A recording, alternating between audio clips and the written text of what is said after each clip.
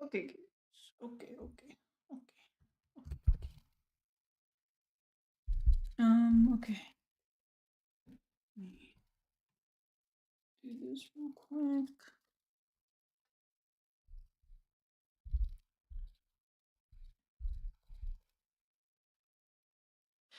Alright, so live reacting to worlds today. Yeah, so it should be fun.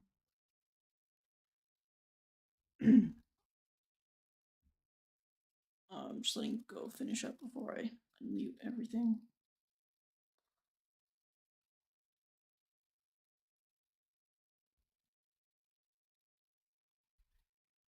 Is this a good spot for my face?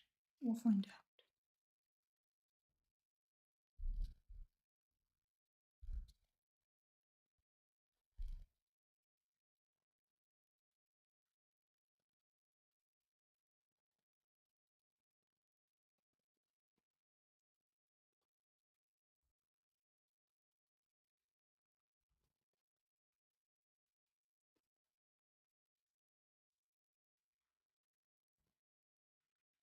I don't know what that is. Okay.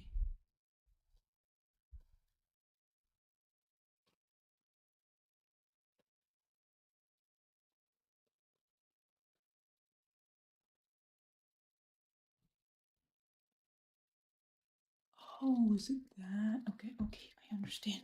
I understand. Okay.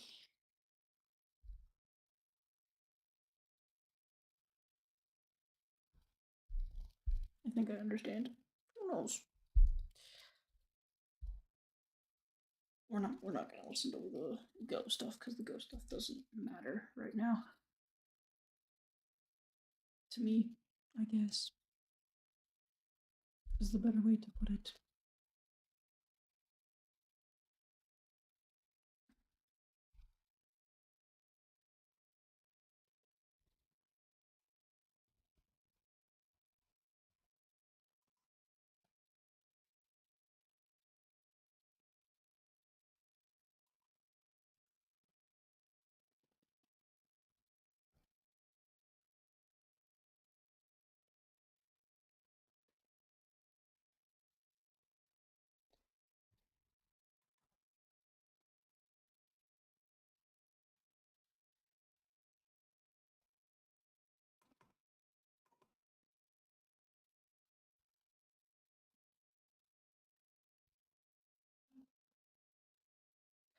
How long does this take to go through?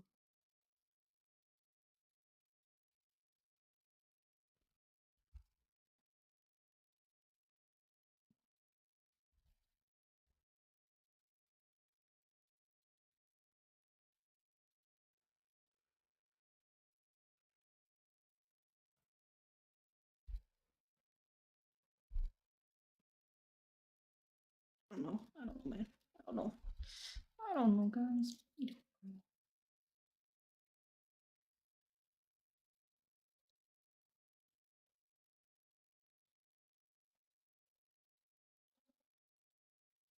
Oh,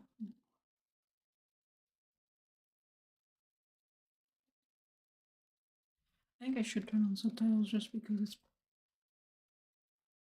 probably.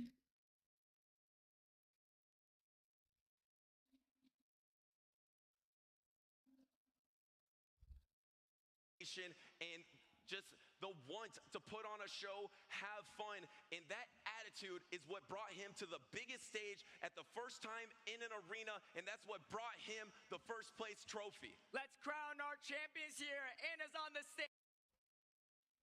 It's still going. Okay, we'll just mute it for now.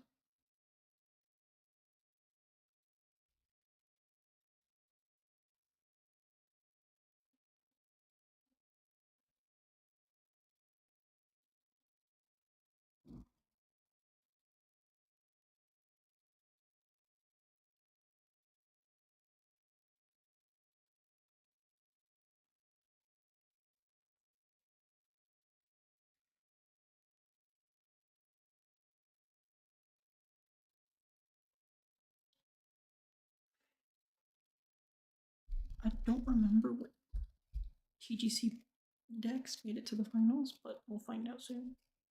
I know the teams that made it to the finals in BGC, and I'm very excited to see what happens.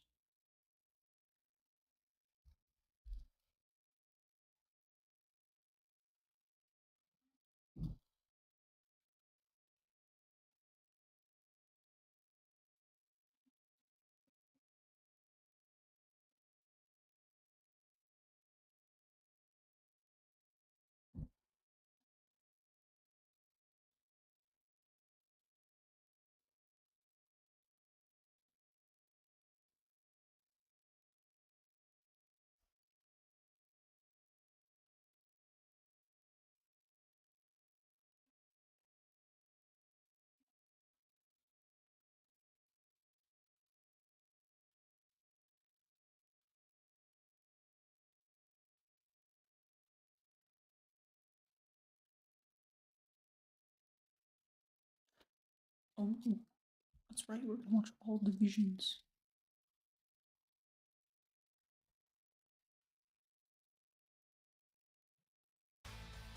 No, wait, we're not. Or can we?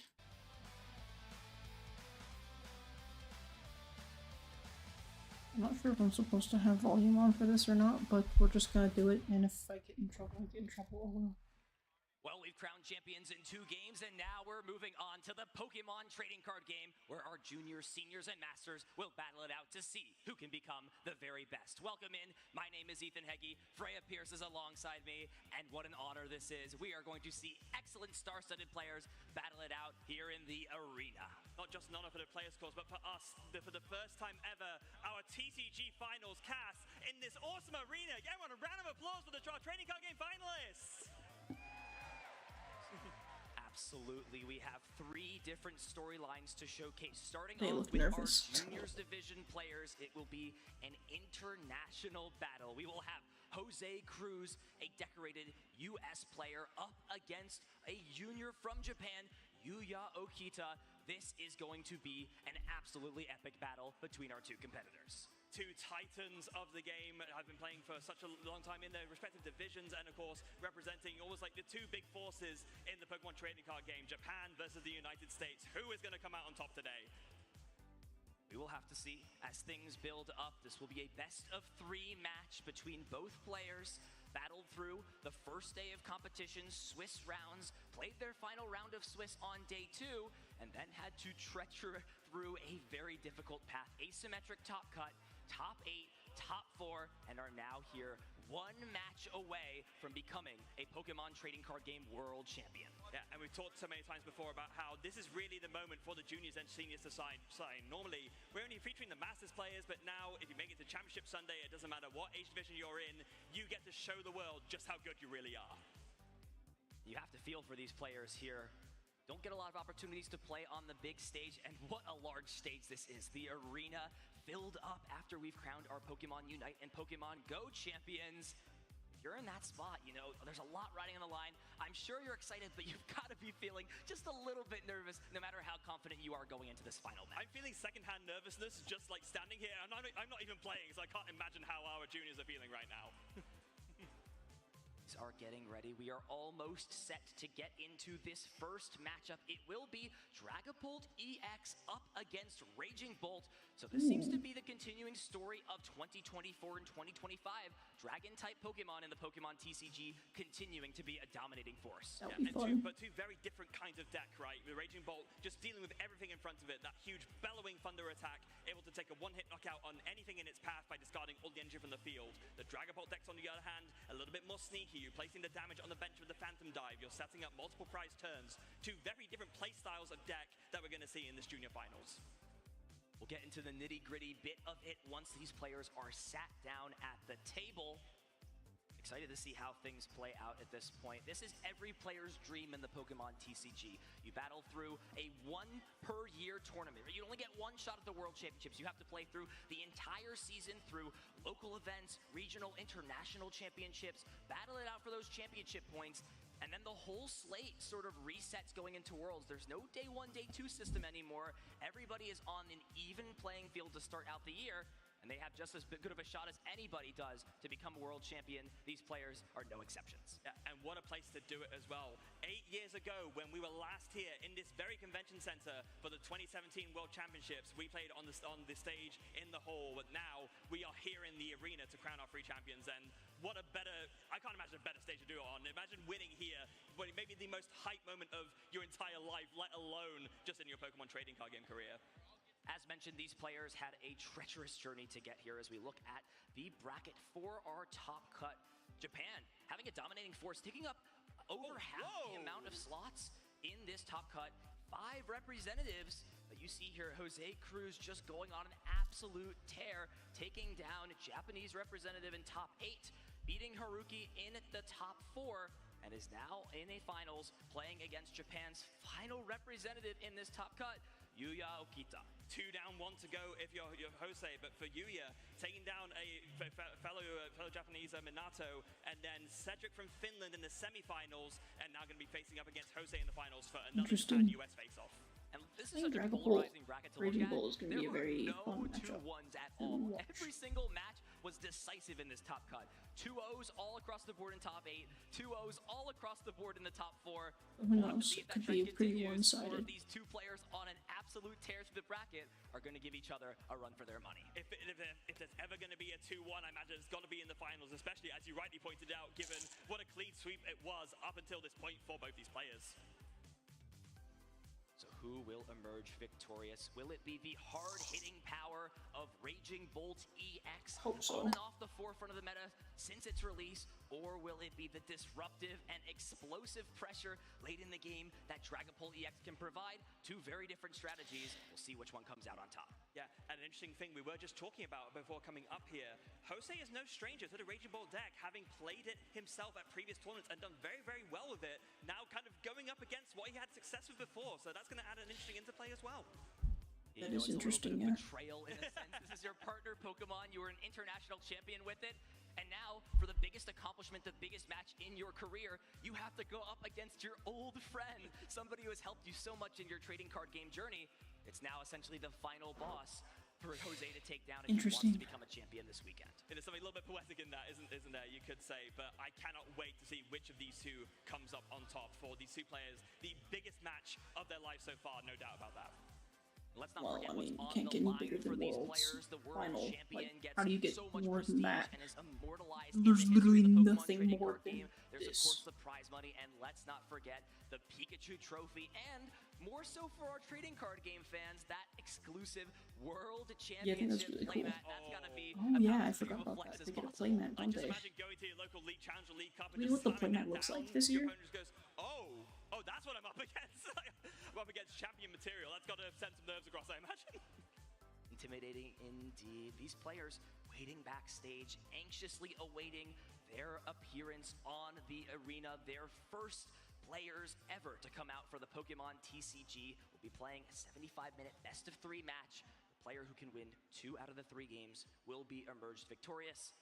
The anticipation is building. Things are going to get exciting. So, between these 2 players, who do you think is going to take down the title today, in your opinion? I think the Raging Bull player might have the high advantage here because if they know how decorated player very much Dragon Ball used to interacts playing with their deck, in that these they have large no regional problem international events. He has, I interacting think, over with 5 this top deck. cuts So, just as along long this as the season of Raging the Bull player 8 knows or what 9 he's doing in the regional matchup, championships he's I think he has a attended. pretty high chance On the of other winning. hand, Yuya has not played in a whole lot of events, and that's really the difference between the systems. The Japanese players do not get that high volume of regional championships and That's also internationals true. to attend. So, a lot of the time, it really comes down to those small appearances. Those fields, however, are so much larger, and getting top 4 to Champions League, that's no slouch of an accomplishment at all. We'll see if he can take that momentum and experience at these big tournaments and convert that into potentially a World Championship title. Absolutely. And then for me, I'm going to give it to you, purely on deck advantage. I mean, the Dragon Ball versus Raging Ball matchup can go one way or the other, but generally speaking, if you're able to take a one-hit knockout on a Dragon Ball EX and you can carry that on, you're pretty good to go. It's going to take a little... Exactly what I was trying to say. Catcher and the like to really play around that, but for me at least, I'm giving it to Yuya. Especially if they're running Very interested to see Latios. how some of these tech cards come into effect. Again, we'll wait for those players to have their headphones on so we don't foil any of the fun for our competitors. You at home and in the arena, we'll be taking you guys all through the action, showcasing how the Pokemon TCG is played out. See how, some of these key cards, mainly those A specs go into play, right? We've got the very powerful Prime Catcher compared to something of a little bit more unusual aspect. Not a very popular card months ago, that Neo Upper Energy, very useful for that Dragapult EX to attack. Yeah, absolutely. Neo Upper Energy being basically the A-spec that was the most Interesting. dismissed when it came out, thinking, hold on, I can bring something up from the bench. Why would I just want a card that lets me have 2 energies of any color? As it turns out, being able to one attachment power for Dragapult EX's Phantom Dive, pretty good and worthwhile. There's so many dynamics on the table between both of these That's true. players. You gotta feel for both of them in this spot, right? You worked all the way through to top cut. Nobody wants to go home at a second place finish. I'm interested to see, how some of these early pressure stream nerves, is set up good. those nerves are going to be inevitable in a space like this, especially when you're in front of such a large crowd here at the arena. Yeah, and this is not something any TCG player has experienced before to the same level. I mean, There's obviously something we get weird very going big on, crowds just for let me know in the junior chat. seeds and the Masters Division If finalists in our something previous strange is finals going at on, the we can't major hear events something or around the something. world. But something like this, we have never, ever borne witness to this before. And I am so hyped to be here, I'm not going to lie. Curious to see, how that dynamic plays out as well between some of the more supporting key Pokemon. Things like Badoo has taken over the format. He may be small, he may not have a lot of HP, but boy, is that Itchy Pollen an absolute annoyance to deal with. Yeah, but I think the arena's heard enough from us. Let's throw it over to the stage to introduce our junior finalists. Oh, now? It's time for your Pokemon trading card game Junior's final match. Are you ready? Let's get ready to welcome our competitors to the stage. First, from the USA, Jose Cruz Galindo Resendez.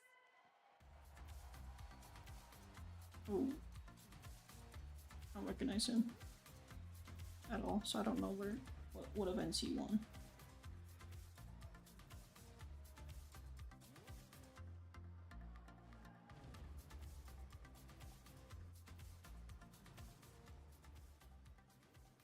And from Japan, Yuya Okita!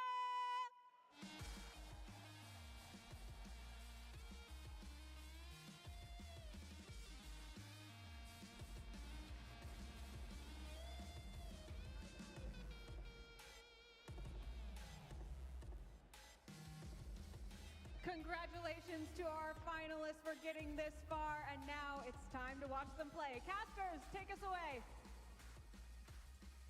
Once again, it all comes down to this. Staring off, face to face, one match in between these players and that title of becoming a world champion. And look at that as well. They've got their friends supporting. We've got any fans for Team Zorua out in the crowd? Any Zorua fans out here?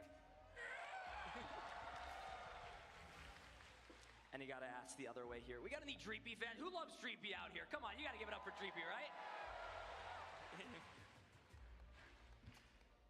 So we've heard a little bit about the players. We've heard about their friends supporting them.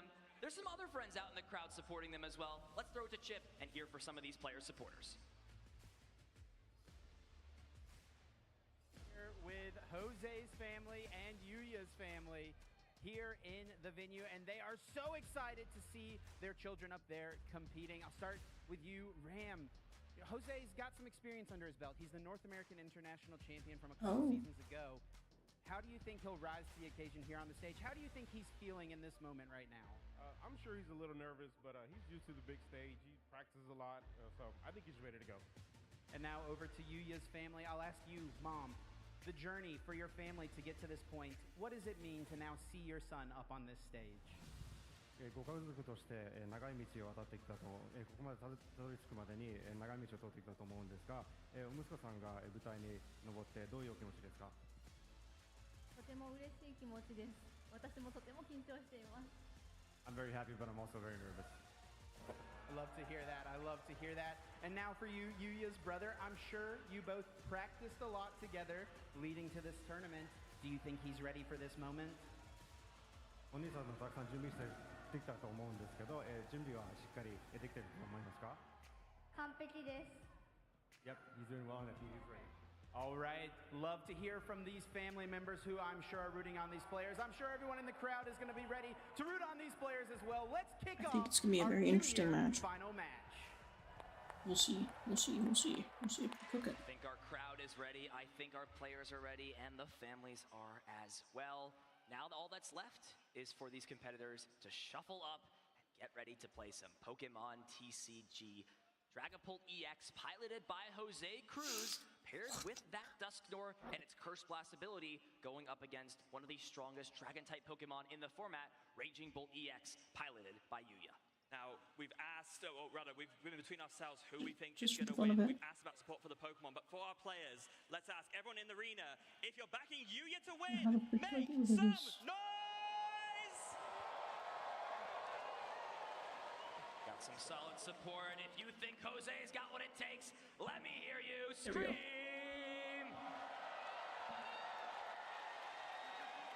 Got about a 50-50 split. That's what I like to see. You know, we call that an even matchup here in the Pokemon TCG. And this is definitely a close matchup. There's so many different dynamics that these support Pokemon can provide, mainly the Dusknoir, and some of those non-EX Raging Bolts can be really powerful against this Dragapult deck. Yeah, absolutely Yeah. can. A lot of love for both our juniors as well. I'd love to see that. It's when you're at this age as well, it means even more knowing that you're at such a high level at such a young age in one of the coolest like sports you can really do. It's got to be such an honor even to be in the finals for both of these juniors. But at the same time, like we already talked about, the nerves have got to be coursing as well. So that card we sort of mentioned but alluded to is a card that Jose Cruz is playing. It is that Ace Nullifier Genesect, a card released in the Shrouded Fable expansion. Says that once during your turn, you know, if this Pokemon has a tool card attached to it for the rest of the game, your opponent cannot That's play a A-Spec cards really bad from way to their explain hand. it. Let me explain it a And little I better. asked Yuya before If the it has a match, tool what his card most attached to important it, your card in the opponent deck cannot play was? A-Specs. He gave a pretty It's as simple as straightforward that. I but do not know reasonable what the answer once per that turn one crap of is about. A-Spec Prime Catcher, having that Genesect set up early could shut off some of that aggressive pressure Prime Catcher puts on the opponent. Yeah, absolutely. Prime Catcher, ever since it's come out, it has almost been the go-to A-Spec. If you're not sure which one to put in your deck, you know, bringing something up on the bench on an item card so you can still like draw into it with a supporter card, pretty good. Over on Yuya's end, in terms of this list, pretty standard. It will be the Raging Bolt paired with the Noctowl engine, that Jewel Seeker ability, thanks to having a Yeah, that's Terra really good. Pokemon like the Teal Mask Ogerpon EX in play, allowing you to search out your trainer cards, execute your strategy, and just put on a whole lot of damage. You've got to expect when attacking with these Dragapult EX, there's a very realistic chance. Bellowing Thunder, discarding 5 energy, 70 damage for each energy discarded off the field. That's going to be a big thing you're going to want to keep your eye on with how many energies Yuya is able to flood the board with to apply maximum pressure. Yeah, there's going to be a little bit of a double dynamic going on. Of course, you have to think about that Bellowing Thunder and the big one-hit knockouts that it can do, but much like against the Gardevoir deck, the Raging Bolt player can set up that single prize Raging Bolt. You build up more damage, or more energy onto it rather, and with that Thunderburst Storm attack, you can control the board very, very well.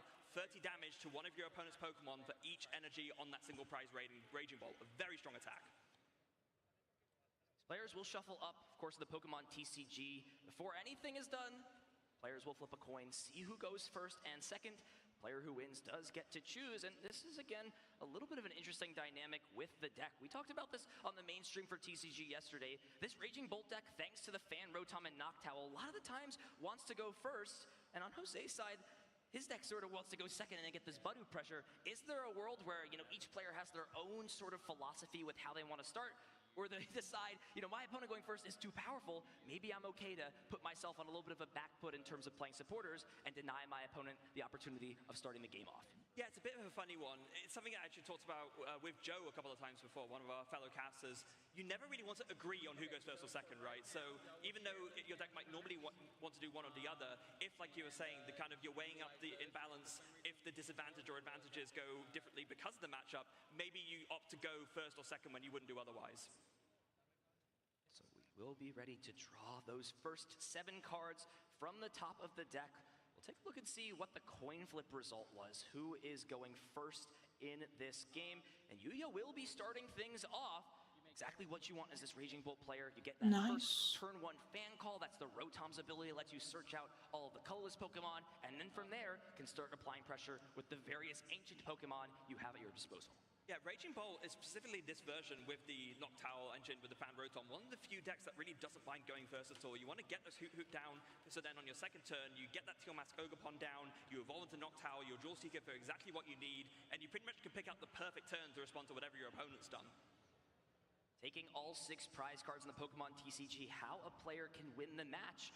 We're waiting to see what those 6 cards will be. Both players will take those off the top of the deck, put them into our prize cam, and we're gonna see right now what cards are unavailable. You take those and put them to your hand when a Pokemon is knocked out. So let's see what that looks like. Ooh. Love to see a little bit of those Pokemon, and that's not really a great sign. Double Dracloak, that recon that directive sucks. ability is super important at allowing you to draw really cards unfortunate as you for work him. your way up to becoming a powerful Dragapult EX. Yeah, not quite as bad as some of the 3 or 4 count prizes that we have seen over the course of many streams, including, of course, Piper Lapine yesterday pricing for Gimmighoul, but 2 for Dracloak, not really what you want to see. Yeah, that's really Prize bad cards for are out, the players Dragapult are player. ready, cards in hand, anticipation building. You can feel it in the air. These players are nervous, they're anxious, but they know what they want, and that is a World Championship title. We are all ready to get things kicked off. Here comes the handshake, and with this, we will be seeing the start of our Juniors Finals. Let's get right into it. Our first TCG Finals match here in Anaheim 2025. Our first match indeed, and our first turn of play. The first move done, a Teal Dance onto this Teal Mask Ogerpon. 1 more card drawn. Oh, it finds that single prize Raging Bolt. What a great draw of that Teal Dance. Absolutely important draw. Getting that baby Raging Bolt down with an attachment threatens probably your most important attack on the second turn of the game, that Thunder Burst Storm. It does 30 damage for each energy card attached to this Raging Bolt to any one of your opponent's Pokemon. Normally, you can only attack the active Pokemon in the Pokemon TCG, the Raging Bolt, and its long neck able to reach over the opponent's bench and pick another Pokemon to a time pleasure to. And we're actually going to see Yuya hold this Ultra Ball in hand and choose not to grab something like the Fan Rotom. Well, that makes sense, because you don't want to get Iono'd. See, sometimes when you don't use that Fan Call ability, your board can really struggle down the end. It can, but in this specific situation, given that Yuya already had 2 Hoot in hand, I like this a lot. Something that the Dragapult player can do to kind of capitalize on the Raging Bolt player's board is to do a little snipe on a 70 HP Fan Rotom. So if you have 2 Hoot down without that, why put down the Fan Rotom? Jose, solid start, gets down that second Dreepy, the attachment for turn, Air Balloon onto the active Dreepy, allowing it to potentially retreat into a different Pokemon as both players shuffle their hands, put them to the bottom, draw 6 cards, but wow, this hand really not looking too solid here No. for Jose. He's just gonna want to preserve this Dreepy, retreats for turn into Monkey Dory, no Itchy Pollen, so as things stand right now for Yuya, is gonna have full reign to the various tools at his disposal, and already has the Crispin in hand, allowing Yuya to search out 2 different types of basic energy, attach one to one of his Pokemon, put the other one in his hand, meaning that there can be essentially an extra energy accelerated, and with there being 3 energy on that baby Raging Bolt, Thunder Burst Storm can target either of those Dreepies and start to put immediate pressure on Jose's side. About as good an Iono as you could have asked for. Straight away with the Crispin, there's other things ready to go in hand as well. I saw the Latias EX, so you can put that down, and of course, with its Skyline ability, you can retreat that Teal Mask Ogerpon for free and conserve the energy on it for a later Bellowing Thunder. Super strong draw from this Iono that Jose played for Yuya. We'll use the attachment effect from the deck to the Raging Bolt. Grass energy goes into the hand. We'll just be straight up attached, and Yuya just wants to preserve and keep these bench spots open as long as possible. Does not want to fill the bench up with things like the Latias, understands what he wants to do, no hesitation. Thunder Burst Storm as Yuya Okita strikes first in game number 1. Oh, and a big top deck for Jose as Jose draws a Professor's Research. That hand was looking pretty dead otherwise, so gonna be pretty happy about that. Double Night Stretcher can get back one of those Dreepy and an Energy for good measure, so you can attach that onto the Monkey Dory for retreat, and then Professor's Research, really bailing out Jose here. You want to power up these Dracloaks on the bench, but Jose understands you may need some disruptive pressure with something like the Budu for an item block this turn. We'll see 7 fresh cards on the top of the deck, and the last card is that Budu. So Itchy Pollen can be the attack of choice. However, there I don't think was any Dracloak found into this hand. Oh no. Meaning that Dragapult EX is not even going to be able to come out next turn, would have to rely on something else, and this is the best that Jose can do at this spot. Play the counter catcher since he is behind on prize cards, bring up his Hoot to try and stall. Unfortunately, his opponent does have the Latias, so it does not matter. Yeah, and of course, normally that would be pretty devastating, but we know that Yuya already has that Latias CX in hand. Yeah, sure, you want to preserve bench spots, generally speaking, but if you could just retreat into this Raging Bolt, Thunderburst Storm again, and start picking off more and more Dreepy, I think you're feeling pretty fine. Yeah, so sort of getting rewarded for holding that Latias EX. Of course, if that Pokemon is down, there's no point in playing the counter catcher. Holding it and preserving it, allowing Jose to essentially burn a powerful resource later on, using the Teal Dance, and is just continuing to wreak havoc on the Dreepies over on Jose's side, taking another prize card. Thunderburst storming his way to his second prize card of the game as Jose That's insane. This is a pretty bad spot for the Dragapult player. Maybe? No, it wasn't even. It's tough because no matter what, you're not able to deal with this baby Raging Bolt. You can commit energies, you can put your cloak into play, but it is immediately going to be knocked out no matter what you can do this turn because it's already got all the energies and no Pokemon can be trapped, like you said, thanks to that Skyliner ability. Yeah, and there is, of note in Jose's list, there is one singular copy of Rare Candy. If you can find the Rare Candy and the Dragapult, that could be one way to get the Dragapult into play. And if you can find that Neo Upper Energy, that would be the one way you could do a Phantom Dive this turn. But from the looks of Jose's hands, I don't think that he found it. Jose has not even had the opportunity to search the deck yet. We're at turn 4 at this point, and nothing has essentially happened in terms of allowing Jose to find pieces.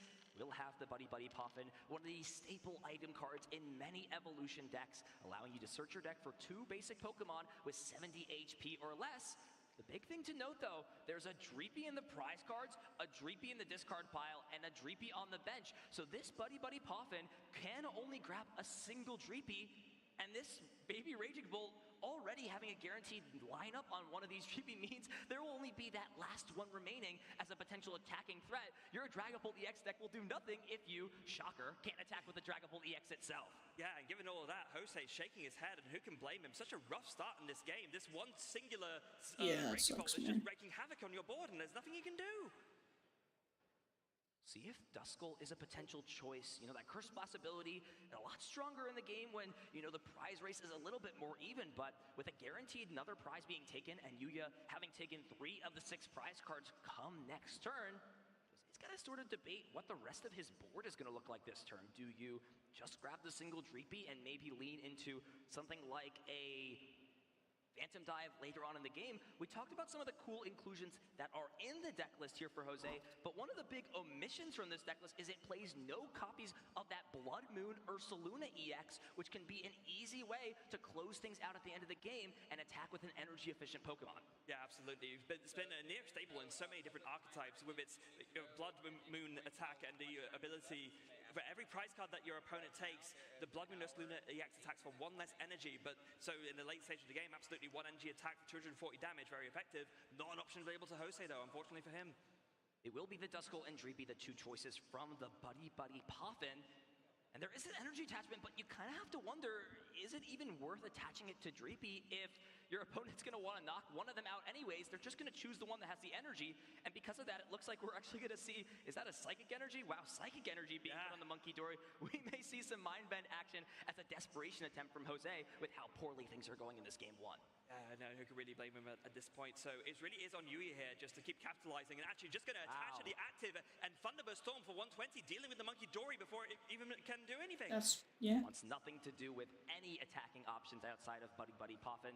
Or Buddy Buddy, Itchy Pollen. There's Poffins and Pollens, and it's a little bit confusing here on Sunday. A little bit disorienting. No monkey business around here, even. Absolutely, just wants to make sure any of these basic or stage 1 Pokemon can be knocked out with a Thunderburst Storm. And sure, Brock Scouting can find this Cloak from the deck, but it will just essentially be knocked out as the choice. I don't think he can win. I think the Raging Bolt player has this game in. Being, just over 10 or so minutes left gone in this finals, is already 2 prize cards away from closing out game number 1.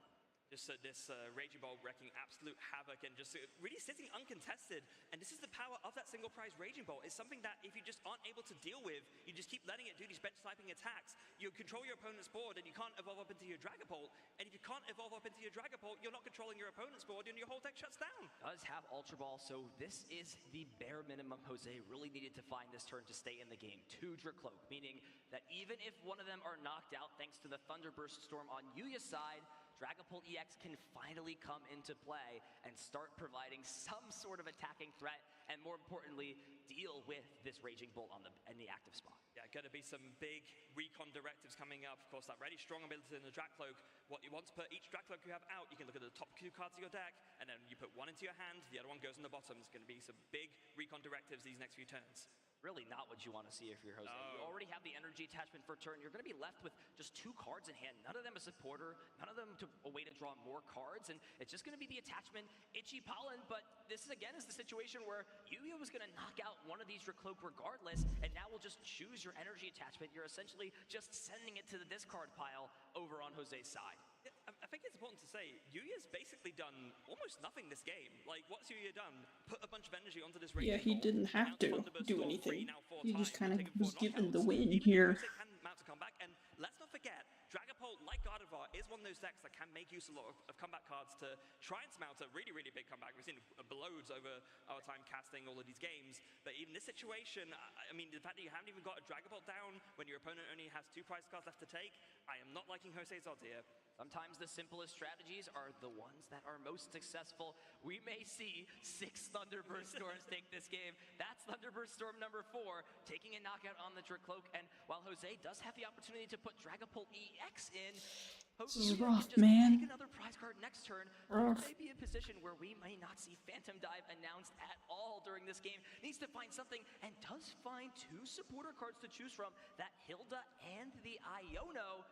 What effect could either of those have in this situation here, Freya? So Jose's going to make a very critical decision here. Jose needs to decide, because that Hilda will grab you both the pieces you need, the Neo Upper Energy and the Dragapult. But the Yeah, Iono you have is to going get to it. disrupt your opponent, and that'd be one of the only things you can do to stop your opponent from finalizing the game by taking the last few knockouts. It's a very tricky decision. Actually, didn't I see, what did Jose take out of the 2? Is the Hilda, so prioritizing getting a Phantom Dive online. If you're not using that attack, you are not winning. Plain and simple, this is the bread and butter strategy of the deck. Is now just considering if it's worth putting another Duskull in play. It is not, and here we go. Combination City, Dragapult EX and the Neo Upper Energy. That's pretty good. The Pokemon and energy card chosen from this. We're gonna see the Phantom Dive. This Raging Bolt will finally be answered, but you just got 2 Grass Energy on the bench with this Ogre Pawn. Has built up a large hand size just from draw passing over several turns and using that Teal Dance. Just needs to find 5 energy cards to discard with a Bellowing Thunder, and Yuya will close out this first game. Yeah, so here it is. Phantom Dive is going to take a double knockout, so that's going to be 2 prizes for Jose. Does Yuya have the pieces to put together this KO on the Dragapult to take game 1? I see a Dual Seeker! I think it's already in the hand. This can grab Nest Ball and a Professor Sada's Vitality, and if there's another ancient Pokemon in the hand... Which there is, because the Koraidon's already there! That's correct. All that would be missing now is just a basic energy, and Yuya already has the Professor Sada, so it's going to play this out, and it looks like all the pieces are there. Nest Ball grabs the Raging Bolt EX, a second ancient Pokemon hits the board, Earthen Vessel is going to grab these 2 energy cards, and we are going to be showcased how easy this deck can just flood the board with energies and set up a Bellowing Thunder. Yeah, so Earthen Vessel grabs the grass and the fighting, can go ahead and Teal Dance with that grass energy to draw an extra card and to get an extra energy onto the board, and you've got to imagine the Professor Sada's Vitality, there it is, it's already in hand. Yuya has everything, all the pieces to put together to take this game 1, and we are going to be moving very swiftly onto game 2. Very, very much so. Multiple options as long as there's a Lightning Energy in the hand. Oh, wait, Yuya no! Yuya misattached the energies, and I think may have gotten rid of the energy switch from the hand. Did get rid of the energy switch, just needed to attach the Lightning Energy, but instead, that small mistake all of a sudden throws everything out of place. Is now gonna have to use Flip the Script to try and bail himself out of that small mistake, which could cost him a fortune. With all the nerves, I don't think that's gonna cost him a whole bunch. A small mistake, but it could turn into a huge blunder that could give Jose a chance to come back in this game. So yeah, it's gonna come down to this Flip the Script to try and find this Lightning Energy. There are still plenty of options in the deck. We'll see the Teal Dance be used first, so it can draw 4 cards to the deck. 1 card off the top. It is another Teal Mask Ogre Pawn, and here we go. Big 3 cards. Flip the script. Lightning Energy is the key to win this game. Does not find it, but we do have another Grass Energy in hand. If there's something like an Area 0 Under Depths potentially, that could extend the bench to 8 Pokemon to open up another spot, but I actually don't know if that's quite there. We'll take a peek at the deck with Ultra Ball. It's just gonna go ahead and start thinning. Grabs this Ditto, that transformative start, not important in this game. And yeah, just that small misstep from Yuya is going to make what was an easy situation, a locked-up game, a little bit more complicated, especially if he cannot find this KO here. I feel like the latest victim of commentator's curse with that one, I'm not going to lie. Goodness me, just the slight misattach with the energy turned a guaranteed win into, I mean, I think Yuya's still in a pretty good position to take this, but could have guaranteed the win just then and there. We'll go ahead and use the Prime Catcher with that Koraidon to at least take out this Dust Goal. I like this as a backup. Yeah, we'll make sure that no more Cursed Blast abilities can be used since Yuya does go down to 1 prize card, and Jose does not have any bait and draw support currently in the hand. We'll see the top deck for turn, and that's a big one to find. Finds the Iono. That in combination with a That could be dangerous. and potentially smartly avoiding a knockout. That's really a big question. If Jose has the option to, should he maybe prolong taking a prize card here so he can maybe avoid that flip the script ability? Yeah, I think actually that's why this is one of the really important skills in the Pokemon trading card game. If you do make a mistake, trying your best to like play back around it to recover, and this is actually quite wise. Bring up the Koraidon because you can't His really opponent only play needs to around get not knocking it out as an easily. electric If energy, Jose he forces wins. Jose to have a gust to not trigger the flip the script. You can see how one small mistake in the Pokemon TCG can just spiral out of control. And good thing Yuya played that Prime Catcher last turn, because there is the Genesect with the tool card. That Ace Nullifier really not going to have a lot of impact this turn. I think things are pretty straightforward for Jose. No other options in the hand. Jamming Tower already in play. That can't be played down, and it will be a Phantom Dive. Jose can put himself to 3 prize cards left, and by putting damage counters onto the benched Noctowl in this spot, actually No is purposefully going to avoid taking prize cards. We'll see what Yuya has. Just needs to find a Lightning Energy. Does not have access to that, and because this bench is full, Yuya now has to make another decision. Do you promote this Teal Mask Ogerpon and attack with it, use that Myriad Leaf Shower to set up a 2-hit KO? Or do you maybe try and, ring around the rosy a little bit and put another Pokemon up that can hopefully either A, be knocked out to trigger that flip the script, or some other option? I like a third option.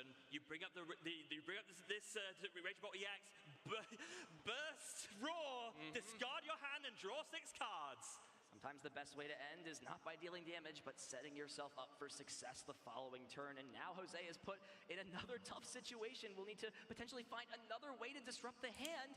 There is a counter catcher off of this Recon Directive, but I'm not sure there's any supporter card, especially that Iono is really just debating which of these 2 cards, either the Arven or counter catcher. They are pretty similar in this effect. It now really just comes down to if Jose wants another item outside of that counter catcher in this spot. So, was there an Ino in a hand for Jose to disrupt the hand again? I don't see one. So yeah, just the counter catcher to try and make something of this. Gonna go ahead and bring up that Teal Mask Ogerpon, and then We another could do a Phantom Dive. double Nothing you knockout. can do. Don't want to trigger that flip the script ability, but no matter what, Yuya is 1 knockout away, just short of taking the KO on the Teal Mask Ogerpon, meaning there are still more than enough energies on the board. We'll knock out the Koraidon actually, so flip the script is a potential option, but Yuya still just needs a single Lightning Energy. Will he find it this time? And Then Boss's it's there. orders! Doesn't even need the Lightning Energy. Boss's orders, targets down the Badoo, it Yeah. acts as a liability, and Yuya Okita, after a bit of a misstep, claws back and wins game number 1. And huge credit to Yuya there. I think it's so easy in that position. You made a bit of a blunder, get a little bit flustered and just throw the game from there. But after Yuya recognized the mistake, was able to play back from it, recognize I still have the advantage here, and still take the win. I think it's huge credit to Yuya for being able to come back from that potential very flustering moment. Mindset is a big part of the Pokemon TCG, especially on a big stage That like was, this, where there I is so don't much know if pressure, the like you mentioned. I don't think the Credit misplay to would Yuya matter. for It staying was, locked in I and honestly figuring think things out. But it was KOing the the Koraidon Thunderburst was the Storm show. misplay. Raging Bolt showed why it is so strong. Not just the EX, but this baby I Raging would've Bolt. Thunderburst double Storm after KO'd Thunderburst the Storm, just right on consistently the applying knockout. I pressure to feel like it Chibi. would have been a And with pretty there good being a idea. little bit of Although that it didn't matter pricing because that issue, next the turn 1-2 we lost line in the anyway, so prizes, it was just a it's little not bit like too you little, have to win too that, late but for Jose to finally get I Phantom mean, Dive personally, I up and don't running. think Even though there doing was a bit damage of to a the misstep from Teal Yuya, Mask he Ogerpon was misattached quite the energy right cards, idea. got rid of this energy switch. He was still able to claw back after he did what he thought was game on this turn. Yeah, so putting down the jamming tower, and then very wisely in this sort of recovery play, playing this Prime Catcher to bring up the Dust Skull. Definitely the best thing to target here, because you don't want your opponent to have access to Curse Blast to really have a big chance of a comeback, and then just Boss's orders to bring up the Badoo for the last prize of the game. So Shuffling up for our second game, you know, Jose, many would consider the favorite going into this just with his long list and resume and knows this Raging Bolt deck so well. He's got to be asking himself, Frey, a question that many players are at this point too. How can he adjust into this game two and try and force us into a game? Well, first off, not prizing 2 Dracloaks helps. Dragapult line would be a good start. You know, not prizing cards is a valuable skill in the Pokemon. Yeah.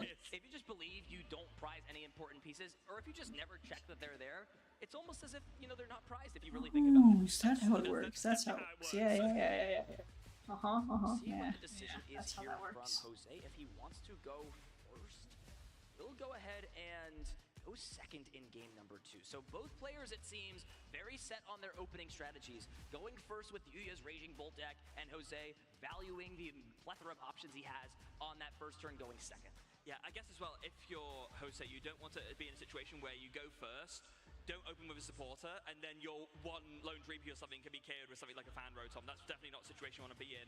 And if you're forced your opponent to go first, then you know they can't attack, and you're more likely to be able to set up by virtue of being able to use a supporter to find buddy pop in. Always a scary situation for sure. You've got to be notable. Yeah, I don't know if you want to give the Raging Bolt player another turn Players 1. will set up. Both players could be having a scary. basic Pokemon and prize And cards getting coming Dracloaks out. up on the field. Once Hopefully again, would be the Yuya will best start play to things make. off. The fist bump is here. And ladies and gentlemen, we are going into game number 2 here at the World Championships. Game number 2, Yuya going first. You've got to be feeling confident here. You know that you are able to play through a mistake, and you are only 1 game away from becoming world champion in the juniors division. And I see a fan rotom. I think that was the one card off of the Teal Dance. Not a bad one at all. Regardless, plenty of basic Pokemon at Yuya's disposal. Already has the Teal Mask Ogerpon in play. The fan rotom already down. And now the question again, we saw how important it was for Yuya to get not only the baby Raging Bolt down on turn 1, but attach that energy card from hand. If he has that yet again, these Dreepies are not going to be safe, and they are not going to be having a good time. No, they absolutely aren't. And so it's going to be absolutely vital if you can to, just like in game 1, get this Raging Bolt down, get an energy on it, and just threaten that Thunderburst Storm as soon as possible. And unlike in game 1, is able to make use of that Fan Call. What does Fan Call do, Ethan? To search out some Pokemon, colorless at that, and 100 HP or less, and can still grab out evolution Pokemon. Noctowl, very conveniently, and I'm sure purposefully, having exactly 100 HP will be the 3 choices from that ability. And now the second question becomes benched management and energy management. Yuya's definitely going to put these 2 Hoot-Hoots down. That will be no surprise. But is it worth, you know, locking yourself out of the bench spaces for the time being?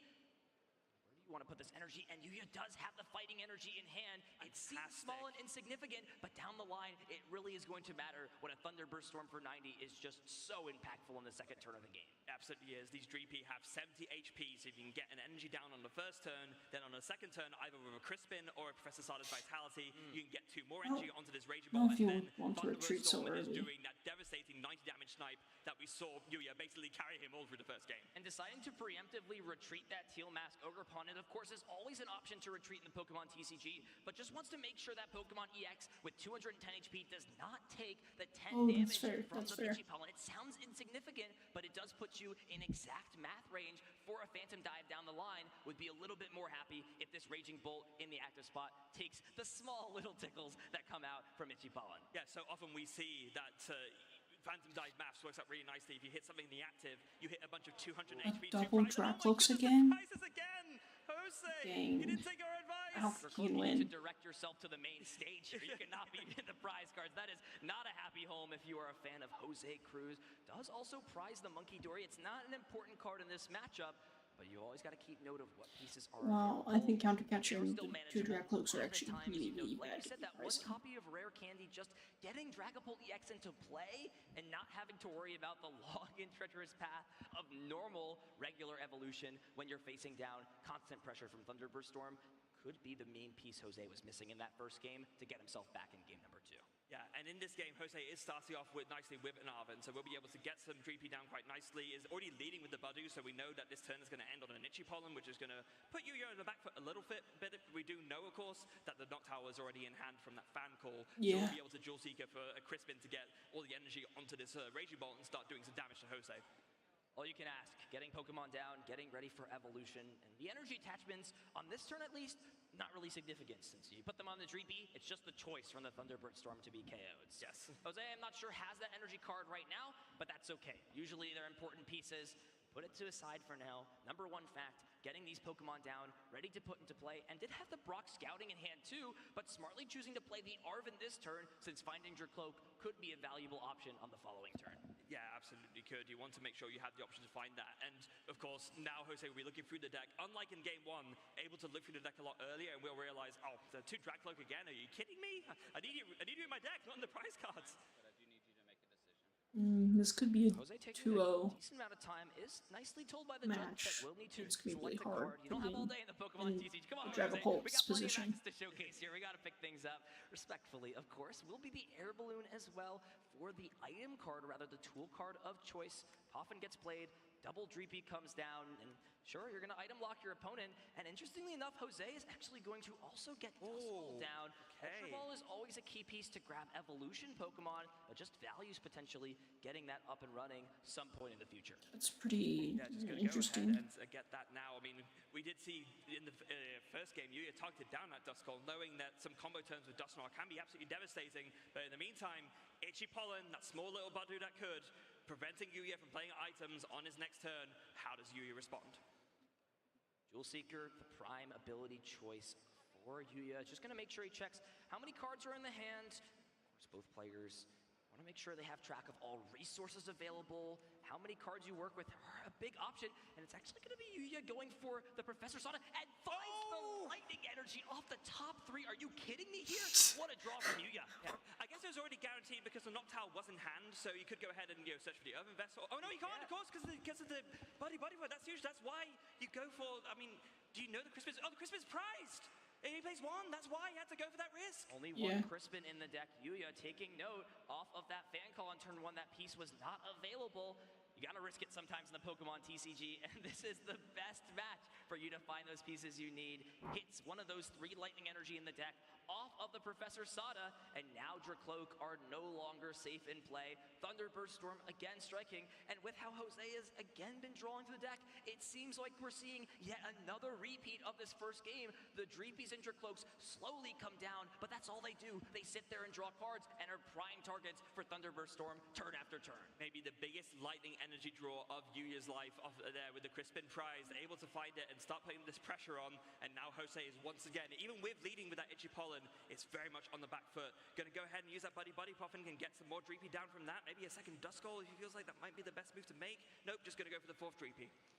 I would really like to see Jose attach his energy for turn to a Dreepy instead of a Dracloak. Yes. At that point, your opponent's then got to make a decision. Do I either take out your easiest access to put Dragapult EX into play next turn, or do I do something else? But yet again here, Jose, crucially, missing an energy attachment.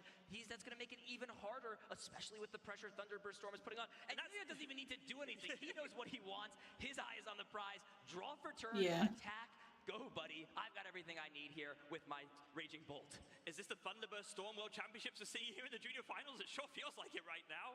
We are in a treacherous storm for sure. Nobody is safe when the lightning sparks are all around. Hilda is the choice for turn, so if Jose does have that 1 copy of Rare Candy, could potentially put a Phantom Dive pressure on this turn, but yet again, will be just that single piece short. Instead, just going to find the Dracloak. Does now have the energy attachment for turn, but yet again, if you attack into that Dracloak, it's just going to be the target to be KO'd. It will mean Dragapult EX at minimum can come down, and now Jose is going to make the play we talked about, attach the Dreepy, and present Yuya with that choice of which Pokemon he wants to knock out this. Also crucial to note, off of the Recon Directive did find that Neo up energy, so in a worst case scenario, you have the energy attachment ready to go to power up your Phantom Dive. A really crucial find off the Recon Directive there. For the first time this set, the bench has become larger. Terra Pokemon are ready to show their immersive power. That's gonna be really Area good. 0 under depths, thanks to there being a Terrestrial Pokemon in play, means both players, if they have that type of Pokemon, can extend the bench Dragapult up is to not 8 stoppable over the anymore, normal 5. so there's This actually a Raging Bolt deck chance. wants to play as wide as possible. Start things off with a Teal Dance, still under item lock, so can't do anything else, and it's actually going to be Thunderburst Storm, and does target down the Pokemon on the bench with the energy. Like you said though, Freya, Neo Upper Energy could potentially be the savior in this second game. Yeah, it could. Having said that, I think I still like Yuya targeting down the Streepy, because you want to target down the energy on the field, and you don't necessarily mind 1 or 2 Dragapults being evolved up, because then of course you come in with your big bad Raging Bolt EX, and you take a 1-hit knockout with Bellowing Thunder. See both Recon Directives be used. This combo may be online. Got the air balloon and the Genesect are in the hand, so if Jose chooses to, could bench that Genesect and attach the tool card, thus shutting Yuya down from playing Prime Catcher at any point during the rest of the game. We'll see the evolution, Neo upper energy, and now the choice becomes, where do you put this damage counters thanks to that Holojuice flying entry ability will be on those two Pokemon, and instead is actually going to omit from playing this Genesect, discarding it off Professor's Research, so not valuing that as a bench slot, wants to keep it open for something else. Yeah, which I think makes a lot of sense in this situation, and also gotta love the placement on the flying entry. Put one on that Teal Mask Ogerpon so that it's more vulnerable to a Phantom Dive later, and then one on the Hoot Hoot so that Phantom Dive can also do residual damage on the bench to KO that too. Importantly, does evolve that Dusclops, or excuse me, from the Duskull into the Dusclops. Did discard Dusknoir from that Professor's Research, so we'll need to play something like Night Stretcher down the line to get that Pokemon back if he so chooses to. But yeah, it's just the lack of energy attachments early on in this game means Jose just doesn't feel comfortable with this hand size Yuya has slowly been accumulating for attacking with this Dragapult EX, since there's no way to accelerate the energies, and back-to-back Phantom Dives just cannot be used. And honestly, if I'm Yuya here, I'm thinking, I want to Thunderburst Storm again, but I think I want to target this Dusclops. This feels like the most threatening thing right now. Like, I put together a combo to make some kind of comeback. If you target this down, you are then just 1-2 prize knockout from winning the game with a Bellowing Thunder. So I think that Dusclops is really important to target right now. It's tough, right? You put yourself to 2 prize cards, and I guess at that point, you don't care about back-to-back Dragapult EX attacks. So no, exactly. Jose's just going to put himself in range where the same situation he was fearing is just going to be part of the game. Oh. Like you play, Okita is now just 2 prize cards away from becoming a world champion. Targeted down at Dusclops, preventing any Curse Blast shenanigans from happening. So now, with just 1 knockout on a Dragapult EX, Yuya will become the world champion. But it's not over yet. Jose is going to be fight tooth and nail to come back in this game 2 and try and take us through a game 3. Let's see what he has. Plenty of Pokemon left in this game. Never count Dragapult EX out. It has made comebacks more far-fetched than this. Jose already has the Dragapult EX powered up. Phantom Dive is online thanks to that Neo upper energy. The one piece that is missing right now is something like Iono. Hand disrupting Yuya while potentially taking out multiple Hoot Hoot this turn, or even something like the Raging Bolt in the active spot, getting rid of those 3 energy cards. Maybe the needed combination piece, but I'm not sure Iono is there, and you can see Yuya has again amassed a massive hand, and this is a combo deck, this Raging Bolt deck. You give it tons of cards to work with, it's gonna put something together that you're not gonna like. Yeah, and not only that, of course, we did say in the last turn, Jose opted to discard that Genesect and isn't getting back with his Night Stretcher, so Prime Catcher is still an option for Yuya to try and steal out this game with a Professor Sada's Vitality and Prime Catcher on this Dragapult. It's just gonna use Professor's Research. Yuya's gotta be breathing a sigh of relief. He gets to keep his large hand size as Jose draws 7 cards. No counter catcher, no way to gust around this Pokemon. But you gotta really feel like taking out the energies from play, denying the large damage essentially guaranteed next turn from a Bellowing Thunder is gonna potentially be an option. And no, it's just gonna pass the turn over using the Itchy Pollen to shut items off again. If Yuya can find a Lightning Energy card under this item block, then Boss's Orders could take a KO on this final Pokemon. Let's see if Yuya has the pieces. Is gonna search through the deck with this Jewel Seeker, see what is available. And it looks like without having the Lightning Energy here and being under item lock, just wants to preemptively grab some pieces. That Crispin was taking off the prize cards, which means he can just flood the board with even more energy, preparing for any option or any play Jose throws at him. Yeah, I don't think Yuya is going to be able to have game this turn, but he can essentially put himself in a position where he's checkmating on Jose the next turn. And so I think very wisely here, Yuya not being greedy about it, thinking, you know what, I'm so far ahead of here, let's not get ahead of ourselves, let's just set up my board well, so I know on the next turn I can close out this game and become the world champion. Will be the Lightning and Grass Energy. We'll see the Lightning Energy most likely attached from the deck to the Raging Bolt, and then the Grass Energy is going to be put in the hand. Means multiple energies can come down. No Teal Dance abilities have been used yet. That could draw some extra cards. Here it is. Attachment from the deck. Grass Energy to hand. Splitting the energy smartly between these Teal Mask Ogerpon to make sure they're preserved as well as possible. Yuya can take a knockout on something like the Halucha yet again with this Thunderburst Storm and Or put Badoo. himself one prize card away. And interestingly enough, going to discard his own stadium to bump his bench down to 5 and get rid of that Noctowl, which could be a liability down the line. Gonna knock out the Badoo, and now just one prize card away from becoming our first TCG World Champion. So now we know that Jose has the INO in hand, so it is all going to come down to this. You play the INO, and do you stop Yuya from finding the pieces to take this last prize card and win the game? It's just so tough because there's already 4 energy on the board outside of this active Pokemon. So if you knock out this active Raging Bolt, all Yuya needs is an energy of any type, whether it's through a supporter card, an attachment from hand. It does not matter, but this is what you can do. There's no Pheasantipity in play, just the one Hoot-Hoot. Big one card here for Yuya, as Jose will disrupt. It's lightning energy! If that's true, that would spell disaster. Yeah, no, here it's for Jose. over. Not done with the turn yet. It's going to do everything he can Still here in the second game. the Go do everything you can Dragon against Ball maybe player. thinking if you take out as many energy as possible, as many energy as possible from Yuya's side of the board, but I don't think you do a residual knockout onto this Raging Bolt. So you're going to take out the energy here. That's going to be it. Yuya I think. making sure everything is done correctly is actually instead going to potentially use something like the Jet Headbutt to play around the KO. Potentially an option. It looks like we're just figuring out the Phantom Dive damage here. So here we go. We're going to see the Phantom Dive, or excuse me, here we go. Yeah, Phantom Dive's being used. This Raging Bolt is being knocked out in the active spot, and if Yuya has an energy card, this game is all over. Raging Bolt charges him. There it is! Lightning energy in the hand. Yuya Dang. Okita takes the game and becomes your Juniors Division 2025 World Champion! Huge congratulations to Yuya, our first champion for the trading card game here in the arena. Doing it in stunning fashion. A Thunderburst Storm has descended here in Anaheim, and it has crowned Yuya as our first champion.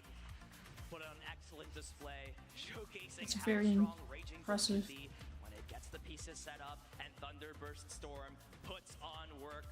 There was a no dream zone this today. We will see our first champion on Championship Sunday, Yuya Okita. Congratulations. Yeah, doing it in barely broke a sweat doing it as well. It was really the Thunderburst Storm show, just over and over again, KOing Dreepy, KOing Badoo, KOing Duskull, taking out Dracloak, and just never really letting Jose set up and just completely dominating the game from there. What a display from Yuya. Let's take a look back on this set, see how things played out. It was just the Raging Bolt turn to Thunderburst Storm. Yeah, turned the Raging too Bolt much plus for having Jose. 2 Dracloaks These prize just was turn really after what did turn, it. Knocked out, Dracloak taken care of. And you did make a little bit of a misstep towards the end of this game after having up to a commanding lead, but that is a showcase of a great player in the Pokemon TCG. Not letting a mistake that could potentially have cost him the entire game get to him mentally. He clawed back, found a way to win, correctly used that Thunderburst Storm early on, and then using the attack on that Raging Bolt EX to discard the hand, Burst Roar, draw 6 cards, and the boss's orders was there to close things out. And in this game too, a very similar story. Yeah, very similar story, just over and over again. I think Thunderburst Storm took out, what, like 5, 6, or maybe most of even the prize cards across those 2 Yes, games. most. I think like, yeah, almost all And right 5 there at the or end, 6. all the energy onto the field, Almost bellowing 5 to thunder, 4 each game. knockout, prize card taken, is a wild. World Champion title crowned. Congratulations again to Yuya, our first champion here on our Sunday. That was a great way to kick things off. I agree, Love to see absolutely. the Raging Bolt's had an up and down year, but I know there are some Raging Bolt fans out there. Really the main star of the show. It's always been about that bellowing thunder attack. But I have to admit, you know, I was a little bit skeptical of the Thunderburst Storm Baby Raging Bolt. It really, if there are any doubters of how strong that card is, even for an attack that on paper seems underwhelming, it's really the pressure of just being able to put that 90 damage anywhere on your opponent's board. Yeah. And not only that, it turns That's Raging insane Bolt from being a bit of a one-trick pony deck to a deck with options, where you can suddenly control your opponent's board. You can pick off these lower-priced Pokemon. Doing it with a single-price Pokemon of your own, you're not just going blows for, 2-hit knockout, or rather, 2-price knockout for 2-price knockout, and you have so much more versatility in your lines. And, in that game alone, the ferocious display of power from being able to snipe the bench without a single-price Raging Bolt, and it really makes the deck what it is today, I think. And you got to give it up to Jose as well. He put on an absolute fight in that game. The draws really weren't on his side. There was really Dude, I have so many nothing channel going on. points, what He the did his freak? best. He tried and capitalized capitalize on a situation, still going home as a World Championship runner-up, adding a very impressive accomplishment to his resume. It's nothing to sniff at, right? I mean, second place at the big stage forward. Also, the first two ever TCG contestants to contest the finals at a stage like this. That's got to feel special by itself. We still got 2 more matches to come up as well. I'm excited to see how the rest of our finals matches will go. Me too. Man, what a way to kick off our first match here for the TCG Juniors division. Yeah, I think Anna is ready on the stage here to hear from our winner. So Anna, take it away. Let's hear from our first TCG World Champion. I am here with your world champion, Yuya Okita. How does it feel to be called a world champion?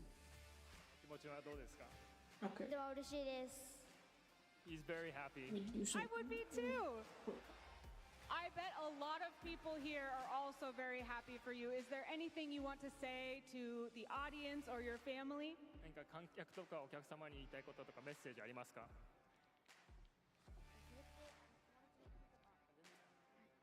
同じに、WCS のシニアリーグで3位になったリックとデッキを共有してたので、お互いに勝ってとても嬉しいです。 So he has a friend in the seniors that was third place, and he's very happy that they were both able to win together. Oh, congratulations to your friend. Thank you, Yuya. Let's hear it one more time for your world champion. Thank you, Yuya. You can leave the stage now and go celebrate. All right, you know what that means. It's time for your world championship match in the seniors division. Please help me welcome to the stage your competitors. First, from Brazil, Gabriel Fernandez. Okay.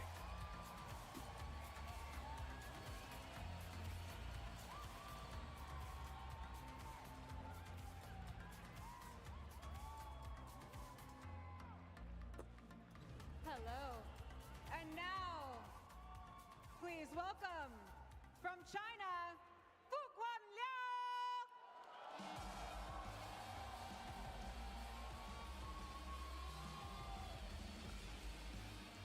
I don't know what they're playing because I didn't hear it.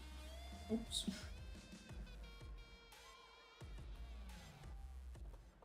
Welcome to the stage, competitors. We cannot wait to watch you play. Please take your seats, and our casters will take us right into the match.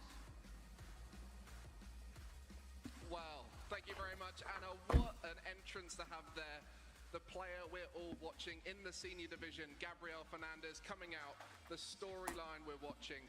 But on the other side, Fuguan coming to try and show the story is not always about the Titan, it's about the competitor. My name is Mike Ellis, joined by the mastermind himself, Joe Bernard. We're going to be taking you through all the action here in the Senior World Finals. This one's a special one, Mike. It's hard to say at any point in any game that we could eclipse a Masters final, but I think we've got all the elements today.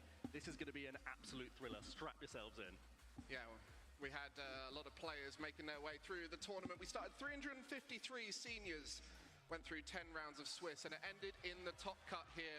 As you can see, both players meeting in the final, ready to complete their journey. I know you, Joe, went to go and watch the semi-finals. Yeah. You got to see the action there. Talk us through what happened. Fuguan had a really interesting matchup against Raging Bolt, and it was actually the Pikachu EX that was pretty much hard carrying in that matchup because the Raging Bolt EX wasn't playing the Slitherwing in the list, which meant it was able to take a huge chunk of prize cards and really overtake the game. Whereas Gabriel, it was a very different story.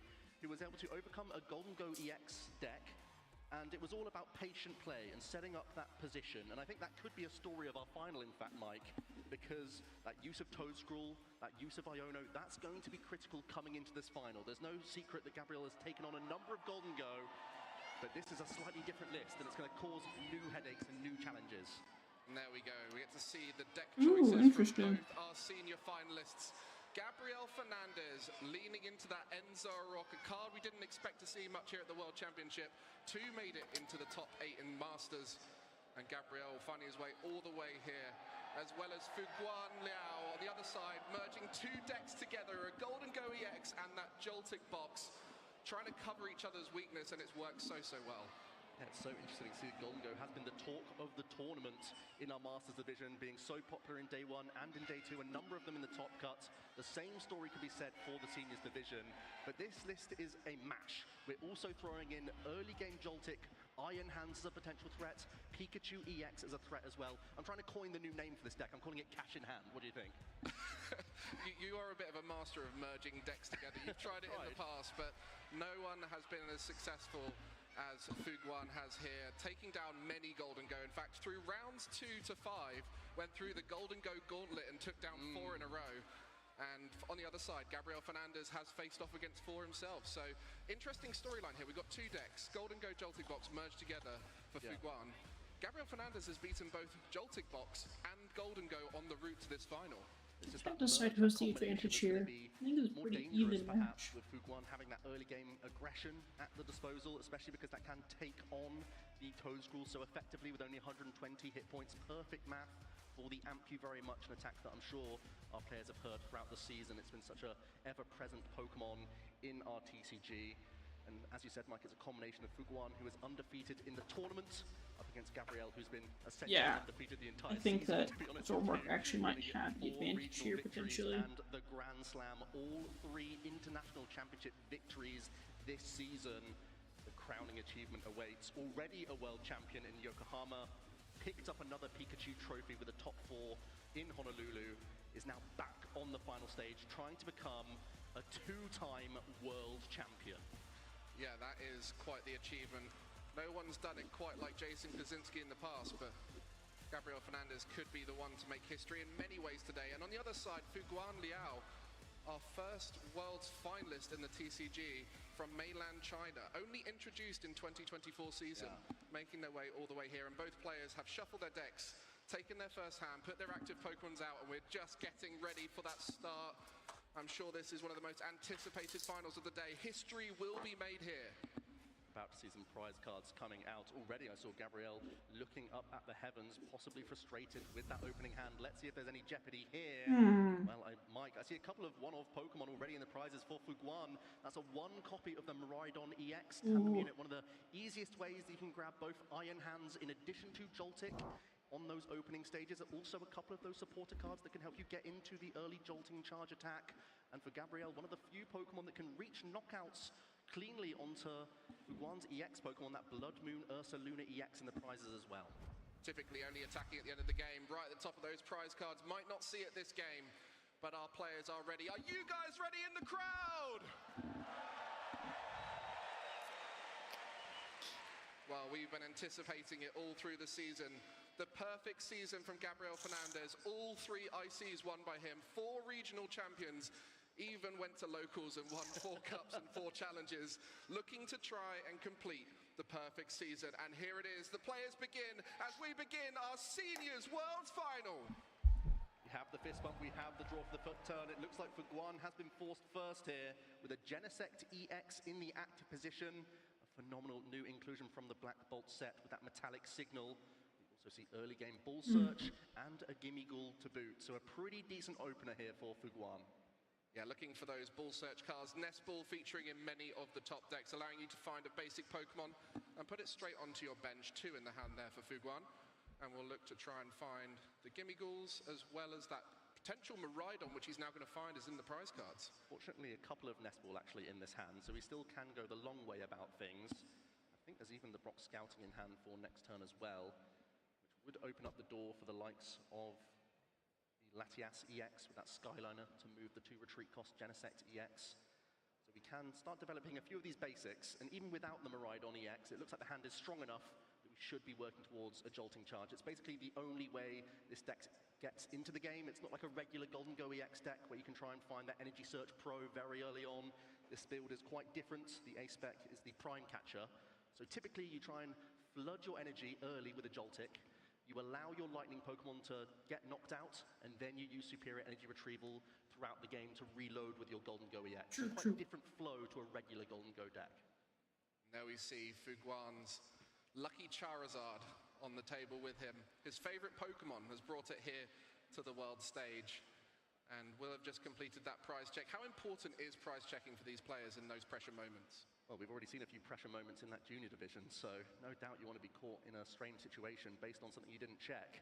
That information's free to you. You may as well take the time to do it, especially because we know that Fuguan has quite a fast deck and plenty of time in our finals. Why wouldn't you put a little bit of thought into what is remaining when you're constantly able to search cards, and also towards what you're drawing with Golden Go throughout the game? As we pass the action over to Gabrielle, let's see that opening hand.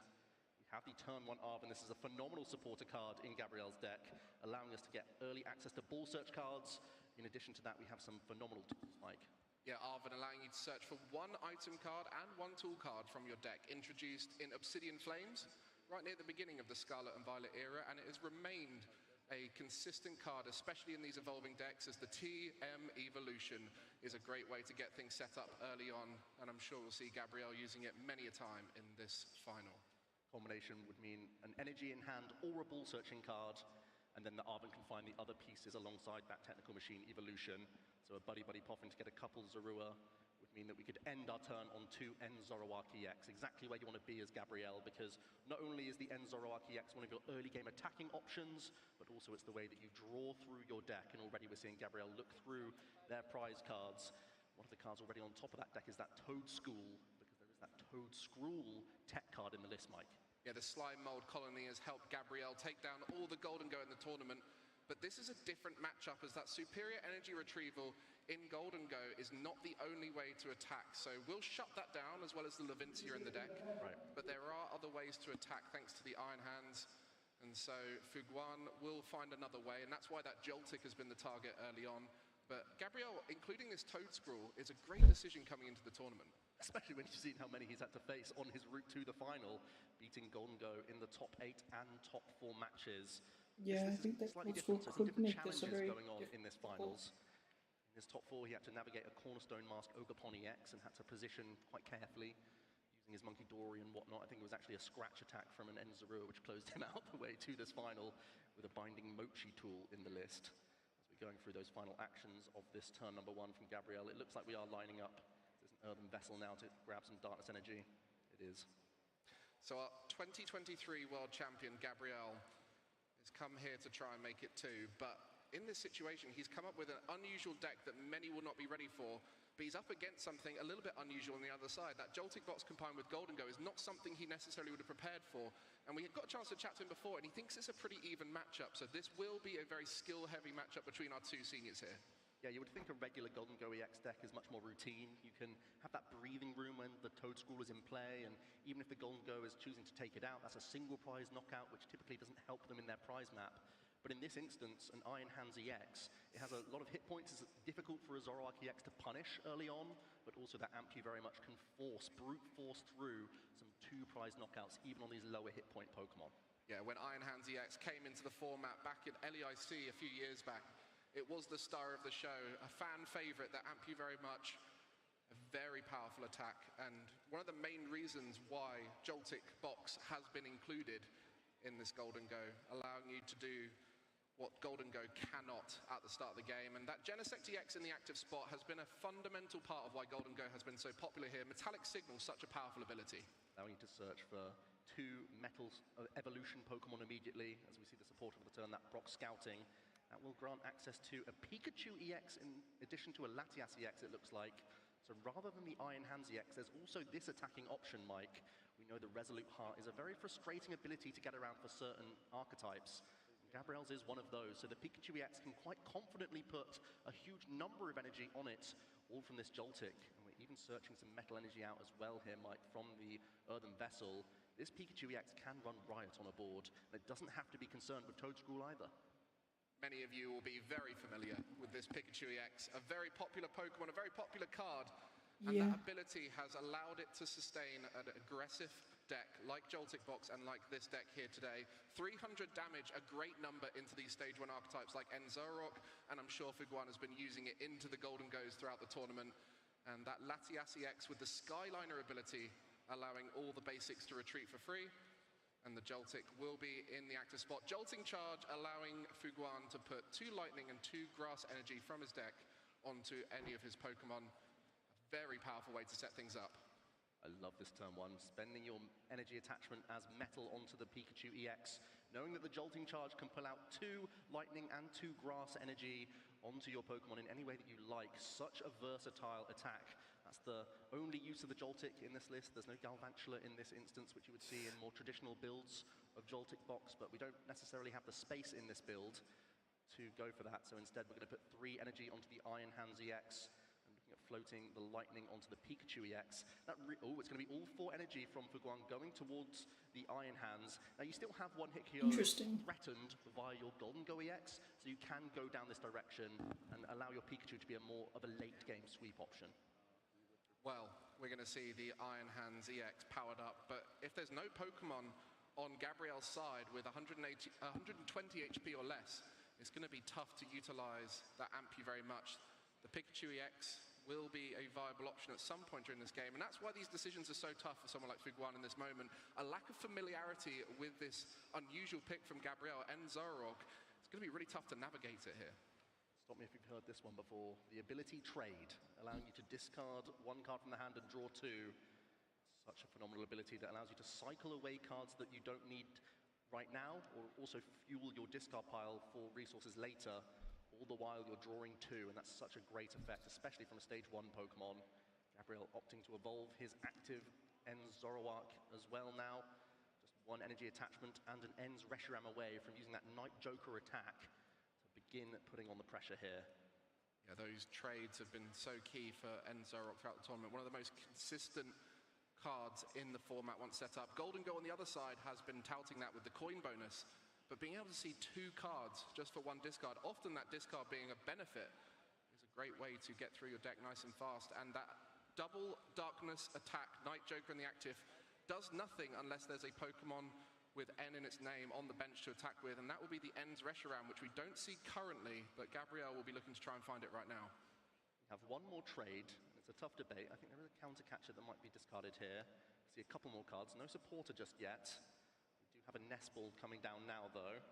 Wow, that Nest Ball coming in so clutch there. The Ends Reshiram, a That's basic insane. Pokemon searched and put onto the bench. And now that Night Joker can copy either Virtuous Flame, Bro's or if clutching up. the Ends Zoroark has some damage on it, the Powerful Rage.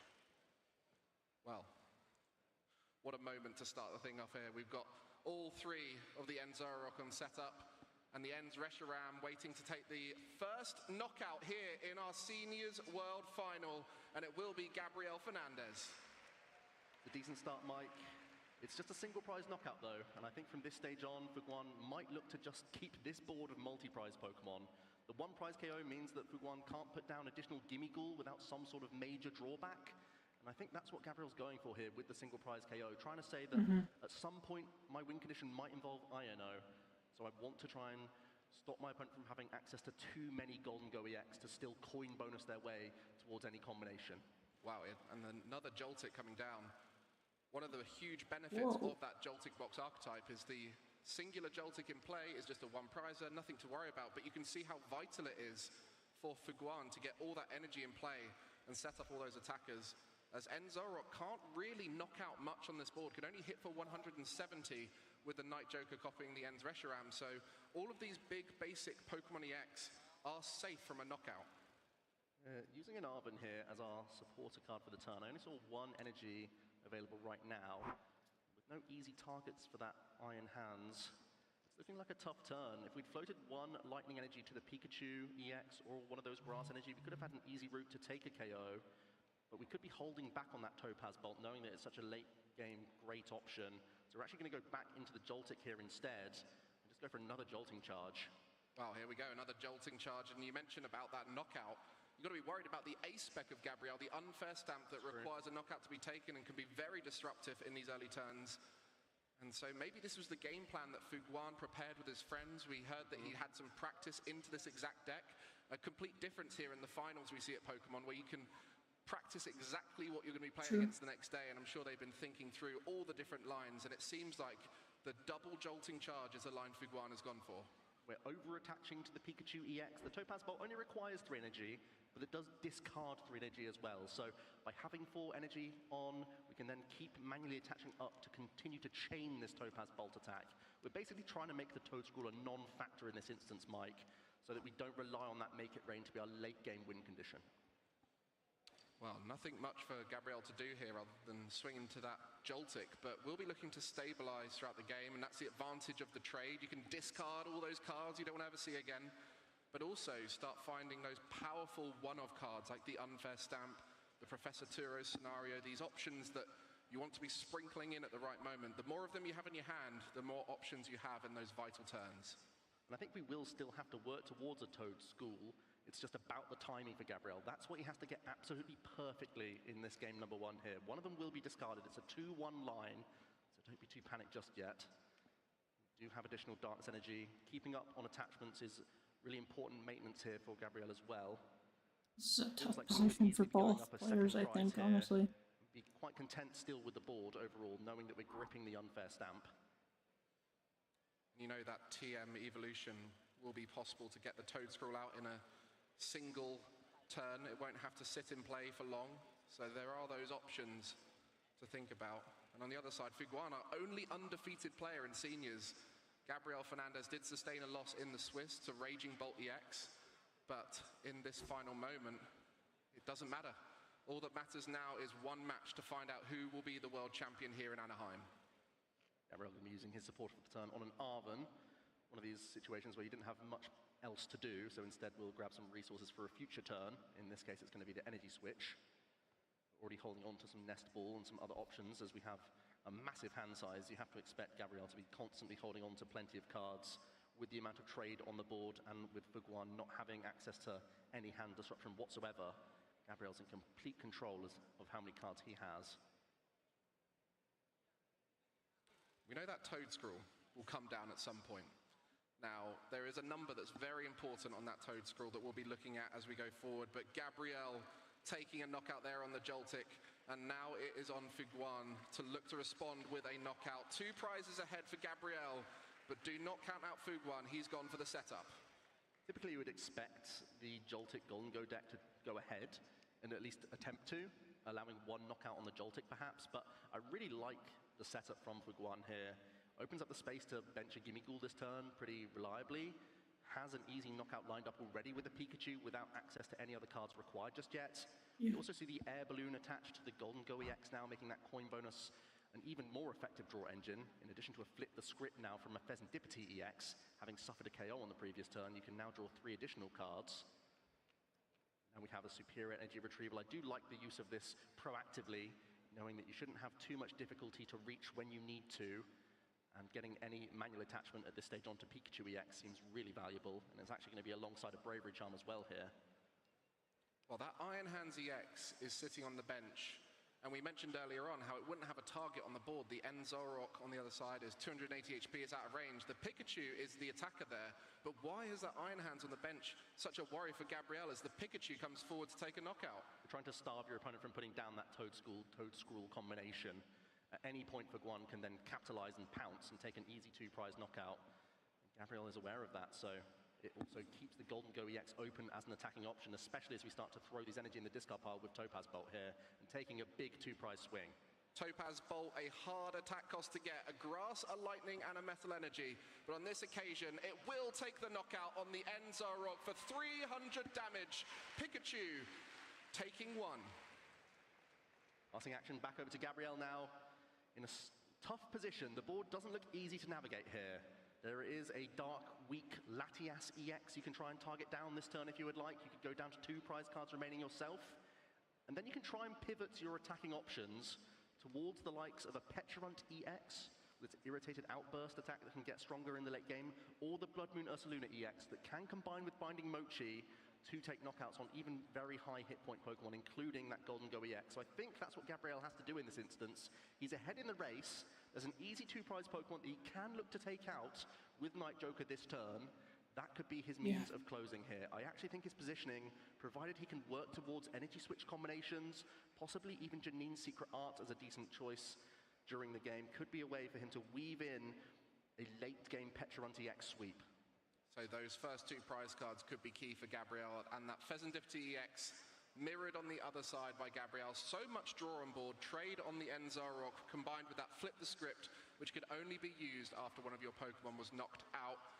seen in pretty much all of our top decks, a great way to come back into the game after a knockout is sustained. And those energy attachments, nice and simple, just 2 dark energy onto the end Zarok. And right now we'll really need to see that Gust option, that boss's orders, which is so key in the format. I know that we've been mentioning this unfair stamp, but honestly with Gabriel, with enough pieces in the hand right now, maybe looking just to hold everything, if he can work towards a sort of checkmate situation on the final turn of the game, it could be a decent line for him. Now is the time to grab our Toad School by the looks of things. We're going to try and weave this in, force Fuguan into a strange spot. Zoroark is a threatening attacker. It has the energy that could be E-switched off onto other threats. But at the same time, that Toad Scroll could be so awkward. And now we're going to see the Petra on TX. We know this is definitely in Gabriel's thinking for his end game. We actually see the Binding Mochi attached to the active into the End's castle. Going into the End's Reshiram here. Then we're going to be poisoning our own Pokemon with Subjugating Chains. It's going to be increasing the damage output with End Zoroark. Poison normally a downside, this status condition, but in this instance, thanks to the Binding Mochi, we're going to be buffing our damage output by 40, proccing the Resolute Heart of this Pikachu. No, we have the boss's orders instead. It gets even better for Gabriel here. We'll be able to pick up the draw engine, but also keeping all this energy around so there's not the threat of a Golden Go attack. We said that 170 damage is the peak limit with End's Reshiram's attack, but when you have the Binding Mochi and the poison, it allows you to reach that perfect number of 210 hit points, which, as we mentioned, Serendipity X in pretty much every deck. So what better way to find it than the Binding Mochi combination? And there's multiple ways to set it up. We have the Janine's Secret Art as well as that Petron. And there we go, the ending of this turn with an unfair stamp. The Ace Spec and Gabriel using the boss's orders in conjunction with some disruption, taking out the draw engine. And Gabriel looking to really storm ahead in this vital knockout. Gabriel will get 5 cards here from the unfair stamp, plus the flip the script as well, don't forget. So we'll be ending on a catalogue of cards going into that final turn. We'll be looking to try and close out the game with that Petulant, no doubt. That's if Fuguan can keep up here. There's no guarantees with just the 2-card hand. Even with the coin bonus in the active position after this Serendipity is knocked out, it's not guaranteed that there's going to be a backup Pikachu play or even an Iron Hands with a gusting card. Just so much done in this turn.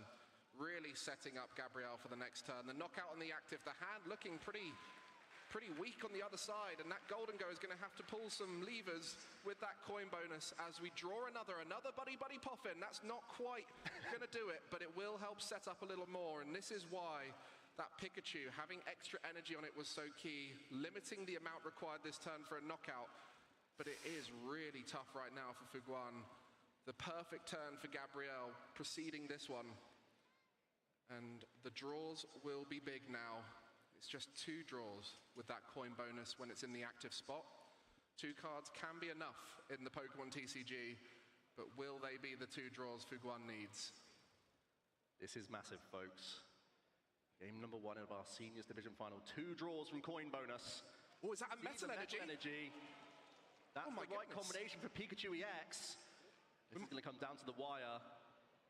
Pikachu threatening that knockout now. We'll be taking out all the energy from Gabriel off the board as well, forcing him in a situation to use Janine's Secret Art alongside Petra on TX. But also that Resolute Heart of Pikachu makes it so difficult to knock out into those final stages. Fuguan going down to 2 prize cards. Topaz Bolt for 300 damage, and Zoroark flies to the discard pile.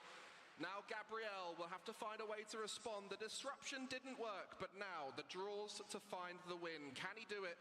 It's a big turn ahead. We can't find victory here. There is defensive opportunities as well. We have means of picking up our Toad School with Professor Turo's scenario, and then we'd be out of range of the Amp You Very Much final couple prizes. That's the only Pokemon currently sat on board with energy. Would then be forcing a gusting effect. No, even then it's a tough situation. But Gabriel has to work towards their couple last prizes too here. With no energy in play, it's tough.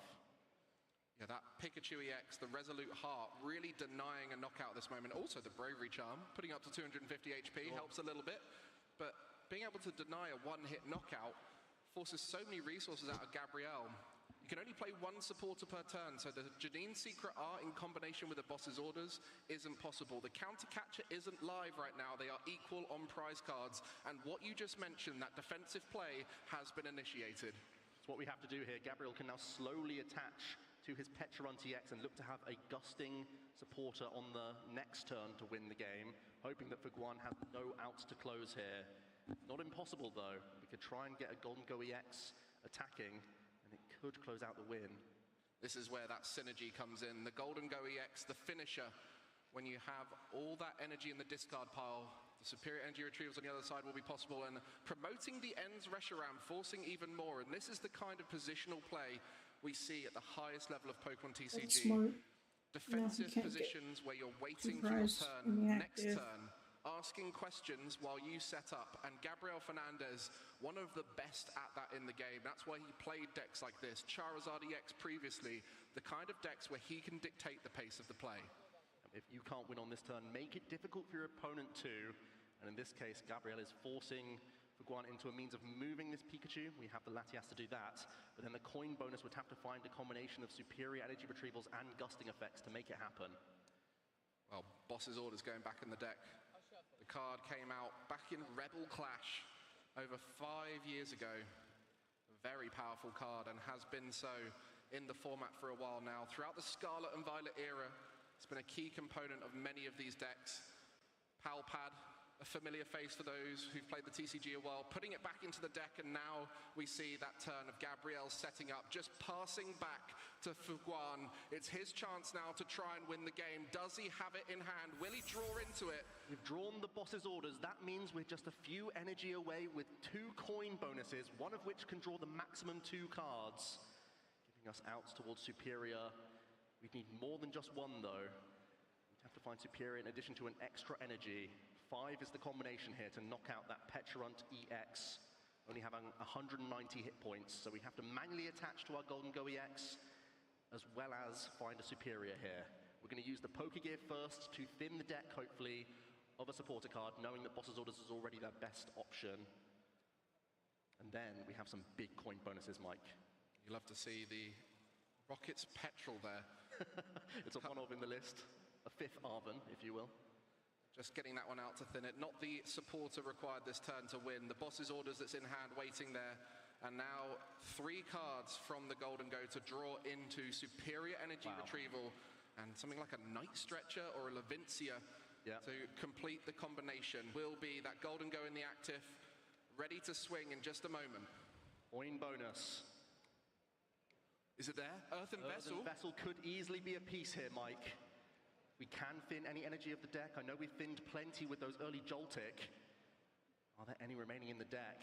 Or is it just one draw? I don't think one draw does it. Unless Earthen Vessel has any energy remaining in the deck. Well, I think that's going to be the case now. You've got to check those energy in the discard pile. We can search with Genesect EX. We have the option to look at the deck now. Just give it one last check over, and it will be the Earthen Vessel here. Are there any energy in deck? There is the metal energy, so a draw to get one card in the deck. Superior energy retrieval has to be found here off of one card. Coin bonus coming clutch. Go EX so often looking towards this card to close the game. It's superior or bust here. Have to imagine Gabriel has the winning combination on the next turn if it's not found from this one draw from the bench Golden Go EX.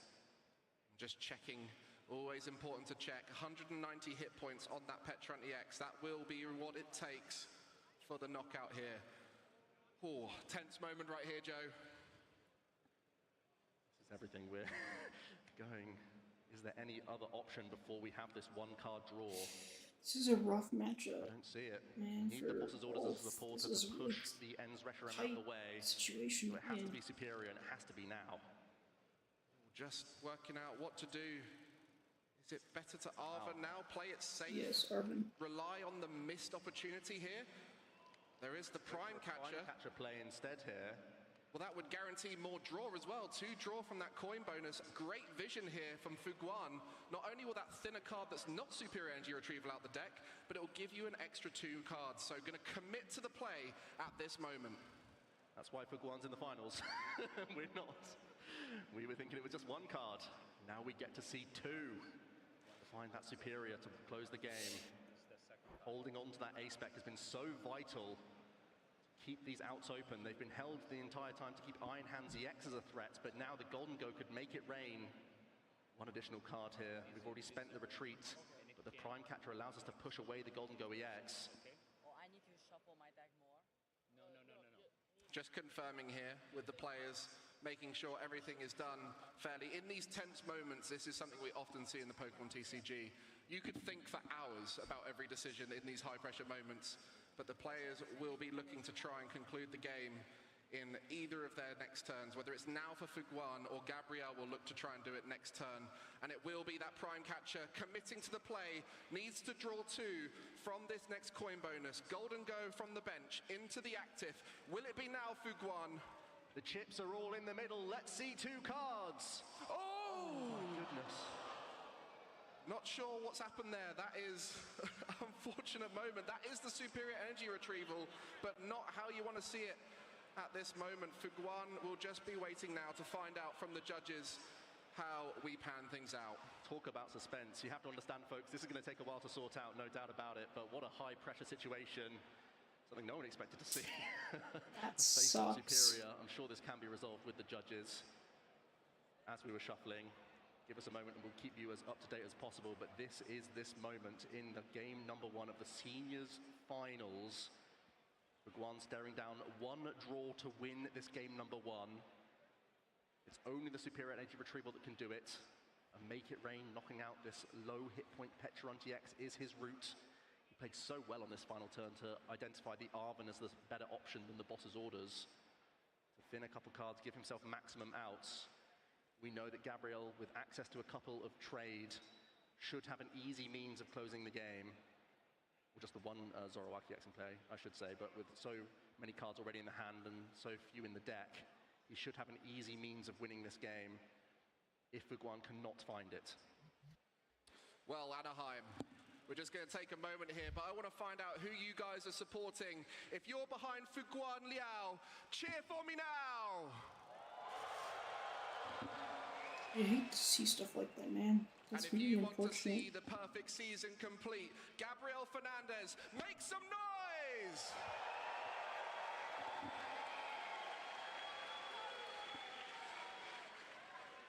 I'm sure these players are feeling the tension, as all of you are in the crowd. Oh, yeah. A lot of history going to be made today in our Seniors World Final.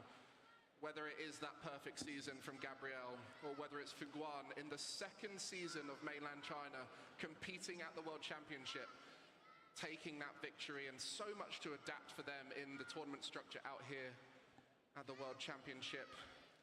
So much on the line. We're talking about a huge opportunity to win prize money, to win the playmat, the coveted playmat, you know, the promo card and that Pikachu trophy.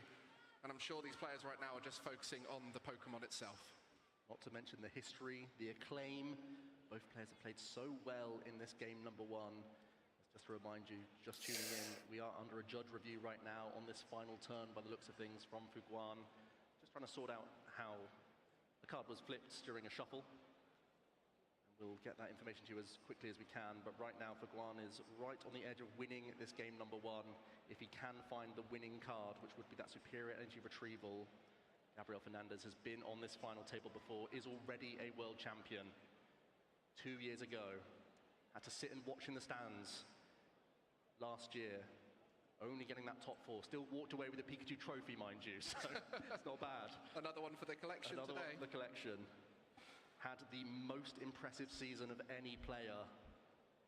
The Grand Slam, 3 international championship victories, 4 victories at regionals. Only needed 2 for the perfect season as well. Exactly, so wiped out his own regional victories, which is absurd to say, for his championship point total, capping out the maximum.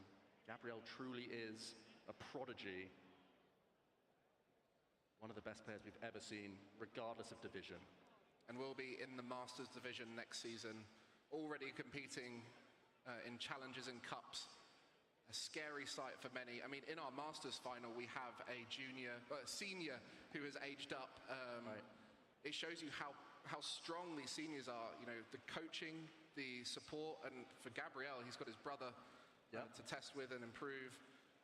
And Fuguan, an I really wonder what they're going to come to the conclusion of. Here at the second season, his region has been able to compete, and there it will be. The superior energy retrieval has been found in those two cards, and we'll be able to take the knockout as we return back into the game. Everybody, Fuguan is Game 1's victor.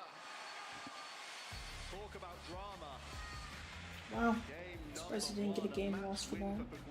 Expertly played, using Joltik back to power up not only the Iron Hands, keeping that in a threat in the back for the entire game, trying to put a check, a pin on the opportunity for a Toadstool or Toadscroll.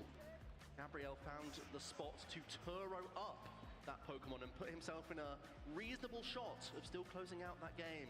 The unfair stamp, the flip the script, he was able to hold the majority of his deck to close out game on the next turn. But Fuguan, with coin bonus at his side, was able to pick up the crucial pieces to close out that game number 1. Well, that metal energy in the middle of the game was the vital corner piece to take you through to the victory, and it was those decisions early on to set up more and attack less from Fuguan that took him to the victory. Gabriel took the first 2 knockouts onto Joltix and was able to set up for the knockout on the Pheasantipity, a prime target for many of these decks. Take away the draw from Flip the Script, and it was with that poison package he was able to do so. Yeah, such a vital one-off inclusion, allowing the Enzorark, which typically is known for having weak damage output, being in range of the Pheasantipity, combining it with the unfair stamp as well. It felt like timing was crucial for both players in the game. Gabriel gave himself this window of opportunity. There was no guarantee of a Pikachu response KO here. It was a big coin bonus that helped out Fuguan find a back-to-back Pikachu. Here was the draw. The metal energy found from the Golden Go EX into the Pikachu. Second Topaz Bolt in a row. Gabriel identified his safest routes on his turn. That's rough, man. Game on the next turn whilst picking up his only liability, forcing Fuguan to have all sorts. I mean, we thought that Boss's Orders was the top deck, but Fuguan found another route. Arven for the Prime Catcher, but it was him who won it in the end. And as we're about to kick off into our next game, make sure you get involved on Pokemon Trading Card Game Live and get your hands on some of these amazing artworks using that code WCS25TCGL. But our players are ready on the stage, and I'm sure you guys want to see whether history will go towards Fuguan or to the other side, and that's not the best start we see. One with the attach pass into the Iron Hands EX as that starting You Pokemon. hate to see it, Fernandez man. with the Toadstool. Cool guy, if you ask me. Has been one of the mascots of this World Championships here in Anaheim, rolling around on those roller skates, and kicks things off with a buddy Poffin as well to get a couple of those ends at Zorua down. Quick sharp as we start to see some prize cards. The Pal Pad and the Super Odd, some reloading options which can be handy. Also the second copy of the Toadstool in the prize cards as well. Meaning that Gabriel has to try and keep track of this one and keep it as safe as possible, knowing that it's a great Stage 1 Pokemon that can evolve up and slow down the Golden Go EX opportunities. Well, Toadstool did not have a factor in the last game. It didn't come out and protect the recovery of energy that we saw at the end with superior energy retrieval, and it was the Iron Hands EX we see in play for Fuguan that blocked that off and meant it wasn't possible. Gabriel doing his routine deck searches here. Got to keep calm in these instances. Gabriel has been in these spots before. The pressure cooker is no surprise to him. Something that he has to be used to. That's the price of success for Gabriel. So he is still going through those motions, trying to keep a level head, knowing that he did all he could in that game number 1, put himself in a great position. Couldn't quite close out those final few turns. He still has to employ a similar strategy, he would think, as he did in that game number 1, possibly finding access to that Toadstool quicker could be a little bit useful, but it still has the 120 hit points either way, so is always in range of that Ampy very much. As we see a second Buddy Poffin into the pass. Gabriel not able to have the great Arven technical machine evolution play he would have hoped. This is probably the worst thing for gets access to a few of these basic Pokemon, eyeing up for next turn. the Joltik player. Well, it was the energy last time that was limiting factor, not being able to get those attachments in early so that the final knockout was in range. So Fuguan will be eyeing up what's possible there. A Brock scouting in hand, an Arven as well as a boss, so supporter options available. And it will be something like that Brock scouting that could be vital here to get multiple important Pokemon out in the same turn. Arven would not have been able to do so a great inclusion in the deck, a card we saw come out and Journey Together. Oh, interesting. Splashed about Oh, in that some makes of our sense, top because then you decks. can grab either What two Scouting basics is or you can excellent, grab a specifically Goldengo in this set deck, that does is to check out, find yeah. essentially more than 2 Pokemon, because you grab Miraidon as one of those basic Question is, what do Pokemon you do with choices, that and then you active Iron immediately have Hands? the That's the tandem real units. question. Also, Fuguan will be finding the bad news of these prize cards, because, Mike, there's 2 Golden Go EX in the prizes right now, and he only plays 3 copies, so that could be a huge issue as we try and progress through the game. Fuguan was only able to win that game number 1 because he had multiple Golden Go EX in play, coin bonusing towards the win. That could be a huge challenge for him in this game too. You mentioned how important these 2 archetypes, the Joltik Box and the Golden Go EX, were to combine together as they covered each other's weaknesses. One of the weaknesses of Joltik Box is the lack of draw. So the coin bonus coming through for the Golden Go EX allows the deck to continually draw throughout the game and helps in those vital moments, as we saw last time, to find the key pieces to close out the game. And Miraidon, tandem unit, an amazing ability, one of the first cards we saw in the Scarlet and Violet era, and it has been able to show its power throughout its tenure. It's like not opting to grab the Pikachu EX in this instance, and we'll just be powering up the Iron Hands, you would think, with the Jolting Charge. Pikachu EX was so vital in that game number 1, but not found in this case. Instead, it's going to be loading up Iron Hands, possibly some energy to the Miraidon EX itself as well, and threaten the Pheasantipity EX, as well as the Pecharunt EX, so it can be a decent backup option. Yeah, and we see the instant evolution on the other side from Gabrielle. The draw engine has started, and the energy will just be attached now by Fuguan to complete the action of that Jolting Charge. The 2 Lightning and the 2 Grass splattered about all over those Pokemon. Miraidon prepping for an attack in the future, as Enzoroark will be beginning the draw. We have a couple Enzoroark already, which is fantastic. Getting us trading is exactly what Gabrielle wants to see. Makes up for the fact that there was no TM evolution early on here, and begin seeing more of this deck. Getting rid of another Buddy Poffin. Starting to work towards some supporter cards. We've got to try and move this Toadschool. It's actually one of the more difficult Pokemon to retreat because it's not able to be reduced by the En's Castle that's just been thrown into play here. So we will see a fresh 6 cards from Iono before making any other action. Yeah, the Iono, a key card in many decks, early on allows you to filter through your deck. You shuffle your hand and put it on the bottom of your deck and draw cards equal to the number of prize cards remaining. So early on that will be close to 6.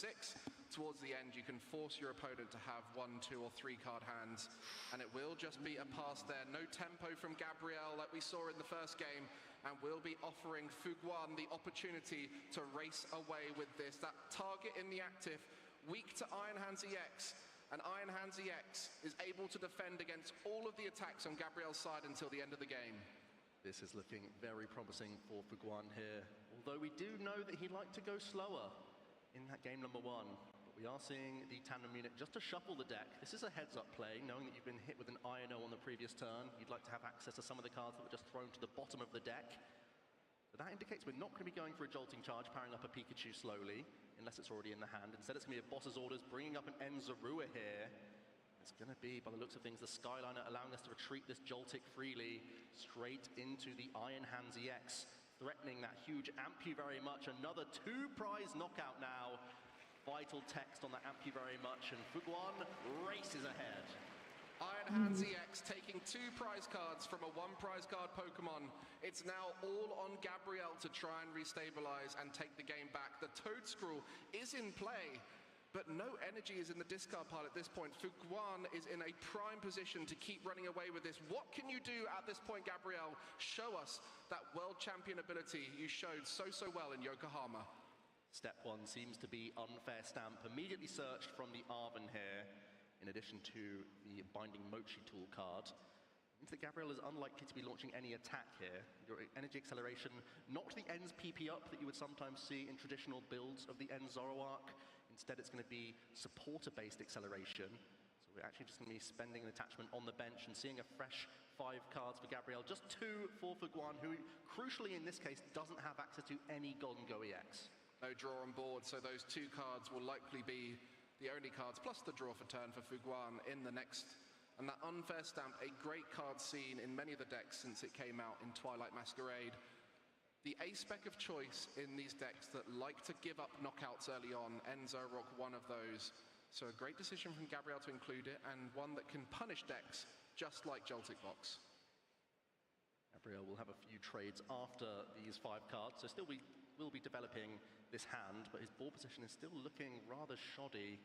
Nowhere great to retreat into, because Iron Hands can take out lower hit point Pokemon. You're just hoping to sponge right now with your active Enzorok EX and build toward a better turn here. Well, the Janine's Secret Art would be a great find at this point, but I believe one is prized. So we'll make it harder to accelerate energy into play at this point. Yeah, one is prized. At the bottom of those prize cards, so may see it after a knockout, but at this stage could be the difference between swinging this turn and not. Gabriel hoping that this active Pokemon can be a decent sponge. I'm not sure anything else is worthwhile putting onto this board. We've already used our disruption and we're hoping for the best here. So we're just going to be passing things over. Fuguan has an easy turn lined up, to be fair. The Skyliner, if you can't take a knockout, you could go back into Joltik, then you can use Tandem Unit, grab that Pikachu and start loading up energy onto that Pokemon. So if Fuguan doesn't want to go aggressive, it doesn't have the hand to do so, he still could be developing his board. Yeah, and with that Tandem Unit on the Miraidon, can even get the Pikachu out of this stage. So a wonderful position for Fuguan. Looking incredibly dominant in this match. We know the matchup is one he's confident in. He said he's had the practice against the list. His friends helped him out, and he feels confident. And you can see exactly why. The lines are there, and he's followed them perfectly through these games. And on the other side, it's just not quite going as Gabriel would have planned, even though he's seeing so many cards with that trade. Flip the script into the past then, Gabriel holding on to a ton of options. Already the Earthen Vessel, the superior energy retrieval, not too much going on. I'd love to see Fuguan here go for a Pikachu EX search from that Tandem Unit. I feel like it's a great opportunity. Even with the Earthen Vessel in the hand, you can even search out some Metal Energy and begin manually attaching on top of your Jolting Charge. So the Scarlet and Violet era of the Pokemon TCG, all in play here at the World Championship. Every set, from base set up to the Black Bolt and White Flare, and yet we see the combination of that Miraidon's Tandem Unit with a later card coming into the game. That Jolting Charge from the Joltik will be used right now to finish off the turn, and a setup turn from Fuguan, despite taking an early knockout, now just looking to stabilize. Looking like those prizes are already mapped out for Fuguan. See a multi-prize Pokemon in the active, and go Pikachu EX. See a smaller single prize Pokemon, you can hunt it down with Iron Hands. Fuguan happily 2 attacks away from closing the victory here. Gabriel with a mountain to climb. Kicks off his turn with an Earthen Vessel, discarding a Cleffa to grab a couple Darkness Energy. They've been elusive in those opening couple turns, so can at least start launching back some pressure. And it is at this point, you feel the pressure. When you've lost game 1 in a final, and you know you're on the back foot, you have to resolve some crazy scenarios, and who better to do it than Gabriel? Unfair stamp, didn't do enough. A turn for Fuguan to still set up just means these later turns are going to get harder and harder. The options will be reduced. Too many knockouts to take, and it is that energy full board on the other side, staring down the Enzorok that's not able to take a big knockout on many of these Pokemon. Only the Latias EX in range of that Enzorok. So needs a Gust here, needs an attachment. Otherwise, it's going to be a single prize knockout on the active, which is not enough at this stage. Feels like the only jeopardy for Fuguan is that there's no draw power at all on the board. Boss's orders will bring up the Latias EX. This is the easiest means for Gabriel to take a 2-prize knockout, thanks to the dark weakness of Latias. We can freely retreat thanks to the En's Castle into our Enzorok EX that we've been powering up over a couple of turns. En's Reshiram that we can copy with our Night Joker attack, and we will be responding with a 2-prize knockout, leveling up game 2 of the Seniors Finals. Yeah, it's a really good incredible knockout choice from Gabriel. Navigated the board well, hoping that Fuguan just free doesn't have a retreating way everywhere. back into this, but we know there's something in that hand that is so good at coming back into the game. We have an attacker ready to go. It's whether you can set up for future turns, and what better way to set up for future turns than a Pokegear top deck to start with. Find one of those vital supporters, but even that Pheasantipity EX to flip the script and draw 3 more cards. We said there's no draw engine on board, but it was sitting in the hand waiting to go. Nice. Gabriel's so often writing these scripts. been the hero of every story this season. One has been flipping the script and has now found Pheasantipity EX, in addition to a Buddy Poffin, can finally start looking to weave in some Gimme Ghoul here. Some semblance of draw power starting to come together as he works towards this late game. Pikachu EX already looking terrifying. Easy 2-prize knockout lined up. The Guan then would just be looking towards Iron Hands to close the game on the Toad Scroll on the bench of Gabrielle, or can start looking once again towards a Golden Go EX late game if Gabrielle feels the pressure to pick up the Toad Scroll as he did in game 1. Well, we've got to bear in mind that Topaz Bolt will discard 3 energy for the knockout. 300 damage on the Enzarog. Fuguan, 2 prize cards taken, 2 remain. Gabrielle needs to navigate this end passage here perfectly. Does have great endgame options to attack with, whether it's that Petrunt EX or the Blood Moon Ursaluna, which was so unfortunately prized last game. And there it is. It's going to come down with the energy straight away. Well, we see Nespal first. Going to go through the motions here, Gabrielle.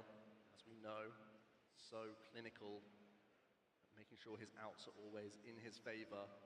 Nesballing out the Petrunt EX first here. As he said, Mike, there's already the Blood Moon Ursaluna plus energy combination. We can be taking out that Iron Hands EX. And when you take out Iron Hands EX, that's allowing you to keep your Toad Scroll in play very safely. And it makes the Golden Go EX far less of a threatening Pokemon, because no longer can Superior Energy Retrieval recover the energy that you're about to discard here. Gabrielle's found a really good spot this game.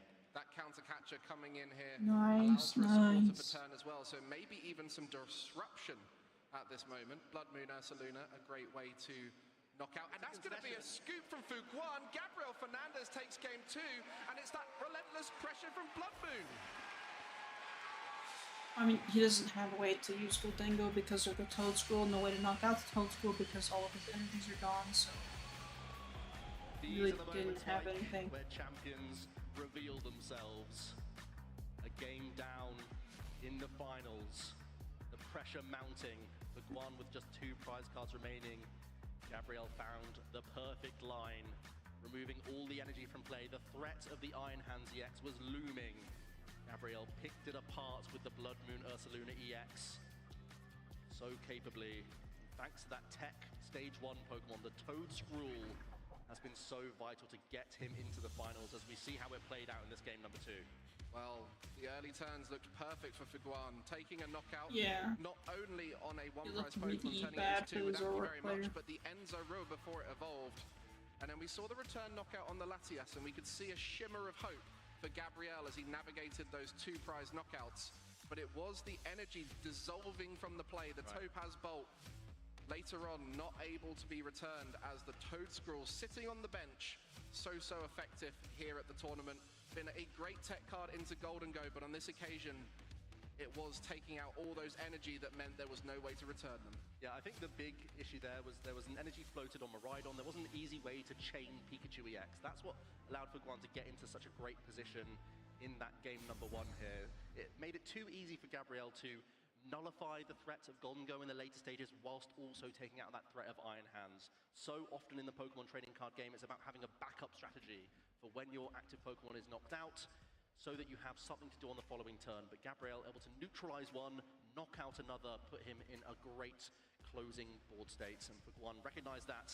Suddenly, we're moving on to a game 3 to decide our Senior Division World Champion. As you can see there, Gabriel Fernandez did sustain a loss in the Swiss stage, but was able to beat 2 Joltik Box and 4 Golden Go. Now they're smushed together. Just because it's a really close game, I'm thinking Zoroark still has the advantage here. As long as they can get rid of the Iron Hands, they kind of just instantly for win the mainland game China, there. only 2 years into their addition to the World Championship. I can only imagine the pressure at this stage, Mike. Game 1 was pressure enough. Game 2, Gabrielle, with what looked like the weaker start, ended up having the best outcome. Blood Moon Ursaluna being in the prize cards, of course, in game number 1, meant that he couldn't make the line he just did. As we're getting into the action in game number 3 here. Make some noise in the arena. No! It's an attached pass, Mike. Attached pass for Gabriel Fernandez, just with that Petrunt EX in the active. Being forced to go first is a common state in this TCG. We often see players unable to set up well when they're going first. You need that supporter, which you can only play when going second. Whereas for Fuguan, he has the Maride on the X in play. With that tandem unit, can start to set up the Joltik and power up those key attackers. At the crucial moment, Gabriel with just one card in hand that was able to be played, and it was a Darkness Energy. Far from ideal. Starting a Maride on the X, like you say, Mike, tandem unit means we can grab all sorts of lightning friends here. Taking a peek at those prize cards, there's one of those Genesect EX, one of those Iron Hands EX, but there are 2 copies within the list, fortunately. And there are also 2 Joltik. We are getting away with some of those basic Pokemon being in the prizes. So it means we should have easy access towards the turn 1 Jolting charge. It won't take much here because we've already led with the tandem unit. We can happily find our Lightning Pokemon. If we have access to a Ball Search card, we can use that Skyliner to move this Miraidon EX out the way. Equally, if there's Arven in the hand, we can use Air Balloon as well to get into our Joltik. It shouldn't be too difficult to power up a threatening Pokemon here. Well, Fuguan teasing us by not showing us that hand, and there is outs, as you mentioned. The Nest Ball will be a way to find a basic Pokemon and put it onto the bench. The Latias EX is in deck and will be a free retreat option with that Skyliner ability. So important for the mobility of this deck. As well as another Nest Ball in hand, ready for either now or future turns. Pretty much got everything he needs. The energy onto the Joltik would allow him to get going.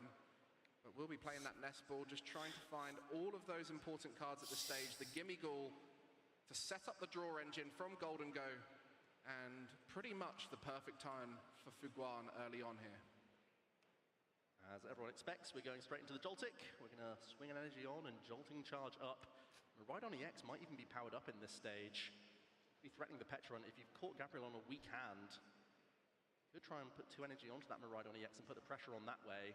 The Iron Hands EX is always tempting though. And could just Jolting charge again next turn. There's no harm in doing so. But the Iron Hands will be set up. That kind of blocks Gabriel out of putting any single prize Pokemon in play, but with that TM evolution, there is a world where there will be Pokemon out of range of the Iron Hand, so we'll be looking to do that this turn. The Iono, as mentioned before, each player shuffling their hand, putting it on the bottom of their deck and drawing cards equal to the number of prize cards remaining. At this early stage, that is 6 fresh cards to look at, and the late game will be a key disruption piece for Gabriel, as it doesn't One look like... Ultra Ball, Mike. Not ideal. You're telling me. Putting it mildly, getting rid of 2 and Zoroark. Finding a Cleffa. We're being forced into a grasping draw here. Wow. We can retreat this Petron TX, we can attach to it so that we can move it once again. We're power panning back in the Iono. We'll be drawing a huge amount of cards here with the grasping draw. In fact, it's the full 7. Gabriel navigated an awkward hand as best he could. Grasping draw, a great way to... That was a really good play, honestly. 7 cards. Now you shows that you are giving up 2 prizes. Still in the game, and he'll have 7 fresh cards to put himself in a better position. Well, last game we saw that Iron Hands knockout early on and thought, oh my goodness, that's Gabriel out the game, but he was able to come back, and so recognizing that here and recognizing how important the grasping draw will be to have the perfect turn next turn as 7 cards into hand and the turn ends through the attack. And now Fuguan will be thinking, what is the plan here? I have not seen this scenario before. This is an unfamiliar deck with an unfamiliar start.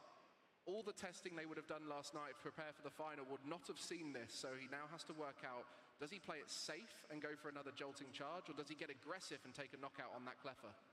Well, we see the tandem unit, which might indicate that it's time for Pikachu EX to make an appearance once again. There it is. We could easily just be going Jolting instead here. With additional manual attachments, it feels really good to power up this Pikachu. So the Team Rocket's Petrol in the hand that could grab an item card, or potentially a supporter for the next turn as well. Great navigation here from Fuguan. Not being fazed by the slow start of the opposition can often be quite tempting to get aggressive when your opponent has a slow start. In this case, slowing things down. Oh, will be going for the aggressive knockout with the Iron Hands EX, and the Pikachu going to be manually attached to try and increase the energy count, and that is 2 prize cards for Fuguan, just 4 prize cards away from being a world champion here in Anaheim. Gabriel finally finding some buddy popping, can get access to these crucial basic Pokemon, but Fuguan is already putting him in this very steep position as we see some prize cards. Nothing too devastating. Should be plenty of Darkness Energy, but Ball Search cards will be integral this turn, Mike. I think, honestly, we might need to try and work towards double Toad School this turn, in addition to our Enzarua, because it's so, as we see the pass back Oh to no, Gabrielle. just the pass. And that's not ideal again, and there's a target down on the bench. A prime catcher into the Enzarua will go into a free retreat pivot and some draw at the same time. This is going to be a wonderful turn for Fuguan. Just 2 prize cards here. I don't think Gabriel's winning. 1 knockout away from becoming the world champion. As Gabrielle playing it slow, not out of choice, out of necessity. And Iron Hands EX amp you very much for the knockout. What can you do, Gabrielle?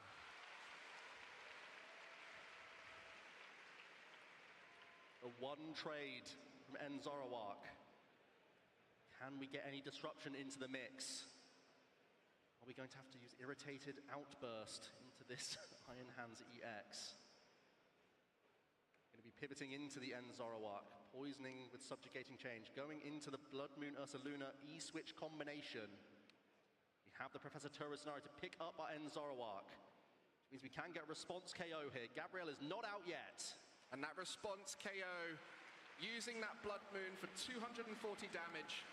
A way to knock out the Iron Hands EX. Yes, it might have seemed like Gabrielle was out of it, but all of his most powerful attackers are only viable when Fuguan is on 2 prize cards remaining. So playing into that at this moment, Fuguan now, no Toad School in play, the Golden Go could be the outcome, the way to win the game, and we'll be looking to draw as many cards as possible.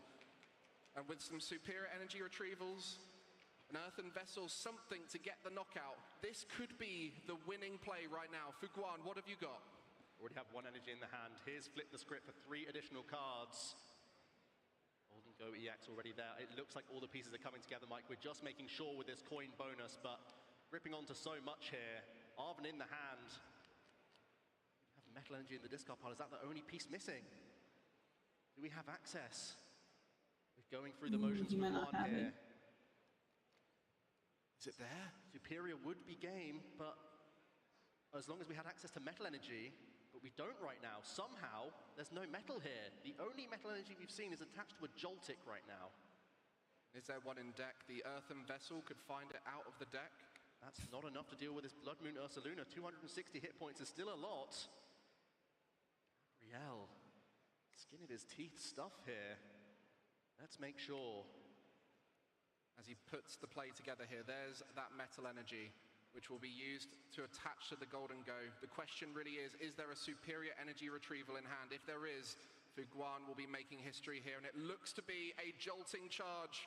No access to the knockout on this occasion, is going to have to take a step back and prep for a future turn. That could be bad. Well, keeping calm in these moments is integral, Mike, and Fuguan has done just that. Creeping closer with Pikachu EX. Really awkward Pokemon that Gabrielle can't just take out in 1 turn thanks to Resolute Heart. And it is so threatening. 300 damage can knock out everything in Gabrielle's arsenal. Leaving him with just single prize attacking options. Not many of those. And that Pikachu will just sit there until the return knockout is required. There's no single prize attacker for Gabrielle to knock out with. It's going to be a tough old position to navigate in these final turns.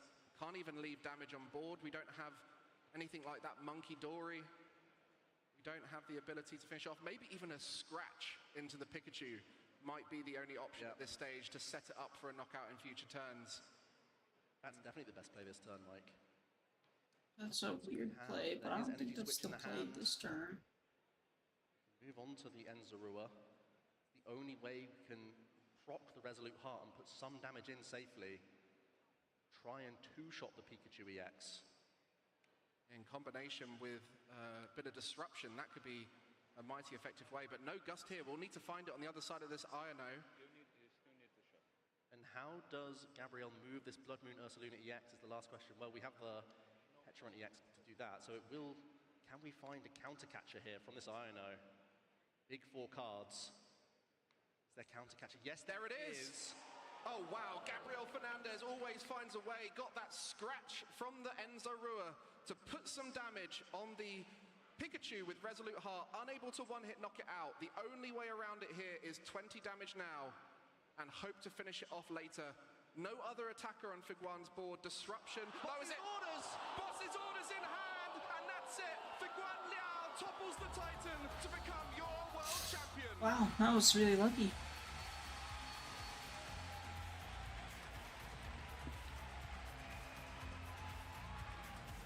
Fuguan has done it. The underdog goes undefeated and spoils the Fernandez fairy tale, and now joins him in the ranks as world champion. Our first player from mainland China, just 2 seasons in to competition. These guys are incredible and have shown why at this event. Fuguan, with that lucky Charizard, definitely came in throughout the tournament. Undefeated. Wow. What a performance. Talk about wild.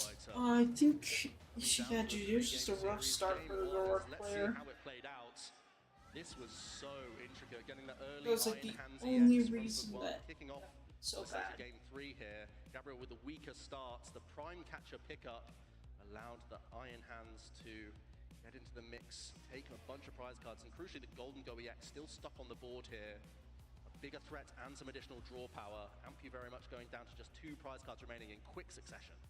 Enjoyed how both players played patiently, didn't look to force knockouts, were comfortable with the idea of just setting up, getting rid of the options, using that jolting charge from jolting, more turns than one, something Fuguan lent into in game 1 and lent into it here again in game 2. The counter catcher find, we thought it was possible, but the INO not doing enough in terms of disruption, and Boss's orders there, the draw for turn, and the nerves can settle as Fuguan Liao is our world champion.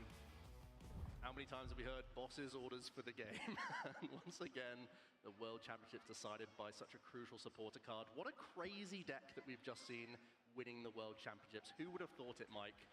Many may have expected Golden Go EX. Some may have expected Joltik. Hardly anyone would have expected the 2 combined. What a crazy deck. Yeah, very interesting deck. Fuguan piloting it beautifully as well. A very deserving champion. An unexpected synergy. That metal energy, the missing piece of energy types with the jolting charge, also works synergistically with the Golden Go. And we saw how key it was to finish the game in that early knockout. The Golden Go able to clean up the weaknesses of the Iron Hands and the Pikachu, which often find it hard at the end to take big knockouts. Golden Go, a key draw engine too. So amazing initiative from Fuguan to put them together, bring them to this event, and take the title. Gabriel, commiserations. You came so close and so far. What a phenomenal season, though. We can't doubt that he's been a force, completely awe-inspiring to watch every time we've seen him in those finals. And yes, we've seen him get fortunate at times. Yes, we've seen him play brilliantly throughout. It wasn't your day.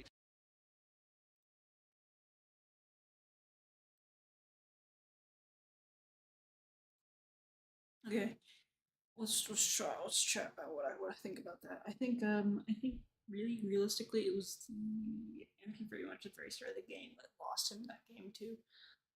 Game 1, I'm really shocked that they didn't just give his opponent a automatic game loss because of that superior energy retrieval flipped face up.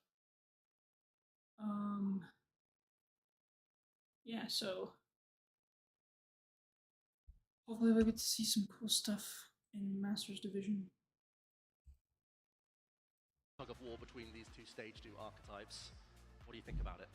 Well, I think it will be one to watch later, but I want to find out now from our champion. Give it up one more time for Fuguan Liao! Here I am with your champion, Fuguan Liao. Now, you're here representing China. You were called an underdog. Did you know that this is how this match was going to go? 先恭喜你一下，你是代表那个中国去比赛，然后我们还没有认识你，你有没有觉得你会成为那个世界冠军呢？就是因为第2次参加世界大赛嘛，感觉就是挺不容易的拿到冠军，然后来之前也没有想过能拿到世界冠军，就觉得自己一开始就目标是打进第2。Yeah, he says it's not easy coming here, and he never thought about being world champion. Well, now you are the world champion, so how do you feel in this moment? 所以你现在感觉如何？我感觉挺开心的，就是因为毕竟拿了冠军哦。Yeah, he's very happy because yes, it is first place. I happy too. And I know a lot of people here are happy for you as well. Is there anything that you want to say to the crowd or to anyone at home? 你有没有谁想感谢呢？我首先要感谢我父母嘛，因为他们特别支持我。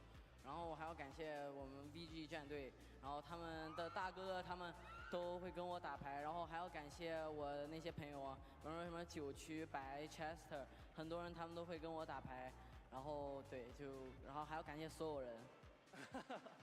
Yeah, there's a lot of people, but yeah, mainly his mom and the league that he plays at, and there's a lot of friends that who he practiced with, who helped him all along the way. So thank you. Well, congratulations again to your world champion, Pokémon Liao. You can leave the stage to celebrate. Yeah. Thank you so much. Thank you. And with that, it is time for your Pokemon trading card game Masters Final. Hey, this is what I've been waiting for. You have a good deck, but that's only half the battle. My Dragapult is gonna take down your Gardevoir. Joking, is it literally Dragapult against Gardevoir? I wanna cry. That's not what I wanted to see the finals be.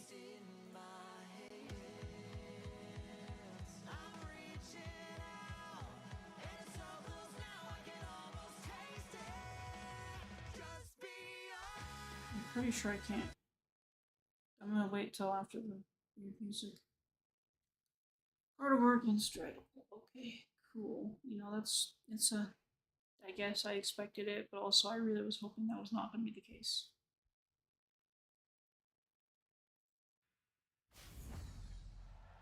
Let's welcome your competitors. First, let's hear it from the USA, Justin Newdorf.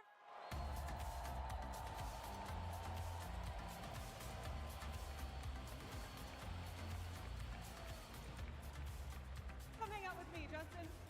While we welcome your competitor from Canada, let's hear it for Riley McKay.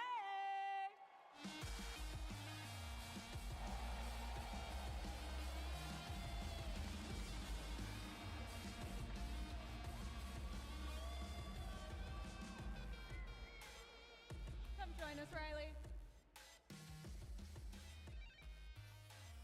Luckily, we have just a few moments with both of you before the match, so I just wanted to ask you a couple questions. Come on close to me. Come close to me. Now, I heard you had been practicing together before this. Can you tell me about that? How did it go? So basically, we practiced on like Tuesday night at like on one of our hotels, and we practiced the matchup, and I was able to make some edits to my deck thanks to my testing against Riley. That's exciting. Riley, are you confident against those changes? I don't think the changes are super important into my deck. I think they're just good for his deck in general, and I've already beaten that deck, so if things go right, I can do well. We're very excited to see how this goes. Thanks for the insight, both of you. We're going to let you take your seats, and we're going to get right into this match. Casters, take us away. Thank you so much, Anna. Everybody, Pokemon trading card game is not just about the cards. It is not just about the decks. It is about the legacy. And right now on this stage, the biggest Pokemon stage that we see, two trainers sit at the peak of our Masters division. They've battled fiercely through the competition. They are now at this moment in time, taking down these rivals, and one prize remains, and it is eternal. The title of world champion. Everybody in the crowd right now, you are sitting in a their real semifinals. Pokemon stadium. You are a part of this history. You are a part of this match. Let's give it up for our Masters final. Interesting.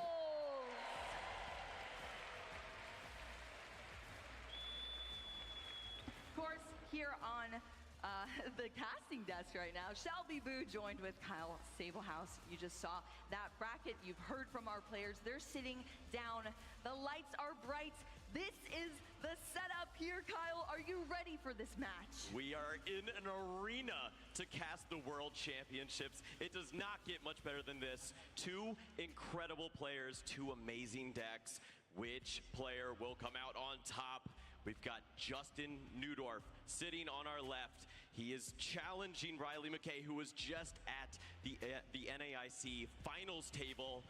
And he has some pretty solid results for his own. We saw in London 2022, a top 8 in the senior division, followed that up in 2024 with another top 8, just barely missing on that auto invite both times. And then he's told he's going to the Masters division. And what does he do with that? He takes his favorite deck all the way to the final table. Yeah, I mean, look at this. We've talked about there are so many incredible seniors players that move into the Masters division, but Justin should have been way more on our radars here, Kyle, because look, he's sitting at this table right now, facing off against, of course, Riley McKay, who has also been a little bit on the back burner this season too, up until NAIC, and now it just feels like that NAIC final position was his destiny for him now to meet us here at this table in the Masters final at the World Championships. There is so much on the line for both of these players, but they're gonna keep it nice and clean here between the play. You heard from them already. They've already play tested here for the World Championships up until this point. There's been a couple of tweaks in the decks, but is that gonna make a difference in this matchup? I do wanna say here, Riley had some difficult matches against Dragapult in former matches in this tournament up until this point. No one is counting either of these decks out. Yeah, this is going to be an excellent match between these two players. Yes, we heard that Riley is fairly confident as he's played against this deck before, up against Justin himself, and knows that Justin has made some of those changes. There is a second copy of Hilda to help with assisting with finding those evolutions, maybe something as impactful as that Neo upper energy that we've seen. But we've seen some excellent play from Riley. He knows what he's up against. He had the pass heard around the world in top 4 of NAIC against Tord Reklev, and he brought some amazing play into the finals where he came up just short to Isaiah Bradner. But maybe this is his moment. Yeah, maybe that was all leading up to here for Riley McKay. We're gonna have to see how this goes down between these players, but these two decks are absolute titans of our format. These players know these decks well, and these are clean lists too. I mean, there's no gimmicks in them. There is just pure skill sitting behind these decks, piloted by these two players. They are truly at the top of our Masters division here in 2025. And these are polarizing decks. I mean, there's tons of you out in the crowd, I'm sure, that have either piloted or gone against Gardevoir, have piloted or gone against Dragapult. Many different lists, many different flavors, but this is what has made it to the top. Yeah, we've seen Gardevoir reigning supreme. It's done so well at so many major events. But maybe this is the time for Dragapult to take over the crown. We'll have to see which one of these decks will do just that, and we may just be in for a 3-game set.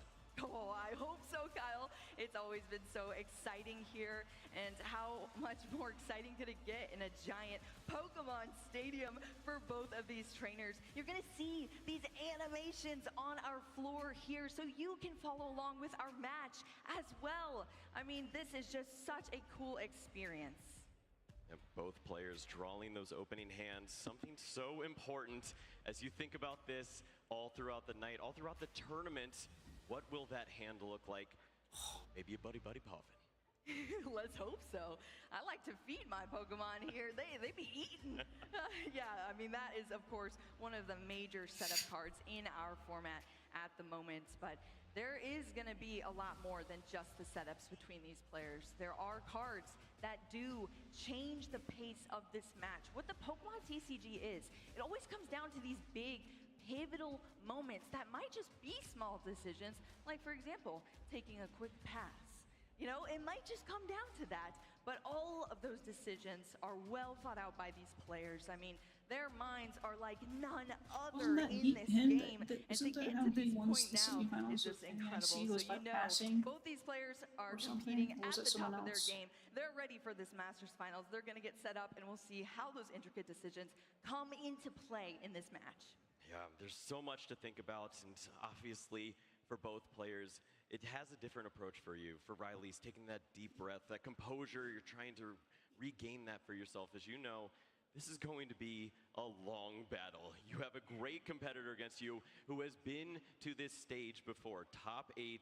This is the 3rd time now in, 3 years for him to come back and do this again. So maybe Worlds is just Justin's tournament. Exactly. I mean, he's been training since he was very young here, but I do want to say, Kyle, you know, Riley used to be a Duraludon gamer. Oh, right? of course he was. So even though he's playing my arch nemesis Gardevoir, I still find myself rooting here for Riley McKay. But now it's going to be Gardevoir in his hands. Maybe this is going to earn him a world champion title, or Justin will stand in the way of that. Both these players have been playing these decks throughout the season. We're going to see the prize cards. Hopefully nothing too detrimental here. But oh my gosh, can we just stop seeing these evolution lines in the prize cards for our players? Yeah, we've seen this already before in the earlier divisions, multiple Dracloak prized, and it's happening once more. There is a Curly on the other side, that one-of copy of Fluttermane in the prize cards there as well. But I'm not feeling great for Justin on that. I'll tell you what, Kyle, I think it's better than maybe free Dragapult EX, though. Yeah. I'll take that. I'll take that. He's come back from worse. He has beat the odds, as we saw in our former matchups with Justin. So if he can do it again, or if anyone's going to do it, it's going to be him here. So we'll see. We're getting the fist bump here. We're kicking off our trading card game, Masters Finals. Let's hear it from the crowds. Wow, look at that, Kyle. We're eating. Yeah, that's right. That's exactly where you want to be. Maybe not the coin flip you desire, but you're going first and you have that buddy poppin' to get things rolling.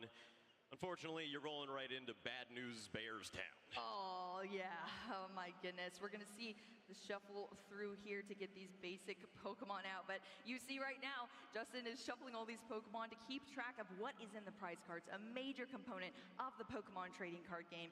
And he's jotting them down. It's not going to be 3 Dragapult EX this time around, but a couple of those Dracloaks. And that card is so key here for Justin to be able to draw into cards and carry out his future plans in this match. And I'll tell you what, you don't want to be missing any cards. You don't want to be missing any piece of your setup here in such a consequential match where really the margins are razor thin. Yeah, this might be a situation for Justin where typically you do have a little additional time to set up your Dreepies, establish Dracloaks, and draw through your deck as you're sitting behind the Itchy Pollen of Badoo. But now you only have 2 of those resources to draw into. So do you take a little bit of a different approach, maybe focus a bit on your line like the Duskull here? Yeah, I mean, and that's what we saw before here from Justin. We're going to see what those decisions come out to be here. The Badoo and the Dreepy coming from this Buddy Poffin. They're taking a nice little lunch break here, but not for long as they help out this match. The Badoo here, for everyone joining us that maybe isn't into the trading card game, this card has reigned supreme here in our format. It's just a cute little pollen guy, and he locks down all of your items. And that's not very fun in the trading card game.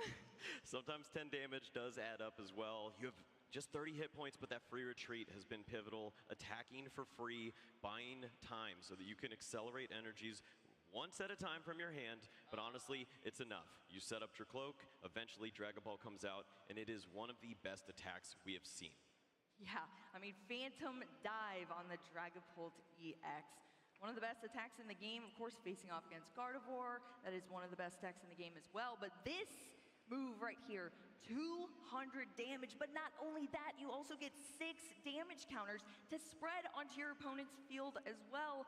And that is how you set up these multi-prize knockout turns. I mean, it is just so cool to see in action. But Riley has the tools in his deck to be able to move around that. Monkey Dory, as we see in the active position right now, that ability, Adrenabrain, if it has a dark energy attached, it can start moving those damage counters back over to Justin's field. So you have a way to heal your Pokemon, get that damage away, and start outlasting your opponent. And that's just one of the ways that this deck comes in handy to kind of counter Dragapult.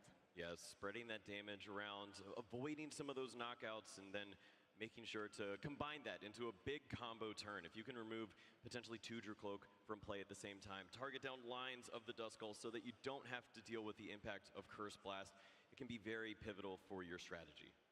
And look at this. Arvin here, a major part of that strategy that you're talking about, Kyle.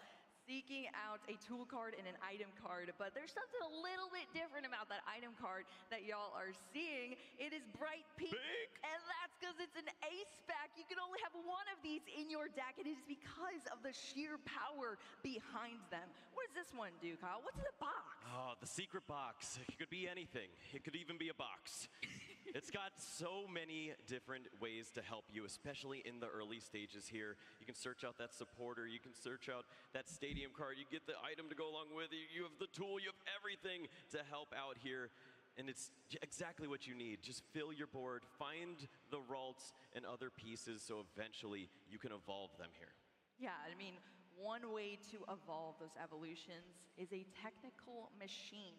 You do see one of the machines on the field right now. These are, we don't just have boxes, we got fire mixtapes here in the Pokemon TCG too. You chuck them on your Pokemon, they can do a special move. That one is the devolution that you're seeing, but in hand is a technical machine evolution, and that is gonna play into the strategy for Riley to get into some of these evolution Pokemon and accelerate the strategy or just the overall board state.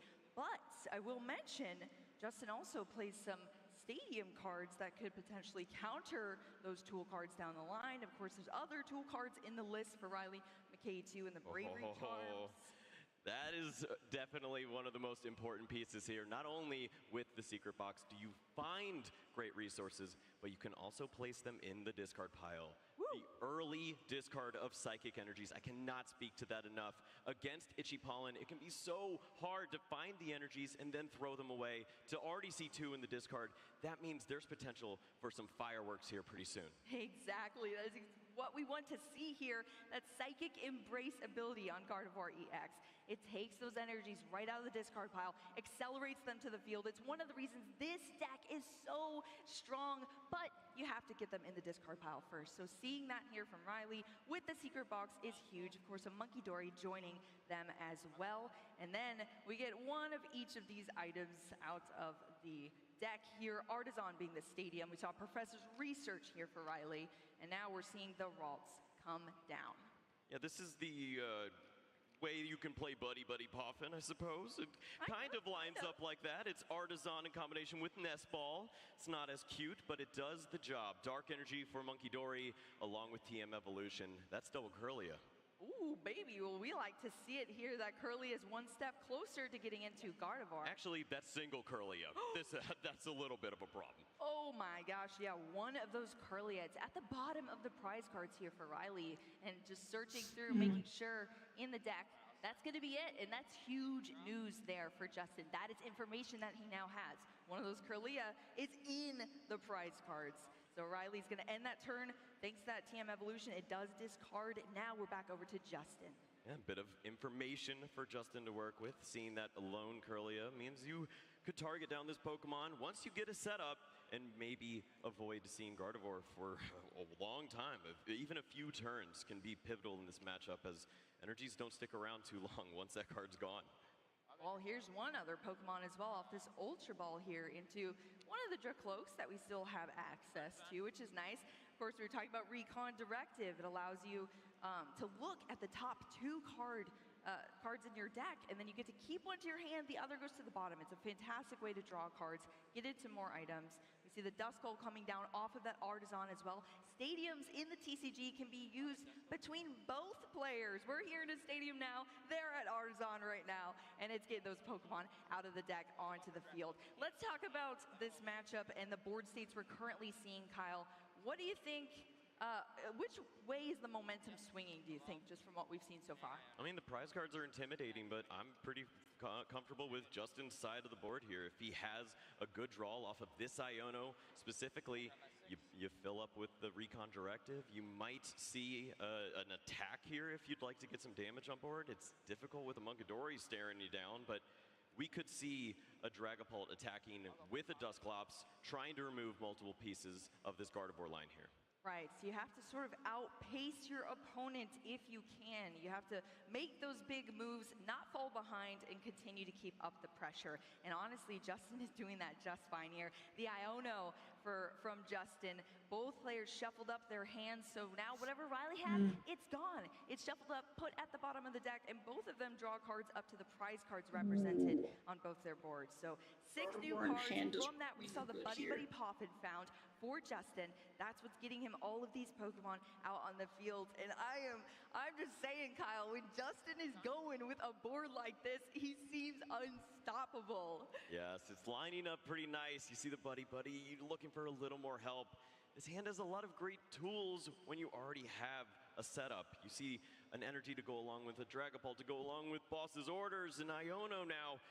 But you don't have Dracloak set up. You need to protect this Pokemon. Run as fast as you can to Badoo and save yourself from the items. Run, hide behind the 3-inch tall Badoo. Hey, it works somehow in the TCG. We have the itchy pollen. There's no energy attachment needed to get that move across. 10 damage flying over to Riley's side of the field. But more importantly, item cards are locked down for Riley. Anything with the item at the top left corner of the card cannot be used at this moment in time. That's going to slow things down. But Gardevoir EX is now being evolved into, and Psychic Embrace is online.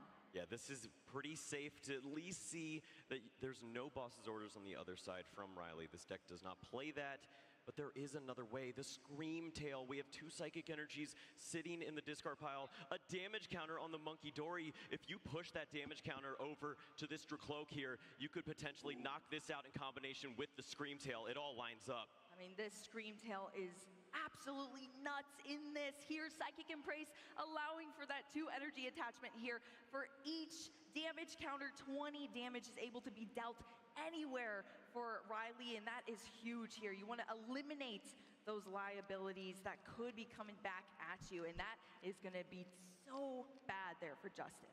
Yeah, just contemplating which damage you'd like to move. You have some on the Scream Tail.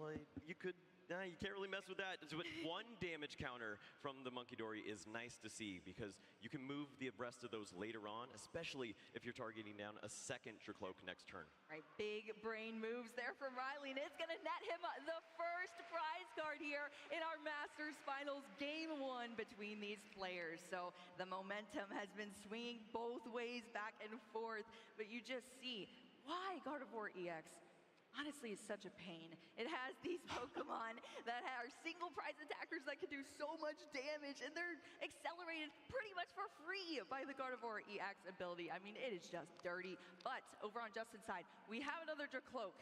We're doing something. Yes, we're going to see 2 cards and take one of them. Recon Directive to help a little more. Looking for maybe a card like Dusclops. If you see this Pokemon, you could use Curse Blast, remove the Scream Tail in the active, and then maybe hold on to this Dracloak under item lock once more. Well, I saw one of those ghosty boys, but it was the Dusknoir, not the Dusclops this time around. That is the Recon Directive there for Justin. Usually you want to have a bunch of these out, but we already know that's unfortunate.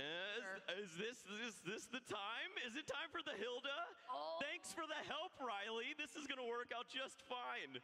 Let's go, the Hilda that was added. Riley said, nah, nobody cares about this Hilda, but look at this. It is finding Justin now what he needs here in the evolution Pokemon and the energy, but it's not just any regular energy. Look at that. We're talking about pink cards. That is one that you want to see as a Dragapult player. Yes, Neo Upper Energy, those Stage 2 Pokemon. It's a double rainbow effect, which will handle all of the counts that you need to deal 200 damage, 60 to the bench damage counters. And look at this, going with the strategy is a little safer, but also gives you a chance. You see the Dracloak added to the hand, maybe you find Dusclops as well, and hit double. Well, let's hit another card too here. Let's see. Oh, was that 2 Professor's Research there, Kyle? That's not much of a choice. Nope, not at all. Easy choice, I guess. And for Justin, netting that card to hand off that second Recon Directive. Dragapult EX already in the hands here, but Badoo still remaining inactive. He's going to decide where he goes from here. Yep. Still, you've established what you needed to. Double Ultra Cloak means at least one of these Pokemon will stick around for the next turn. Dragapult and Neo Upper waiting for you. Slow things down. There's only so many energy in play. We see 4 right now, but none in the discard pile. So Psychic Embrace not helping if the energy isn't there. Earthen Vessel's not doing nothing. Yes, exactly. Earthen Vessel, the item card, unable to be utilized. Justin deciding what to do here and is opting to continue with this Badoo strategy. 1 damage counter going onto this Gardevoir EX. Itchy Pollen is active. Item cards are gone still for Riley. But let's see if this hand is found the else. Psychic Energy? Wow, off the top deck. Sheesh, Riley. Okay, Psychic Energy not only means retreating, it means after the retreat, there's an energy in the discard pile for Psychic Embrace. You place that on the Monkey Dory, the damage is there. You can push that onto the Badoo if you want to knock that out. You could line up all sorts of things, but I do want to knock out your Cloak here for sure. Yes, exactly. Limit your opponent as much as possible. We see the retreat here. Both those energy are going to go into the discard pile, but not for long, as you said, Kyle. I mean, this deck is just so strong here. Screamtail, of course, being promoted into the active position as well. Still has some damage on it there, but that damage just powers it up. It looks so cute, but it is scary here for TCG players. Monkey Dory now, considerations. Maybe it's just that one counter again. It worked well last time, but you know you're staring down a problem. The Hilda was played. The cards are sitting there in hand. You will be dealing with Dragapult next turn. Oh, yeah. We're deciding where to put this damage. Now here from the Adrenabrain on the Monkey Dory, it's flinging damage around. That's what these little Monkey Dory do best, apparently. And now 2 damages onto this Dreepy.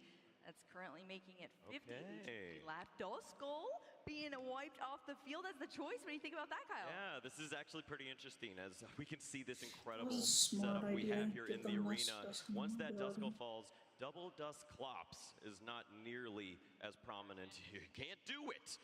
So when you target down this Pokemon, if it was Boss's Orders and you add a 50 and another 50, you could take this Pokemon right off the board, but it's not the case anymore. 300 damage, not available. Protect the Gardevoir EX at all costs seems to be the mission so far here. Eliminating one of those Duskull is a part of that process. So that is what Riley's going to choose to do. Of course, that's another prize card taken for Riley, going down to 4 prize cards left to take in order to win this match so far. But it's Justin's time now. We see the evolution into this Dragapult EX. Neo Upper energy coming down as well to count for that energy needed for the Phantom Dive. So we're set up here. Let's see what we can do with the rest of this hand. We still have Supporter for the turn as well. I mean, this is a Pokemon that has 320 hit points. It's ready to attack in. The back half of your attack will knock out a Screamtail if you use Boss's Orders. So do you want to target down a Pokemon like Monkey Dory in this spot? We know how important it can be to your strategy of pushing that damage over and making the numbers work perfectly for you. Oh, I love that. Take out the thing that's healing everything and putting it back on your field. I mean, that sounds like a pretty good strategy to me. Recon Directive netting us a card here. Iono and the Night Stretcher. Night Stretcher is going to go to the hands. Yeah, with Night Stretcher, that just speaks to what Riley was thinking of with the Duskull down now. That option is not there. Double Curse Blast, taking out a Gardevoir, not in the cards this turn. But at least the Duskull is being re-supported here onto the bench from that Night Stretcher, taking it out of the discard pile and reapplied. Here we go. We're seeing Justin gust up this Gardevoir EX into the active position from that supporter in the Boss's Orders.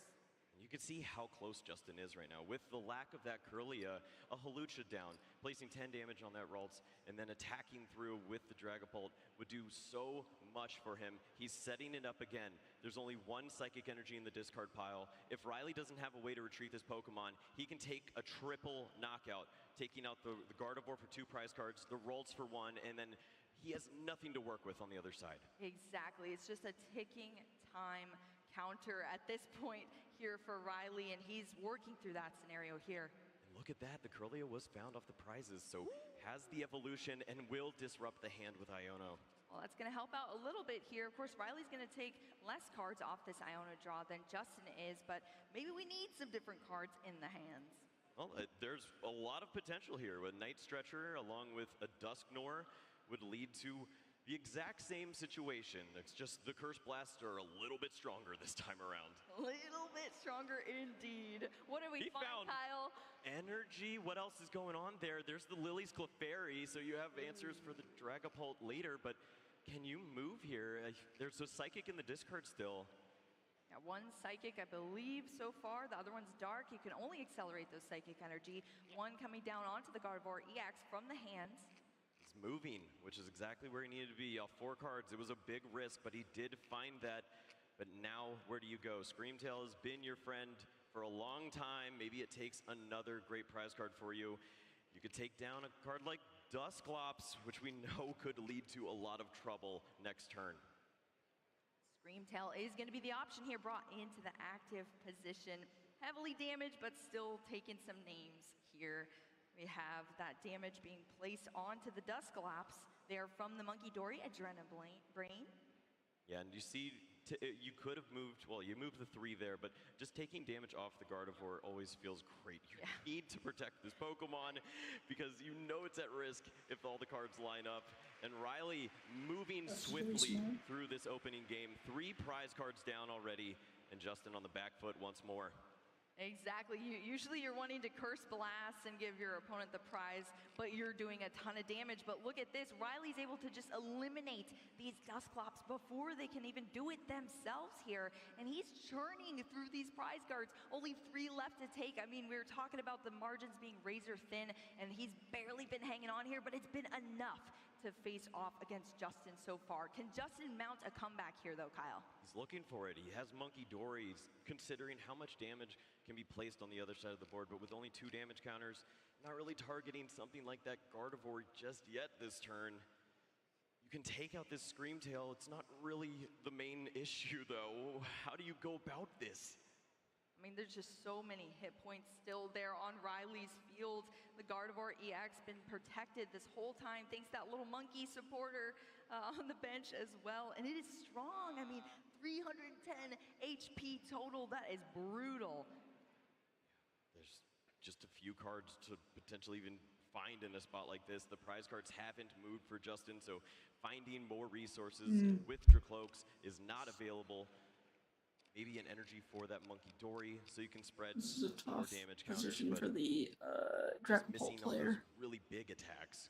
He was trying to set up for perfection, and it's just not there because Riley keeps finding that little bit of an answer. Right, both of these players are working with damage counters. They're really good at math apparently as well. It's what's gotten them to here because they're slinging this damage back and forth, but Justin has just fallen on the back foot in comparison to Riley so far in that strategy. A major component of that, of course, is Dragapult EX. The Phantom Dive is what gives you the ability to accelerate that damage over to your opponent's field, and we haven't seen it yet. The Badoo strategy has been locking down the cards, throwing that in Riley's way, but he's just been able to work around it. And that's not even talking about all the other tricks up his sleeve to come into the Dragapult match in the future turns. But yeah, Riley has just been performing strongly so far in this game. Just trying to find an answer. Ultra Ball looking for a little more help here, but there's just not that much that you can find. The damage doesn't line up for the knockouts that you desire. Finding the space for the Dusclops and the Hawlucha, you can do it, but you're not taking that big KO. Well, we're going to see the Ultra Ball here now going back into the deck, having to make some difficult decisions and what to discard to it. One of those cards being the Jamming Tower. Oh, is there a world where you can use Dusclops and the Blood Moon Ursaluna to try to target down something that's it's a lot to ask for, but with the 240 that you have to reach, maybe there's a world Riley would be down to 2 prize cards post Curse Blast. Boom, you gotta win. Potentially. Boom, you got a boom. Yeah, boom, there's some sort of boom happening. And Justin is going through these options right now. I mean, look, it is difficult here as you see him pacing back and forth between the hand, the deck. Blood Moon Ursaluna is going to be the option here off of the Ultra Ball coming out for Justin. Turn on Blood Moon Hilda Ursaluna finds the energy that you're looking for. You have the Dusclops. There might be a counter catcher to go along with this. This could be bye-bye Gardevoir. Ooh, well, Hilda, yep, is coming down here from Justin. Let's see, here we have these cards being sought out of the deck, but Can you even get there though? It's Yeah. 300, you're just a little short. You'd have to include Monkey Dory in that. You don't have the energy for it. It's not all there. yeah, it's just coming up slightly short here. We do have the Dusknoir. The Luminous Energy is the energy picked off of the Hilda card here, but can Justin put this together? I don't know, Kyle. Oof. Yeah, the energies, that's just really speaking to how important that's been for Riley to find the right spot, because anytime counter catchers use Gardevoir just bails him out. Well, the Dusclops is being evolved from that Duskull on the bench now here for Justin. Ooh, we see the Monkey Dory coming down with that Luminous Energy. That's going to apply the dark energy needed to unlock that Adrenabrain over on Justin's side of the field. Okay, so with the math there, you've got 5 damage counters to work with the Dusknoir, 2 from the Monkey Dory, pushing up to 80 on a Gardevoir. You're short. Yeah, pairing it with the counter catcher, you wish to have a much stronger knockout here, but we're still deciding where to put this damage. Is this a part of the long con here for Justin? Dragapult EX is going to apply that damage. Oh, he just Look at flashed that. Lily's Clefairy with the Fairy Zone. That'll be plenty to give the weakness and take the knockout. Yeah. We saw him trying to set up the strategy, maybe lean into that Dusknoir, but could not overcome those prize cards. Doubled your cloak, and we're moving to game number 2. I mean, that was exciting. It really could have gone either way for both of these players here, Kyle, but Riley is going to take it. If you didn't catch what just happened, flash the Lily's Clefairy. We talked about it briefly. That is a card that unlocks a weakness for Dragapult EX. Normally, these dragon types don't have any weakness. I mean, how broken is that? Let's be real. But Lily's Clefairy applies psychic weakness, and you know, Riley had the energy there, could take that knockout, and that is pretty epic. Let's take a look back at this match that we just watched here in the Masters Finals. Yeah, it started off pretty strong for Justin until he looked through his deck, saw that Double Cloak was prized, but it did not stop him there. He worked through, found a Cloak, and started to apply some little pressure with the Itchy Pollen.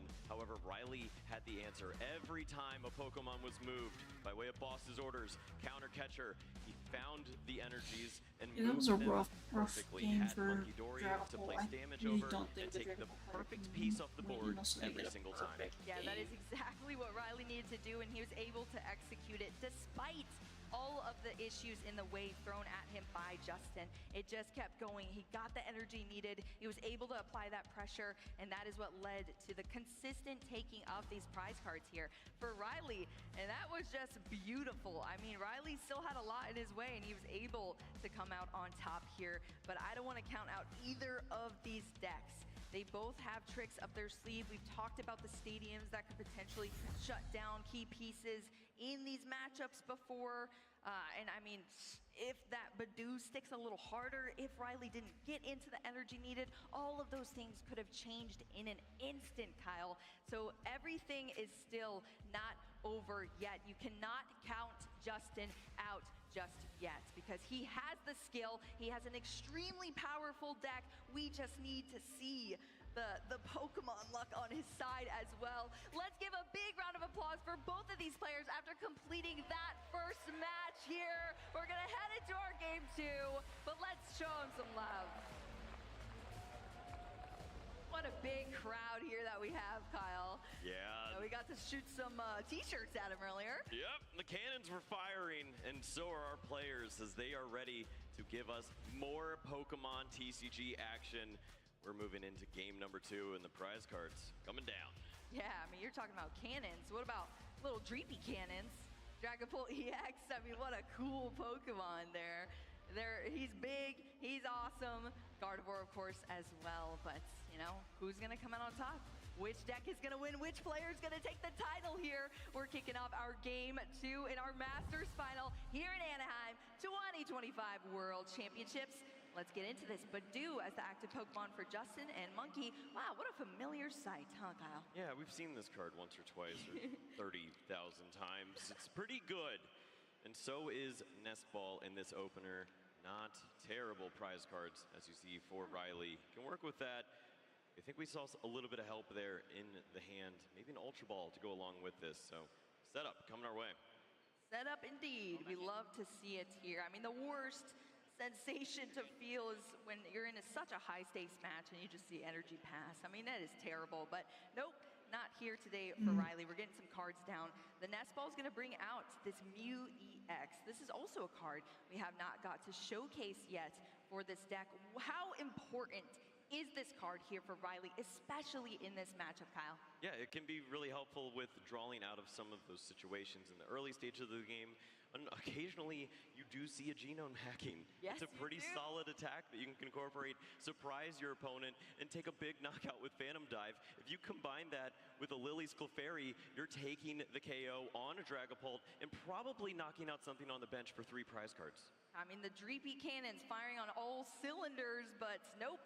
Mew EX is just hacking the system over there. I mean, we could potentially see that. It is a major play that Riley can utilize in this matchup. But we're going to continue to look through the deck here for Riley as he tries to scope out what is in his prize cards. Luckily for him, like you said, Kyle, nothing too detrimental. Yeah, it's also nice to have a freer treater hanging out on the bench, give you a little bit of that versatility if there were to be knockouts happening from a more aggressive Justin this time around, which we could certainly expect to see. It wasn't as fast as he'd liked in that opening game. Yeah, I mean, you want to take every chance you get to outpace. Do you think that that it was just him kind of taking a step back and maybe he should have gone forth more? Was it truly just that the cards didn't align at the right time? What do you think about that, Kyle? I mean, he had the vision. He knew exactly what he wanted to do. He wanted to remove both pieces of Gardevoir from play. There was Gardevoir and Curlia, Gardevoir and Ralts, whatever it was. He had the plan every turn, and Riley just had the perfect answer. So if the energy isn't found, if Secret Box doesn't throw away multiple psychic energy, it's a completely different game because you cannot move like we saw in the opener. And right now, we're seeing discards, and we're not seeing psychic energies. Right, it's a huge change of pace so far in this game, too, between these players. Riley was able to get that early aggression as far as Seems like a getting very this bad energy start into this for Kyle the Gardevoir for the future player. attacks, but this time around might be a Quite little bit slower pinpoint here. We are if going it to is see, or of course, isn't. that important Ralts out onto the field now for Riley as we continue with this setup. But is it going to pair with anything else here? Of course, Riley going first does not have the ability to play a supporter, is going to have that energy attachment on that Monkey Dory. Also cannot attack, nets that technical machine devolution there off of the restart on the Mew EX ability. That's 2 TMs and that was it for the hands? I mean, as far as bad hands go, this one's pretty good. You have Curlia and TM Evolution, so you can have a Gardevoir set up, but Not a ton of cards, though. you have nothing else afterwards. And Justin's considering, well, are you going to attack with Monkey Dory next turn? Is my Badoo going away? I just need to get set up first. Right. Let's just worry about the basics here. Speaking of basics, there's a couple in the prize cards, but hey, this is much more appealing than what we saw in our game 1 here for Justin. Yeah, just one Ralts on the other side to stare at as you build up your board. And it's only one copy of each of these Pokemon. You play very heavy lines so that you can find the right resources. This is only one of the decks that has 2 Duskull. We've seen some players moving over to like a 3-2-1, so be on the lookout for that. But at the bottom of the prizes, it's a good place to be. Yeah, I mean, usually our players draw the prize cards from the bottom to the top. Not always. Finland, I guess, does a little bit differently. Shout out to Finland. But China too. Oh, yes, that's true. But this time around, Justin could have the ability to get into that Duskull later since it is at the bottom of the prize cards. Buddy Poppin gonna feed these Dreepy, hop them out onto the field here for Justin as we continue into this game too. I'm excited to see how this goes as we're now seeing the setup is pretty much getting relatively established here for both of our players as Justin maps out what is in the prize cards, takes note of that. Every single resource is so important for both of these players. We're seeing the Hilda come into play. That's going to net us this evolution Pokemon and the energy, the pieces that we need here for Justin. Yeah, it's not exactly the card you expect to see on turn 1. Maybe you'd like to see a little more help, but finding that energy, finding that your cloak, establishing these when your opponent has 3 cards in hand and you're locking down the items, you're probably going to see some evolutions next turn from these Dreepies, and that's all you need to do is buy a little more time and find the big guy. Yes, and I mean, Badoo is a fantastic part of that strategy as we've already seen. So he's definitely aiding in the support of this team here for Justin. The Neo Upper Energy coming down onto the GP for the energy attachment for the turn. That's going to Itchy Paula. What do we see? Top tech research to go along with this. Wow. That's how you do it at the World Championship stage. I mean, let's go. Research here, discarding just one card in that devolution, and it's going to be a fresh 7 now for the hand. For Riley, look at that, a secret box too. I mean, sheesh. I mean, under item lock, these aren't the best cards, but at least Just get around it, Kyle. Just get around it. Okay, but I haven't seen a psychic energy, and that's what really separates the Guardy players. If you're really Guardian it up, you need psychics in the discard soon. Yes, and yeah, I mean, we need to see that very soon from Riley, and we need to see how it's going to happen as well. Maybe the cards align in these future turns, but really the question is, are the cards going to align in time before Justin takes too much prominence here in this match, in our game 2, and just overruns Riley's deck?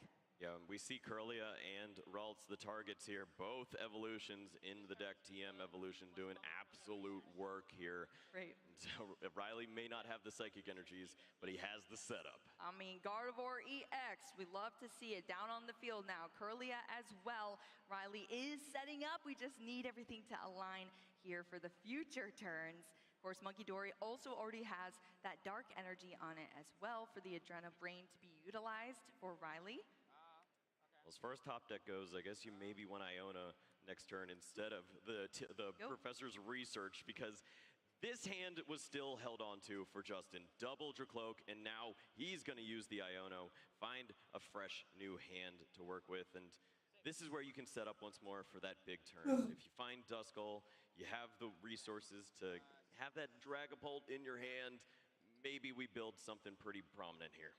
I mean, Recon Directive is one way to get there as we're going through these abilities on the bench here for Justin. Fantastic, paired with the Iono. Shuffle up the hand for Riley, which could buy him some better cards, but Justin is still churning through the cards himself. Yeah, and without the use of the Artisan, Justin's kind of nodding that he'd love to see basic Pokemon in this spot, and he sees 2 that are pretty good for him here, the Dreepy and the second copy of Badoo. Badoo basically lines up another free turn of protection, but he values the setup of Dreepy, another Dracloak on board, maybe the Duskull to go along with this. This is exactly where you want to be. Badoo didn't get us far enough in the game 1, so here we go. We're going to line up some other options for Justin. Duskull coming down now onto the field as we're continuing through here, but that Badoo still in the active position for Justin, so it's still going to carry out the same strategy we're seeing. We're eyeing up these essential turns for the future. What are those turns going to look like? Let's talk about the prize mapping here between our players. What does it look like, Kyle? Well, for Justin, the ideal strategy with double Duskull is no longer there. If you want to use the Dusclops to remove the Gardevoir from play, can't really do that in one fell swoop, so maybe you target down different pieces. You could take out a Curlia while you knock out a Monkey Dory if you spread the damage the right way, but it just isn't perfect. But similarly on Riley's side, he has nowhere to go with his damage. Right. No Psychic Energies means no Psychic Embrace, which means that you're only going to push 20 damage from Monkey Dory. That doesn't help you in any situation. Yeah, we need more than that, and maybe Riley's not able to get there. Maybe Justin can capitalize on that. We're still going to continue to set up here for Justin. Monkey Dory coming down onto the field off of that nest ball. That's something we didn't have before either until the later game for Justin. So that really could also change the pace of things too. These damage counters start going over to the field, and then they're able to be amplified from the Monkey Dory later on. Luminous Energy joining us with that Dracloak being powered up for Justin too. The Badoo lock continues. Itchy Pollen locking those items for Riley. He had a handful of items before. Does he have anything better now in the hands, Kyle? Oh, we see one Psychic Energy, a Dark Energy along with this, but there's no supporter to go with this hand. He's just about to place it down and consider his options. Where do you go from here? Artisan, find some help, at least shuffle some of those resources. No supporter is brutal here. I mean, there's a couple of things TCG players could do. They can attach an energy for turn. They can play one supporter. They can retreat. They can attack.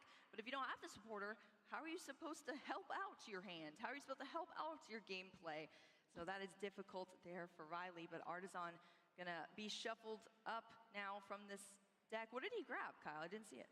I don't know if anything happened there, but Oh. you have he had the Monkey Dory. He just put it in the hand instead of on the table. Okay, got you. Probably do that. It's coming down. It's coming down. There we go. But with this one psychic energy, things are a bit awkward. You need to play this as your attachment for the turn, and then you have it for Psychic Embrace, but you don't get a dark energy on your Monkey Dory now. Right, exactly. It's used for the retreat. Now it's in the discard pile. That's one step closer, but now we're just stuck with another monkey in the active here, passing back over to Justin. This truly could be what Justin needs here to eye up these major turns here for Justin. I want to see it happen here. I want to see the power of Dragapult EX, and Justin is getting there as these cards are netted back to back to the hand off these recon directives. What are you seeing, Kyle? Oh yeah, it's starting to cook over here. There's another Dracloak. There's energy to go along with it. Boss's orders too. You're just looking for a little more help. There's a Dusknoir to go along with this. If you can set up again to have that Dusclops in play and have it stick around for a turn, then you have Dusknoir in combination with the boss's orders. You take down the Gardevoir in one fell swoop. That would be devastating. Dusknoir is huge. Cursed Blast, 13 damage counters. It is so powerful, and Justin being able to have that is going to be ginormous in this matchup here. We'll have to see if we're able to see things align for Justin. Looking at the deck, or sorry, the discard pile for Riley. Oh, just one psychic energy. That's nice. Yeah, and he had to manually attach it. It has not gone great on Riley's side as far as options. Yeah, and Hilda being played once again for Justin here. Just feels like there's so many of these in the deck, huh? Yeah, maybe someone's to blame. Could be the $20,000 Hilda if it works out in his favor. Right, exactly. There's so much on the line here between these players, but they are not letting up. I mean, they're locked in on this match. Hilda gonna search out to this evolution in the Dusclops, in that psychic energy as well, coming out onto the field for Justin. He's being so safe. We see the luminous energy on the Dracloak as opposed to the Monkey Dory.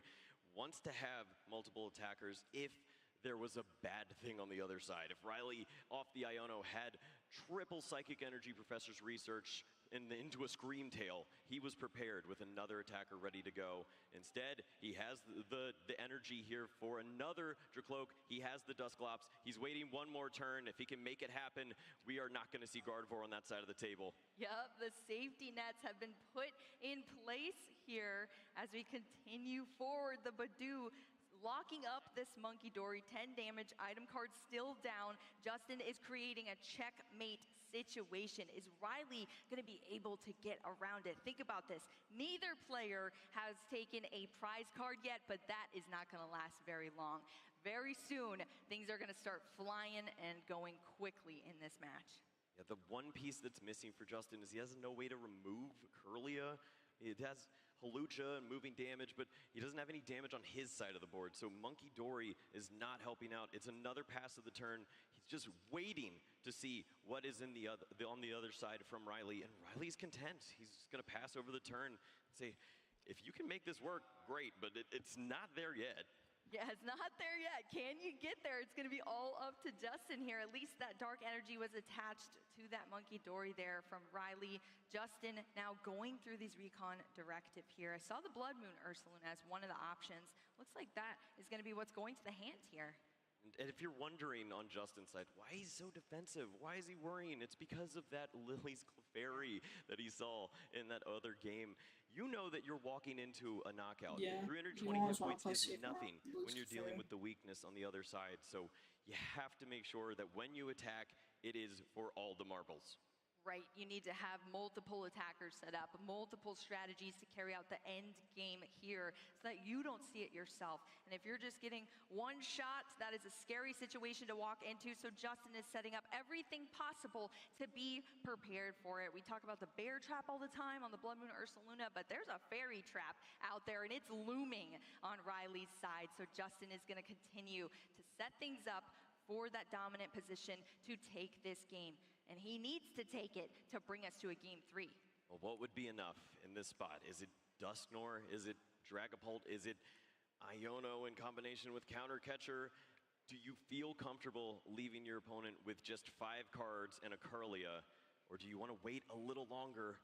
It might be time. At least establish the hit points. It might be time here. I mean, we saw what happened last time. The Duskull evolved into the Dusclops. It got wiped off the field. We were never able to Cursed Blast here, but this time around, Dusknor is here for Justin. It's whether or not he chooses to use it, get those hit points out, try to take some sort of momentum here. Dusknor is going to provide a lot of that. You're about to see. Cursed Blast is such a cool move. Yeah, it's just giving away prize cards is actually beneficial. It makes it all the way to the finals of the World Championships. And Justin making a decision. If you evolve, you're basically saying it's time to attack because you're losing that recon directive. Well, moving and grooving over here. Yeah, let's go. Giddy up. Dragonbolt EX is out. And now here we still see the energy attachment onto this Dracloak as well, lining it up to be able to become an attacker for Justin too. But we got the Dusknor, we got the Dragapult. I like this right here. You have Countercatcher and Iono, but instead you can use your Curse Blast, then Boss's Orders bring up this Gardevoir, walk into the Fairy Trap, the Bear Trap. Oh. And then you have Iono to go along with it on the following turn. You're just looking for a Dragapult, and that's probably going to be found. Exactly. I mean, this is the board Justin has set up. His brain is piloting this deck. It's becoming a flawless position for him to be in here. Boss's Orders bringing up this Gardevoir EX now for Justin. We're swinging here. Dragapult EX now up in the active position, fully powered up thanks to that A-Spec card attached as well. We're going to see the swing, the Phantom Dive, and the damage on that Curlia as well. But look at this. You're not using the Dusknor here. Wants to hold on to that damage. There are 2 Monkey Dory on the other side. Damage can shift over, so it's a bit of a risk to see the damage laying there already, but you do see that for Riley, he still has Gardevoir in play.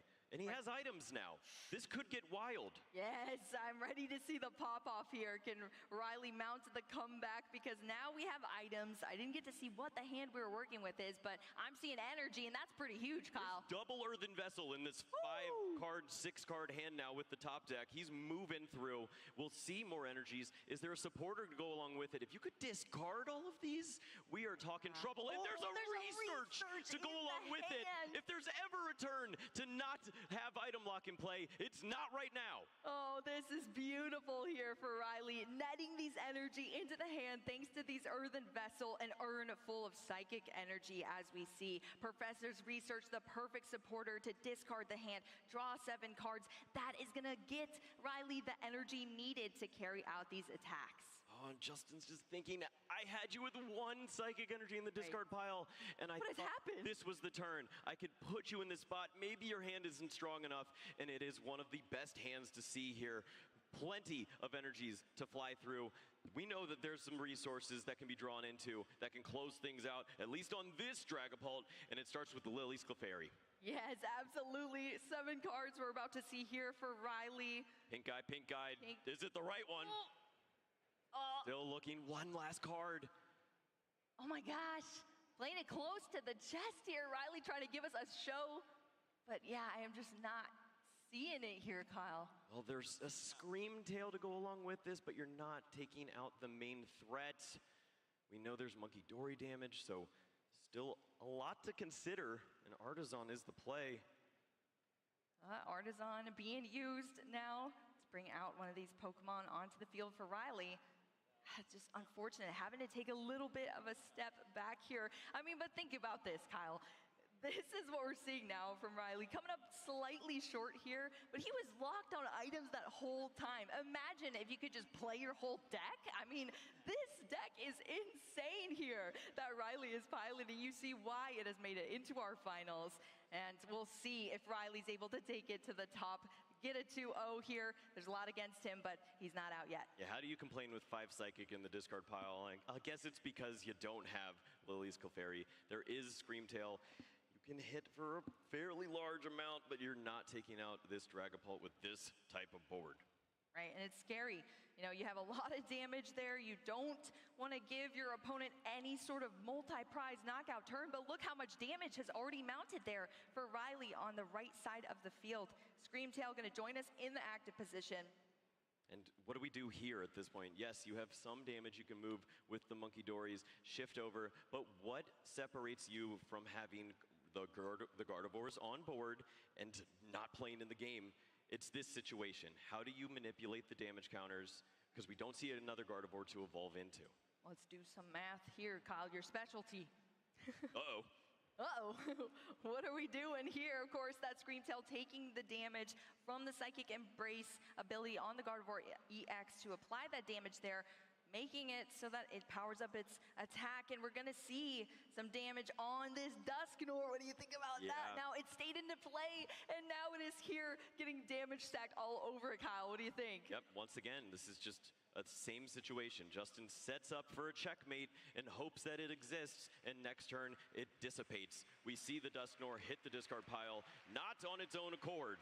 Right. No Curse Blast this time, Once and this again. saves the setup. Curlia, free. It has That 80 was hit really points lucky. still. It is very hard to take this Pokemon off the board. Halucha damage and spreading around, you just don't have the resources to take out 80.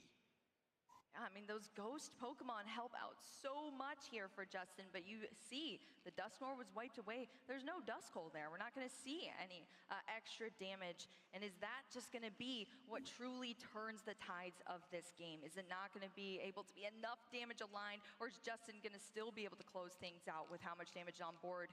What do you think, Kyle? How's the prize map looking now?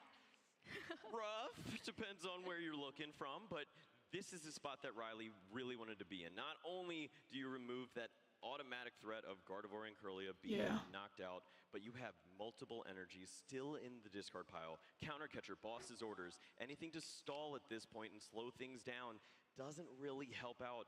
The one thing I can think of is maybe attacking for less damage, using Jet Headbutt into a Gardevoir and putting a little damage on there so that it would be knocked out by Psychic Embrace, but that can't happen. So you'd force the energy from the hand instead. Oh my gosh, I mean, it is getting intricate in here as Justin continues to navigate through this turn and debate those options. Ultra Ball coming down here to get another Pokemon out. Yeah, I mean, even that doesn't work with Monkey Dory. You're just protected from every situation. Push the damage over, then retreat. It's where do you go from here? You're not taking the big KOs, but you're still around. And for Justin, he's only down one prize card. He's got so much damage on the board, and we're talking like he's out of this right now. He's still got plenty of plays to do. Absolutely, and Justin, I'm sure, is seeing those plays. He's a phenomenal player, has been training since he was very young in the trading card game, has made it to our Masters final stage, and is going to put up a fight here. So Latias EX was drawn out from that Ultra Ball to thin out of the deck, Buddy Poffin as well. Coming down for Justin. Yep. Once you just burn this card, you still need to shuffle through. Yes. There's a bench space available. What do you do with that? With the Duskull and the prizes, with already seeing the Dusknoir knocked out, there is a Night Stretcher to help find some more pieces. Maybe you try one more time. One more time. The Duskull's coming out. Let's hope it can stick around this time, because it hasn't so far in either of these games. Paired with an Iono for the supporter between our players. So Justin's going to get a fresh set of 6 cards. Riley 5 over on the other side. What do we need to see here, Kyle? Oh, you don't have a great answer to anything just yet, but you're down a prize, so Counter Catcher seems like a great card to find. You could take a big knockout on something like that Gardevoir, remove the Screamtail, which is a big threat, and then just force your opponent to have Gardevoir itself or the Night Stretcher. And we haven't seen it all just yet.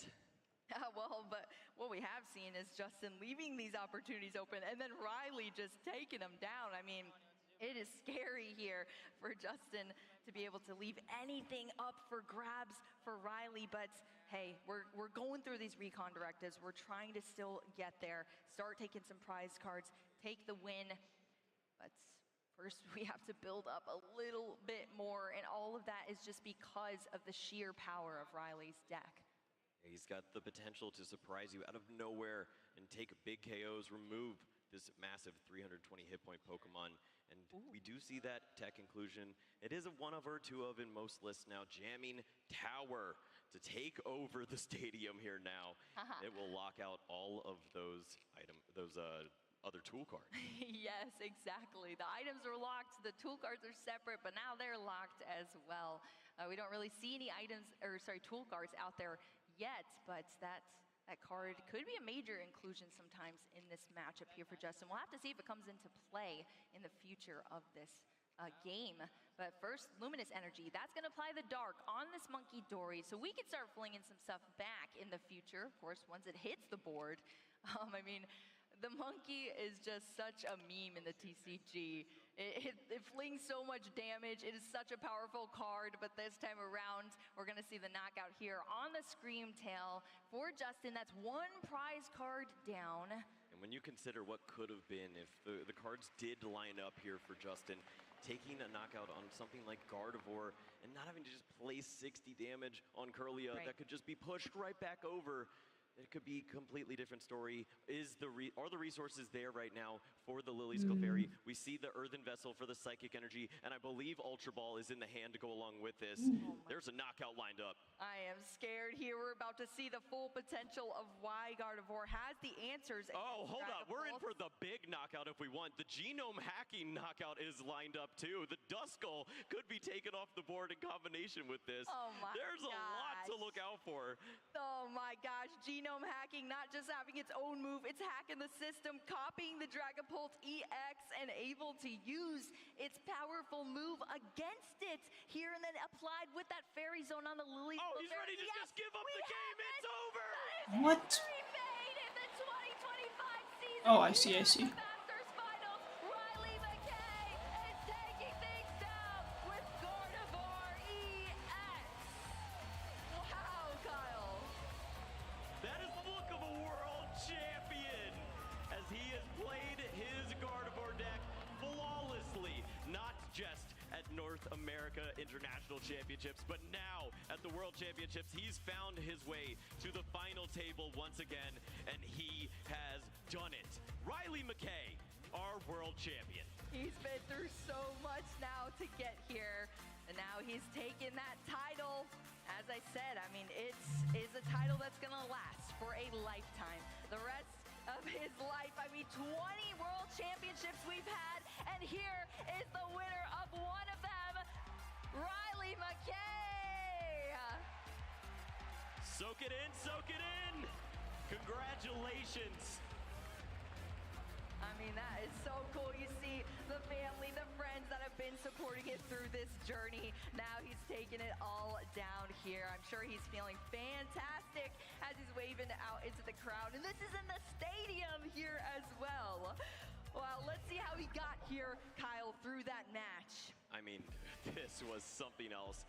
We'll go straight to game two here, where we saw a little bit of a different setup for Justin. A really strong approach now with all of the recon directives, building up a board, establishing that Dusknoir, but he doesn't go for it. Wants to wait for the perfect turn. Guess what, buddy? There is no perfect turn. The knockout from Monkey Dory pushing over the damage. The Scream Tail takes his Pokemon off the board, and as he sets up for the perfect play, finds Iono, looks for counter catcher, wants to at least remove Gardevoir. You know, that's no dice. Scream Tail knockout, pushing over to the Curlia, and this is interesting. perfection. Has all the energies, the Lily's Clefairy, the Mew EX to go along with it, Genome Hacking along with Monkey Dory. It's gonna take a lot of prize cards. It was enough, and we see the concession. Exactly, I mean, that was incredible. All the stops were pulled out by Justin, of course, throwing everything in Riley's way, but Gardevoir just does it like that. It just has it, Kyle. I mean, this is why this deck has reigned supreme for so long, and honestly, I don't think any TCG player is surprised to see Gardevoir, now a world champion, in the hands of Riley McKay. We've seen Gardevoir many different times on the TCG stage. This one is now a world champion, and it is in the hands of Riley McKay. He is so well deserved. He was grinding through with weird decks you like of all decks. Yeah, he those was He was placing top 64, top 32. He was getting so much work done, but he wasn't seeing those results he wanted. And he changed his pace up. He found a deck that he loved, the Gardevoir of all things. And in his last two events, he is the best player in the world as of right now. I mean, what a title. Best Gardevoir player and now a world champion. I want to hear from Riley himself.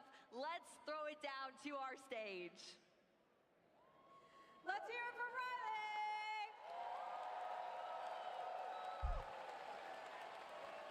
Riley, you've had an incredible year. Standing here on the stage, is this how you thought it would end? No, I mean, I already said this. I wasn't even expecting to get here the whole year. Like having my first win be at Worlds and Masters, like that's insane. So definitely not. That is a pretty good first win, yeah. How are you feeling about being the world champion? It hasn't quite sunk in yet, but I'm still pretty happy, even though it hasn't sunk in. There are a lot of people here who are also very happy for you, and I'm sure watching at home. Is there anything you want to say to them? I guess just thank you for testing with me, believing in me. A lot of people gave me cards, sleeves, just helped me test, helped me with everything to prepare for this tournament. So thank you to all of them. Awesome. Congratulations, Riley. We're so happy for you. Let's hear it one more time for your world champion. Do you want one more shout out? Can I shout out multiple people? Shout out multiple people. You do it. You're the world champion. You can do whatever you want. Okay, I'll shout out my parents, Kayla, Hugh, Noah, their families, Josh, Kaylin, Gibson, all of them. And then also Christian and Alex, who tested a little bit with me for this event. Let's hear it for all those supporters. Thank you, Riley. Congratulations. And now back to you, casters. Wow, look at that. I'll tell you what, Kyle. Riley can go through his entire address book if he wants to. He's a world champion now. I mean, you deserved it. You earned it there, Riley. That was incredible. What a cute little interview that we got there. I'm sure it's going to sink in very soon once he's holding that Pikachu trophy. Yeah, that was a wild one to see there, and such a great matchup. Flawlessly played there, had everything he needed, but he wasn't just the only player who played so well this entire day. We had a big bracket to look at through juniors, seniors, and finals.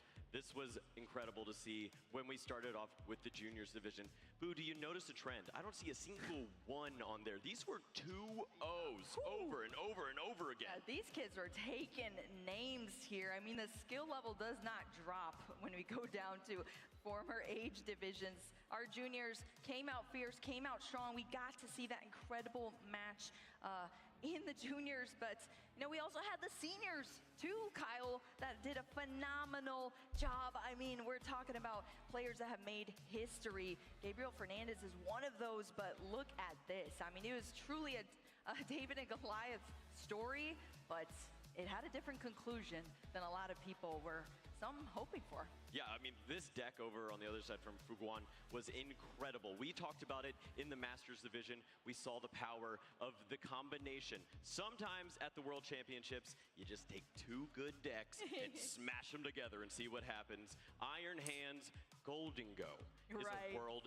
champion. And it's by Fuguan, the world champion, piloting that deck. All right, of course, it was an incredible matchup to see. It was an explosive one as well, and it just happened to be the perfect pairing. But then leading into what we just saw, our Masters division. I mean, the level of players over here on the left side is just unstoppable. But they kept going in through our top 8, into the semifinals, then the finals. But it was so tough for our finalists to get to that point. Who they have to go through here, Kyle? I mean, look at this. We saw some amazing players. Piper Lapine in this top 8, Oyvind as well in the top 8.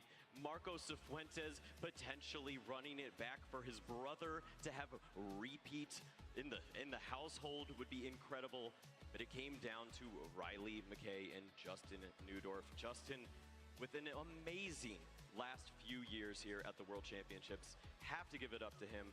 what a run for him to make it from that top 8 2 times in a row to Right. finally break through and get to this table.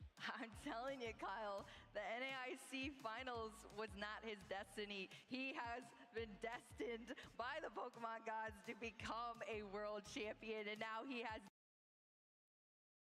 Just in case if they play anything copyright musicable.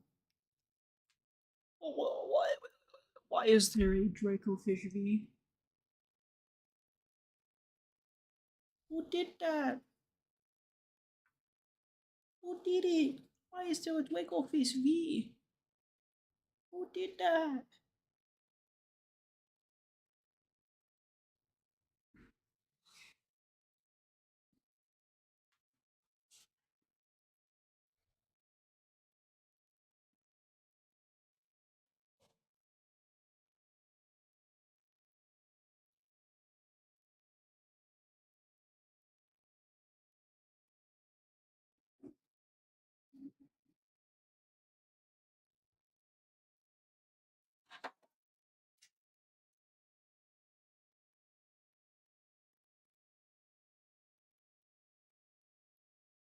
Okay, shoot me.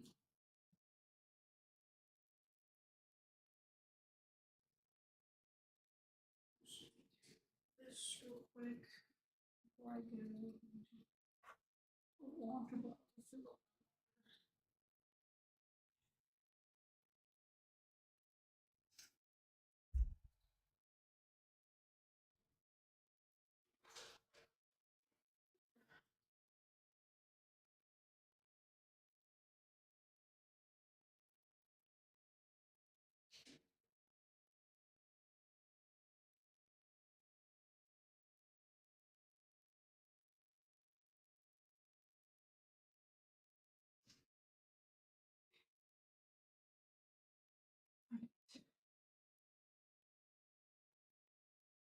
I need to move this out of the room.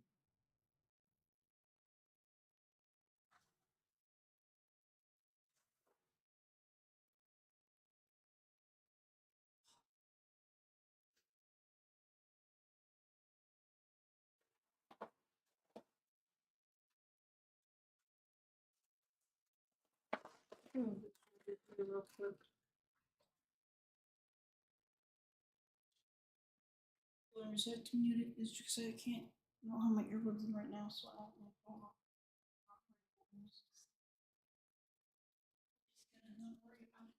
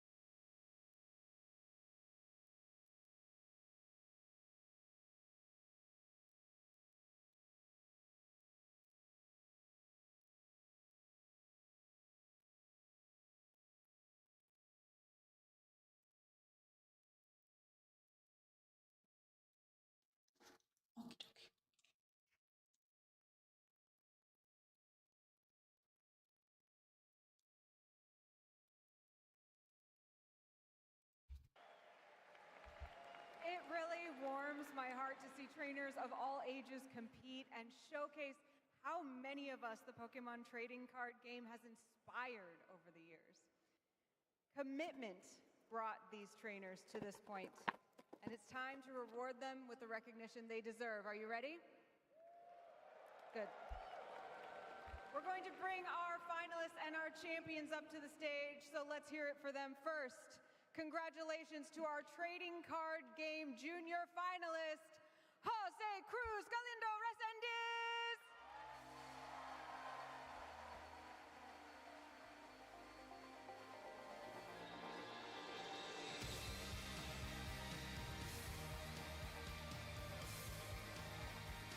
Didn't he freeze price like double Drapey? I mean Dracloak to games in a row, I think is what happened with him. If I remember, I don't know. His match was a while ago. And now let's hear it for your trading card game junior champion, Yuya Okita!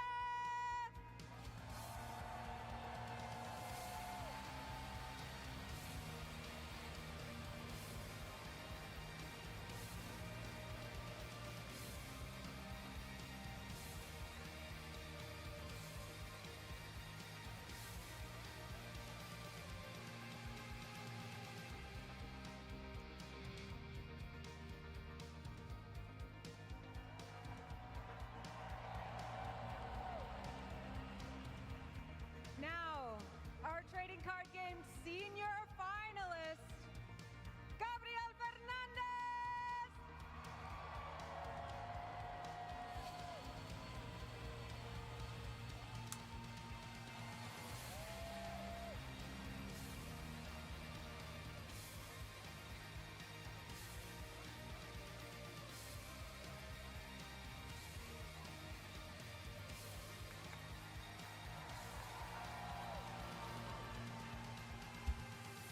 And now, your trading card game senior champion, Fuguan Yao!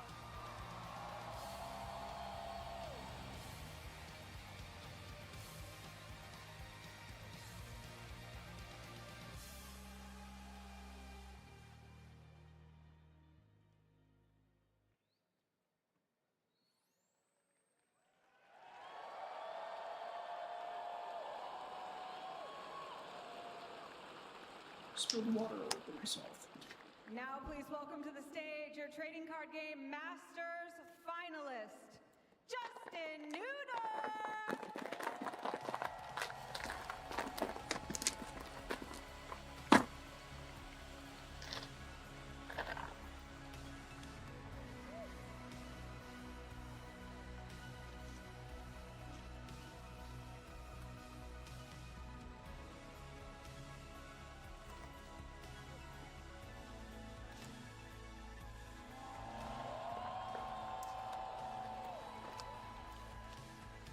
And finally, a huge round of applause for the 2025 Pokemon Trading Card Game Masters Champion, Riley McKay!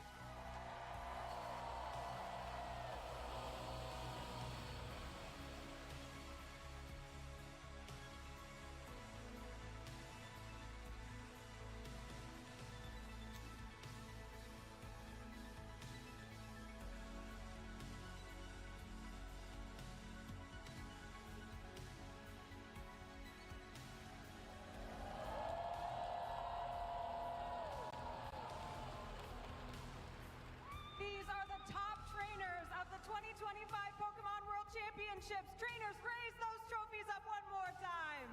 Let's hear it for all of them.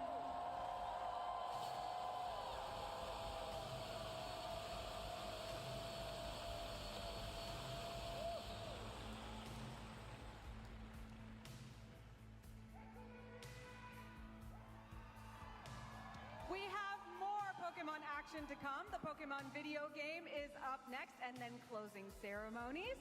This one is going to be very special, so you are going to want to stick around. Unsurprisingly, we've got a full house here in the arena. So a word of warning, if you leave, you may not be able to get back in. So, just like our trainers, it's time to lock in, everyone. Now, it's time to welcome to the stage our VG Junior finalists. So let's go back to the casters.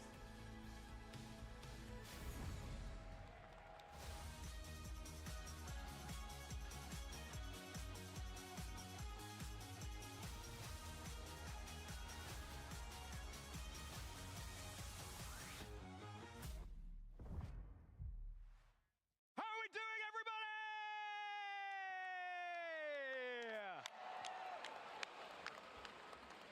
What do we think of this fabulous arena, huh? I think they kind of like it, Ben. Maybe a little bit. Now listen, trainers, we've crowned our world champions for Pokemon Unite, for Pokemon Go, and for the Pokemon Trading Card Game. that just leaves the Pokemon video game. I just got one question for you. Are you ready? Yeah. I'm ready. I will take that as a yes. We could not be readier either. I'm Charlie Merriman. And I'm Ben Kiriakou. And we're here to kick things off with the video game and our junior finals here. Our young trainers may be at the start of their journeys, but they are the future of our competitive game. They're the future of our community. And let me tell you, Charlie, the future is looking bright. All the brighter under those incredible stage lights we have up there. It is our privilege, it is our honor to welcome you to your finalists in the juniors division today, Luke Whittier and Sosuke Aranori. And right now we can take a look at the journey they've been on to get to this hallowed position. This has been such a tight bracket coming through Whoa, into they the beat semi-finals, 2-0 again into the finals. in the Now, VGC, just Luke like Blade Ismail, our EUIC champion, was able to come on top with a 2-0 victory. Sosuke, on the other side of the bracket, was able to claim victory over this year's Japan national champion. And so both of our trainers have defeated champions in their own rights to make it all the way to the finals. Who is going to be able to come out on top here? Fascinating storylines that both of these trainers have. Luke Whittier, their first ever season competing in the competitive video game, and they've gone all the way to the World Championships finals. Sosuke Aranori, a trainer who has had fantastic showings at the Japan Championships the past couple of years. They have been striving for this honor for such a long time, and now, right here in the arena, they might just do it. And this is a battle between two trainers that have completely different play styles. We've got Luke, who has used a little bit of everything in the first season, used 4 different restricted pairs for the 4 different events that they've managed to place for over the season. Sosuke, on the other hand, has been able to pilot a very innovative team, and I won't go into it too much now, trainers, but let me tell you, it's going to be an explosive finals between these two players. Spicy indeed. The mental fortitude that these trainers have had to exhibit to reach this incredible point and to walk out on this incredible stage in front of all of you incredible people. The word incredible is flying left, right and center because of course that's exactly what this is. The first ever arena cast for the Pokemon World Championships finals. And Ben, I cannot wait to see what unfolds. Incredible. Yep. That's the word of choice. That's what we're going with here. I can't wait to get things kicked off because this matchup is going to be so tough, and I especially love to see our young trainers coming to compete because we see something different from the tried and tested examples that we see across the seniors and the masters divisions a little bit more. Everything's a little bit more up in the air with our trainers here. Things can go either way, and in the moment you just never know what's coming next. Absolutely not. This is where all bets are off. This is the tournament. This is the stage of that tournament where you have to think at least 5 turns ahead, trying to get the jump on your opponent. Fascinating that Luke will be running a slightly more tried and tested team, whereas Sosuke has really been innovating, really been in the kitchen here. And we're going to have to see if it's going to be the team that has been so hallowed by so many trainers over Regulation Set I is going to be the one that comes out on top, or have we at the very end of the 2025 season, at the very end of Regulation Set I, found this twist that everyone was lacking all along? You could have predicted the team that Sosuke is bringing to our world finals here, and that's the difficult decision that all of our trainers have to make along the way to the world championships. Do you lock in the thing that you're comfortable with? Do you lock in the thing that you've gone to tournament after tournament, playing time after time, you've practiced with it, you know everything about it, all the little nooks and crannies along the way? Or do you try to take a swing at the metagame? Do you try to do something that little bit different, catch people unaware, know your game plan just that little bit more than your opponent? Worth noting that Luke has been using a different restricted combination throughout Regulation Set I and had wonderful results with them. Certainly an incredibly versatile trainer here, whereas Sosuke just believing in the team that they've come up with. We see you, Pikachu. You are looking sparky and zappy up there, my friend. Let's hear it for Pikachu, everybody. We love it. Love it. Pikachu here. We're not going to see in our finals, though, unfortunately. That is a real shame. It's not made it here to the finals, but maybe next year. Maybe next year could be the year. We're still going to see Pikachu on stage, Ben. I would hazard a guess, given what we've seen so far. Yeah. What are the odds? I would say 100%. 100%? I'll take that bet. Yeah, yeah, I'll yeah. take that You bet. don't often get calls as clear-cut as that in the competitive Pokemon video game trainer, so we will relish that one while we can. Look at all this. We've even got Pikachu Yellow Light sweeping around the venue. We've got that VG Red ready to go, and we cannot wait to kick off the final 3 matches of Championship Sunday, the final 3 matches of the entire 2025 season. It's going to be a big one, and you definitely don't want to miss it, because it's not just the junior finals that we've got coming up. We've got the seniors and the masters finals as well, and they are looking just as contested as our juniors division. I'm so excited to see who is going to be taking home the crown this time round. It's every year we Getting come myself to a this point snack. in the season, and you can't believe that you've almost blinked and missed the rest of the season as we go through tournament after tournament, our local events, our regional events, our international championships, and now culminating here in the World Championships. All of our trainers have had to play all through the season to be able to make it to here, but only 6 players across the free age divisions have had what it takes to play on Championship Sunday. Across the 3 age divisions and, of course, across the globe. And if you're wondering, hey, where are you guys right now? This isn't the arena we've been seeing for the past couple of days. The venue we've been in is there. It's literally there. Just across the patio there. It's wonderful to be here in such an incredible space. And just look, we're approaching a few thousand people in the venue right now, all here to celebrate Pokemon, all celebrating those trainers who want to be the very best, like no one ever was. All united by these incredible storylines, these incredible creatures that have seen certainly you and I, Ben, through multiple decades, though in your case, approximately a couple of hundred thousand years since you've ever been competing in a video game when you started before what, around the time of the dinosaurs? Yeah, maybe slightly before the dinosaurs. Wow. I could have been the reason for the meteorite striking. Yeah, so you and Kabutops, you're like this. You're pretty much. Besties. 100%. You got it on speed dial. Yeah. Well, he can't reach the speed dial, but he tries his best. Yeah, sure. Hello, Pikachu. We got another one there, everybody. Let's have another cheer for Pikachu. Absolutely fantastic. And we are at capacity here. The atmosphere is appropriately electric, and there they are again! Ben, name that Pikachu. Frederick. Frederick? Yeah. Frederick Frederick the Pikachu. I like it. Frederick, Freddy, Ricky, no, I like it. Yeah. Frederick the Pikachu. Very nice. What about, okay, I'm going to pick a name for the partner, Eevee. Let's go with Shannon. Shannon and Frederick. Shannon and Frederick. A match made in heaven, Ben. A match made in heaven. Just like the match made between Unite Go, trading card game and the video game. What have we been thinking about the action so far, everybody? Have we been enjoying all the other games? Yeah, absolutely. I think so. Yeah, we're just getting set up on stage, Ben. And let me ask you at this point, what's been your highlight of the entire 2025 season? Entire 2025 season. Now you put him on the spot. I thought we were going for the favorite moment of Worlds, you know. No, Ben. No. We're ramping up the pressure. Okay. Well, can I have a cop-out? Can I have a cop-out answer? No, but say it anyway. I'm going to say cop-out answer is standing here in this arena, getting ready to cast our World Finals. You know what? I think you smashed it, Ben. Yeah. Congratulations. Yeah.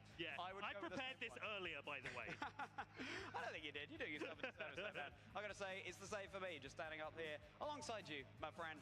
Put in a lot of work, but not half as much work, I'm sure, as the trainers who have been fighting every single day, every single month, all year long to be here on the stage. And it's not just the glory that our trainers are fighting for this weekend. Let's have a little look. And a reminder at the prizes on the line, $30,000 for the first place. I would take that. Yeah, probably. Would you take that? Yeah. But if you're offering it to me, yeah, I'd take it. To be honest, any of this incredible prize money in the top 16, wonderful to see just what's on the line for these trainers. And of course, they entirely deserve it after all of this hard work they've been putting in all season long. And hey, listen, there's always that thing that you can't put a price on as well. The honor, the prestige of being Pokemon World Champion. Both of our trainers in the juniors, seniors and masters division are going to take home one of those trophies as well, and I couldn't say that I'm more jealous of that. I've got a few trophies at home, but none of them compare to what we've got here.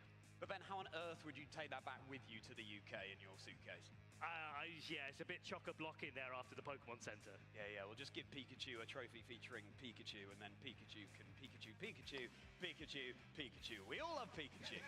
Ben, okay, so that's your moment of the entire season, and I guess you just answered your favorite moment of the entire World Championships that we've had too, but... One and done. I'm nothing if not efficient. Let me ask you, what's been the Pokemon that has surprised you the most this season? It's got to be Brute Bonnet. Oh, yeah. Yeah, Very nice. Brute Bonnet. 2 of them in the Masters Finals this season, and 2 of them are going to be the only 2 of them that made day 2 are sitting there in the Masters Finals. And I was talking to a good friend of mine, Jamie Boyd, who was competing this weekend, and he's been running Brute Bonnet like all season long. And he messaged me as soon as both finalists were locked in and said, why did I give up on Koraidon Brute Bonnet? Because that was clearly the call. Yeah, some have dubbed him Boyd Bonnet as a result of that link. And since you asked, Ben, that's really kind of you to return the favour and ask that question back. I would say that the Pokemon that's impressed me most all season long has been, you know what? I'm going to say it. Go on. It's got to be Pikachu. It's Pikachu. Oh, that was not what I expected. No, especially in this format recently with Miraidon running around everywhere. That You've been playing some Pikachu recently. I have been playing some Pikachu recently, Ben. I certainly have. Yeah, the utility it offers, getting a cheeky Endeavor in there. And Endeavor is actually a move that we're going to be seeing very shortly in our video game. Just bringing the opponent down to the HP level that you currently have on that Pikachu. Works so well with the Focus Sash. The experimentation, the team building.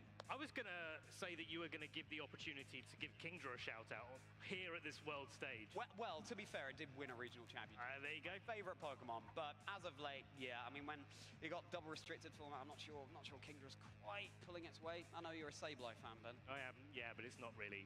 I have to go over to Pokemon Go for that. Yeah, I guess so, yeah. Sableye. I'm a big fan of Sableye as well, though, for sure. We're just getting the stage ready for you, everybody, and then we'll get our juniors out here. Sosuke, Aranori, and of course, Luke Whittier as well. And why don't we start to talk a little bit about the teams that we're about to see here? Because did someone say Choice Bets Calyrex? Oh, yeah, that's right. That's what Sosuke is running. That is an absolute heavy hitter, fast and hard offense. Now on the other side, we've got this Calyrex Ice Rider Miraidon composition that we've seen in Regulations that eye before. But yeah, for Sosuke, just to round that out, it's Koraidon and the Calyrex Shadow Rider. And that's the thing, you've got this Koraidon Calyrex Shadow Rider with the Calyrex Ice Rider and Miraidon on the other side. So past and present versions of our version-restricted Pokemon, but also the 2 different forms that Calyrex can take, showing the diversity that we've had in Regulations Set I. Well, that's for the Pokemon, but what about the people? I want to hear from the friends and family of our finalists. Gabby is on the floor now, ready to interview them. So Gabby, please tell us more.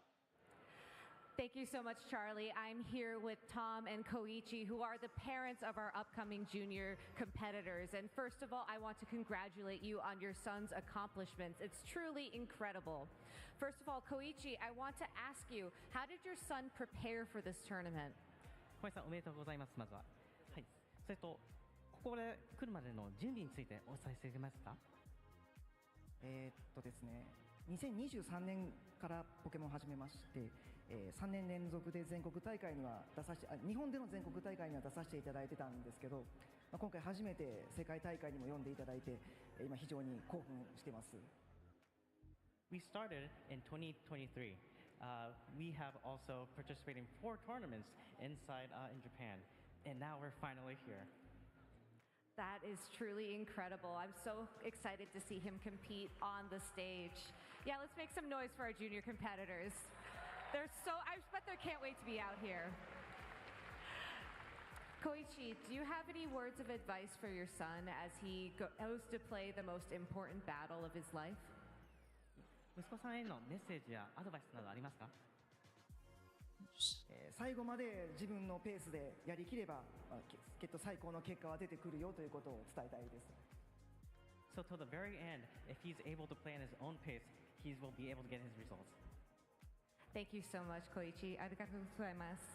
Now, Tom, I know you mentioned that you helped Luke prepare for this tournament. What was that process like? We practiced every day this whole summer for a couple hours, and we've also worked with a coach, Chris, who is the older brother of the seniors finalist, and we've just put in the hours and hard work. You mentioned that Luke had a hard time deciding on a team. What was that process like for him? Well, originally we wanted to go with a similar team to the one that he won the Milwaukee Regional with, but we lost a lot on ladder to the Scarf Miraidon, so we ended up switching to that after those tough battles. Yeah, well, do you have any advice for Luke before he takes the stage for this next battle? I just want to let him know that we're proud of him and to do his best. Thank you so much, Tom. And again, thank you so much, Koichi. Best of luck to both you and your families. And that's all for me down here on the floor. Let's take to the stage and get these battles started. Thanks so much, Gabby. Are you all ready for your video game junior finals? I thought so. But let's welcome to the stage our competitors first. From Japan, Sosuke Arinori.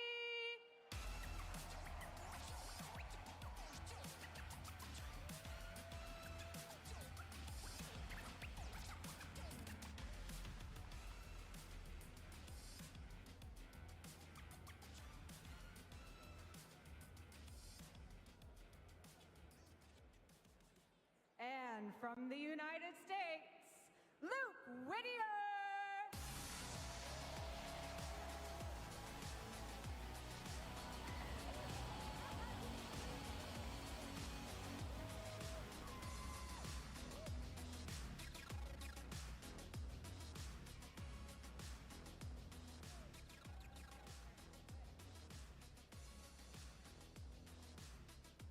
All right, it looks like they're ready. Casters, let's go into the match. Incredible to hear from the family and friends of Sosuke and Luke. Thank you so much, Gabby. Thank you so much, Anna. We have dotted the I's. We have crossed the T's. There's one more thing left for these VG juniors, and that is compete in the World Championships Finals, everybody!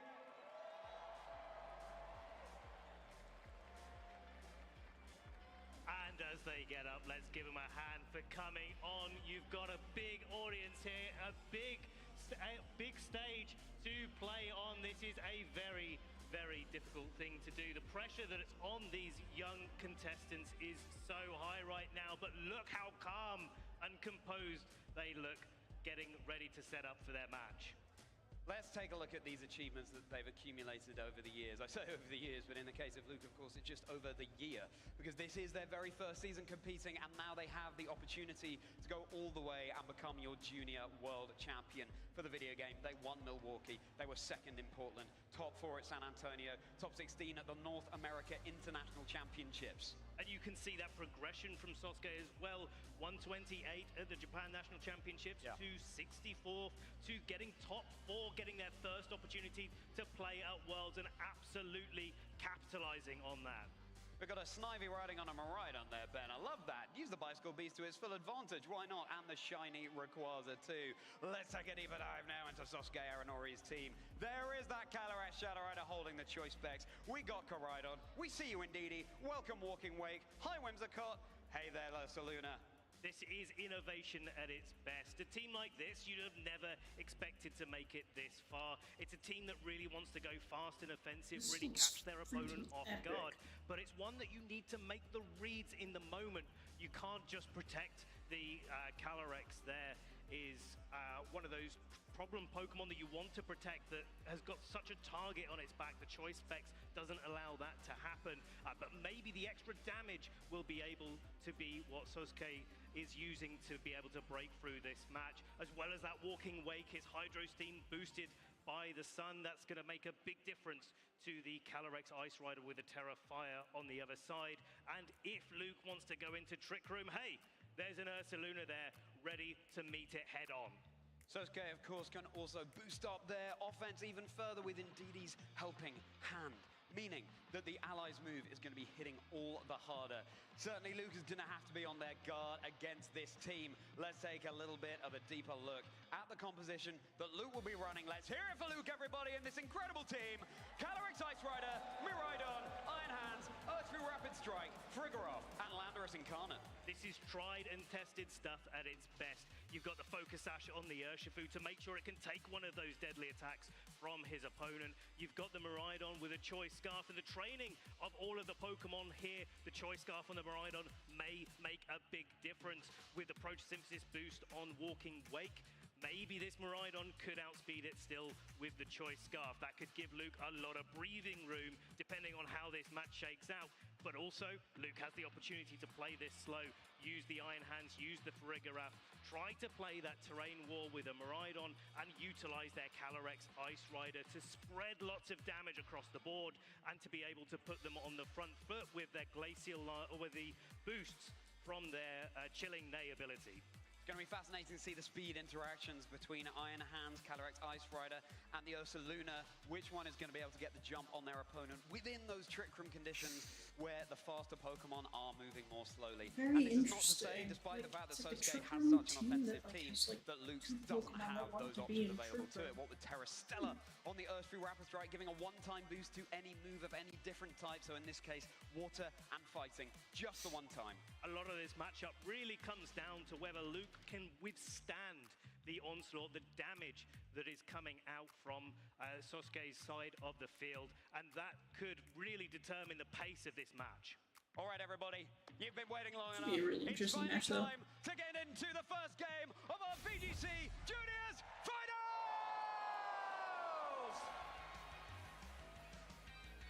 And they are not wasting any time whatsoever. We've got Miraidon and Calyrex Ice starting things off. We've got Coridon and Walking Wake on the other side as well. So we're seeing things that, well, this is looking like the Walking Wake is going to start putting a lot of pressure this time round. Coridon and Walking Wake in combination will be able to pick up a knockout on this Calyrex Ice Rider regardless of whether it goes for its terrestrialization. We've got the clash of the Baldea bicycle beasts on the field here. We've got that electric terrain. We've got that sun in the sky. But which of these Pokemon from Area Zero is going to be emerging the hero?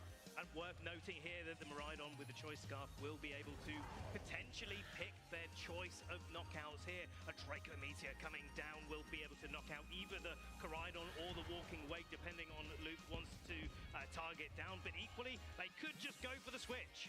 Miraidon is getting in I think on out that's of a there. good Joining idea Calyrex to Ice do. Rider on the field instead. Farigiraf, the rank master, battled all the way to the top and maybe could just go one step further. The Electric Seed defense boost here, really crucial in the face of the physically offensive Coridon on Sosuke's side of the field. Walking Wake will just be protecting itself this turn around. Coridon 2, Sosuke just getting in that all-important information as to what Luke has in mind.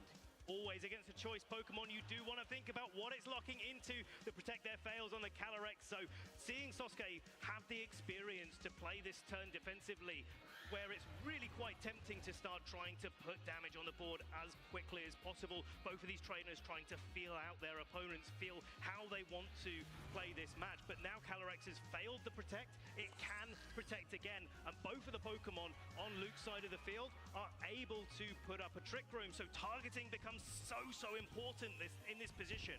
Yeah, and other than the Snarl, there's no way to target both Pokemon on the other side. Snarl isn't the most offensive of moves, but at least both Pokemon on Luke's side will be taking super effective damage. It's time to get sparkly, trainers! Time for the terrestrialization. Coridon on Sosuke's side has embraced the Terra Fire typing. It is fueling its firepower. It is heated. It is ready to go. The gas has been stepped on. As Calyrex this time, just like you said, Ben, gets that protect off. No damage coming into that slot. This turn around, the High Ghost team targeting down into the Calyrex Ice Rider. Now, we turn all our attention over onto the Coridon. A big sun-boosted Flare Blitz right into the Farigiraf, and it's gonna be taking it all the way down to about a quarter of its HP. A huge amount of recall damage to boot. What has Farigiraf locked into? Uh-oh, it's gonna be the Trick Room.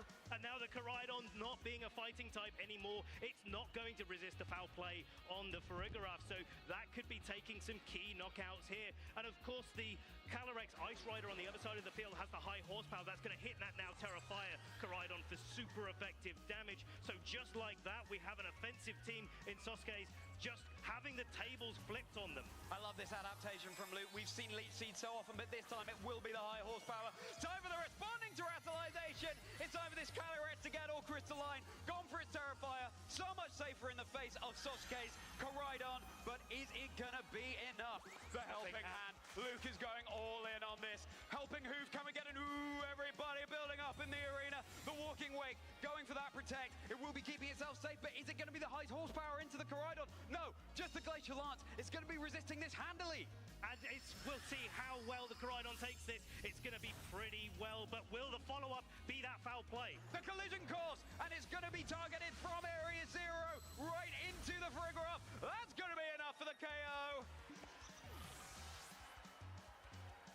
First Pokemon down in our Yeah, power play would have probably been a safer play, but I don't and think it looks like Sasuke is again, finding I a think way to play should be into this fine. Trick Room environment, but now Iron Hands sets the stage. It gets its Quark Drive boost and gets its attack raised up. That's going to be big coming into this turn because the Koraidon is getting pretty low here. A low kick or even maybe a drain punch with the attack boost could be enough to pick up this KO on the Koraidon, leaving Walking Wake having to take the pointy end of a Glacial Lance. Walking Wake and Koraidon, pretty heavy Pokemon. Low kick does damage based on your target's weight. They would not be taking that well whatsoever, especially with the attack boost. Koraidon is going to be zooming back around the Velodrome, going back to Sosuke. In its place, Indeedee, you're overwriting the terrain. You're meaning that Iron Hands is not hitting as hard. The Quark Drive is removed here. The Psychic Surge, active.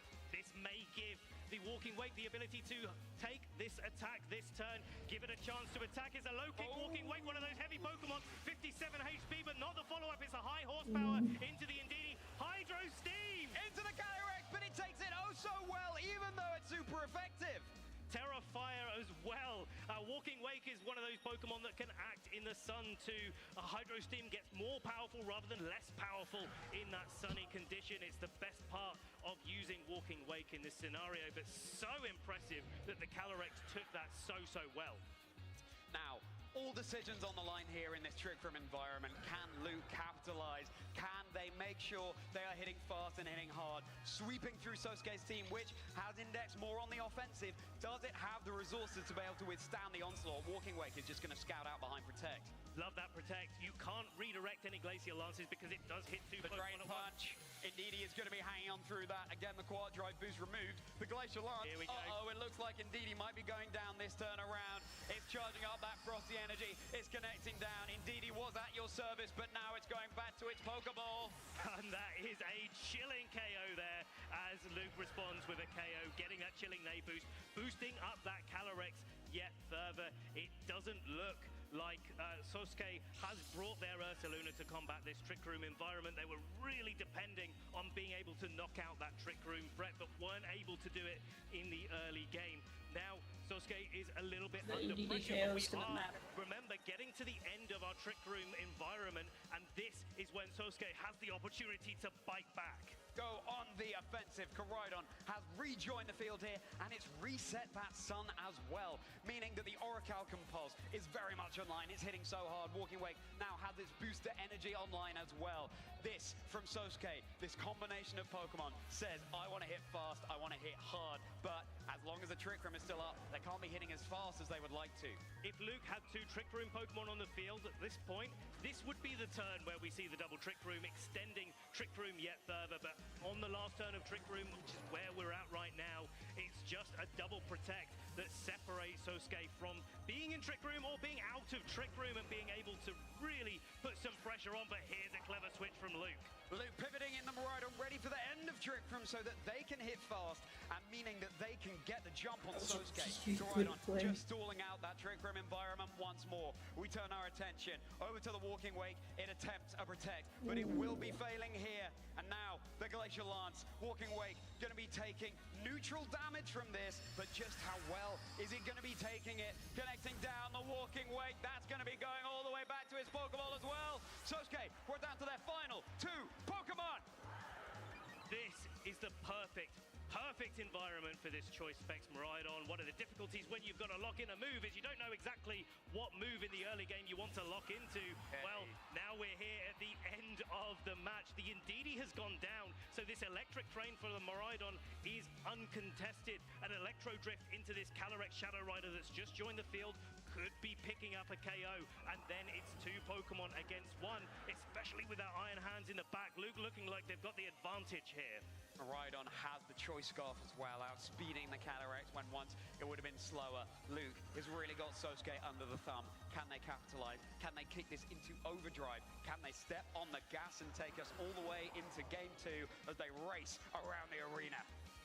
It all comes down to this. Calyrex protecting itself, not wanting to go down this turn. Give the Miraidon just that little bit of extra time to go for its attacks. No risk. Switch and the KO onto the Koraidon. It's just going to be this Calyrex Shadow Rider all by its lonesome here. But if there's one Pokemon that can turn this around for Sosuke, it is precisely this Calyrex Shadow Rider. It's got the choice specs. It means business. It's hitting fast, and it is hitting oh so hard. Can it pave the way through 3 Pokemon remaining over on Luke's side of the field? If there was any Pokemon at all, any Pokemon that could do it, it's Calyrex Shadow Rider, one of the fastest Pokemon in the format. Here it is, launching out an Astral Barrage into this Iron Hands. Summoning these spooky specters, clattering down into the Iron Hands, and it's brought down just above 50% HP. And this means the Calyrex has got this damage off for free, but Luke is not going to be wanting that to rack up one little bit. 3 more turns of electric terrain. Here it is, our trainers locking it in. Astral Barrage coming in again. Will be able to knock out Calyrex. Hanging on, but one of Luke's restricted Pokemon down and out for the count. Miraidon will be rejoining the fray here as Calyrex gets that all-important special attack boost. The Wild Charge, though, boosted by the train. Boosted in the corner! It's the big one-hit KO! Your winner of Game 1, Luke Whittier! That's really impressive. What was like low damage roll win or something like that?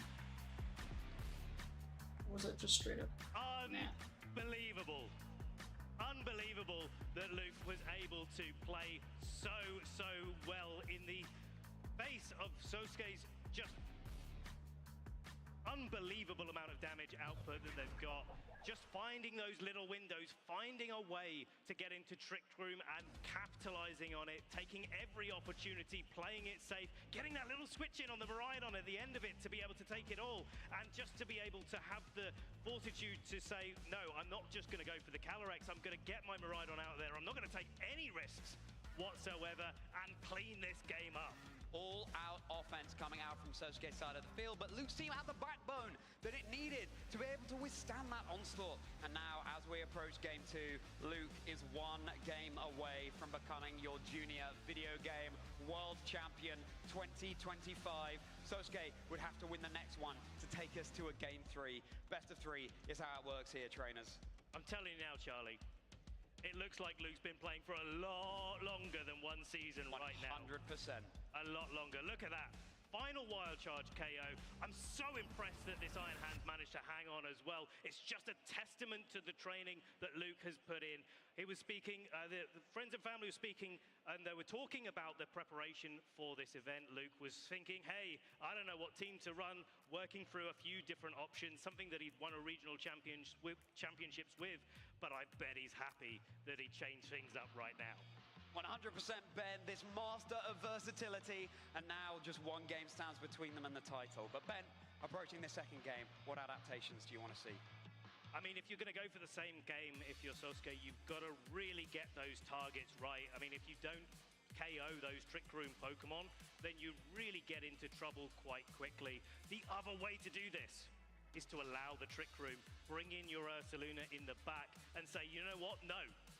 I've got a Trick Room answer too. I've got a Pokemon that could be just as slow as you, and to dish out the damage that way. That means that Luke doesn't get to attack quite so readily in those Trick Room environments where once it was set up, it was Glacial Lance after high horsepower after Glacial Lance, and that was what really put the pressure on Sosuke. Slow but fast, of course, in Trick Room, reversing those dimensions. Well, what do you say, everybody? Are we ready for Game 2? I thought you might be. Let's kick it off with our leads. And for Luke, it will be the Calyrex Ice Rider and Miraidon, and a bit of a switch up here from Sosuke. The Whimsicott and Koraidon.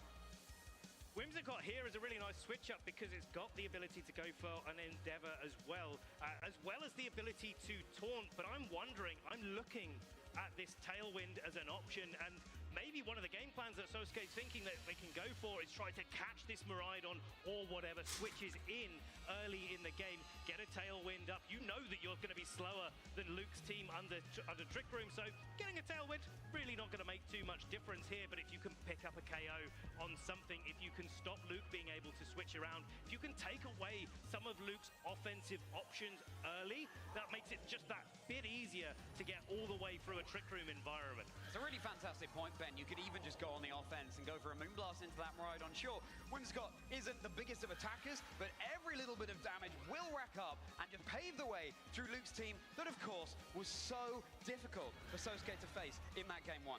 Yeah, I wonder if there is an opportunity here for Luke to just go on the offensive, not even set up the Trick Room this turn, just a Glacial Lance into these two Pokemon that really don't want to take it. Miraidon zooming back around the Velodrome back to his trainer as Frigoroth this time is going to be joining the fray instead. Once more, getting that Electric Sea defense boost just like we saw in the previous game, meaning it can withstand Koraidon's onslaught all the better. Koraidon now keeping itself safe. It's gone for that Protect. We turn our attention over to the Calyrex, also going for its Protect. Just what has this Whimsicott done? Just where has it targeted? Attempted the taunt, but thanks to Frigoroth's Armor Tail, blocking that Prankster move. Fantastic switch there from Luke. You can see just how good that switch is. Switching in. It worked in game one. It allowed the Frigoroth to take the attacks from the Flare Blitz with the Electric Seed boost, but also blocking the taunt as well. That really takes away a lot of the wind out of Whimsicott's sails here, as Koraidon now needs to dig deep with a Flare Blitz, with that Terra Fire that it looks like it's going for now, turning up the heat, seeing if it can pick up a knockout. Just like we saw in the previous game, Sosuke is pulling no punches with this Koraidon. It lets out that howl from the past. Let's see if we're going back to the future with the responding terrestrialization over on Luke's side of the field. And the target of choice, once more, this Calyrex Ice Rider. It's become Calyrex Fire Rider trainers. It's going to be able to soak up the damage that Koraidon can do so much better. That Nay could well become chilling, despite how heated it is. The Endeavor, Frigoroth brought down pretty low there in the grand scheme of things. The Flare Blitz targeted into the Frigoroth, channeling all that firepower. Goodbye, Frigoroth! The critical hit there. Doubtful that that mattered. Wow, I think that was just such a phenomenal play there. The training of the Koraidon and the Whimsicott there working absolutely in Sosuke's favor. And the Whimsicott, of course, is just brought down to its focus sash, hanging on. Wow, now this Whimsicott is super scary. And Endeavor will knock any Pokemon down to the same HP as Whimsicott's on. That's 1 HP. Only a Pokemon that is faster than Whimsicott will be able to deal with that move. There's a Miraidon in the back, but if you bring out the Miraidon, or the Iron Hands actually, to go for a priority fake out there, and maybe this is the opportunity that Luke needs to get into that Trick Room environment. But what a way to show off from Sosuke the offensive nature of this team, just the decisions that they've made along the way to get absolutely everything out of it. Of course you want your Whimsicott to go before your Koraidon. You can make sure you're picking up those key knockouts. But the Iron Hands could just fake out the Whimsicott this turn and deal with it. Whimsicott does not have access to Protect here, so it might not be long for this match.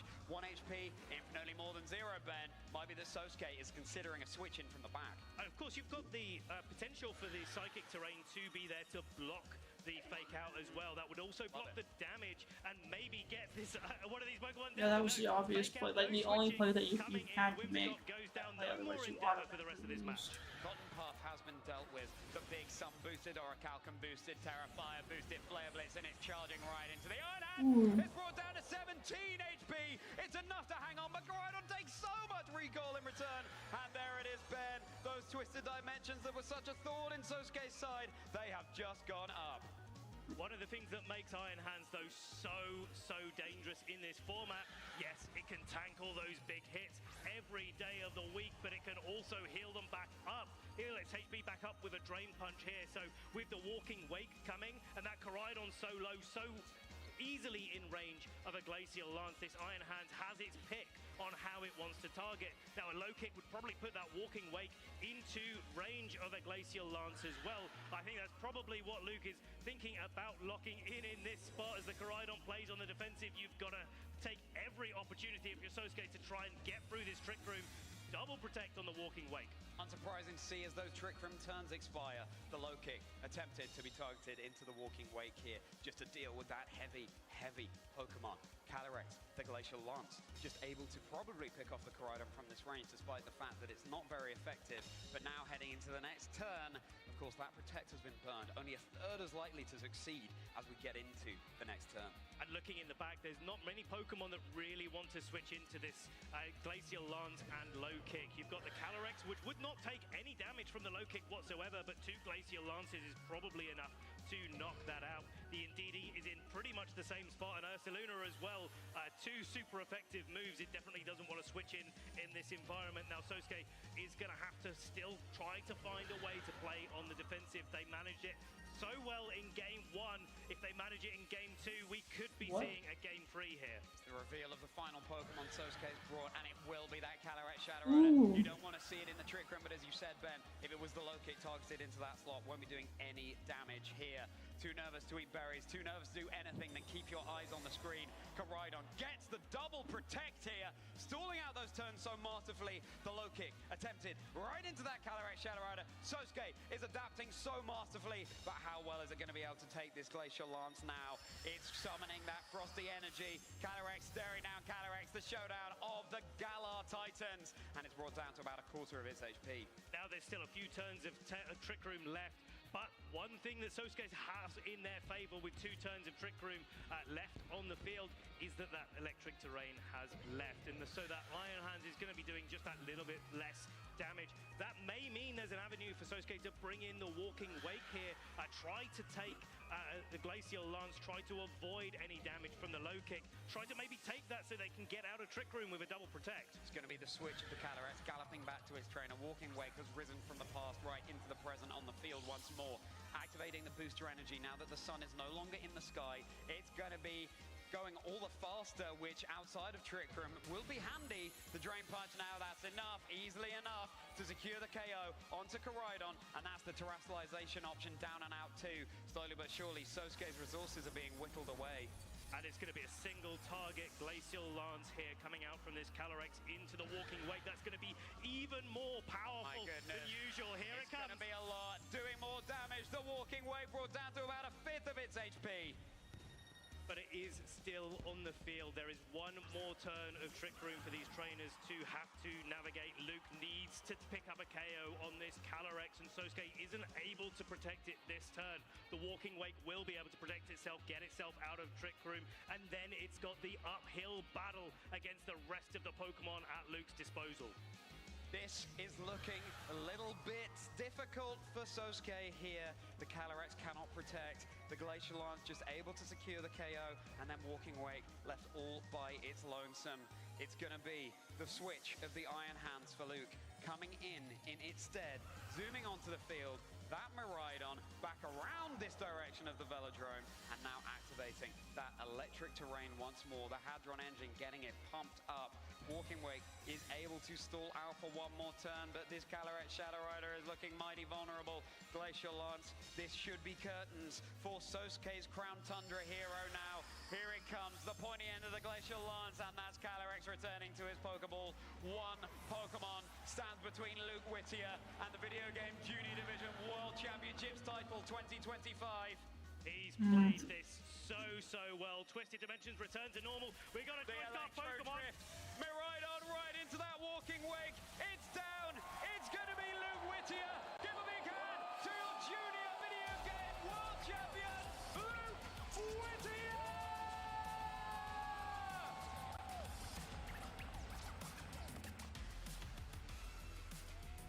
First season, no problem. They had the wind in their sails all season long. Breathe it in, my friend. You have just done the unthinkable. You have just become a world champion for the Juniors Division 2025. Come on, make some noise! Well, that was actually a really interesting game. I think he should have brought it. He probably should have brought it. Wow, man. The way that Luke was just able to adapt so masterfully to this really innovative composition that Sosuke brought. And look at that, it's like water off a Psyduck's back. They're just taking it in their stride. They were built for glory, and now they've reached this hallowed position. Look at this, Sosuke trying to go all in on the offense, but Luke said, listen, a KO here and there, I can deal with that. I know that if I have the speed advantage in my favor, I can turn this battle around. Not just one Trick Room setter, but two Trick Room setters stood in front of Sosuke, and Luke was able to navigate them perfectly, keep the terrain control on the field, bring in that Farigarath when it really, really mattered, and use it to get that Trick Room environment up. All of the pieces fell in Luke's favor, and we've got to call out the level of composure that Luke played that match with. So calm and collected here in our finals, clearly very well prepared, playing like they've been playing for 16 seasons in a row, getting to the World Finals every single time. This is just like a Tuesday for Luke right now.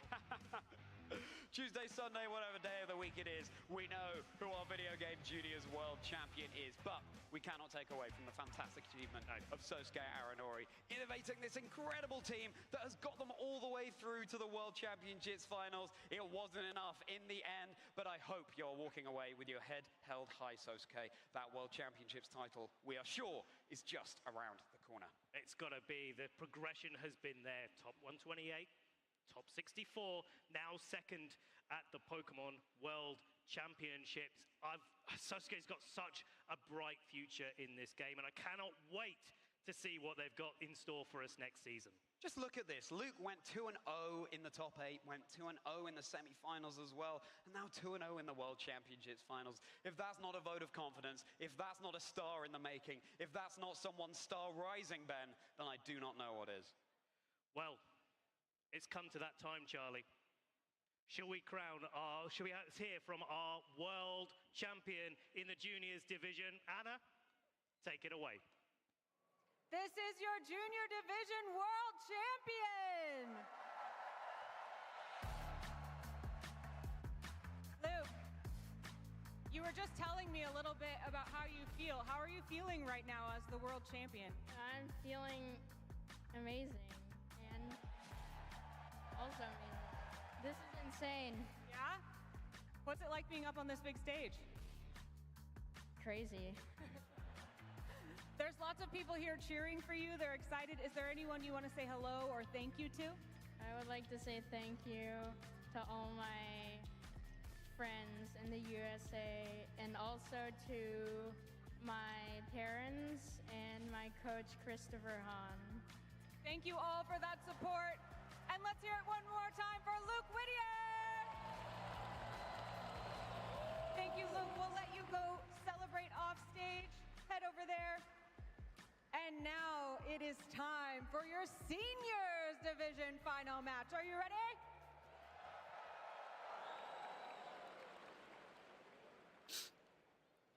First, from the USA, please welcome Kevin Hahn.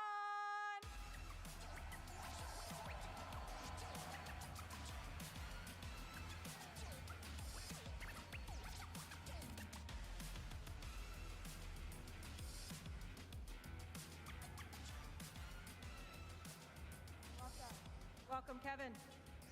And now to challenge, please welcome from Korea, Sean Lee.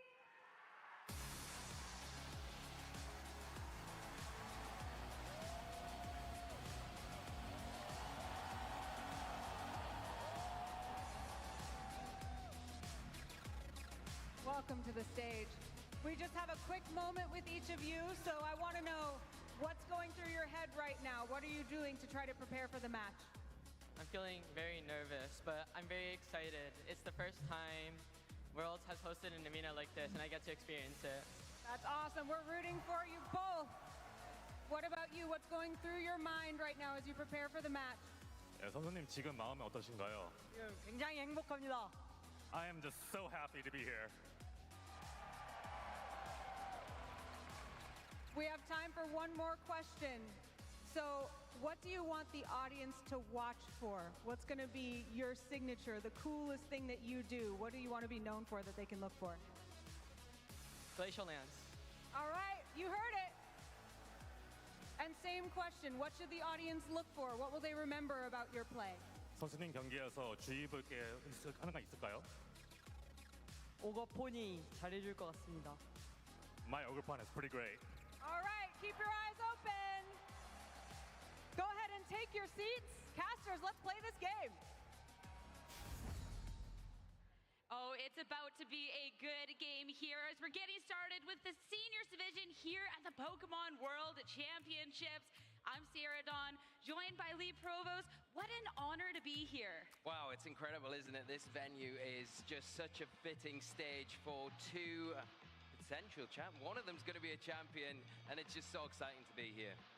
I cannot wait to get started. The energy here has just been electric. Everybody, the crowd has been awesome, and I cannot wait to crown our next Pokemon World Champion between Kevin Han and Xian Li. And looking at this, the journey these trainers have is incredible, not just through the competition. On everything again? Players, because these are two individuals who just aged up into the seniors division, and to now have this run and to potentially be a world champion, there's nothing like it. Yeah, it's incredible when you think that they were last season juniors, they're now the seniors division. You think it would get a little tougher because of the age difference, maybe with the top of the bracket to the bottom. Not for these two trainers. They've been incredible throughout, and you can see in this top cut bracket, 2-0, 2-0, all the way to the final. It's going to be incredible. You know, Kevin was the world champion in the juniors division last year.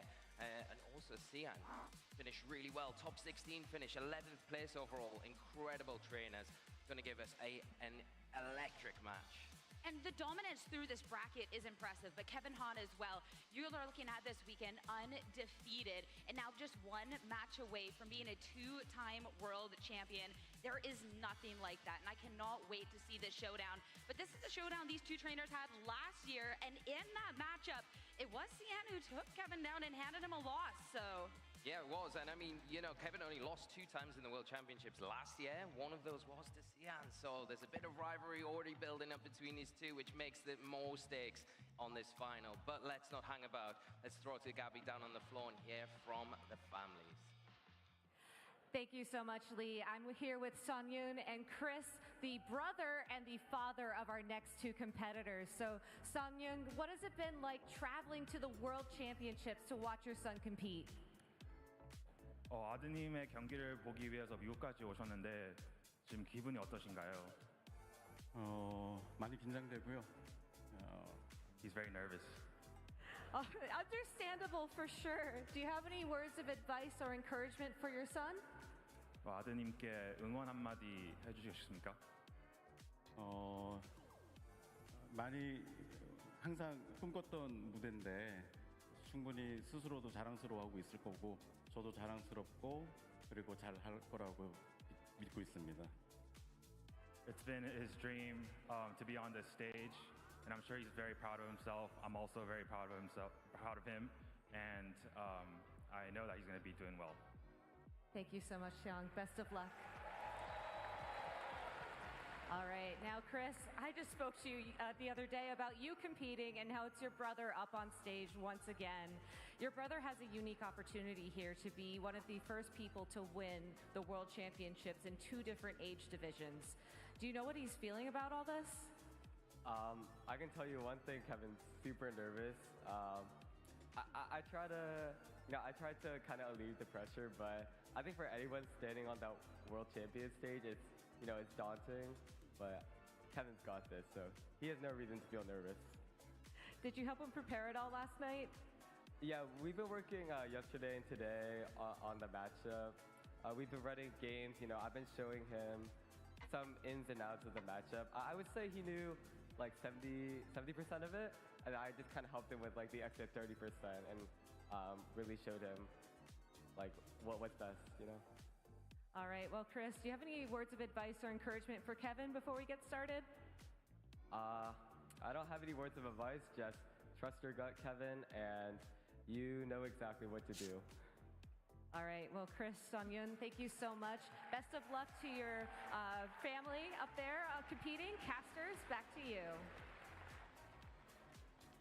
There is nothing like hearing from the friends and especially the family of the competitors. I already feel a tear. I mean, hearing how the nerves are there. I mean, yeah, the arena, the one match away from being a champion. Yeah, but I also love to hear hear just like, the confidence and just they got this. Yeah, definitely, and it's just so wholesome to kind of set the whole stage, right? And yeah, I mean, players weren't nervous on this sort of setting, then I think, you know, when are you going to get nervous, right? I think this is just the pinnacle, right, of your playing career so far in the seniors division, the finals of this World Championships as well. And, you know, we reiterated the point about how difficult a field the Masters division was, and it's exactly the same in the seniors division. You look through the field of players that were there, and the talent that you see right across the board is just phenomenal. And for these two trainers to be the last two out of that entire pool after a whole year of training is just such an achievement in itself. But one more step to go for both of these trainers to get their hands on that trophy.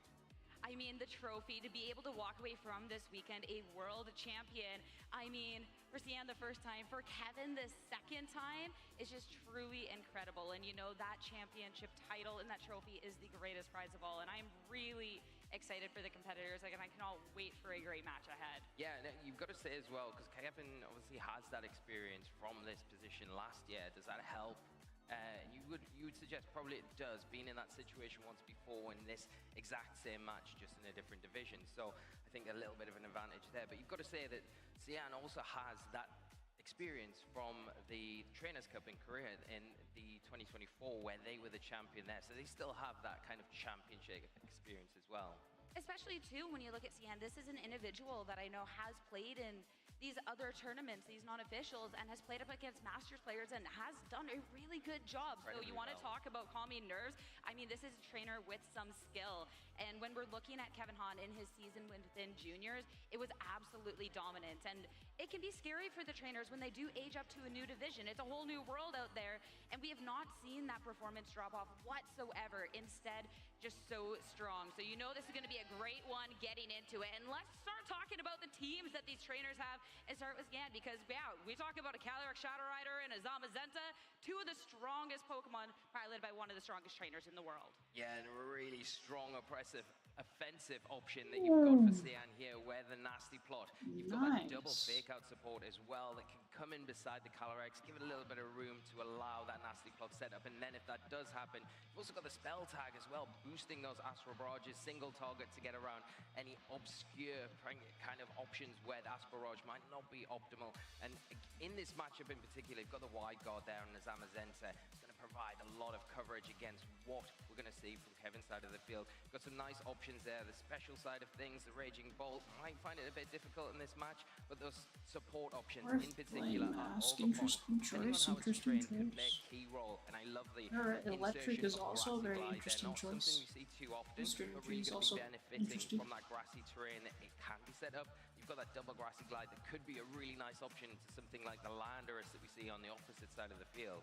And I love how much support there is for that Calyrex Shadow Rider, because of course there is that redirection there, but also ways to support it, really getting this damage off when you look at that item, but as well as Incineroar with Helping Hand. So that Calyrex Shadow Rider can do some work. On the opposing end though, I mean, we want to talk about powerhouse Pokemon. Miraidon, Calyrex Ice Rider, top of the list. Yeah, this is the matchup, isn't it? You've got Calyrex Shadow Rider Zamazenta against Calyrex Ice Rider and Miraidon here. The Miraidon's really interesting for Kevin because it gives him a bit of leverage against that Calyrex Shadow Rider that's so fast. But with the Scarf, you can outspeed that, you can put the pressure on, you've got the Snarl there really to disrupt it and lower that special attack, which is so valuable. Then you've got the Calyrex Ice Rider. Nice option of the Clear Amulet to get around those Intimidates. That's not going to be an annoyance. And I love the inclusion of the high horsepower. Not so oftenly seen these days with that Leech Seed being leaned into a bit more, but that ground coverage is really key, especially against some of the options that we're going to see on Sian's side of the field. I think that Trick Room option could be really strong against those faster, speedier options on the opposite side. Of course, the Landorus, I think, is a key to this. If you look at the Ogerpon, the Incineroar, that Rillaboom, it can do a good job against all of those Pokemon, terrestrializing or not, so can be a really key piece of the puzzle for Kevin in this matchup. And the fact that Kevin has both modes of speed, having Miraidon, I mean, just fast Pokemon in general, Miraidon even doubly so with that Choice Scarf, or can opt to play this a little bit slower, having that Calyrex Ice Rider, that Trick Room, and just slower pivoting options like that Incineroar and Amoonguss, I think just lends so much different utility tools for Kevin. And I think, too, this very first match should be really interesting to see where our trainers' minds are at and how they're going to navigate this series. Yeah, this first game is going to be really telling, and I think, you know, you look at the Rillaboom in particular for Sian, because it is going to be able to overwrite and help keep control of that terrain. get rid of that electric train from the Miraidon, but it's a risky bring here. Doesn't like going in front of the Landorus, it doesn't like going in front of that Ice Rider Calyrex. Do you bring it and terastallize it? Well, there's lots of ground coverage as well. For these two trainers, their whole season coming down into this moment. It is time for the Senior World Championship Finals. Let's make some noise, everyone, for our trainers, Cian Lee and Kevin Hahn. Oh, this is unfortunate feed for... And a lot of utility for both trainers. Yeah, Kevin's got that Incineroar out. It's going to be able to get a valuable Intimidate onto the Rillaboom in particular. Slow that down on the physical side. But also there's the war of the fake outs here. Which Pokemon is faster? Normally you would say the Rillaboom, probably more likely to be the faster. Going to be able to fake out maybe that Calyrex Ice Rider here, preventing Glacial Lance onto that side of the field, and more importantly, stop a Trick Room. I think that's the key. And it could open the door for you to maybe terastallize that Calyrex Shadow Rider, get a nasty plot off, and get yourself in a position where you can start launching those Astral Barrages on the opposite side of the field and kind of have that overwhelming offense going forward. Especially too, calling out that nasty plot with the Calyrex Shadow Rider.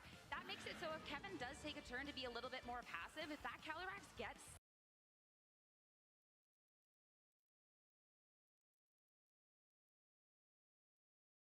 up, that could be a dangerous situation. So you really have to play your cards carefully here on this very first turn, as we're going to see the first terastallization here in our senior finals for the Calyrex Ice Rider into these fire type turn. Make sure you're not going to be taking so much damage on this very first turn of battle. Scout things out a little bit. Rillaboom, stop the Incineroar. Make sure it can't go into attack with the Calyrex. No setup, all out offense.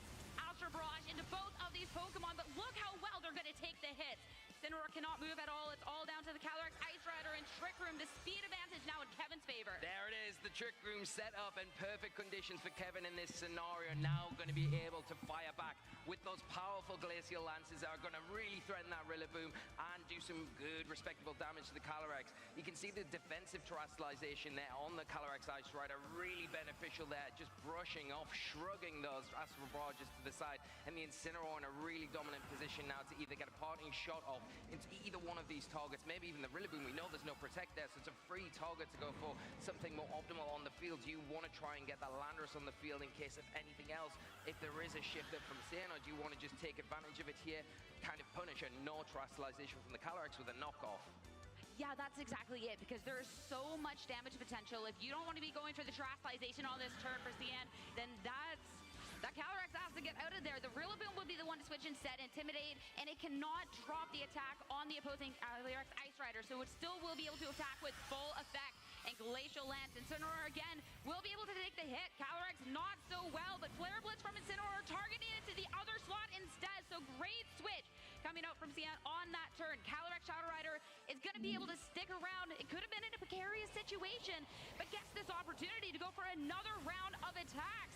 And on this turn, it's still a lot of damage, but not enough for a KO. Yeah, great turn for both players here. I think really brave decision from Cian to not protect that Calyrex Shadow Rider because of the threat of the knockoff, because of that Glacial Lance as well. But going for that Astral Barrage, and this could be crucial in determining who wins the match. Remember, there are 3 more turns of Trick Room here, so that Calyrex is still in good position. But the inclusion now of the Incineroar on the field, that alleviation it does provide with the fake out into either one of these targets, going to be really invaluable for the Calyrex going into this next turn. Or if Cian wants to try and stall out these Trick Rooms, he can maybe preserve the Calyrex for when that Trick Room ends by getting Rillaboom back into the fray. It's at least nice with that swap with the Incineroar. You soak up this hit quite well, and you do have fake out pressure on this turn. The Calyrex as well, to set its belt out, does have Protect. So you can either Protect, try and get Incineroar pivot a little bit, but none of the above. We're going again for the offense. This is so risky. That Calyrex Shadow Rider, the speed is not in its favor. It's taken so much damage. Glacial Lance from the opposing end. Calyrex Shadow Rider, it doesn't pay off. The Pokemon is going to go down. Kevin to take a KO in this match. That's a huge turn for Kevin, saying, okay, if you don't protect it this turn, I'm going to punish it. And Cian not getting away with it. The U-turn coming out, getting some nice chip into the Incineroar, and basically not getting any value for Cian from their own Incineroar that's just been entered onto the field. Being able to take that sort of momentum in the match is huge for Heaven, because, yeah, that Calyrex Shadow Rider, you cannot disrespect it. And it stuck around one turn, maybe too long, and Kevin not willing to make that mistake again. Now it's going to be the Amogus that hits the field next to that Calyrex Ice Rider on the opposing end. But Cian, what do we think is going to hit the field here? It's really tough to say. I think the Zamazenta can come in now. It doesn't really mind what's out on the field right now, but it has to be wary of a spore threat that the Amoonguss is out. We've got 2 turns of Trick Room left. Spore is an option here, and it can threaten and shut down that last remaining restrictive. Not seeing that, seeing the Rillaboom come in. But the other thing to consider is that the Pollen Puff, the Amoonguss can take advantage of it either this turn or next turn and top the health up of the Calyrex and keep it on the field for a little bit longer. Undo all that work that Cian has done so far to whittle it down. At least for Cian, when you have the Rillaboom back out on the field, again, we do have this opportunity to go for something like a fake out. So, again, if you want to try and make it through this Trick Room, stopping one of the Kevin's Pokemon in his tracks might be the play. As Terastallization, finally, when you're staring down a Glacial Lance from the opposing end, you got to make sure you drop that weakness. So we are going to see the Fire-type Terastallization. Now going on into this turn, fake out. Amoonguss won't be able to have any momentum at all. The Rillaboom will still take a little damage from that Rocky Helmet. And now it's going to be the high horsepower, but going into that, that's a miss. Oh, that's a huge miss. That is everything. Now parting shot back out as Incineroar sticks around. It gets to pivot. It gets the pivot, yes, and now we're going to see that last remaining Pokemon for Cian, and what will it be? It probably is that Zamazenta, you would imagine. The problem is with that Terastallization as well. You say, yes, you get rid of that weakness from the Glacial Lance, but you're kind of opening yourself up to those ground moves that the Calyrex also has. Zamazenta now hitting the field and getting that big, all-important defense boost against the big threat in that Calyrex. And both of these targets now are going to be susceptible to that Spore now that the Rillaboom is a fire type and not that grass type. Looking at these Pokemon, though, I mean, yeah, the Rillaboom might be in a little bit of a tricky spot with the Spore. At least for the Zamazenta, we can look at something like a Protect to wait out that final one. But given the situation, when you're staring down the Calyrex Ice Rider as a partner that doesn't quite have the health, heal it up. High horsepower will find it. Huge knockout! Rillaboom will go down. You try and get rid of a weakness. You expose another one. Finally, Kevin will land that move. 2 Pokemon taken down on Cian's end, and that's a chilling knee boost for the Calyrex as well. Yeah, that's huge. The chilling knee boost, the body press in response as well. And is able to just shrug that off. And with that active support with the Amoonguss on the field, Kevin is making it so difficult for Cian to get any sort of momentum swing in this match. You've got to say he's perfectly timing it as well, when now the Trick Room's ended. You've got that Rage Powder. You can pull in any of those attacks and try and get that Trick Room up, but you've got to remember there is a Pokemon in the back, and that Pokemon is Incineroar. Can come out onto the field now, disrupt a little, support that Zamazenta with that all-important fake out that it's got for this one next turn. I mean, that's it. When you have that one all-important fake out, where do you target it? How do you try and position the Zamazenta? What do you do when you only have 2 Pokemon left? Yeah, what do? Do you go for the Calyrex to stop the Trick Room, or do you go for the Amoonguss to stop the Spore? Either way, you're going to get punished if you can't deal with that Calyrex this turn. Yan, during this match, has always gone for the big play, and that's going to be a helping hand instead to try and go for a KO with Calyrex. That is the Protect. Where has the Zamazenta targeted on this turn? You have the helping hand boost, and it's going to be both Pokemon from Kevin protecting, so a great source of information on this turn. Yeah, great player there. Just wants to play it safe, doesn't want to take any risks or overextend themselves. They've got a nice lead now. You want to preserve that, so just take your time at this stage. You've only got a little bit further to go to lock this matchup. It's not over yet. Anything could happen, but we are seeing that helping hand once again. First time didn't work out. Let's go for it the second time and make sure Zamazenta can do as most damage as possible. Amoonguss with the Rage Powder. Calyrex Ice Rider will remain safe on this turn. It's time to see how much this Heavy Slam is going to do. Amoonguss soaks up that hit so well. And now the Calyrex Ice Rider, again, offensive, high horsepower, 1 Pokemon left for Cian. Yeah, I love this. Not even needing to go for the Trick Room here. The Rage Powder is going to be all that you need for that support to allow the Calyrex to get these attacks off. High horsepower into the Incineroar, and now that Zamazenta is a sitting target with another chilling near boost to the Calyrex's name. Going to be more than enough with 1 high horsepower to clean this up. And Amoonguss, yet again, a Rage Powder. No matter how badly you want to target down that Calyrex Ice Rider, you cannot. Heavy Slam still cannot pick up this KO. Calyrex Ice Rider throughout this match has put up so much pressure, and just a surefire way to lock up this match. Trick Room on this turn. Both of these Pokemon for Kevin are slower, so you're just a turn or 2 away from taking this first game. Textbook play here, the safest way around it. Spore this turn now, the Trick Room setup, high horsepower followed it up, no risk at all. Locking this game up as well as anyone you put on that Nintendo Switch could do. Which he's got to make sure he doesn't have any risk, because this Calyrex Ice Rider, you have the smallest of risk of missing with a high horsepower. Thankfully, you should be able to go for it again. Zamazenta is still asleep, and Amoonguss can make sure that you're not getting the damage done. Of course, with the Zamazenta, it did take that first mandatory turn to sleep, so things get a little bit iffy, but That was a good play. I said on Trick Room basically confirmed it being his instant game. Absolutely incredible there. Because if he had missed Performance without from Trick Kevin, Room, that coming would have out, probably game been plan off. executed perfectly, Try to just not giving maneuver Sian around. an even an inch, and Sian was really brave in some situations, trying to get a leg up where possible, right? Not protecting the Calyrex, getting that all-important Astral Barrage off, but I think maybe getting a little bit overextended in places where getting caught out the next turn, Kevin saying, okay, if you're not going to do this, I'm going to punish you, and I'm going to get rid of this Pokemon. Exactly what happened, and then just played it out perfectly from there. What a different playstyle from our two trainers, though, because Sian was never afraid of making those plays. And ones that, if Kevin got it wrong, that could have been the game on the spot. But Kevin, recognizing that, hey, I got to play this safe, and making sure that each move was just so, each turn was just so concise. Especially, too, Kevin, throughout that match, you look at the two high horsepower misses, it was a game that could have maybe got out of control, but he mitigated his own risk beyond that as much as he could. Yeah, and I love the choice of Pokemon that Kevin used there. Didn't even need that fourth Pokemon in the end. Just the Incineroar, the Amoonguss, and the Calyrex Ice Rider was enough. And that combination is really difficult for Sian to pivot around, move around, because once that Trick Room is set up, and I think that's the pivotal thing going into this game too. I think you are, Sian, you've got to try and prevent that Trick Room going up and trying to be a bit more aggressive and punish. But the case is Kevin going to kind of split the decisions there where, yes, you can stop the Trick Room or you get spoiled. That's the sort of thing I think Kevin needs to do going into this match to follow up that pressure, to continue on, take that step forward.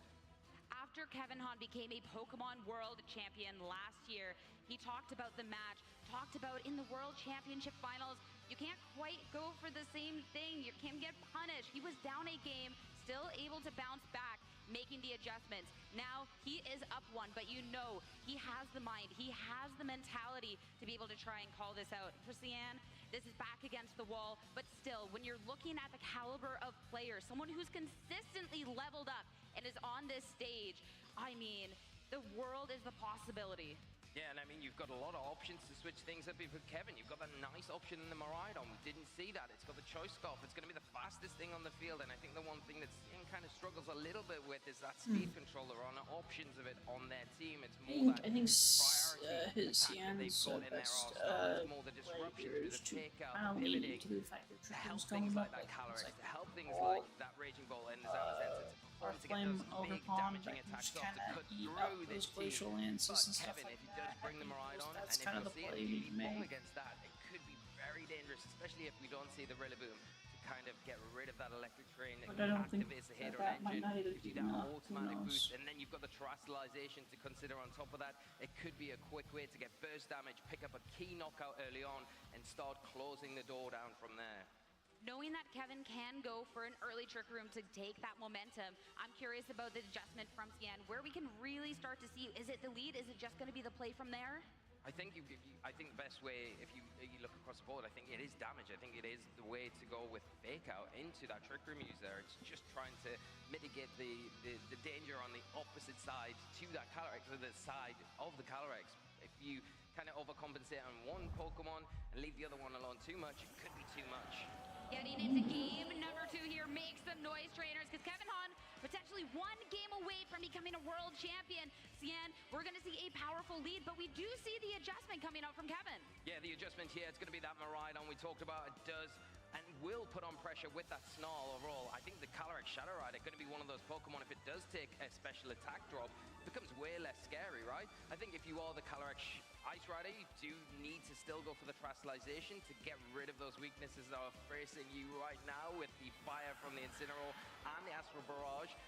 But the Incineroar has the option here to choose one of these targets, has to get it right and maybe support that Calyrex and getting an all-important nasty Yeah, that's the only real play you can't make, otherwise you're losing a Making sure Pokemon. preservation on the Calyrex Ice Rider is Terrestrialization into that fire type. This Pokemon was so pivotal for Kevin in that first match. Gotta preserve it at all costs. Going into this, though, for Sian is just to protect for that Calyrex Shadow Rider. Volt Switch, Miraidon, so much damage into that Incineroar. Kevin, what Pokemon is going to hit the field? It's a nice option now to bring in maybe the Incineroar, but as you know, the Calyrex has protected, so maybe that opens up a few different options. Maybe bring in the alternative here and bring the Incineroar in after, but no, bringing the Incineroar in, there's going to be a perfect partner to support that Ice Rider Calyrex.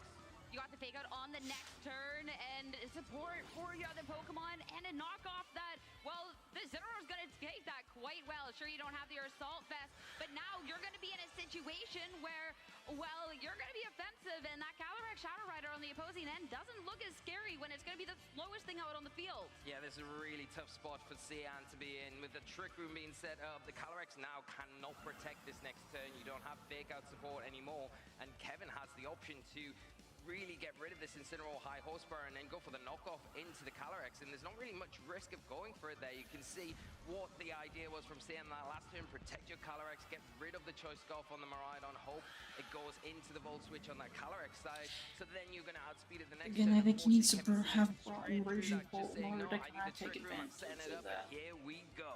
And Calyrex Shadow Rider, since it's already used its Protect and no support on the field, That's right, almost yeah. feels like That's it's probably a forced to be safe switching play. out and Zamazenta to take its place instead. The Zamazenta that, of course, will get that defense boost and it's going to take this hit a lot better than anything else would. Incineroar already took so much damage, still going to stick around for a little bit. Knock off, at least good to get rid of that Clear Amulet. Whether you get an opportunity to see that comes late, that's a different thing. Flare Blitz so much into the Zamazenta on that switch in. Yeah, big play here. The Flare Blitz into that slot. A really nice call. And catching the Zamazenta, that's pretty huge because the high horsepower now potentially could pick up the knockout into that slot. And that Incineroar on CN side as well, not in a safe place, especially if you want to utilize that Intimidate now that that Clear Amulet's been disposed of. You've knocked it off, so it is going to be susceptible to that. You can weaken it for once. We couldn't do that game one, but it is going to mean that you are going to have to switch it out and something to hit the field, potentially take a big attack in its place. And knowing that the speed is not in your favor for the Zamazenta, the Protect just makes so much sense. High horsepower, gonna go into the other slot. So Incineroar goes down. Such a commanding start to this game two coming out from Kevin. First KO already taken, still have the Drink Room, and yeah, it's looking tough, and that's a chilling Nabus. It's Calyrex Ice Rider looking even more terrifying. Yeah, it really is now. It's on +1 attack. It's going to guarantee you pick up a knockout against that Zamazenta with the high horsepower.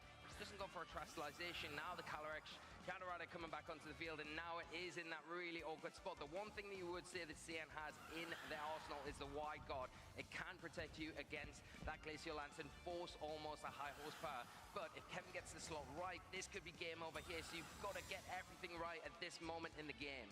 Calyrex, I feel like you have to protect on that turn. High horsepower going into that protected slot. So Zamazenta has been left by its own for now, but where is Incineroar going to target? Flare Blitz. Oh, it's a double up into the slot. So Zamazenta was left all alone on this turn. Kevin targeting down into the other threat. Body press into the Calyrex. A lot of damage. Yeah, a lot of damage. A great play from Cyan here to try and claw back this game with one more turn of Trick Room remaining. If you can get through this next turn, you're going to be in a great spot to get rid of that big threat in Ice Rider Calyrex. Some good damage there with the body press. One more will take it down. And the Incineroar very vulnerable to that attack as well. So you've got to be careful where that body press goes if you don't get rid of it this turn. The Calyrex in an awkward position where it has just protected. Do we see the double up into it this time around? I mean, the Calyrex Shadow Rider, since it protected last turn, it feels so safe to target into it. Now, Zamazenta to protect there. The double up now into the Calyrex Shadow Rider. A second KO for Kevin.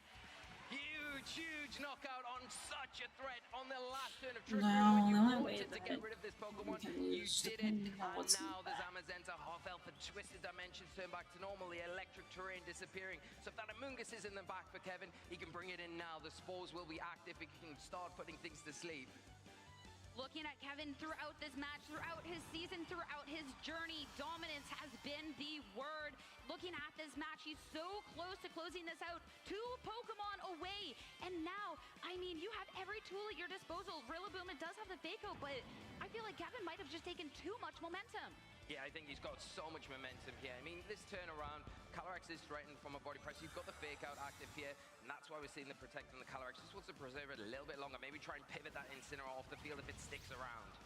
Yeah, when you're looking at other options in the back, I mean, you keep the Calyrex Ice Rider safe. You still have Miraidon. You still have another tool at your disposal. So that is going to be a KO for Cyan. But again, it's going to be a Calyrex Ice Rider that stays safe. An opportunity now to see, is it going to be the Miraidon that hits the field? might be the Miraidon you feel like you would. You've got terrain control if you bring it in, and then you've got your option. You go after that Zamazenta with one of those big powerful Yeah, no, there's no attacks. idea now. Or you've got the option of the Draco Meteor, which could launch down, double up into that Rillaboom to get rid of it. But the big target here is that other restricted. You've got to say that's the big threat right now, offering the big damage. Now that grassy terrain's gone, so try and prioritize that. Try and remove that as quick as you can.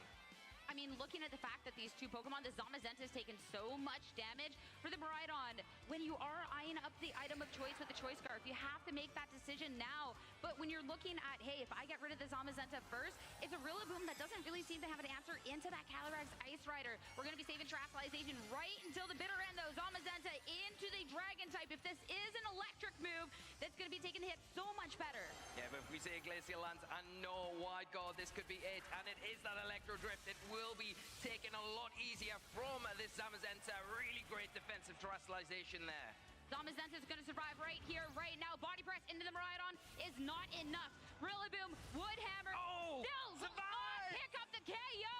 Now the Calyrex Ice Rider has this opportunity to move, and that is the Glacial Lance. Double, target down, double KO. Give it up, everyone, for your 2025 Pokemon World Champion, Kevin On! Wow, that was just absolutely incredible. That's crazy. From Kevin, from start to finish, didn't give CN an inch to get into this match, closed it up, and is at 2025 Seniors World Champion. With how that match went, it felt like he walked onto this stage and already knew he was about to be a Pokemon World Champion yet again. Kevin Hahn, this is his first year in the Seniors division. He was the Junior World Champion. So much pressure to come now into this new age group, and he has been so strong. And what about that final? Duel, that second game, there was no question about it, and you can see just how much this means to him. Yeah, this is just incredible. Back-to-back World Championships. That is absolutely phenomenal. Masters Division players, watch out, because Kevin Hahn is coming for your title. There is a reason that his brother just had full faith in him. He said that Kevin was nervous, but Chris never wavered, and for good reason. That was a storied match. That was everything, and what a deserving world champion. The back-to-back, I mean, when you're looking at the only individual that's gotten world championships in two different age groups, it has just been so impressive. Just so impressive. I mean, every single words game don't describe what a performance Kevin's put in this weekend. Coming into the final was undefeated. He's undefeated this entire tournament.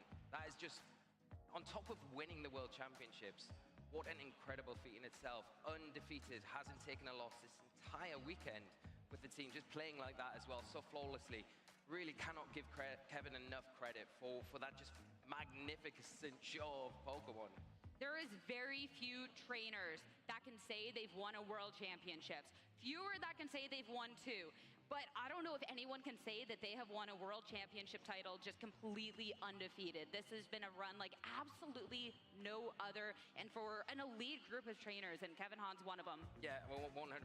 And I think, you know, the real golden thing here is that Kevin is only in seniors, right? He's got lots of time left in seniors before he hits that Masters Division. And like I said, I think all of our Masters Division players need to be wary of Kevin, need to up your game, because once Kevin levels up again, what's it going to be like? You know, I mean, the legacy is just starting now, and what a way to start it. I mean, that's the question and so much more, and I'm ready to get some answers. So let's head over to the stage from Anna to hear from our newest Pokemon World Champion. Let's hear it again for your world champion. And not only your world champion, but the first world champion to win in two different age groups. Actually really impressive. How does it feel to not only be the world champion, but to have a first like that, Kevin? I have no words to describe it. It's like, it's an unreal feeling. I still can't believe it. You were saying earlier that you were nervous. How did you calm those nerves? I think after turn one of each game, where like I got my positioning up, I think I felt a lot better. And like, even though sometimes if you're too nervous, it can hurt you, in my opinion, having at least a little bit of nerves can help you a lot. I like that idea. Now, a lot of people are looking at you and being like, you're not only the world champion, you're a legend. I want to play just like you. What's your best piece of advice for a trainer who wants to be like you? Whenever you get knocked down, don't give up at all. In the beginning, you know, my first win was like a bye in the tournament, and, you know, I kept on pushing and pushing, and here I am today. I love that advice. I'm going to take that advice for sure. Now, I know there are a lot of people who have helped you get here. Some of them are in the audience. Do you want to say hello or thank you to anyone? I'd like to say a thank you to my whole family, all of my friends in Pokemon and in school, like everyone I've talked to and all my coaches, especially the person who helped me was Roxanne. I'd like to give a huge thank you to them and also to my brother. Thank you so much for that support. Let's hear it one more time for Kevin Hahn. And we'll head back to you, casters.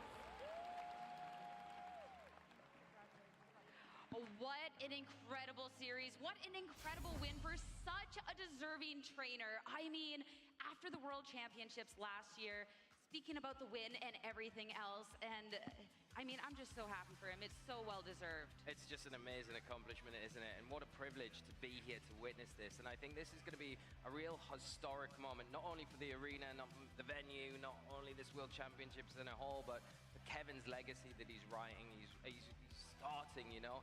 This is a moment that I think everyone in here, including ourselves, is going to remember for a very long time. And we really cannot wait to see more of Kevin next season. It's going to be fantastic. I mean, every trainer has a story, and to be, I mean, not starting out, because obviously the juniors division, but to be continuing that story along in such a fashion, I mean, you know that he has such a bright journey ahead, and I cannot wait to see more of that. I mean, maybe next year we look at a 3-time world champion back to back to back, because I would believe it. I would believe it. I would say on that performance, I think, yeah, guaranteed. I think that it's just incredible, but it's going to elevate the whole playing field of the seniors division, because you come into that division now and you're in that division already. This is what level you've got to be at to become the world champion, you know? So I think, yeah, it's just nothing but beneficial for that division. It makes it hard for Masters, of course, as well. I mean, the Masters division, they got a lot to worry about, because it has been a common trend that the Senior World Championships will age up into the Masters division and still cause some chaos. Yeah. That is something that we'll be seeing just more in a little bit here, but the thing is as well, I think that not to, you know, it's one of those things where when you first age up, right? Because there is a huge age gap normally, because you're that infancy in that division. It's so rare for those players. You know, it has happened in the seniors to masters, but I think because they're a little bit older, it's more common, right? A little bit more experienced. Yeah. From a junior to a senior division, and that happening for both of our trainers, I mean, I have to give so much credit to Sian as well. Yeah. Being able to do exactly the same as Kevin, get to the final in your first year of seniors, it's just absolutely incredible. And what a pair of such talented trainers. Yeah, we haven't even gotten to talk about Sian Lee after that match. And I mean, of course, that's heartbreaking. That is not the journey you want. But when you look at his past accomplishments, it has constantly been a level up. And now being on that world stage for the biggest stage that we've ever had, it has been a journey that just keeps elevating. And I would love to see this be a rivalry that's continued on forward. Because there were plays that within you can make even though Kevin still went on to win, a comeback. Now Kevin a little bit of revenge. That was still a really difficult matchup, so I don't blame him. But we've got something exciting for everyone in here. I believe we've got a t-shirt cannon somewhere. We got a t-shirt cannon, guys? Cannon. Who wants some t-shirts? Why don't we make some noise for some t-shirts? Who wants some t-shirts, everyone? Oh, there they are. Oh, here comes the brigade. Let's make some noise. The perfect gentleman to give the cannons to as well. I was going to say the biggest troublemakers out here. Do you not see their shenanigans earlier? I saw, yes. It makes some noise. The louder you are, the better chance it is a t-shirt. I think that's exactly what they're saying. All right, let's see. Wow. They go far. Right? They go really far. I was watching them earlier do it, so I'm like, I didn't really gauge the distance. All right, oh, this side of the arena is absolutely popping off. Yeah, get over there, get some t-shirts, everyone. Where we go next? can shoot the furthest, right? I need Dupes actually to figure out how to actually fire That the was cannon actually- first. I was kind of hoping that we might get to, but I don't think We'll ask them after to bring it over so we can get to shoot a t-shirt. Come on. Oh, they're gonna. I don't know. I want to shoot the cannon. Yeah, we want to shoot the cannon. Oh. All right. Oh, to us? Oh, To us? we gotta catch it. Okay. All right, let's see. Let's see. You play rugby, so you should be good at this, right? All right, Dupes, let's go.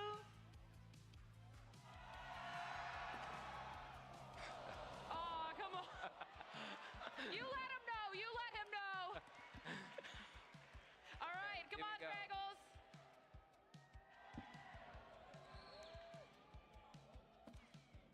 You got it. You got No, it. Oh, let's go. All right, Rose, you got it. You got to pass that shirt there. Close one though. Close. Come on, guys, keep it up. This arena is absolutely fantastic. This has been unlike anything other. Let's keep that energy up, everyone.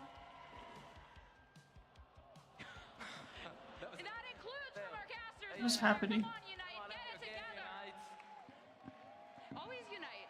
Always unite. Always unite. The I feel like troublemakers. Dukes was really on point earlier. I feel like he's kind of letting the team down a little bit now. For someone so keen to shoot Yeah. a t-shirt cannon. Up your game, Dupes. Up your game, buddy.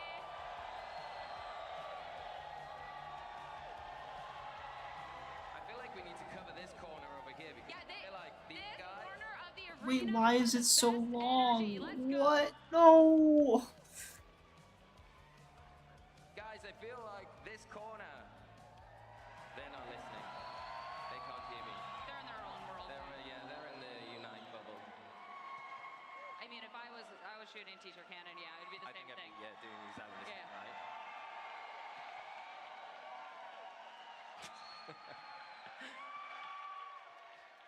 I wish they kind of still had the capes on though. There we go.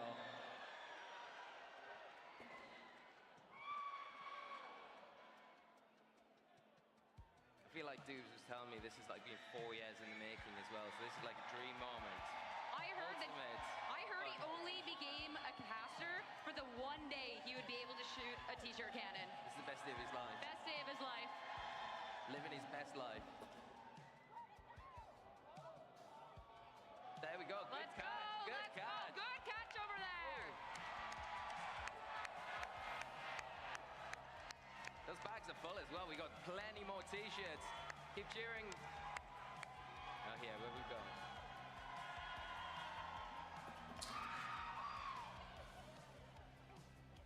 There we go. Go.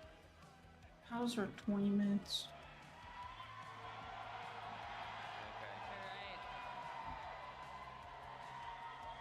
All right, so many t-shirts, a great energy here in the arena. It has been a championship Sunday that has provided on all fronts. Some great games.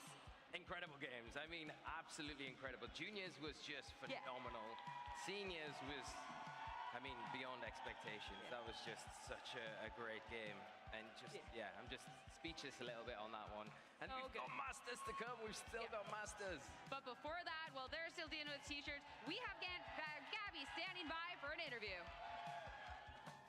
Thank you so much. I actually don't know if I'm going to be hit in the head by a t-shirt, so maybe watch your heads.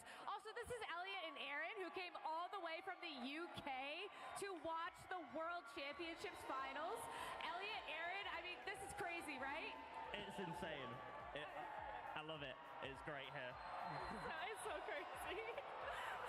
I mean, I don't know about you guys, but if this was my first World Championships like yours, I don't know what I'd do, honestly. Has this set the bar too high?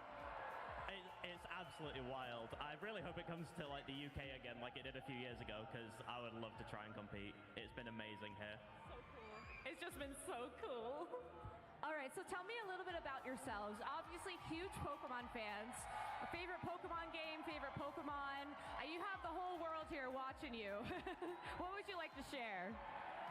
My favorite Pokemon is Mimikyu, and I've got Lunala because it's my favorite legendary, and it's playing in the Masters Finals in a little bit, which I'm looking forward to. I've played the TCG for a long time. I brought Gardevoir to the one of the side events yesterday, which was amazing. we both run the Pokemon Society for our university in Hull, England. Shout out to Pokesock. Yeah, I love Quagsire, Clodsire, and Furret. They are my favorites of all time. Oh man, so you've been here since 7 o'clock in the morning, or 7:45, sorry. Are you awake? I mean, has this woken you up? Barely. I've been fighting to stay awake, but it's been really, really cool to watch, so it's not been too hard, but long day definitely. Aaron, what has been your favorite game to watch so far? Probably the TCG. I say you told me how to play the TCG, and I've been loving it since. It's really, really fun. Elliot, was that also your favorite game to watch? What was that, sorry?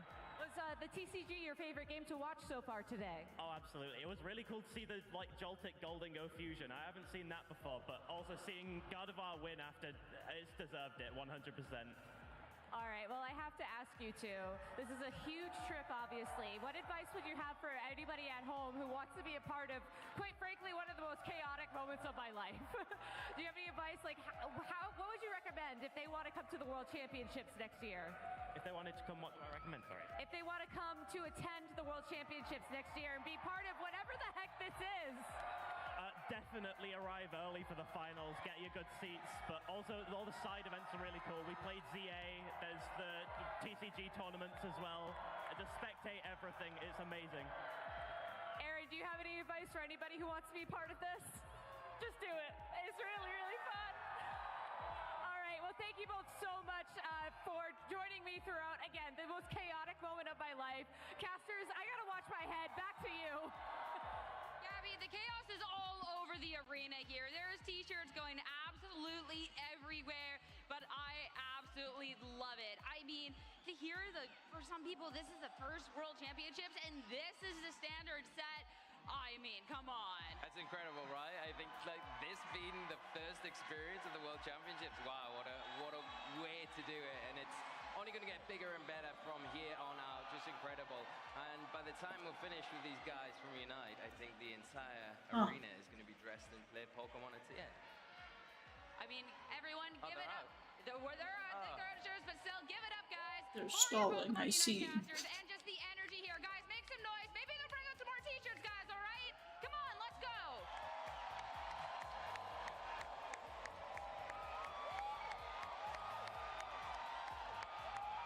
As always, Sierra, you are perfectly spot on about the two best candidates to do this job.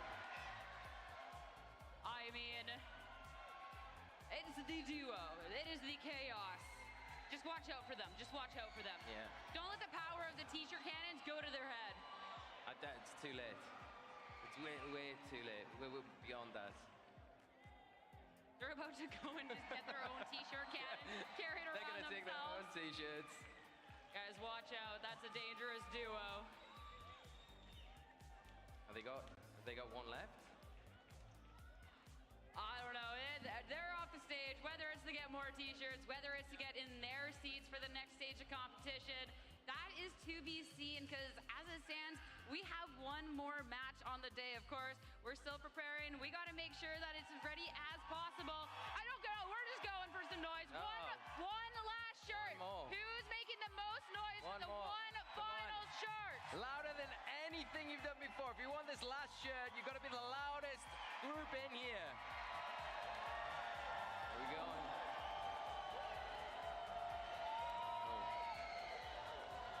What silence. I don't know if that's possible. This is too electric. You're not Serena. Jenny. He is Jenny. Yay! The power's gone to their head. Oh, yeah.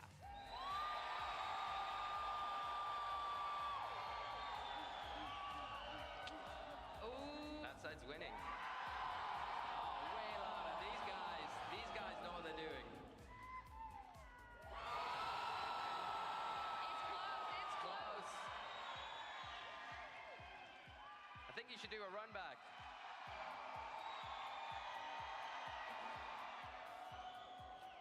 Side one. Oh, these two. I think that's actually the last one, but Okay. great job, you guys. Great job. Despite all of the shirts that you did miss, but still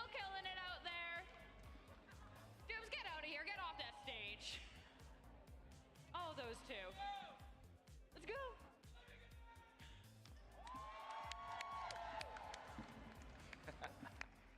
I think I would also. Did you see his magic trick earlier? Did you see the rolls? These two. I saw Capes. yeah, the capes, the rolls. I saw the full. They're making sure that they're really hamming it up for Championship Yeah, they Sunday, did a that's for good job. sure. But Those guys don't disappoint. I mean, it's deserved, right? We got the arena. I also, when they were like doing the teacher cannon, I saw like a couple of signs out there in the arena as well. Particularly they cheer on individuals in our master finals. I think that is amazing. I think that is just so wholesome, so cute. I'm just so excited for that final game of the day. Yeah, well, both of these trainers that are, playing in the Masters final, they're quite popular within the community. They have their training groups. They're very well liked within the community as well. So it's not surprised to see they've got a lot of support coming into this finals. And it's, it's so hard. It's right down the wire. I think, who do you choose? Who do you think's going to win? I think both have been an amazing James shot and Evans. are incredible trainers. I don't know. It's going to be crazy, Want but Kyoto, I man. think there might be a little bit more craziness because apparently Joe Brown is standing up. Joe Brown's here. What's about to happen? That's Joe Brown. Oh, the Pokemon World Championships in Anaheim, California. What a wonderful time it's been. What a wonderful weekend. I've just been having an absolute blast with fantastic Pokemon all around here on Championship Sunday. And honestly, Europe has been so dominant at VGC all season long. Incredible at the IC. Such a crazy NAIC performance. Europe on top of the world. Victor Medina, one of Europe's best players. Europe, the best region in the world, according to all the European players. Sure. What European are you rooting for in finals, Victor?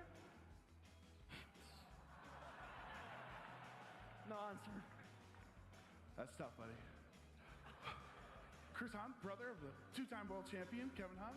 Joe Ugarte, American legend. Brady? What American are you rooting for an American in the finals? I'm rooting for both of them. The drought is over! For the first time since 2016, an American will win Masters Finals for the Video Game Championship. Casters proudly tossing it back to you.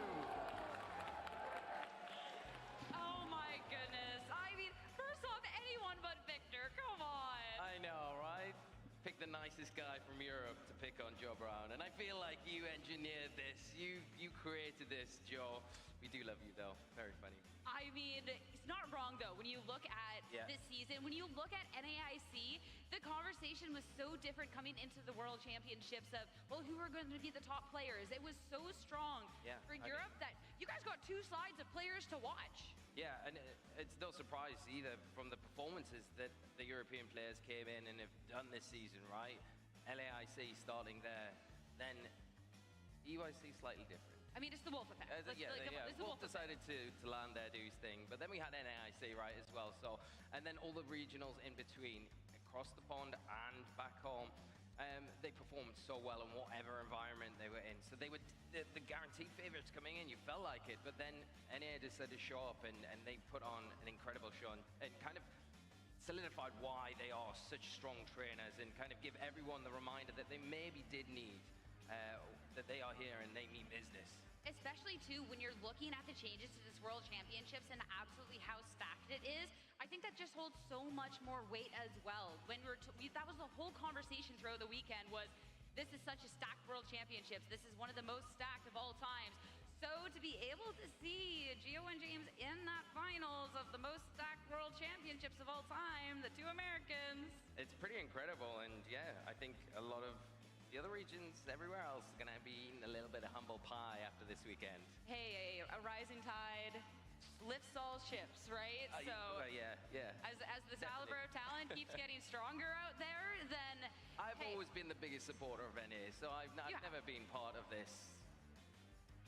Even after Joe Brown was picking on Victor Medina out in the crowd, you got to defend him. Oh, well, I'm always the biggest advocate of Victor. I'll always defend Victor. We all love Victor. Let's be real. Let's be real. But yeah, I mean, we're in for such a treat ahead. I feel like it has just been so insane here. I mean, it's two very deserving trainers with two very different stories. And I don't want to get too far into it because, of course, we got to make sure that we lose the stories for them. But I just got to say that what has happened here at the arena this championship Sunday. I mean, for those trainers, regardless of the result, to walk out on that stage is everything. And to be able to have so many world championships already crowned, Gio I might can't believe win. it's almost I over. know that Yeah, Gio I know. has a huge Just out of advantage interest, against what's been James your favorite? Evans. Because I know from everyone what in I this looked arena in is going to team have their own sheets. individual favorite moment from the World So Championships. I think that for you, Gio so might far, walk out it's as not over the yet, of winner course, of so there might be bits Worlds left to unfold today that this might year. be your favorite. But up to now, if you were to name one thing, what's been your one moment that you think, wow, that was it? I mean, I feel like a lot of trainers are going to share the same sentiment, but to walk into the arena for the first time, to see what this game has become, to be able to see where it has evolved to throughout all of the years, to now there's so many people out here to support and cheer on everyone else. I mean, there is just nothing else like that. And yeah, I mean, that has to be my favorite moment. More specific, of course, Kevin winning Worlds. That's awesome. So I don't know. Not the t-shirt cannon then. Well, unfortunately, Spraggles tried to shoot a t-shirt towards us and failed both times, so... No, I'm messing. I think that is, yeah, you know, it was a hair stand up on the back of your neck moment when you walk in here, right? I think when you look around and you see the support for our players who are here kind of to be involved in the World Championships, because each and every one individual that's here this weekend in this arena is involved with the 2025 World Championships, and it's just so special to be able to share it with everyone here and everyone watching from all the other regions from around the globe. And we have to make sure that everyone is thanked as well, because the reason that this arena is so amazing has been because of this amazing crowd, the energy here, everything else. Yeah, give it up for yourselves, everyone. I think you've got to give yourselves a round of applause for the energy that you've been providing today for our players, our trainers, and everyone else. It is... You guys deserve the round of applause for real, and Chip hopefully deserving a round of applause. I don't know what he has up his sleeve, but let's go find out. Thanks so much. That's right. I'm standing by here in the audience with Michael, and we are going to be playing a fun little game. Guess that Pokedex. Michael, how familiar are you with the Pokedex? I'm pretty good, I think. He's feeling confident. Well, let's test that confidence right now. Up here on the main screen, let's see that first entry. Like the wind, it can slip through any gap, no matter how small. It leaves balls of white fluff behind. What's your thought process here? Are you getting any clues from that flavor text? I know this off the top of my head because this is already one of my favorite Pokemon. It's Whimsicott. Locking in the Whimsicott. I was kind of thinking Swablu, I'm not going to lie right away, but Whimsicott does make sense. Let's get the reveal here. Whimsicott with the win does make sense, and sure enough, well done, a favorite, Whimsicott. All right, let's move on to our next one. This Pokemon can control 100 tons of fallen snow. It plays around innocently by leaping in and out of avalanches it has caused. Ooh, a Pokemon that can cause avalanches. It's got to be an ice type. Maybe Abomasnow? Abomasnow could be a good guess. Is Abomasnow a Pokemon that you feel like is going to be leaping, though? I don't really know that he's quite mobile like that. Any other thoughts? Any other ice types? Maybe more like Snover? If it's going to be something that can jump, maybe Alolan Ninetales? Ooh, okay, I don't dislike that guess. Let's see the reveal. We'll go with Abomasnow / Alolan Ninetales. Ooh, Chien-Pao. Chien-Pao. Yeah, that definitely is a Pokemon that can cause some avalanches. Here we go. This Pokemon can pick up the scent of a Veluza just over 65 feet away and will hide itself in the sand. Ooh, if it's gonna pick up Veluza, it's gotta be from Paldea, right? That would make sense to me, yeah. I think I like the line of thinking here. If it's targeting specifically Veluza, I think it might be some type of predator, so maybe Bombardier? Bombardier, but it's hiding itself in the sand. I don't know, is Bombardier, is it hiding out in the sand? I don't know, ostriches are birds and they hide in the sand.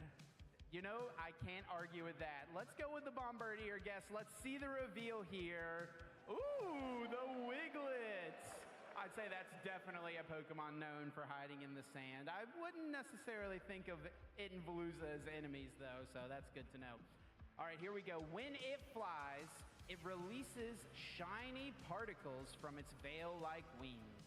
It is said to represent the crescent moon. Ooh, if it's talking about the moon, it's got to be Cresselia, right?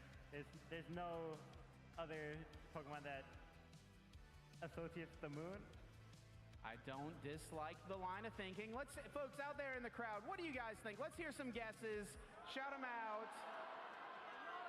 Wow, that was a bad idea for me. I do not understand a thing that anyone just said. Let's go with a Cresselia guess. It is indeed Cresselia. Well done, Michael. Well done. Well done. Let's see if we've got another one here. We can keep rolling here a little bit longer. With power equal to an excavator, it can dig through dense bedrock. It's a huge help during tunnel construction. Ooh, a Pokemon that can dig. Maybe a That's ground off. type. Ooh, how about Excavator? Excadrill. I like it. Ooh, Thinking with the beginning that part of the makes word. sense. Okay, the prefix. Let's lock it in. Excadrill. Show me Excadrill. Diggersby! Diggersby. Wow, I'm not gonna lie. I was kind of on the same wavelength as you. I was thinking Excadrill for sure. Diggersby. I didn't know he was so helpful. Here we go. It is constantly racked by a headache. When the headache turns intense, the crowd is already yelling here. It begins to use mysterious powers. What do you think here, Michael? Just say it. It's Psyduck. Show me Psyduck. Indeed, Psyduck is correct. Well done, Michael. And everyone else out in the crowd. It seems like everyone else had that one locked in pretty quickly. I think from here, we're going to kick it back over to the casters, and we're getting ready for that VGC Masters Finals match. Let's hear some noise if you guys are excited to see this game. Thank you so much, everybody, and welcome to the Pokemon World Championships!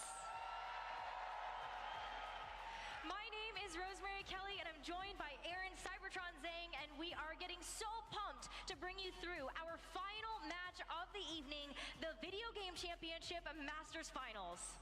Anaheim, let's do this! Woo! Rose, I am so excited. There's so many incredible storylines coming into this Master Division Finals. We just saw the first person in VGC history to win in 2 age divisions in the World Championships. We might see a second happen today as well. That would be incredible. We are certainly making history here in this Anaheim arena, as well as just in Anaheim, California, and around the world with this year's Pokemon World Championships. And it has been quite the journey. Thinking back to how it all started on Friday, we had just 370 Masters Division trainers that entered into the convention center and battled it out to make it to this moment where they would have the chance to become the world champion. This tournament in particular has felt so difficult. We saw all 3 of our international champions, heavy favorites to win this entire tournament, get knocked out early on.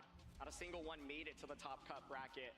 And in the end, there are only 2 players that stand with team compositions that I think people maybe didn't put a lot of respect on coming into this event. Up till this point, we were looking at the Pokemon World Championships and how dominant Miraidon has been as the premier legendary Pokemon from Pokemon Scarlet and Pokemon Violet. But I think our finalists in the Masters Division have certainly had something to say about that, with Miraidon guaranteed to win a World Championships. Not only just that, USA has officially won the World Championships in all 3 age divisions. Let's hear it, yeah, come on. Rose, do you know the last year that's happened in VGC?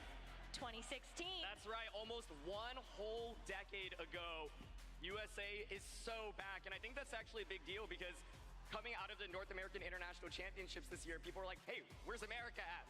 Here we are at World showing up. And here we go as we get ready for the finals.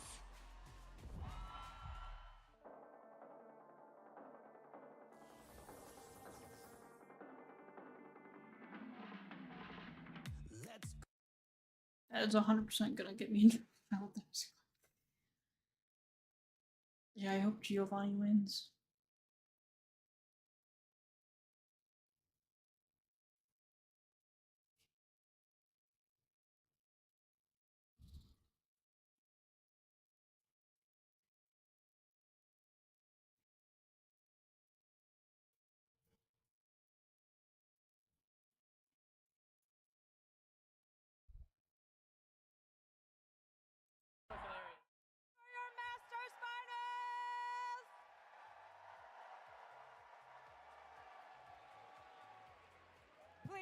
welcome to the stage from the USA, James Evans!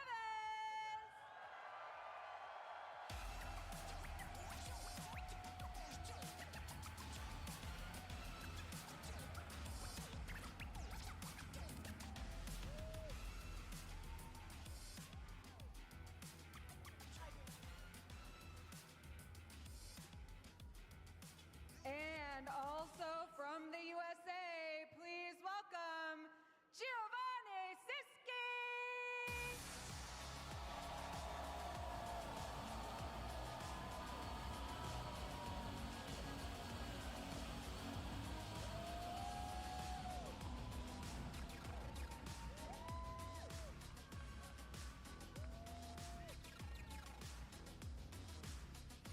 James, I saw you walking down that catwalk just going like this. How are you feeling? It's just amazing. I'm honored to be a part of this for the first time ever in Pokemon VGC history, Pokemon competitive history. It just means a lot to me to be back here again, which is something not a lot of people can say. Although we just saw a senior do that, so it just means a lot to me, and I'm really excited for how this is going to go, win or lose. That's still not a lot of people, absolutely. What about you, Giovanni? How does it feel to be standing on this arena stage right now? It's a surreal experience. I've had so many people support me along this incredibly long journey that I've had to this point now, through all the ups and downs, and I'm incredibly grateful for all of you that have been there every step of the way for me, and I hope to put on a good show for you guys. Just one more question for each of you. What do you think you need to do in this match in order to become the world champion? What do you think is your most important goal? I think the tempo in this matchup actually will dictate a lot, so just watch out for that. All right. James, he says watch out for that. What do you think your most important thing you're going to have to keep in mind for this match is? Winning. It's a good focus. All right, we can't wait to watch you play, so we'll have you take your seats. And there are some important special guests on the floor with Gabby. Let's check in with them. Thank you so much, Anna. I'm here with Kian and Kareem, who are supporting Gio and James. But you know, Kian, one of the time-honored traditions of a Video Game Masters finalist is preparing for the match. But I've heard that James and Gio went to dinner together last night, and you were there. So tell me, was that a tense meal? It wasn't that tense. We're all really close friends. Everyone was just trying to enjoy it. Maybe after, but we all just try to enjoy the moment of two friends being in the finals together. I'm glad that you were all able to share that moment. Now tell me a little bit about Gio's prep coming into the match today. Yeah, we worked tirelessly overnight. We stayed up super late and then even worked a little bit before this to make sure that he was all prepared for this most important match of his life, to be honest. Do you think he got enough sleep? Oh, he most definitely got enough sleep. We worked hard for him so he could get his beauty sleep for today. Awesome. All right, Kareem, what about James? Was he up to the wee hours of the morning practicing as well? I know that James was practicing a lot with our friends Joe and Brady, and the three of them are all just excellent players, and I'm not sure how long they stayed up, but I know that Joe and Brady definitely put him through the ringer for testing for this match, and I'm very confident in all of their prep together. Now, Kareem, you've mentioned that you've known James for a really long time, and that having been on this stage yourself, this is a really big moment to be a part of for James. Do you have any words of advice or encouragement or anything you want to say to him before he gets started with this match? Really just that James has always been such an amazing, dedicated person. Anything he wants to get done, he gets done. He's very determined, and I have no doubt that this is going to be the same deal. I know how badly he wants this, and I have full faith that he's going to get it.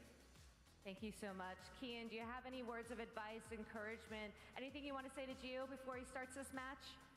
It's hard to pick like one thing to say, but Gio's been using Koraidon since the beginning of Regulation G, when even then no one believed in it, and even up until now no one really believed in it as well. So just let Gio be Gio, use what he knows, and he'll do great. All right, well, thank you both so much. I'll let you get seated to enjoy the match. Casters, back to you. It doesn't get any better than this. Both of our Masters finalists taking to the stage and getting ready for one of the most intense battles of their life to claim that title of world champion. I'm so excited. It's been a battle of the Koraidons here, and these teams, they actually function very differently. Koraidon and Brute Bonnet, of course, on both compositions, but on one side you've got the Shadow Rider, Here's the thing. Koraidon gets walled by this, that, both of those wall the Koraidon here, and then the Shadow Rider gets walled by here, on James's end, you've got a lot more defense to work with. You've got this Brute Bonnet, which of course can go for a Water Terra. You've got Raging Bolt, which can actually survive even a really powerful Life Orb combat from the Koraidon. And so I think what's really going to dictate this set is the early turns. Is James able to match Giovanni's offense? Can he play defense to survive a couple of turns and really survive all the damage that Giovanni has to offer? And it's not even just about the tempo, it's also just about the natural speed that all of these Pokemon are going to have. Taking a look at Gio's team in particular, you look at something like that Chi-Yu that's holding the Choice Scarf, the Fluttermane under photosynthesis conditions, as well as this Koraidon holding the Life Orb, they tend to be trained to be just a bit on the faster side. So I wonder how James's own Koraidon is going to stack up against that. Yeah, and these Koraidon sets are different as well, right? On one hand, you have this Life Orb Koraidon that hits for really hard. On the other hand, it is the clear Amulet Koraidon. These generally don't have as much one-hit KO pressure, especially with that fighting type attack. It's Life Orb close combat on one side, it's Collision Course on the other side. But I think from Giovanni's end, you have the ability to just double up, punch, and get knockout after knockout. So from James's end, I'm looking, what is your response? What is your defense? And two big tools I think that you should pay attention to in this matchup are going to be the Raging Bolt and the actual Brute Bonnet, which you wouldn't expect to be super strong in an opposing Sun matchup, but Brute Bonnet with that Water Terra can be super good defensively to get a Spore off. And also just the Sucker Punch. You have Sucker Punch as well as Thunderclap, two priority options that James has available from that Brute Bonnet and Raging Bolt. So Raging Bolt natural set. speed that Giovanni has on his team is going to be a problem. Priority moves are one way to bypass That's a normal Koraidon set, actually, to say. Look at the Fluttermane, look at the Chi-Yu. These are Pokemon that are really frail. Thunderclap can actually do so much damage to a Fluttermane that doesn't have when you have that Focus Sash, Shadow Rider is very interesting. To do a lot as well. And so priority is a nice way to get around the fact that James does have to worry a little bit about the fast speed from the opposing side. He's got a lot of options on this team. I think the two non-restricteds that I am paying the most attention to are Brute Bonnet and Raging Bolt. But I think Incineroar is also interesting because you can weave in some cool plays with Helping Hand. The Helping Hand is going to be nice, but especially because you have the Intimidate on the Incineroar. As you already called out, the Life Orb that Gio's Koraidon is going to be holding. It's notably not clear Amulet. There's no way for you to actually protect your own Koraidon from taking Intimidate attack drops. Absolutely. Taking a look, of course, on the other side, we've got similar Pokemon here with the Koraidon and Brute Bonnet. Both of these Brute Bonnets crucially being Water Terra. But, of course, Gio has a lot of options in terms of speed control. You can use that Fluttermane to drop your opponent's speed immediately. Gio's stuff looks pretty standard, other than the Earthquake on Ursaluna. You don't really know what mode he's going to commit to. You can lead Fluttermane with Koraidon. You can lead Koraidon with Chi-Yu. You can lead Lunala, set up Trick Room, get Ursaluna in. Terra Stellar Fluttermane, interesting. And it's really difficult to pinpoint a play that allows you to cover for all of those. That's kind of the big signature calling card of a lot of these teams that have something like those faster Pokemon as well as access to Trick Room. You really do have to make sure that you play your cards right. And Gio's position, we often see sometimes those types of teams backfire. If you don't get the Trick Room set up at the right time, that's something that your opponent can capitalize on. Yeah, absolutely. And I think if you look at the offense that Gio's team has to offer, it's really scary for James, right? Fluttermane alone, you've got a Moonblast that's 4 times super effective in a Koraidon. You've got a Shadow Ball into that Shadow Rider as well. That Pokemon can handle the restricteds. Chi-Yu is so commonly used in the format to deal with Calyrex Shadow Rider as well. Gio has so much offense.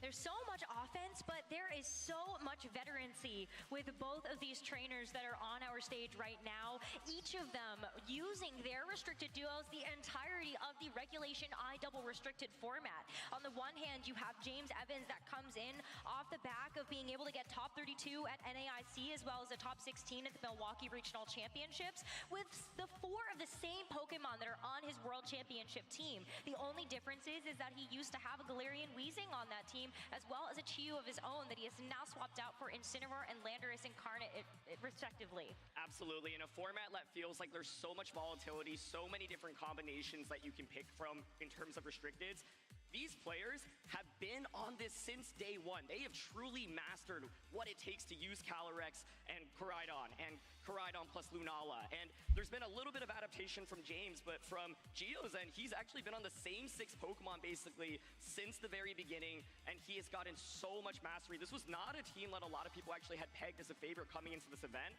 and both of them are using restricted duels that were not in the top 4 of usage rates.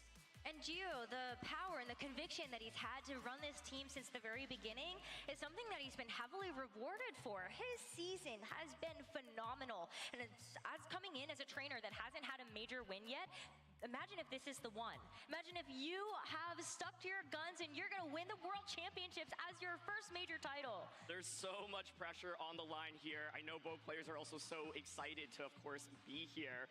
And it's been an incredible journey. Of course, James Evans won the Senior Division World Championships many, many years ago. He's won the North American International Championships. He's won multiple regional titles. He has won so much in competitive Pokemon. He's looking to win Worlds once again. Like you said, Gio's chasing for literally his very first title. I think he's not made it past top 8 in any tournament before, and here he is now in the finals. Well, let's get ready to go. This is a best of 3 for all the marbles. The World Championship title on the line. Make some noise as we get into game number 1. Oh, wow. Okay, in a restricted format, there's actually no restricteds to hit the field to start the game. That is wild. We are going to see Gio have that Flutter Mane next to that Choice Scarf Chi-Yu. And for James Evans, he's opted into bringing that Incineroar next to the Brute Bonnet to start. So, yeah, I think the Brute Bonnet is a really good defensive option from James's end because you have that Water Terra. Gio does not have a way to really take advantage of that and hit you for super effective damage, right? So, right now, Incineroar is, of course, applying Fake Out pressure immediately into the Chi-Yu slot. Chi-Yu could go for a Ghost Terra to get around that, but do you really want to commit to that? And then, of course, Brute Bonnet right now on James's end can launch a Spore, can go for that Water Terra defensively. You don't fit into a Fire-type attack or a Fairy-type attack. And so, my question is, how does Gio respond to this? Do you have your own Brute Bonnet to switch into? Because if so, that means you drop one of your restricteds. I like this defensive lead from James's end, knowing Brute Bonnet can really, really start slowing down the pressure that you want to apply. Well, there aren't going to be any swaps. It's just a terrestrialization to start off our first game, and it is the Brute Bonnet as a James terrestrialization Pokemon of choice in game number 1. Brute Bonnet, the Water Terra, as you called out, such a nice defensive typing to have, not even just against those fire types from this Chi-Yu and Koraidon, but of course because of that Flutter Mane. As you see the Incineroar go for the Fake Out, it's going to stop the Chi-Yu in its tracks for this turn, but the Moonblast still does a lot for its troubles, though. This Brute Bonnet is able to land a Spore into the Chi-Yu, one of the biggest offensive pieces here for Gio. The Gio slows down the Chi-Yu, but Chi-Yu actually isn't really the biggest threat to Brute Bonnet and Incineroar right now, right? And so Flutter Mane, that beats of Ruin, giving you that special defense drop, allowing you to do even more damage to Brute Bonnet. This Brute Bonnet can't protect, so you are vulnerable to just eating up another Moonblast right now. Of course, it has the ability to go for Sucker Punch, try to break that Flutter Mane's Focus Sash. You could double up into that slot. Flutter Mane does have the ability to go for Protect, allowing Incineroar to maybe launch an attack right now. But James has slowed down some of the offense, but Gio still has so much coming out from this Flutter Mane right now. And the Chi-Yu, while it has to take that mandatory turn of sleep, it could wake up on the next turn, and so you're really only stopping his Chi-Yu for just a short while. And Gio doesn't want to take the risk, actually decides to put the Flutter Mane back in its Pokeball for later, and brings out a Brute Bonnet of his own, maybe suspecting that a Spore would be going into that Flutter Mane's way. It's also going to get past this Sucker Punch, and that's going to fail as this Chi-Yu does take a turn of sleep. So the Brute Bonnet is in the back. There is an answer to the sleep here, and you've actually gotten enough damage onto the opposing Brute Bonnet where you do pressure, of course, with damage from the Seed Bomb on your own end. That is the one way you can hit it for super effective damage. And so I wasn't expecting Gio to drop one of his restricteds coming into this. I think my guess is it's probably that Lunala. We'll have to wait and see. But right now you have gotten the Terra out from the opposing side, and your Brute Bonnet is looking pretty scary right now. If you win the Brute Bonnet war, then you can, of course, apply pressure and then start putting things to sleep with Spore yourself. Yeah, I mean, you could Seed Bomb this, or, you know, the Brute Bonnet is also no longer a grass type, so just Spore that slot safely as well. Let's see. I think what's so interesting about this matchup coming into it is both players had so much time to prepare for it, and I think this game now looks so different from then if they had just played immediately, say, yesterday, right? And so both players have had so much preparation time. Chi-Yu is going to stay asleep here. Another turn here for James to take advantage of as the Brute Bonnet does go for a Spore in case that Chiyu had woken up on this turn. We do have the knockoff into Geo's Brute Bonnet, which will knock off the Citrus Berry as Brute Bonnet fires off a Spore of its own, putting this Incineroar to sleep. It has been such a defensive game to start. Like, we have not seen a restricted Pokemon hit the field yet. Everyone has just been trading sleep left and right. And I think it's a little bit scary right now because you know if you switch in your restricted Pokemon and it gets put to sleep, it's probably just going to be rendered useless in this battle. And so both players are really wary of that. They don't want to make that switch out. Chiyu right now is exerting, of course, offensive pressure onto the Brute Banner. Should it manage to wake up, it can go for something like that Dark Pulse and target down that Brute Bonnet. So we're going to see another switch from Giovanni. Geo now removing the Brute Bonnet and deciding to switch the Koraidon in its place. So all 4 Pokemon for Geo in this game number 1 have been revealed. But notably, this Koraidon is going to be setting the sun and giving a photosynthesis boost over to James's own Brute Bonnet. But what about the sun is setting itself up for this Chiyu as we see Incineroar, the first to move here, taking its turn of sleep. Sucker Punch into the Chiyu, so you know it might be able to go for an attack on this turn, but it stays asleep. Another critical turn of sleep here for James. Crucially staying asleep. That was an opportunity to maybe wake up and get a Dark Pulse off. However, now you have positioned the Koraidon in, right? And this is the amount of offense that you are looking to exert. Koraidon can now go for the damage onto Incineroar, try to threaten that with the knockout, and Chiyu then can, of course, wake up and get the Dark Pulse into Brute Bonnet. I don't think Chiyu feigns from another Sucker Punch either, right? And so Geo took a little bit of a risk there because with Koraidon switching in, it could have been Spore into that slot, but are you really going to Spore the Brute Bonnet? And so it's a great bait by Geo, and now he has finally gotten the offense out in the field. This is going to be a really big turn. Can James even play defense here? I think the best thing to do is maybe if you have that Shadow Rider, switch it in and take a fighting type attack on that Incineroar slot. But what if Geo calls that and actually decides to go after an attack onto this Brute Bonnet instead? Incineroar wakes up and goes for Helping Hand onto the Brute Bonnet, and that's one way that you can make sure this Incineroar does something on this turn. The Sucker Punch into the Chiyu, that was enough damage to get the knockout, and so Geo is not able to utilize this Chiyu at all this game number 1. Yeah, Sucker Punch itself won't get the knock, and you see Flame Charge come out as well. I think part of what Geo's thinking is, I want that speed boost, and I think you're probably going to switch Incineroar out, but it's an incredible turn for James there as he manages to get the wake up that gives him the extra damage that he needs to get the knockout onto Chiyu. And so I think that was what looked like a really scary position for James, ends up being much more positive. Well, at least you have the free switch into your own Brute Bonnet that's also going to be getting that photosynthesis defense boost. But how helpful is that really going to be when you're still trying to get your first knockout in this game? This Brute Bonnet has a defensive Water Terra. You're really hoping that your Chrome Koraidon is able to do some major damage here. Absolutely, yeah. I think now the damage definitely is stalled out a little bit, right? Like, Helping Hand Sucker Punch was a cool way to get that knockout, but now you don't have very much offense. You are staring down such a powerful Koraidon that's positioned so well. And the Brute Bonnet on the opposing side is, of course, very scary as well. One thing that's crucial to note is that James's Brute Bonnet, or James's Incineroar, does not have that Flare Blitz. And so without Flare Blitz, you don't have that ability to just threaten a lot of damage onto Brute Bonnet. So I think this turn, once again, I think it's still scary for James. He got the better end of it the previous turn, but we'll see how this one plays out. Both trainers, of course, taking their time as they know how perilous these next couple of turns can be. And James wants to save this Brute Bonnet for just a little bit later. The Shadow Runner Calyrex now going to be the Pokemon that hits the field. The first restricted Pokemon revealed for James in this first game. And the question is, did the fighting type attack go into that slot? Close combat goes into Calyrex. That's the play I was talking about the previous turn. And James now gets the parting shot off. Oh my goodness, he's gonna be able to pivot out a little bit more. Brute Bonnet, of course, still has the ability to go for a Spore, can put something to sleep, but it's a beautiful bait into the Calyrex slot, and it manages to at least switch in for free for now. That's a huge deal. I mean, Geo is really hoping to get as much mileage as possible out of this Koraidon, and every single turn that James is able to negate that damage and just continues to start to swing the tides into his favor. But what comes out now into this Incineroar's place? That's the first question, and then the second question is, Brute Bonnet, who are you targeting, right? Sleep is such a big deal in this matchup, and this is the thing that we were talking about before we came into the game. The defense matters so much. You're looking to slow down pieces so that your offense can just start punching holes. It's Brute Bonnet coming out from the opposing end. Of course, it's Water Terra, so let's see. Where does Geo's Brute Bonnet target? Okay, well, after the photosynthesis boost, we get to find out our answer, and it is just the Brute Bonnet that James switches in that will take that. Still not a horrible trade to have made there. A Spore onto anything is still going to be of great benefit to Geo's game plan. Yeah, I think James is happy with that, though. You you saw you did a little fist bump.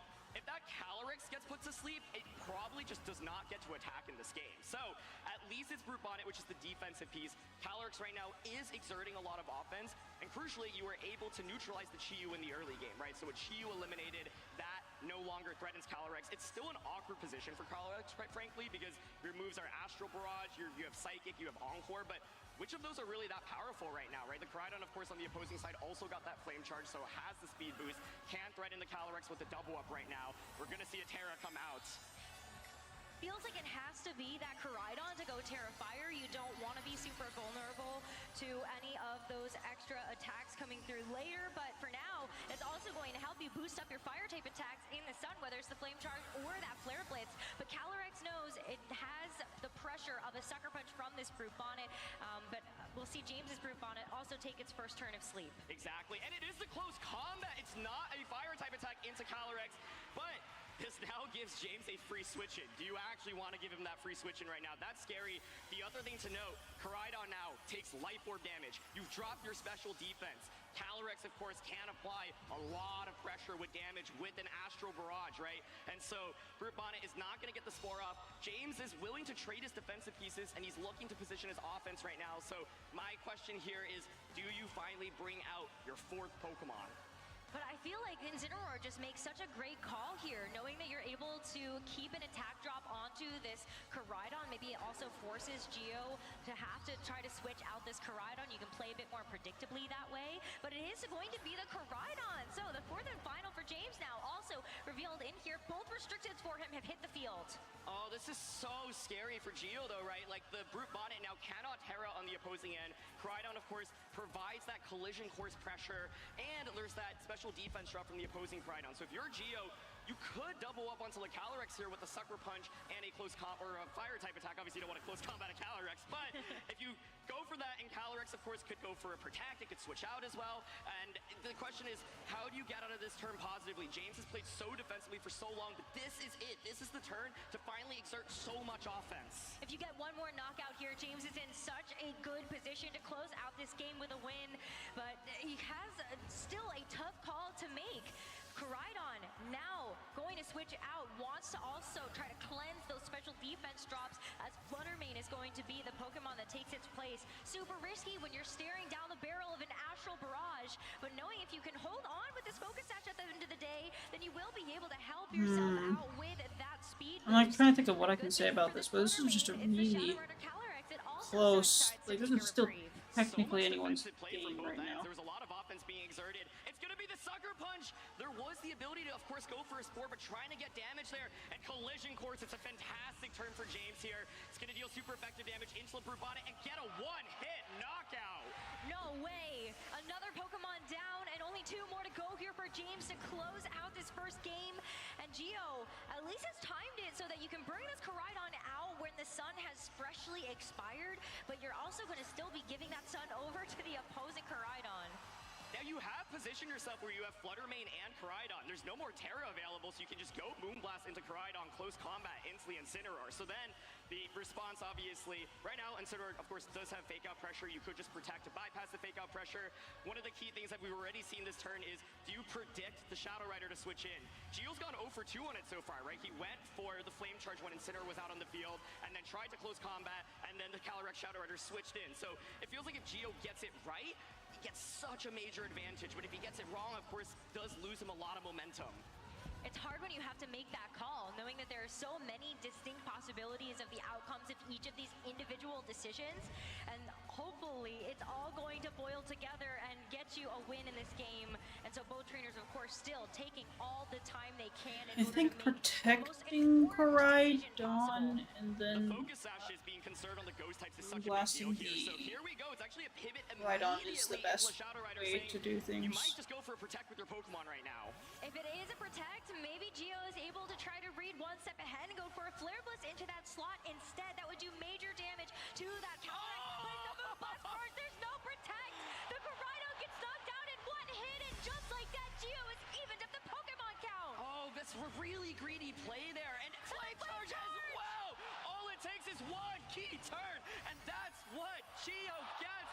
Of course, Focus Sash keeps Calyrex around for another turn, but this game, I think, is about to end. two speed boost now onto this Koraidon, another speed boost onto this Fluttermane because of that photosynthesis. And even though the Incineroar comes back out onto the field, you can only fake out the Koraidon. This Fluttermane is still free and clear. Yeah, so now you just protect and then let Fluttermane just go crazy. And this is where committing that Water Terra early with Brute Bonnet put James in a really difficult position against late game Fluttermane. I love how Geo recognized Fluttermane's really good into your team. I'm gonna save it. Of course, we started the game off with it. It never took any damage. It never got put to sleep. Imagine if the Spore went off into the Fluttermane on turn 1 rather than the Chi-Yu, but James gets a little bit greedy there and gets punished so heavily. And I just don't see a way for him to win this one. There's still a will, and sometimes that means there is still a way, but James is going to go ahead and take this turn to protect the Calyrex and at least give himself some time to think heading into the next game. Incineroar is the next to fall with a big close combat from this Koraidon. Another one-hit knockout for Geo, and it's just the Shadow Rider Calyrex that stands tall to try to get James a victory here. Oh my goodness. I mean, if you look at this game, the key turn really was that double KO, or KO plus 1 HP, almost a KO. Calyrex basically is fainted, right? Like, at that point, once the flame charges happen and there's the Fluttermane with the speed boost, you just can't handle it. And Shadow Rider just didn't really do much in this game, right? It never really clicked any damage, and so I think Shadow Rider's just really awkward here to use. This Fluttermane secures the knockout, and Geo goes up 1 game. Yes. I'm so happy about that. Thank you. Couple of turns until that pivotal moment, as you called out, and as soon as Geo started to stack knockout after knockout after knockout together, you could see he could taste the victory of that first game, and is now 1 game away from becoming a world champion. So I want to talk about adjustments here. I'm genuinely shocked the Raging Bolt did not come out in that game. I thought like this would be a war between Brute Bonnets, and it kind of was honestly for the first couple turns, but I thought Raging Bolt from James's end is really powerful here because it can take that special damage. You can even Terra, of course, to get around, you know, Moonblast, for example, dealing super effective damage. And so I think, you know, James was playing really defensively, and even though he was able to get Shadow Rider out on the field, like, that's not really the most powerful Pokemon in this matchup, right? Especially because it doesn't have a way to boost its damage output. It's very fast as well, but it's not gonna get those one-hit knockouts. And so I really like how Geo managed that early game. If you're expecting Fluttermane and Chi-Yu once again, then the question is, what are the possible responses, right? And I am definitely looking at that Raging Bolt to start because I think you can at least soak up special damage. Koraidon, of course, can also go for a Terra immediately, Fire Terra Koraidon, and then just start launching damage, go for your own flame charges. And so I think if I'm in James's shoes, one mode I would consider adapting to is Koraidon plus Raging Bolt. If we saw the Shadow Rider Calyrex hit the field, I would have liked to see it at the beginning, but it is tough when James doesn't have that speed control available to him in the same way that Geo does. But I can hear the crowd right now. Who you cheering for? There we go. Geo is 1 game away from winning the World Championships and his very first tournament. James, of course, has his back up against the wall, but he's been in so many tournament finals before, and I think he definitely has the experience to take us to a Game 3, but I think James just needs to find the position for offense a little bit more. You know, he managed to make some nice defensive plays, but never really got his offense position, and I think Geo's offense is already more impressive, and Geo was just 1 step ahead, and so Raging Bolt's the one Pokemon that I really have my eyes out on.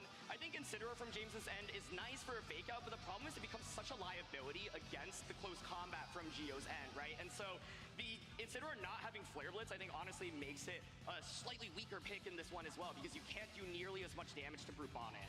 I almost also see a world where, yeah, you leave the Incineroar at home or the Shadow Rider Calyrex and then bring out the Raging Bolt, as you were saying, but then what about the Landorus here? Do you ever like that at all when some of these Pokemon are, in fact, like Terra Fire Koraidon, Fire-type Chi-Yu?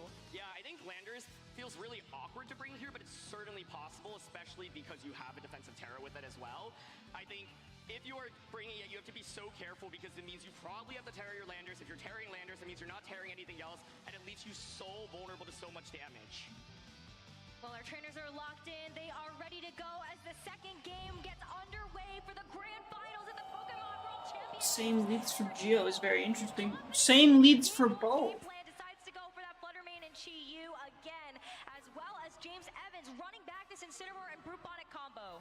Okay, so we saw this played out last time, right? Fake out into the Chi-Yu, Terra Water the Bonnet, I think James now might be like, okay, Chiyu wasn't actually a problem that last game. It was the Flutter main. So now you maybe consider going for a Spore onto a Flutter main slot instead. Flutter main, of course, could go for a Protect. Gio does have the ability to just go for the Terra on Chiyu immediately. It's Ghost Terra. That would give you immunity to Fake Out and allow you to just go for something like a Dark Pulse plus a Moonblast. That's what I was thinking would have been a good decision to make for him. No Terras, no Fake Outs. It's just going to be a Sucker Punch right into the Flutter main as the Brute Bonnet is going to take the Dark Pulse. So there is a bit of a trade of damage, but as the Flutter main follows up, the Brute Bonnet just goes down with a double up here from Gio. And James has lost his first Pokemon in this second game. And Cineroar still gets a chance to move and decides to go for the knockoff, so that will remove the Choice Scarf of this Chiyu and at least make it a little bit less speedy. A little bit of split and damage there. Of course, you had the ability to maybe target the Flutter main down and just try to KO it immediately. James obviously taking a really big risk there on turn 1 as well, not going for that Water Terra. But you can see Gio was predicting the Water Terra, so he went for that Dark Pulse. So both players really just trying to get into each other's heads. Of course, the Calyrex Shadow Rider now hits the field. There is no more Choice Scarf on the Chiyu, but you can't, I don't think, knock out the Chiyu here. I'm not confident that Helping Hand Astral Barrage does. Maybe if you go for Ghost Terra with the Calyrex, you can go for a Helping Hand Ghost Terra Astral Barrage. Gio could potentially switch into Koraidon, give Flutter main the speed boost, allow it to get an attack off, but yeah, I think the main question I have here is, do you commit to Helping Hand Ghost Terra Astral, and if so, does it knock out the Chiyu? That would certainly be a very ballsy play to make, but maybe that's exactly what James needs in order to get back into this game after losing a Pokemon so early. That's the type of aggressive call we need to see from this team. And here is going to be a switch. I think you also could just go in and Brute Bonnet if you brought it, because there's not that much threatening it with offense, and so there it is. Brute Bonnet now, at least this Flutter main can go back into its Pokeball and come back out later. As we saw Gio in that first game preserve it, and ended up being a key piece to that success. Protect on this Calyrex Shadow as Gio, without that Choice Scarf intact, can actually switch up this move as well. This is another way that you can utilize this Chiyu with those snarls. You would have loved to be able to land that into the Calyrex Shadow and also drop its special attack, but you'll also take some chip. I think the Calyrex just is so awkwardly positioned right now, right? You're up against 2 Dark-type Pokemon, and you just, like, don't have that much offense. You can't really use Psychic, obviously, and so you're relegated to... This is a tough spot. Astral Barrage just isn't that strong, right? I was like, well, the only way you can get the knock is if you, like, commit Ghost Terra and Helping Hand. That's just so many resources. It's a lot of resources, and now when you see this Koraidon hit the field, I think the problem becomes even more compounded. You have the Chiyu as well that's going to be have a pretty good time, I think, into this Koraidon, especially if you do want to commit that Terra onto it. But then you also have this Brute Bonnet, which with this defense boost might be able to deal with this Koraidon as well. Yeah, I think the upside for James is now you at least have your restricteds out on the field, and you're not scaring down as much offense from the opposing side. There is still, of course, the pressure of Sucker Punch into Calyrex, though, and I think Calyrex losing its Focus Sash is very, very scary. So if you're James, do you consider going for a switch out, right, and to try to get around that Sucker Punch? Koraidon right now, I do think, is in a phenomenal position, but you also have to worry about the opposing Brute Bonnet, because if you are not able to get the knockout onto the Brute Bonnet and it puts either of these to sleep, it's a disaster. And I think this Terra makes a lot of sense. I would expect it to be on the Brute Bonnet. And it's going to be on Koraidon to start. Yeah, Koraidon first, and then we'll see if Gio has decided to respond to that with a terrestrialization of his own.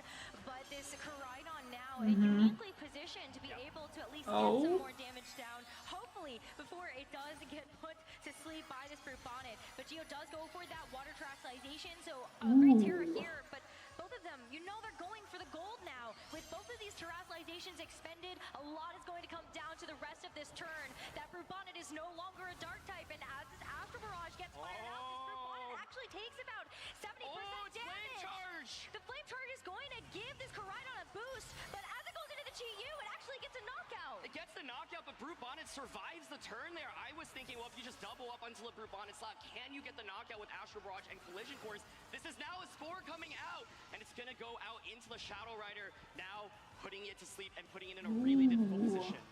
The Shadow Rider going to sleep, it still has full HP, it still has that Focus Sash, but is it going to be able to actually do anything when you still have that Flutter main in the back? Giovanni still has one more Pokemon that he can reveal as well, but I think it's actually really big that James got that Flame Charge for the Koraidon. That speed advantage is huge. Absolutely, I think that's such a big deal in being able to outpace the opposing Koraidon. If the Sun gets stalled out, then you can outpace the Flutter main as well. And so I think, yeah, that was a big turn in terms of damage. It's going to be Koraidon coming out now from Geo's end. This Koraidon, of course, is really powerful. It should not get the one-hit knockout, though, onto the opposing Koraidon with a close combat. My question then is, can you go for a Sucker Punch in close combat, try to get the knockout there? And if you're James, you can consider protecting the Koraidon, trying to bypass a turn of sleep with the Calyrex, and hope that you can wake up sooner than later with it. You have to get a little bit lucky, though, with those sleep turns. Yeah. And as we know, sometimes they can sleep for a little bit longer than you would like, but you have to take your first turn of sleep on this upcoming one. And this is a scary one because, once again, it's like there could, of course, be a switch in into the Incineroar, but then it just can eat up a close combat potentially, right? I think that's been one of the really fun dynamics to watch. But Koraidon does go for the Protect, like I suggested, trying to just take that first turn. But if Geo has opted into going for damage onto that Shadow Rider Calyrex instead, this could get dicey very quickly. Oh, Geo, yeah. though, actually goes for the close combat into the Shadow Rider Calyrex, maybe expecting a switch in, something like that Incineroar would have been knocked out or put to sleep. That turn was so scary because I could see it for Geo. If you made the call, you doubled up with a Calyrex, you might just be world champion, but it's really hard to make that play. Are you just going to ignore the Koraidon from the opposing end? But you called it, Rose. You still got to get lucky with the Calyrex. If you stay asleep, you will not get anything off with it. And so James ends up buying himself a turn. But right now, it's still difficult. I'm not even confident a Collision Course from that Koraidon knocks out Brubonnet now that you've gotten rid of your Dark typing and you have the defense boost. And that would be a disaster. So here we go. Collision Course. Collision Course heading right into that Koraidon's way instead, bringing it down to about 70% Oh, of it its stays HP. asleep. And Shadow Rider Calyrex just cannot wake up. It is sleeping at the wheel as it has to take a flame charge. Its focus dash gets broken, and now it's Geo's Koraidon that gets a chance to get a speed boost and now start to bypass the speed advantage that James's Koraidon had. Uh-oh. Follows it up with a sleep, and this is a huge turn for Geo. Geo must be able to taste the World Championship victory, but he's still got to get there. You got to do enough damage to the Koraidon, of course. And so, once again, an opportunity to maybe double up onto a slot, but instead says, you know what, I'm going to split my damage. And this is where the speed boost from the opposing Koraidon is a little bit awkward. I think if, like, Geo had close combated and then you're slower than it, you can get a Collision Course and maybe knock it out. Instead, this Koraidon just is not able to get a one-hit knockout onto the Pokemon, and Calyrex crucially stays asleep. You know, had it woken up, Astral Barrage, that's probably actually just the win for James. And so now, such a difficult position, both Pokemon asleep. The key question I have here is, does James try to play defensively, switch in that Incineroar? If you do, though, you are vulnerable to eating up a close combat or a Spore.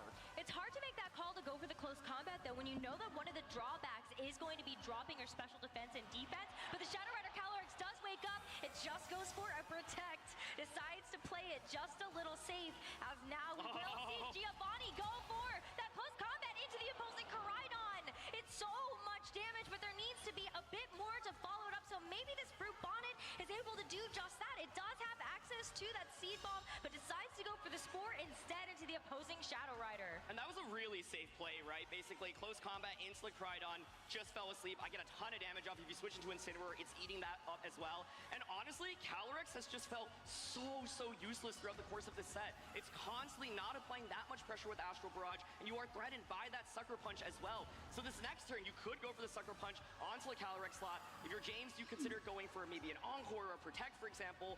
You could even switch out into the Incineroar, but then the question is, how does James deal enough damage, right? Yeah, it is so tough. Even if you go for the Encore play, is the Incineroar in the back with just that knockoff as its priority or main form of damage actually going to help you get through these Pokemon that kind of resist that. So we'll have to see. James really is hoping to at least get a wake up with that Koraidon, but this turn could be huge. Geo at any point feels like he could just win Worlds. So the Shadow Rider Calyrex is going to go away, hoping to maybe bypass something like a Sucker Punch, or maybe even be able to, well, look at that. Unnerve actually getting off the field means that this Brute Bonnet can actually get a bit of HP recovery thanks to the Citrus Berry that it was holding. As the Oh, James wakes up! It wakes up! James actually is able to go for the Protect on the Koraidon. That's a huge wake up to at least keep James in this second game. But the Brute Bonnet did go for the Sucker Punch, probably into the Shadow Rider Calyrex slot that the Incineroar came into, and the close paw combat now getting targeted into the Koraidon. James is getting a couple of good turns correct. This is so tense because if you don't get that wake up, you probably just, of course, get knocked out with the Koraidon, and then it just feels so tough. James has been keeping himself in this one. Now you, of course, do have the ability to go for a fake out with the Incineroar. Koraidon does have the ability to go for collision course, but it still feels so tense and so scary. But I think if James had not woken up with Koraidon or Shadow Rider on the turns that they did, the game is probably just over. So he's played really nice defensively and has gotten himself into a position where at least he's threatening a fake out now. He's got to fake out into either Geo's Koraidon or this Brute Bonnet, and now you have to pick your poison. Which one do you think is going to be the bigger threat? Brute Bonnet does have Sucker Punch that you can throw into the opposing Koraidon, and Geo says, I'm not going to opt into that variance. I am just going to go for the protect onto my own Koraidon, but that means that this Brute Bonnet is going to be eating that fake out. Flame Charge, though, unfortunately from James, goes for the protect, so you're not going to be able to get that speed advantage there either. This Brute Bonnet has been a menace, especially now that it's healed up with that Citrus Berry as well, and so James had the ability to maybe go for a double up into the Brute Bonnet. Geo just goes for it relatively safe, right? He's like, you know, if I go for Protect here, even if you double up on a Brute Bonnet, I don't think you're going to knock me out. Now, of course, the Brute Bonnet is applying Sucker Punch pressure into the Koraidon, and Koraidon is applying close combat pressure into the Incineroar. And so this is still so scary. Like, it feels like it's just on a knife's edge, but it's been in Geo's advantage for so many turns, and I'm sure he can feel so close, but he still has to get there. James has had a couple of calls where he's been able to bring in that Shadow Rider Calyrex after baiting something like that close combat in, so that it is a tool in his arsenal to give himself another turn, but Geo is going to actually take this Koraidon off the field and now bring in the Flutter Mane that we saw hit the field at the very beginning of this game number 2, and hopefully it'll be around for a little bit longer as James still goes for another defensive play. The knockoff into the Flutter Mane is going to finish it off, but Geo gets to bring in this Koraidon for free, set back up the Sun, and give this Brute Bonnet a Photosynthesis defense boost. That's a 4 as well. You're putting this Incineroar to sleep. Sacrificing Flutter Mane, which I think makes a lot of sense at this point in the game. Flutter Mane is a really good late game option if you have that Focus Sash, right? Or if the Terra hasn't been committed on Koraidon, but it makes sense to give it up here. Now Koraidon gets this, as you mentioned, set up the Sun, and you've gotten to sleep off into the Incineroar, right? So there's still this mind game of like Sucker Punch plus close combat. I feel like Geo just is playing it relatively safe right now, right? He hasn't taken any super big risks. It is getting scary though, right? His Pokemon are relatively low HP. You do need the Koraidon to knock out this Incineroar. Otherwise, Brute Bonnet is really going to struggle into. So then the question I have this turn is, do we see a switch into the Shadow Rider slot? The Incineroar slot is rendered completely useless, of course. You could go for that close combat. Koraidon tries to protect, trying to avoid another Sucker Punch right now. It's not able to get it though, but the Brute Bonnet is going to go for a Rage Powder just to draw away any attention from the opposing Koraidon, as Geos gets to go for the Flame Charge to finish off. The opposition gets the speed boost that it had removed from itself after going back into its ball, and James now down to just his final 2 Pokemon, the Sleepy Incineroar and the Shadow Rider Calyrex. I absolutely love that play because I think the main thing you're scared about right now is Calyrex switching in. Geo realizes, okay, if I give you an opportunity to stall another sleep turn, that's not great. I think that play may have just won him the World Championship. Now you've got a Koraidon that's faster than both of these Pokemon. And this is what I was saying, the Incineroar is cool, but it doesn't really do that much damage. Koraidon now will outpace the Calyrex, right? And so you can target that Calyrex slot down. You could just go for something like Sucker Punch in close combat. And I think we're about to crown a brand new World Champion. Feels super safe for the Brute Yeah, Bonnet. he would have to throw to lose this game right now. Calyrex, and then the Koraidon to follow up with that close combat into the Incineroar. But what does Geo decide to lock in? Potentially get himself that World Championship title. And can James do anything to be able to claw back into this one? There's still a lot of HP on this Incineroar, and it's still a Shadow Rider Calyrex, one of the most powerful Pokemon that we have seen in this format. It's one of the most powerful, but one of the reasons why Brute Bonnet has been tremendous is because of its dark typing to deal with that Shadow Rider. Koraidon does protect here, though, to start. Gengar actually goes for the Encore. So this Brute Bonnet is going to be stuck going for Rage Powder for the rest of the couple of turns. Okay, ends up being the Encore, of course. You could have locked into Sucker Punch. It is going to be that Rage Powder now. I think it's still fine for Geo because now you can just keep Rage Powdering away from the Incineroar. Koraidon being faster than the Calyrex will get the knockout onto it. You know, it will faint from a Life Orb tick. Yeah. And if it faints from a Life Orb tick, it means you can only get a knockout onto one Pokemon. You've got either the ability ability to go for the close combat into the Incineroar or to try to go for maybe a Flame Charge into this Shadow Rider Calyrex. But what if that Calyrex protects? Then all of a sudden, if you're stuck with Rage Powder onto this Brute Bonnet, then there's no way for you to actually be able to deal with an Astral Barrage. Yeah, I think for Geo, it's like you go for Rage Powder in close combat right now, you knock out the Incineroar, you know that you're going to lose your Koraidon, but then Calyrex can just go for the Astral Barrages, and so James might pull this one off. It's going so close, but Brute Bonnet, of course, has to go for an Encore with that Rage Powder, and that will direct away anything from this Incineroar if it even survives this close combat, which of course it will not, because that is super effective, and Koraidon, that's going to be all it's able to do for the rest of this game. It's going to get knocked out to the Rocky Helmet recoil instead, so now it's up to the Shadow Rider Calyrex from James, the last bastion of hope for him into this game number 2 to tie it back up and bring himself back into this series. This was an unbelievable comeback. Like, That's it gonna felt kill, like Geo probably. just had the advantage, but James finds the position. Miss Brubana just fakes, and that's it. We're going to game 3. A game 3 between two phenomenal players from the United States. James Evans, the previous world champion from 2018 in the seniors division, and Gio Siski, who is looking for his first major title win ever. And they are both tied 1-1.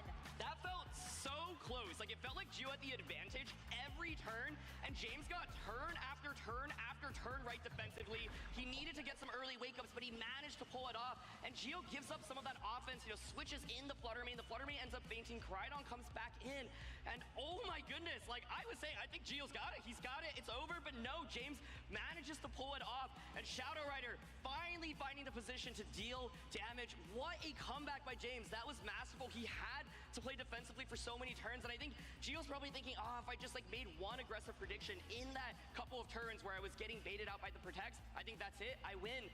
But I think he tries to play just kind of Yeah. safe and gets punished for it, and James manages to weave in a victory there. I'm honestly blown away by that win. I am so impressed. On paper, Gio looks to have the more favorable matchup, and as you were already saying before we were heading into the match, you know, maybe yesterday Gio would have just won on the spot, won this with just the advantage from the team compositions alone, but James has had all day and night to be able to prepare for this matchup and found a way to get himself back into the match and with a chance to win the World Championship title once again. There are so many different ways this matchup can play out. We've basically seen the same Pokemon, right? And so I'm wondering, does James now shift to that Raging Bull that I was talking about? Because we saw Gio go for the Terra on the Brute Bonnet.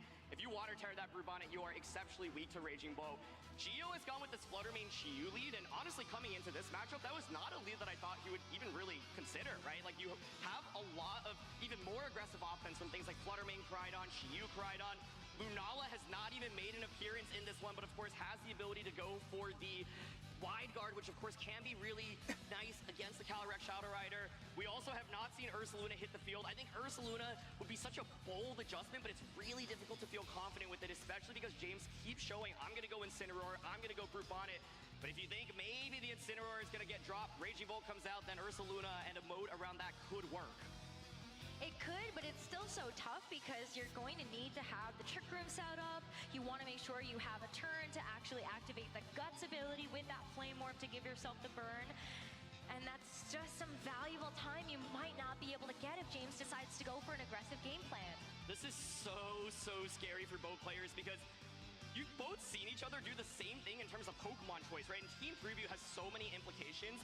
There's nothing worse than you not making an adjustment, your opponent makes an adjustment, and you're just so far behind right from the first turn.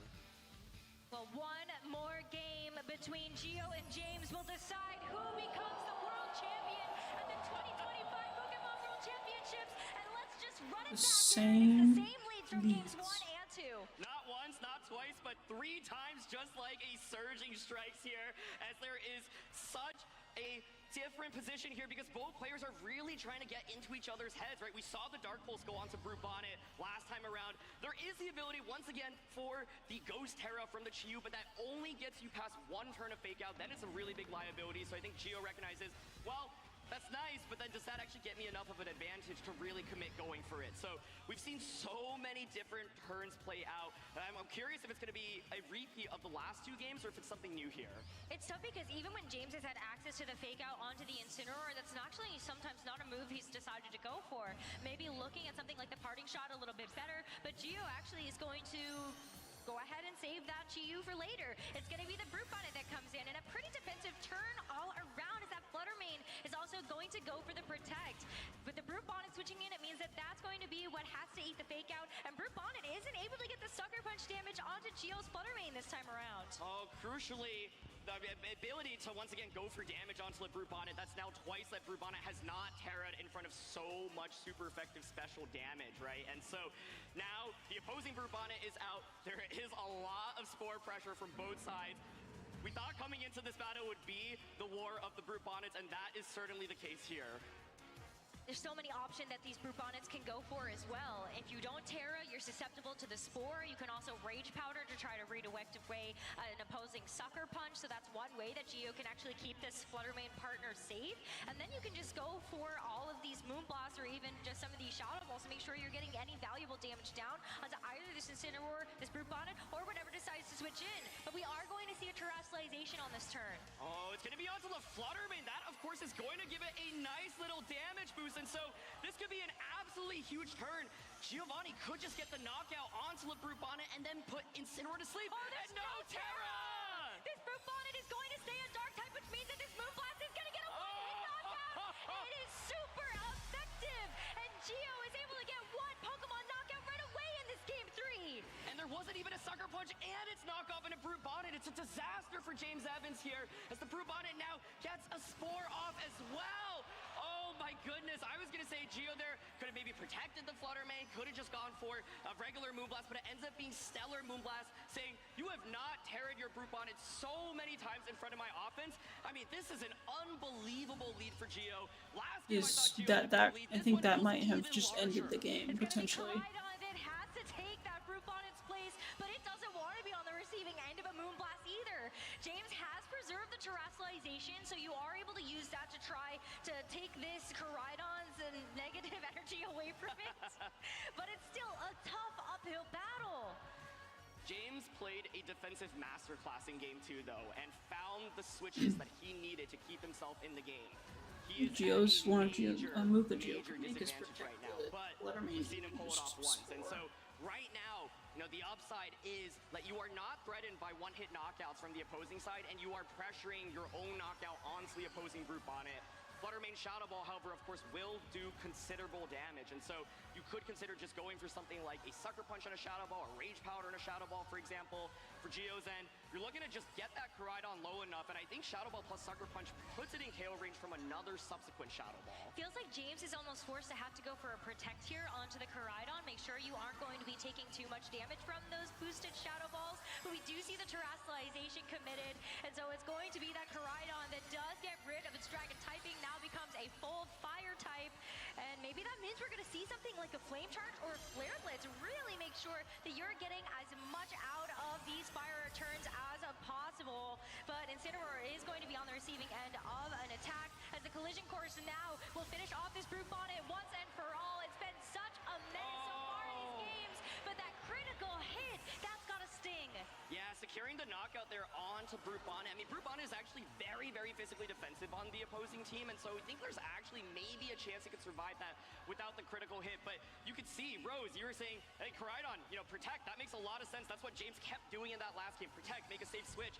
James is like, look, I've done that enough. I'm going to punch back with offense, and I think gets a really great turn. If you ate up a Sucker Punch and a Shadow Ball there, I think that could have been really, really scary. But I do wonder if Collision Course was guaranteed the one-hit knockout on a Brute Bonnet there, but for now, we're gonna have to advance the game. Gio is gonna get a free switch in, and it's gonna be into Chi-Yu.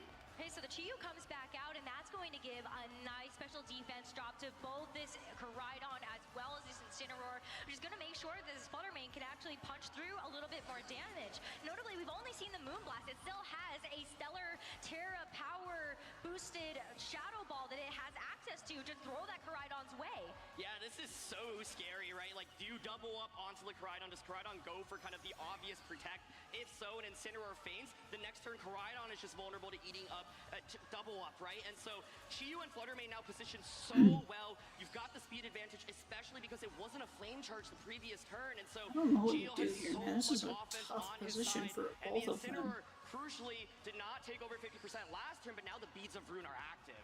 So that would be just one more Moonblast to knock out this Incineroar, and it still has a chance of waking up, but it's totally still asleep. Koraidon now will go ahead and go for the Protect, and as we see the Flutter Mane go for the Shadow Ball into that slot, James is hoping this is going to be enough of a saving grace to actually let this Incineroar wake up, but the Heat Wave from this Chi-Yu will be able to connect onto both targets. Incineroar does take a pretty sizable amount of chip. Oh, it doesn't wake up! Incineroar stays asleep!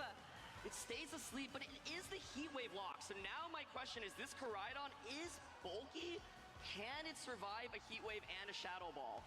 If the answer is no, the game is done this turn. If so, you keep yourself in it, and you're able to retaliate back with either damage on the Flutter Mane or a knockout onto the Chi-Yu. But what makes this so tricky, Rose, is the fact that the Flutter Mane is still so healthy. There was no Sucker Punch earlier from the Brute Bonded to break that sash, and Flutter Mane right now feels like it's running away with the game. Shadow Ball first from this Flutter Mane is going to go right in that Koraidon that protected on that last turn. This is a huge Oh, source I don't of think James's it's gonna take it. And the Chi-Yu goes for the Heat Wave to try to finish it off. A double KO, and Gio Dang. is one Pokemon away from becoming the world champion.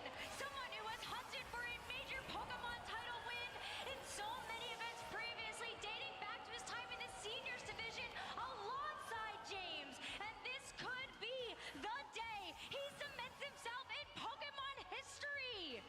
This is his moment, and oh my goodness, he's staring down a full HP Flutter Mane and a Chi-Yu.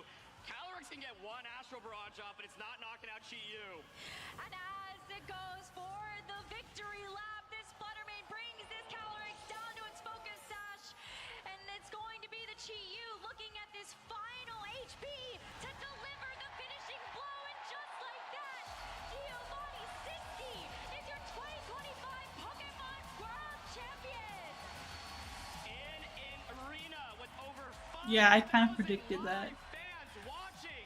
Unprecedented was pretty in Pokemon clear. video game history. An arena that's crowned Olympic champions before. Gio now can call himself world champion. His very first tournament win, and what better way to do it than to win the world championships? An incredible stage for an incredible player. Something that he has been dreaming of and striving for so long. Gio Siski, take a bow. This is your moment, your day, your stage. It's all yours. You can see the emotions. He's worked so hard for this. And it was an unbelievable way to do it. I think that second game, honestly, it was so nerve-wracking. It would have gotten to me, honestly. As a player, you're in those shoes and you're like, I'm just one turn away from winning Worlds, but he didn't get there. James found the way to come back in that one, but he kept his composure, decides to stick with the same game plan. Both players actually going with the same Pokemon throughout the entire set. And that's Stellar Terra. This turn, this was such a key turn. James just lost so much out of it and had such little in response. And, you know, if it were a Sucker Punch, at least maybe you would have broken the Focus Sash on the Flutter Mane, but it was not enough.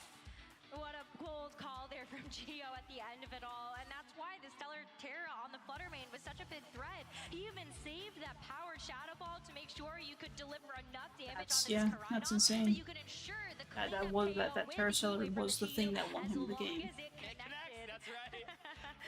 We were so caught up in the moment, but of course, if you use Chi-Yu in competitive Pokemon, one of its biggest liabilities is that it is generally using moves that can't miss. It's Heat Wave, it's Overheat, it's Snarl. And so, my heart really stood still for a second there.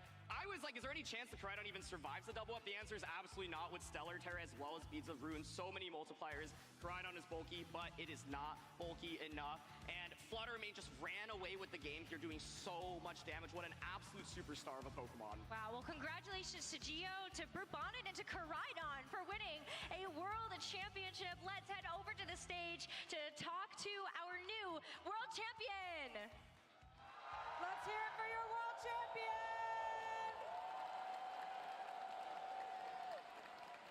Giovanni, I keep seeing you just going like this, shaking your head. What's going through your mind right now? Disbelief. I mean, I prepped really hard for this tournament, and I've been following competitive Pokemon for over a decade now and competing at in-person tournaments for 7 seasons, and 6 of those in the Masters Division. I don't have any words. This is just unbelievable. I can't believe that like all the work finally paid off. Tell us a little bit about that.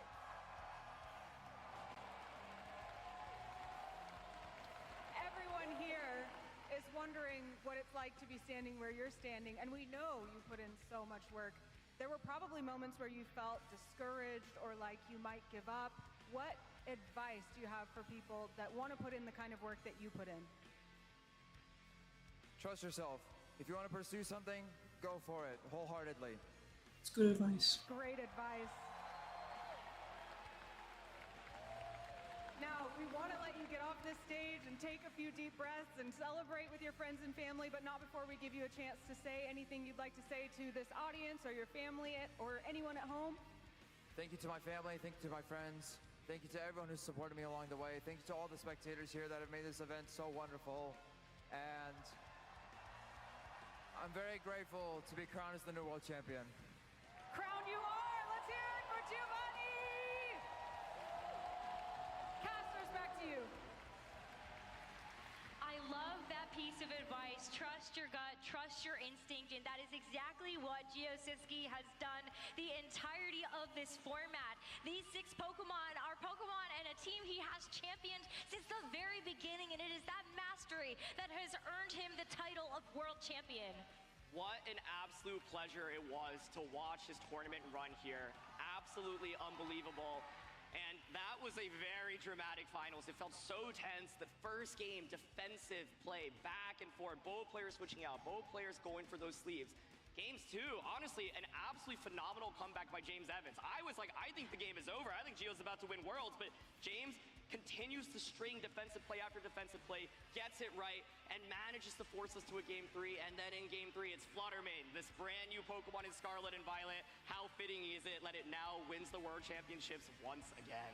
And Koraidon, I mean, talk about such a standout Pokemon. It's really been all spotlight on Miraidon since the beginning of Scarlet and Violet, and I love that Koraidon really can hold its own candle to the rest of the legendary Pokemon that we've had coming out of this game. And it feels fitting that it was Miraidon that won the World Championships last year, and I think people were saying, I don't know if Koraidon's really that good. It had an absolutely phenomenal performance at this World Championships. I think especially in a format where Miraidon was so heavily regarded as one of the favorites. But, you know, history repeats itself in the sense that I think with these dual restricted formats, so often what is the #1 threat really gets targeted down. And in the end, it is this unique Koraidon Lunala team that we have not seen many other players pilot that ends up winning it all. We have crowned 3 incredible champions in the Video Game Championship Series, starting off with our juniors division. How wonderful was it to see Luke Whittier be able to go out to the finals and also win the whole thing? Absolutely incredible run, and I think this made Trick Room look so good in that finals. Absolutely, and looking at our seniors division that was next to follow, what an amazing storyline that we had. Kevin Hahn winning the World Championships last year in the junior division, comes into the senior division and absolutely dominates the competition there with an undefeated streak to win again, back-to-back years. If there's one player you got to look out for to be able to win Worlds in all 3 age divisions, like I think Kevin Hahn's going to do it. It might obviously take him a few years to get to Masters, but it's going to happen. I feel it, but we still, of course, are so lucky to witness his greatness. And you really, like, I think we should just put him in the Masters division and see how he stacks up, because clearly he's just so phenomenal. Himself and Christopher Hahn, I think, are definitely big threats to all Pokemon competitive players.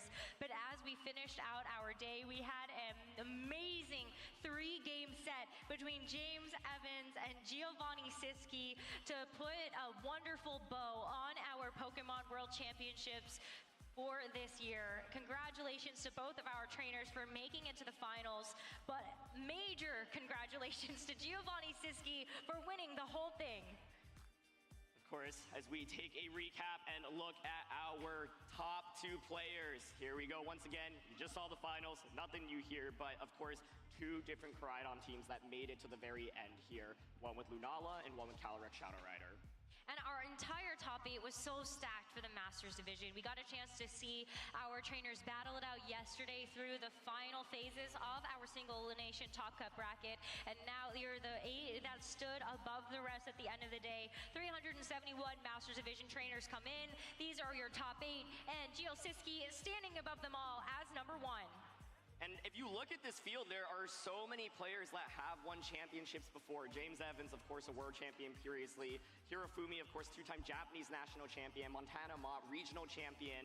Kosugide, the senior division world champion from 2019. Michael Kelch, 3-time special event / regional champion, right? Like, this was stacked in terms of players who have won championships, but it's Gio that ends up on top. And once again, what better way to do it than for your first tournament win to be Worlds? Look at how many Shadow Rider, Calyrex, and Zamazentes were on this screen. That's where they were, right? This was, of course, considered to be maybe the #1 duo coming into Worlds, and it had a very strong performance, 3 in the top 8. But in the end, it was not enough for this duo, as we see, of course, the Koraidon teams making it. And Koraidon with, #1, #2, and #3. There was one Miraidon in the top 8. This, of course, was the most talked about Miraidon team coming into the World Championships. Ko had a slight adaptation with that Life Orb instead of the Choice Specs and was able to pilot it to tremendous success. But in the end, it's Koraidon that ends up being the top dog here with 4 out of 8 teams carrying one. Oh, but congratulations once again to your 2025 Pokemon World Championship champions, Luke Whittier, Kevin Hahn, and Giovanni Siski. What an incredible end to their World Championships this season. I'm looking at this graphic and I'm like, poor Calyrex Shadow Rider is sitting there a little sad because it sees Ice Rider winning 2 different worlds, and then Koraidon and Miraidon at least get to celebrate a little bit. You know, Miraidon's like, hey, Koraidon, you can get Masters, but I'll get Juniors and Seniors. But Shadow Rider, it's won the World Championships before, back in 2022, and I'm sure we'll see it back again. After an incredible day of competition here for our video game champions, let's go ahead and celebrate all those that competed today on Championship Sunday with our awards. What a championship Sunday! What a day of action and suspense and upsets. Thank you everyone here in person and online for supporting Pokemon, and we hope you keep pouring energy into these competitions for years to come so that we can keep watching them grow. Now let's bring our finalists to the stage from the 2025 season. Are you ready? First, let's hear it for your video game junior finalist, Sasuke Arinori!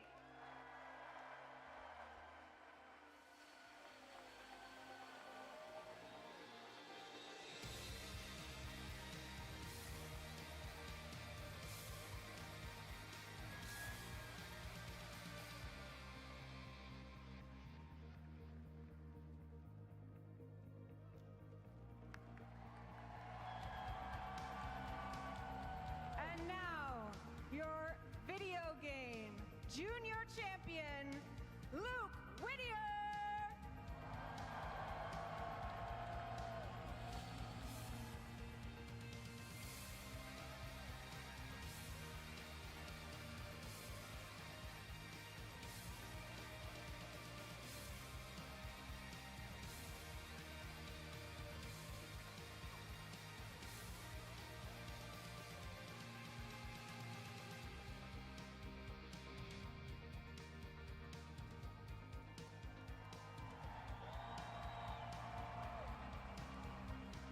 Your video game senior finalist, Xian Lee!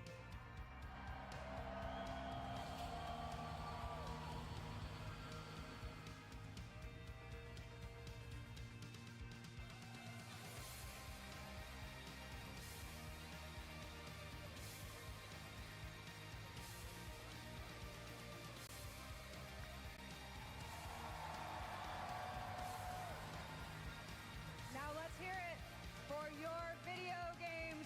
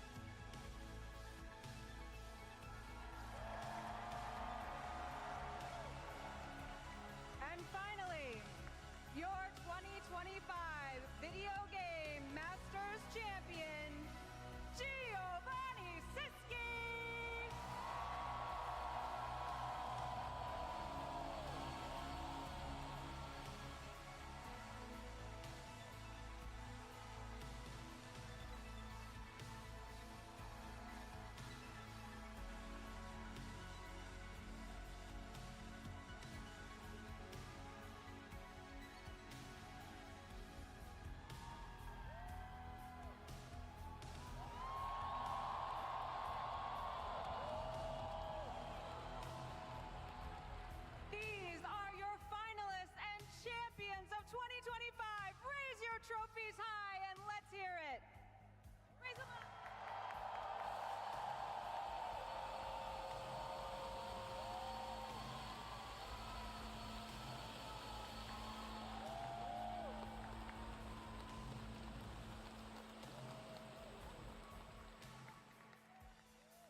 This concludes our 2025 competitive season, but the show is not over yet.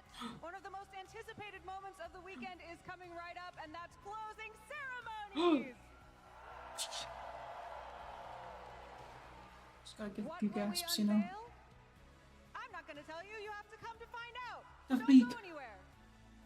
We're going to take some time to reset our stage and recap what we've seen so far this weekend. So let's go over to the casters to discuss.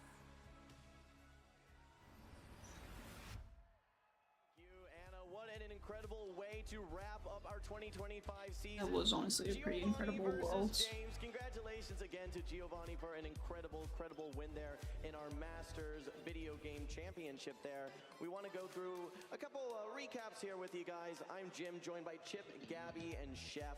We were just chatting about the TCG finals. Chip, kind of walk us through for any viewers that may have missed it earlier today. Give them a recap here. Well, I think the big story for TCG is Gardevoir getting the win finally. Its third year of legality at the World Championships. It's been one of the most dominant decks for each of those 3 seasons, and now it finally claims its victory in the hands of Riley McKay, a player who about 2-3 months ago, many of the TCG player base was not very familiar with. He didn't have that many high placing accomplishments to his name, but at an AIC, he got second place, and he was able to use that momentum to get himself the title here at Worlds. It's an incredible story, and congratulations again to Yeah, all that's of true. our TCG winners. Gabby, give us an update here on VGC. For anyone that may have only watched Masters, how did things go in the juniors and seniors division? Well, I mean, you just saw the winners over there on stage getting their trophies. Congratulations, by the way. But honestly, it was 2 incredible matches. You know, I think Luke had a really fun match against his opponent. And then I think the biggest story, honestly, came out of the seniors division. Kevin Hahn won last year in his last year in the juniors division, won again now in his first year in the seniors division. It was such a fun match to watch too. I was in the audience, and it was just, you know, seeing both trainers locked in, making their moves choices. You know, the stage was lighting up and everything. A really intense environment to be competing in, and to see, you know, the juniors and the seniors being able to hold up with all that was really exciting. So I know we literally just watched VGC, and I'm sure some of y'all are just tuning in for the first time. Go back after we're done here, check it out. My voice is gone because I was in there yelling a little bit too much.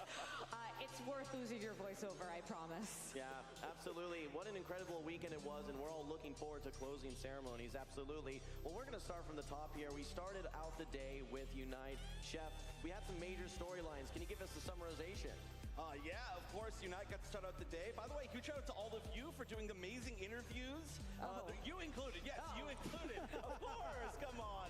No, in the arena today, it's been awesome to watch. Of course, you know, we were finished pretty early on, so we got a chance to watch it all. But for Unite, if you weren't up early enough to watch it, we started off today with 2 teams that guaranteed a brand new world champion, which is not a common thing for us. We have had some repeat world champions, but Peru Unite from Latin America South and Zeta Division representing Japan. Japan trying to repeat the win for their region, but in the end, it came out with Peru Unite on top, and they are the first ever Latin American team to win Worlds for Pokemon Unite, pulling off some gigantic upsets. They eliminated both Zeta, who was considered potentially the best in the world, coming up from Japan, and our 2-time world champions, Luminosity Gaming, who are working on winning every single international championship in an entire season into Worlds. Unfortunately, they fell just a little bit short at 3rd place, but it's because Peru was able to defeat everybody in their path.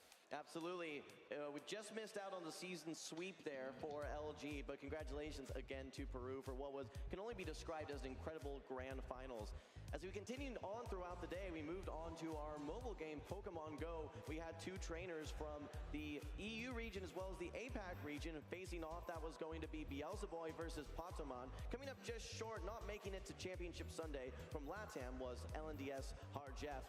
Beelzeboy versus Patamon, what an incredible battle. Beelzeboy actually coming in from the loser side of the bracket, having previously lost in winners finals to Patamon. He was able to take a 3-1 victory in the first match, resetting the bracket, where he then, in a incredible 5-game series, was able to tough it out, beat Pokémon, and take the title of champion.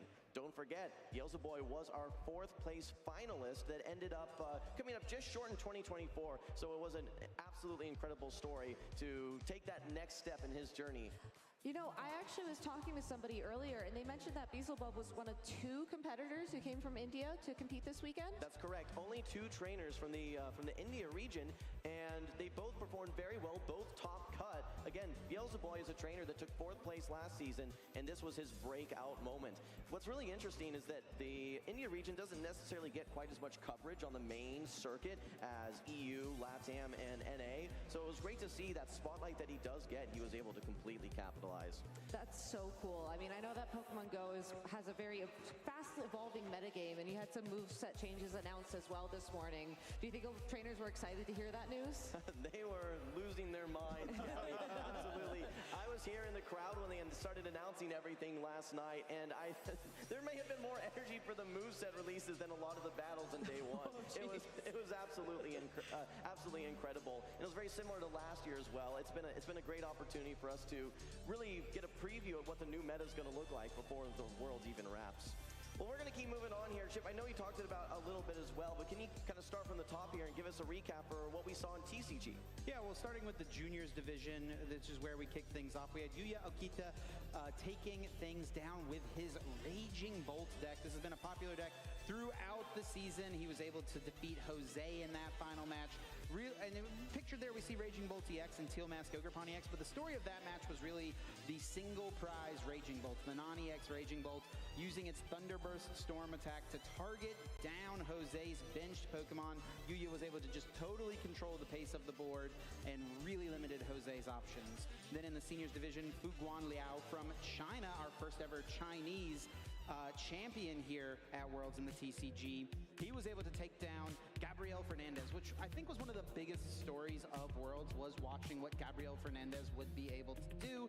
He's someone who has won all 3 ICs this year. He won 2 regionals. He maxed out his locals. He had the maximum number of possible championship points and was just one singular game away from completing the perfect season. He was unable to defeat Fuguan, though, who had a really, really, really unique deck. Golden Go EX mashed with Joltik Box. It was really like you took 2 decks and shuffled them together and then just pulled out the best 60 cards. And it ended up working out really nicely. We saw a little bit from it in the Masters division, but Fuguan was able to get the win as a senior. And then Riley McKay, as I mentioned to start things off here, really cool story. You know, someone who we weren't super familiar with a few months ago. He gets 2nd place at NAIC and then just propels that forward and becomes the world champion. It is so incredible when we get to see these trainers make their mark in history, adding their names to the Wall of Fame that we got to see at the Pokemon Museum. Just so many incredible trainers that are capitalizing and making their moment in history. All right, last up, Gabby, we just got to see all of the VG games. I know we had some big upsets in TCG and Unite. Any big upsets in VG? There's a Buzzwole flying behind you, Gabby, just so you know. Watch out. Okay, it was first the t-shirts, now the Buzzwoles.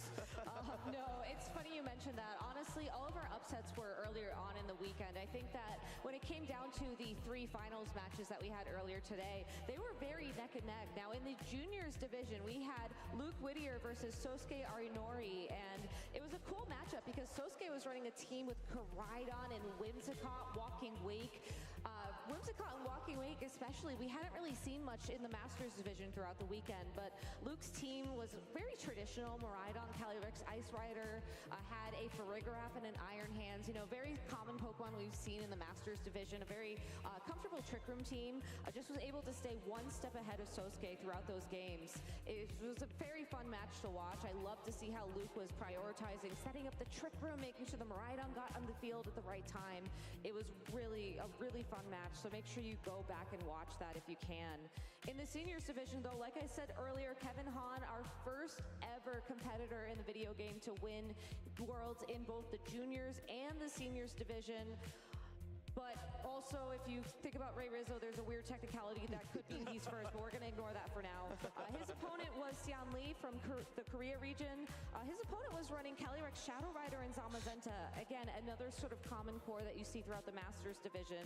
But Kevin was also running a team that I'd seen him run earlier on in the season and that I'd spoken to him about at regionals. Once again, the Calyrex Ice Rider, the Miraidon team, using that Trick Room mode, making sure that you had the right Pokemon on the right field at the right time. There was a lot of high-level gameplay in this game in particular, with Xian trying to pivot his Pokemon around to give the Zamazenta in particular opportunities to go for some big attacks. But again, Kevin was just one step ahead, and his brother Chris was talking about how Kevin just knew instinctually 70% of the matchup going into the prep they did last night, and he was really only there to provide the extra 30% and maybe a little encouraging words before the battle started. Of course, though, we have to go back and talk about the Masters Division matchup. Giovanni Siski, our world champion, and then James Evans, our finalists. They had dinner together last night, which was kind of cool. I like sneaking in these little stories because, you know, it's not just about the Pokemon, it's about the people. And dinner was actually very cordial, apparently, but then they went their separate ways. They both stayed up late into the night prepping. But in the end, it was Giovanni's team. It was that Terra Stellar play where he was able to take the one-hit knockout on the Brute Bonnet, get that advantage, and then ultimately take this crown to become world champion. So again, you have to go back and watch if you missed it. It was some of the best Pokemon I've ever 12 seen. minutes, guys. Incredible analysis from Gabby. Thank you for walking us through those battles. One thing that I just want to harp on, you just 12 minutes, and then we get to see the community element that goes into Pokemon, right? It just ending closing ceremony and see what announcements we're gonna get. So much prep, so much community that goes into it, and it's just truly amazing to see. I'm guessing we're gonna get some champion stuff. I don't know what they're gonna do for TGC and Unite. I'm pretty sure Unite, though, TGC and TGC all should get some sort of update that we'll see in 11 minutes. So I'm very excited to see and kind of break down what we see because of the today. games that he and Riley played together, and it propelled them both to the finals. That's a really cool story for us. Yeah, absolutely. You know what, Chef, I was chatting with you about this a little bit earlier, but I've heard about a giant marble. Is there anything that you can tell me about it? We got a video coming up. Yeah, what is that? I truly have no words that I can say about the giant marble. If I tried to explain the giant marble, it would only make it more confusing, if that helps. We have been advertising the world's largest marble for many events now. May or may not be accurate, but we've made it to the end of the road with the world's largest marble here in Anaheim, California. Honestly, the only way to really know about it is to see it. Let's take a look. The Unite casters descend upon Worlds 2025 in Anaheim, California. Spirits are high, but they have all forgotten the world's largest marble.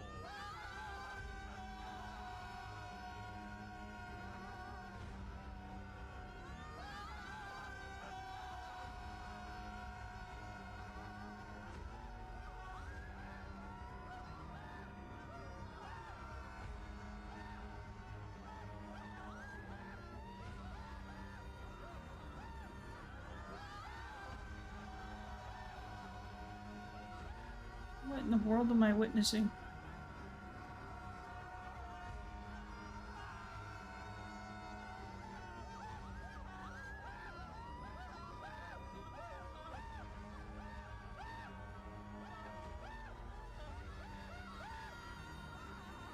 The bit is that it's like a normal sized marble, right?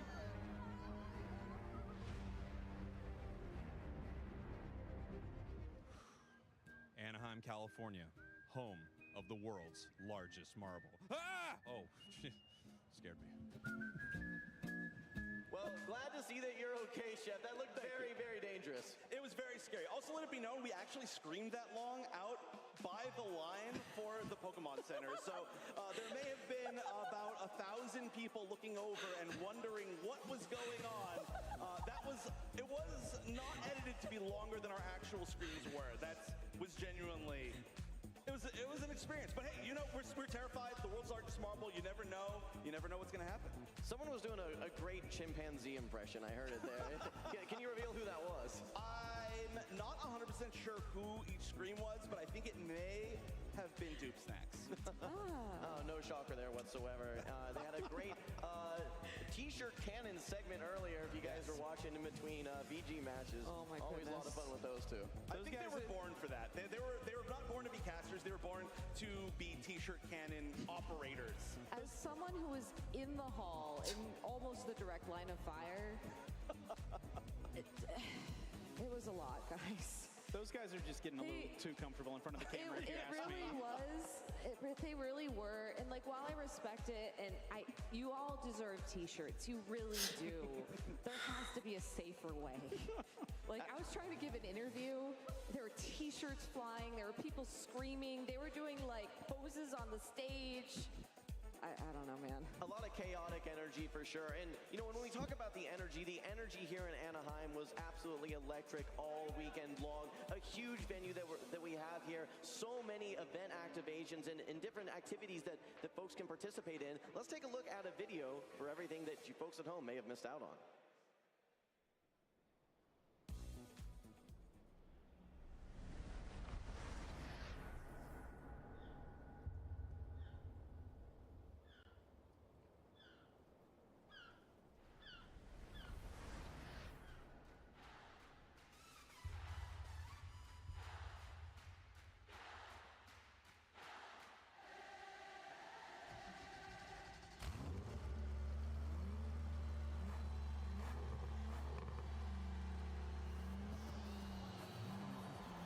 Welcome to the 2025 Pokemon World Championship!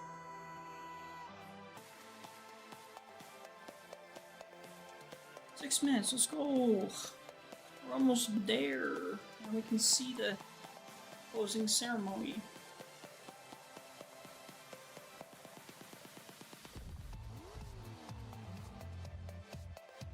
I'm predicting we'll get Champion news, Go news, Unite news, and TGC news. I don't think we're gonna get anything Legend CA.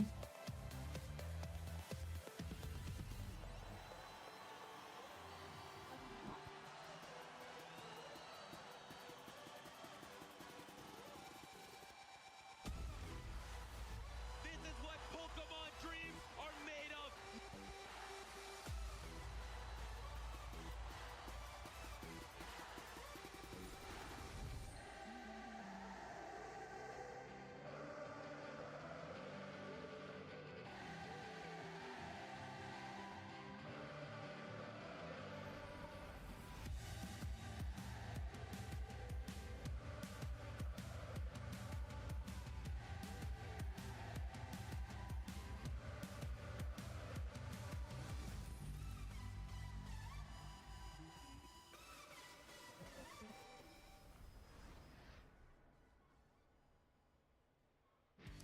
What an incredible weekend that it's been. I know all of us have had a ton of fun, and like I said, the atmosphere here in the convention center has been absolutely electric. Chip, I wanted to ask you, did you get a chance to tune into the opening ceremonies? Oh yeah, absolutely. It's one of my favorite things every single year, and it just feels like new things are happening time and time and time again. Basically getting a little bit of a concert to kick off the World Championships. Incredible. Gabby, did you have a favorite song that you got to listen to, and what do you think of the music in general? Oh my goodness, you asked me about the music. Jim, thank you. I appreciate that. No problem. No, it's funny because I feel like I always associate big events with music, and the fact that they've started to release these soundtracks is something very meaningful for me.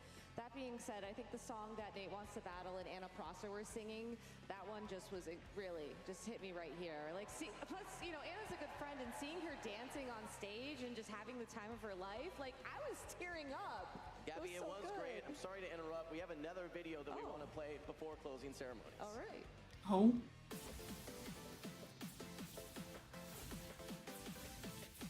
Wait, also there might be something about the 2026 Worlds?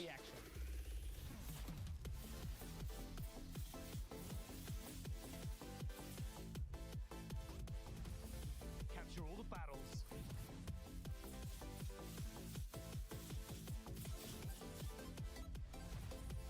Gear up for glory.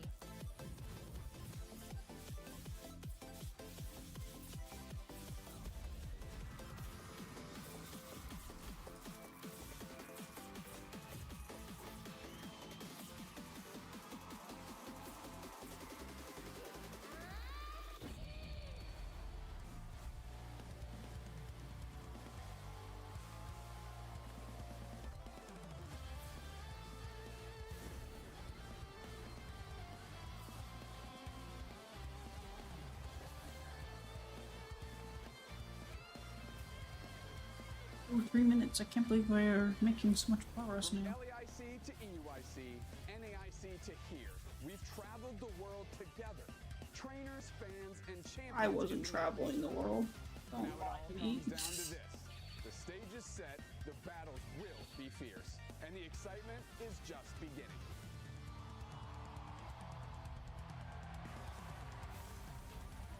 Welcome to Worlds. It's gonna be legendary.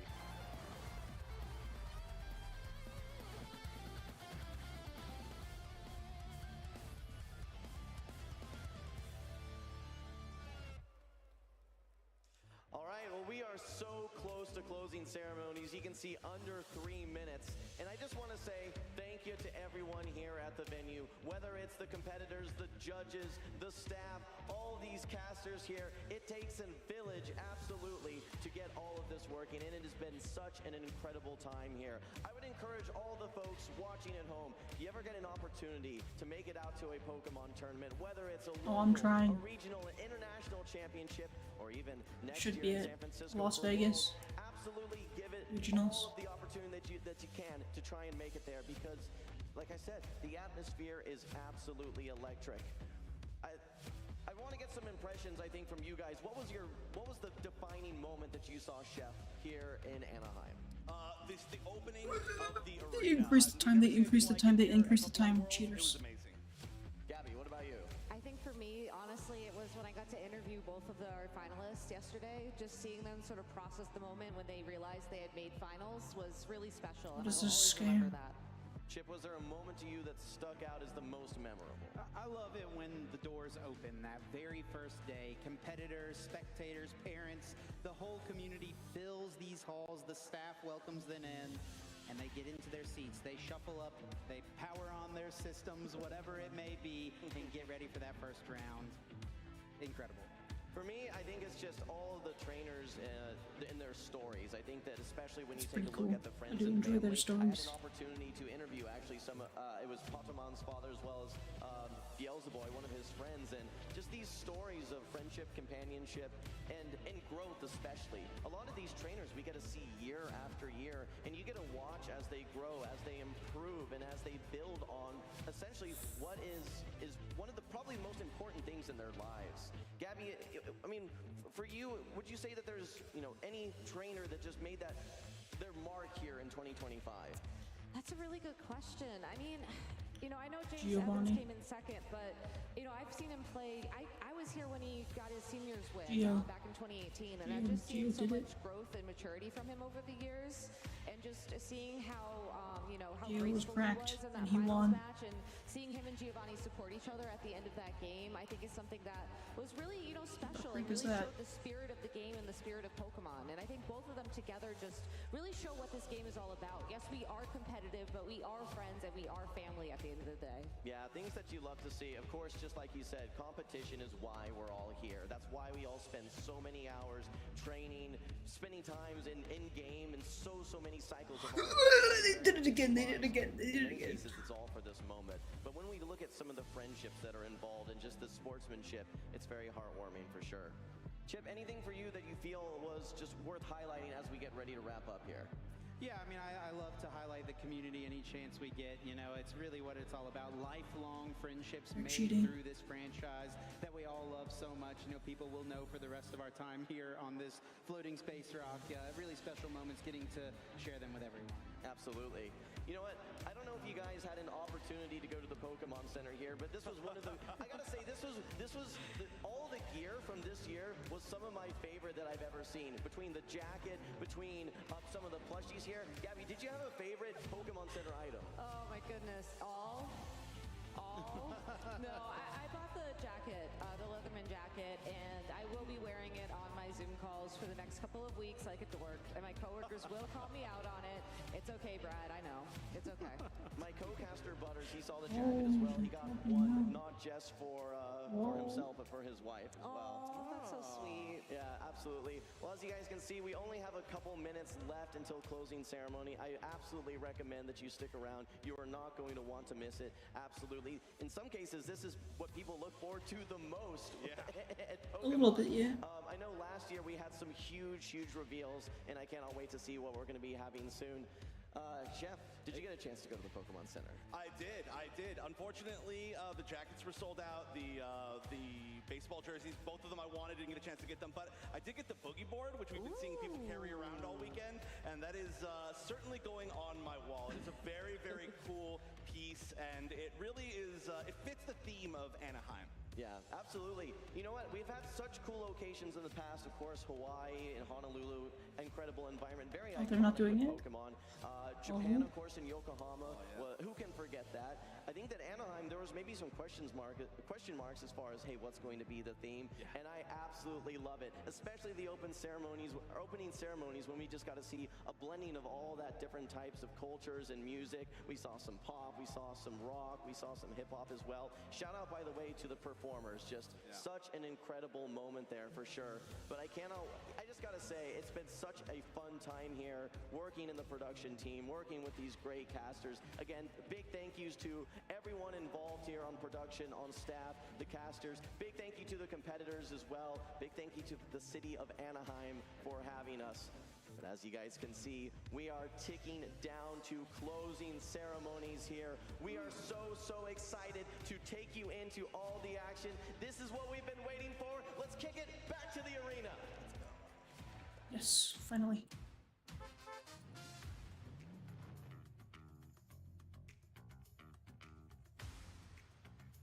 Anyone got any predictions they want to throw out?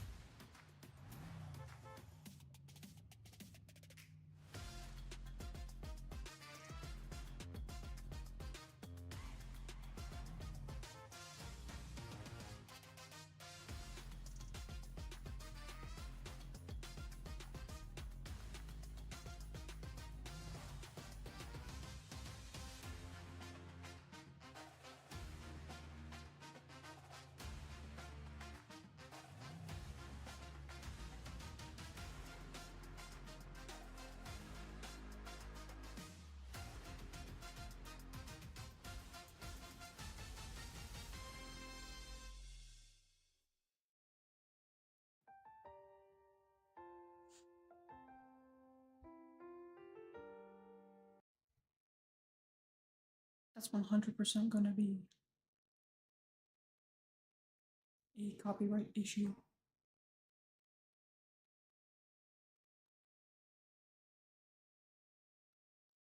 So we'll sit here.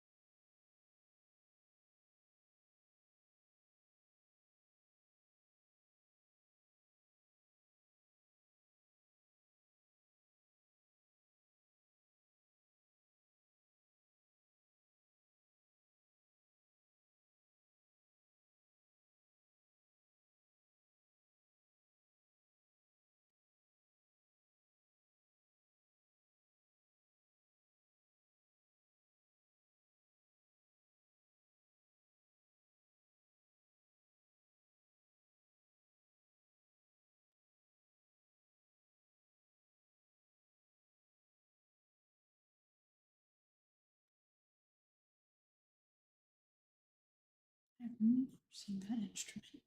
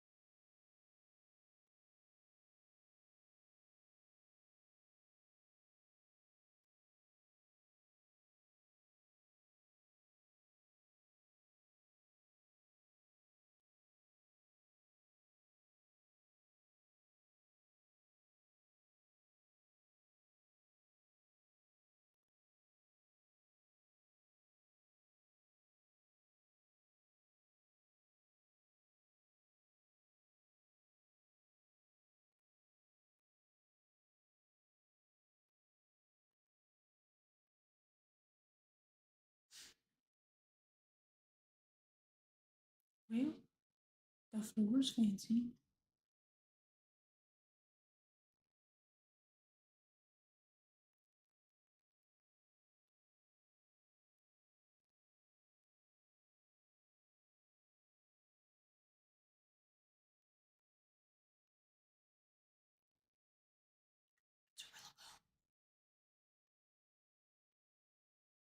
Do.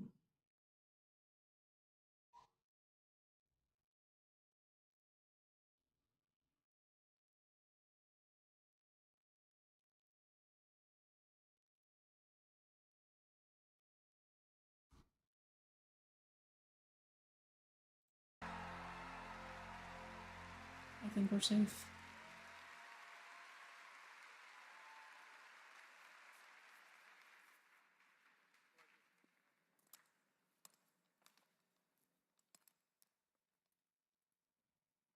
I think we're safe.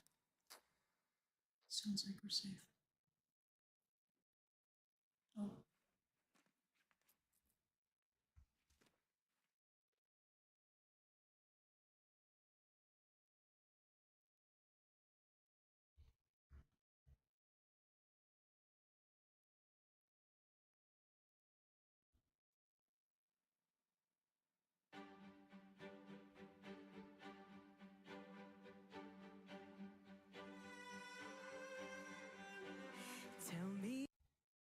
Oh, we're not safe yet.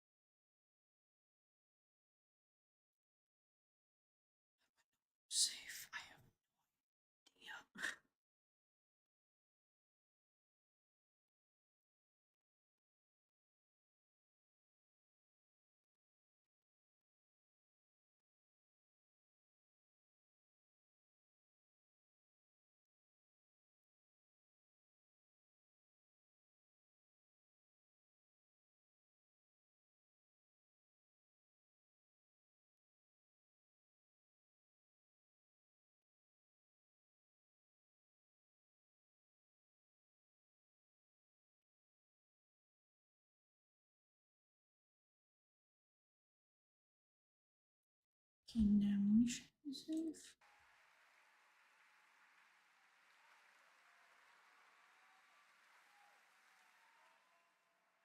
What incredible performances to close out this incredible World Championships we have had here for the Pokemon 2025. I'm getting choked up because I have no idea what to say after that. The speed cut at the end of all the most recent champions crowned today. One, good work in the back production, killed it. Second, it's enough to bring a tear to your eye. And how about those performers, the orchestra as well, buzzing out here. I know, the orchestra, the performers, the dancers, and we cannot thank you enough for tuning in at home, for being here, competing, for supporting all of the incredible players that were able to take our stage today during Championship Sunday, and for your love of the game of Pokemon. Thank you all so much. I would say more, but that pretty much well rounds it up. And I don't know how much more time I'm going to have talking to an arena full of people, so I'm going to go ahead and take advantage of it here. Tomorrow might seem daunting, but every day you've made it past is a challenge overcome. You are loved, you are not alone, and Pokemon, and especially its community, is incredibly special. I have an important question for you. Yes. Would you do it again? Do all of it, or like just the t-shirts? Well, all of it, you know, everything that Pokemon is so special for. I don't think there is anyone in this room right now that if they could wind the clock back wouldn't take that opportunity to do, especially this weekend, all over again, and especially experience this arena for the first time all over again. It really has been such an amazing experience here in Anaheim, California, and it is, again, in so large part to all of the people that are supporting us, not just our performers and, of course, our spectators, but all of our judges, our staff, our production team, everybody behind the scenes that have worked so hard to be able to put in such an amazing show for all of you. So please give it up for them. That's the most common through line through the Pokemon community. These events, whether it's your local store or the world stage, passion is key. Alliteration, play Pokemon with passion, gets it done, and 2025 is almost completely in the books, Rosemary. I can't believe it.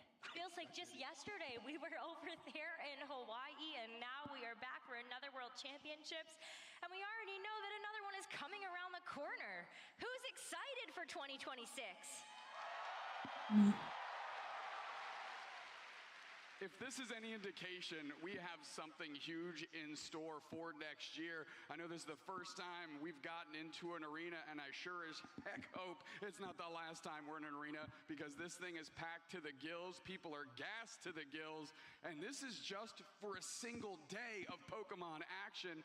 Knocked it out of the park. It feels great.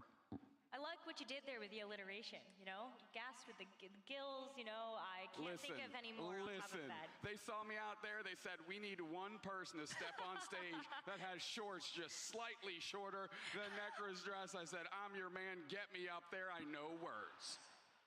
T-shirt cannon guy, everybody.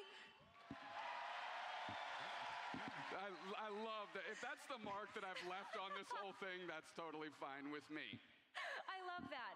It's been such an incredible weekend, though. I mean, just looking back to the start of today, we got a chance to crown the Unite World Champions, our Go Champions, TCG, and of course, just now, the video game.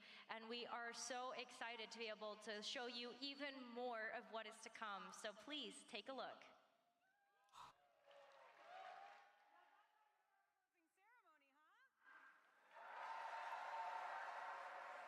Thank you to the Pokemon World's Philharmonic, to Michelle Ray, to Cam Steady, to Bryce Miller, the Pokemon World's dancers, all of you for delivering such a fantastic performance, honoring our heroes and commemorating the time we've all spent together. We've been evolving this event year after year, and we've come a long way from streaming in the humble ballrooms of the early days. This is my 10th year serving as your host.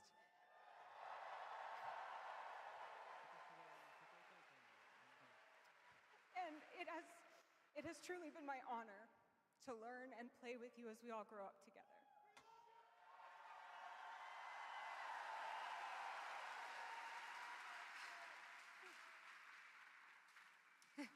guys, gosh. This World Championship marks the end of this season's competitive road, from the locals and leagues to internationals and everything in between. And each of you is the reason why Pokemon is so special. For me, it's the energy and community that each of you bring to the event. The trainers competing, the families and friends who support them, the viewers on stream, and every single staff member who makes the events come to life. So thank you from the bottom of my heart for such a special Worlds.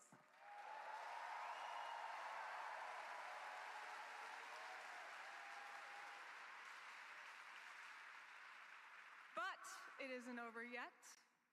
As you know, make some noise and please welcome to the stage the president and CEO of the Pokémon Company, Mr. Tsunekazu Ishihara!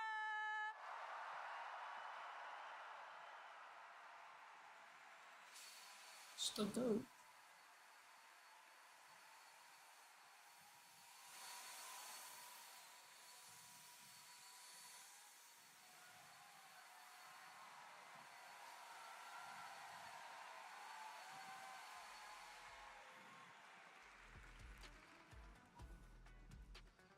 まず新しい世界チャンピオンの皆さん、本当におめでとうございます。 First of all, congratulations to all of our newest world champions.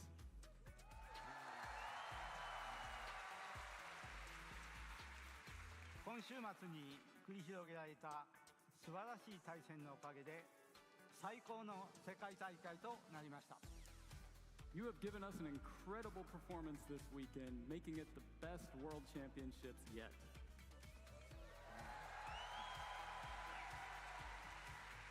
そしてこの大会を記憶に残る特別なものにしてくださった大会の皆さんにも感謝します。 And of course, a deep thanks to all of our wonderful staff who have made this world such a special memory for us all.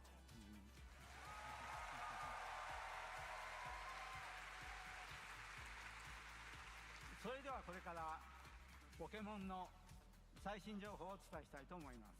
And with that, now I would like to share some of the latest news for our Pokemon games with you all.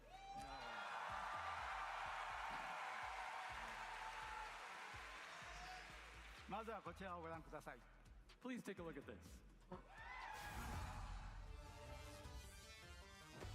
Go.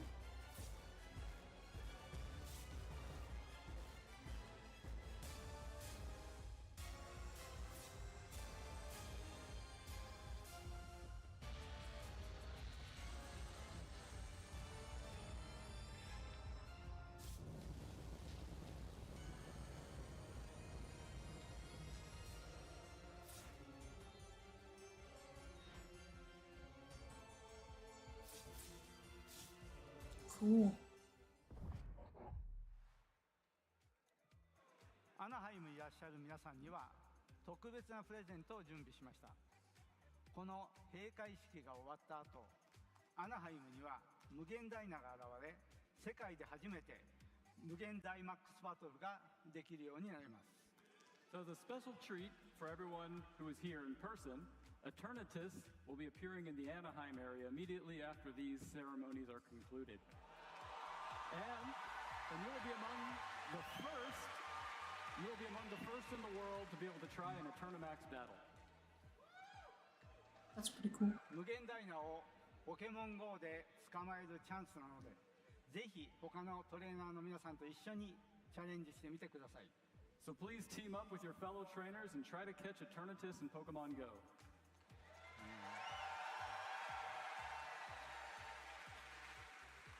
次にポケモントレーディングカードゲームポケットの最新情報をお伝えします。 Next, let's take a look at the latest news for Pokemon trading card game Pocket. Oh, never mind.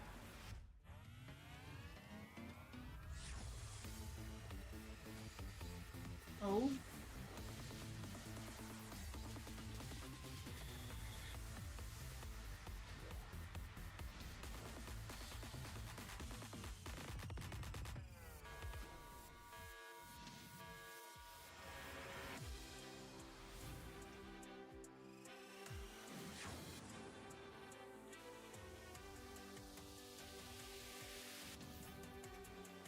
Alrighty.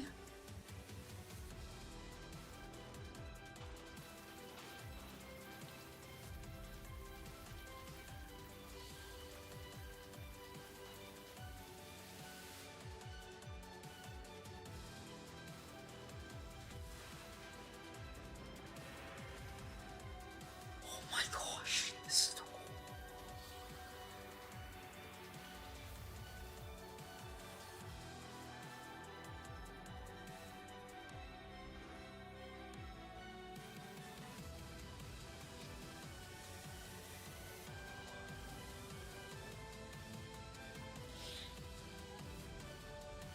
These don't seem that good though.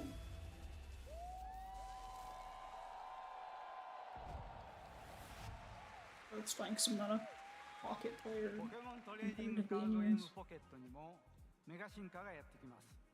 秋のアップデートを楽しみにしていてください。 Mega Evolution is coming to Pokemon TCG Pocket 2. Please look forward to the update this fall.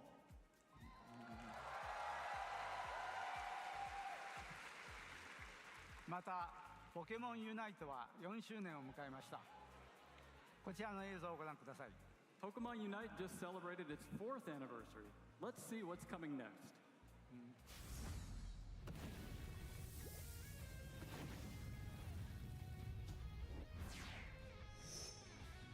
Hippo?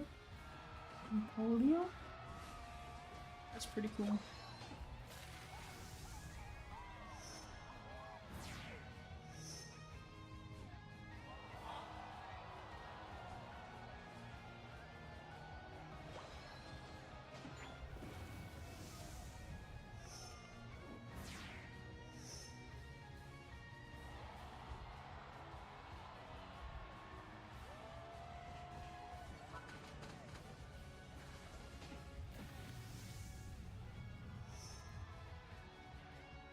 Okay, that's pretty cool stuff.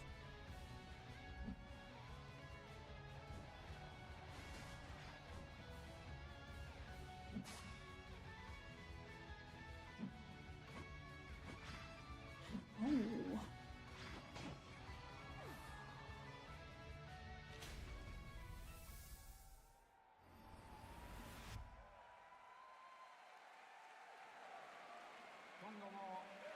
Pokemon や新要素が追加されますのでお楽しみにお待ちください。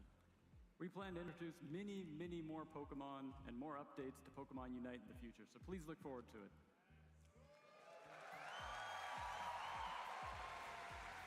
続いてはポケモンカードゲームの最新情報をお知らせしたいと思います。こちらをご覧ください。 Next up, I'd like to share the latest news about the Pokemon trading card game with you all. Please take a look. Okay.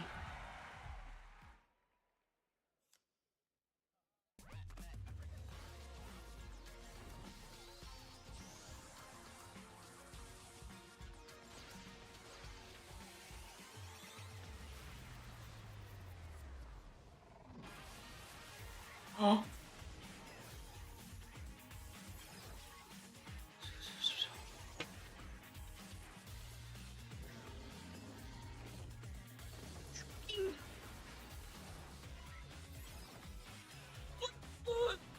What?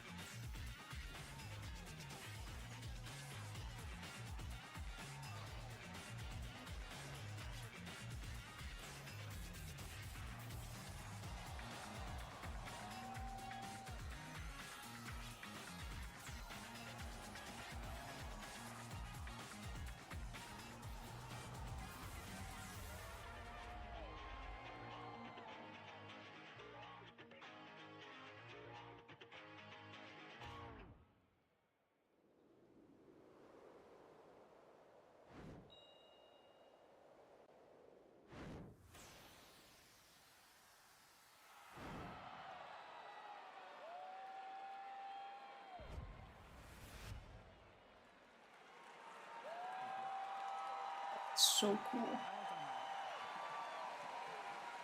新たなメガ進化 EX の登場でさらなる盛り上がりを見せるポケモンカードゲームを楽しみにしてください。 So with the release of these new Mega Evolution EX cards, the Pokemon TCG is going to be more exciting than ever. 次に2つの映像をお見せしたいと思います。 Next, I would like to show you 2 videos in a row. Oh. Pokémon Legends ZA introduces link battles in a whole new style. Get ready for intense 4-player mayhem in the ZA Battle Club. The time limit is 3 minutes. The trainer who defeats the most Pokémon will be the winner. The match has begun. At the start of the match, you can play it safe, go on the offensive, or collect items to power up with. Who knows where things will stand in 3 minutes? Here, Talonflame takes aim and strikes with Brave Bird, but it's blocked by the Steadfast Shield of Protect.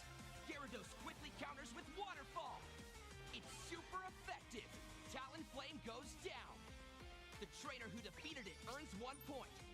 But there's no time to relax. Ampharos Mega evolves and immediately fires off Thunderbolt. A mighty hit.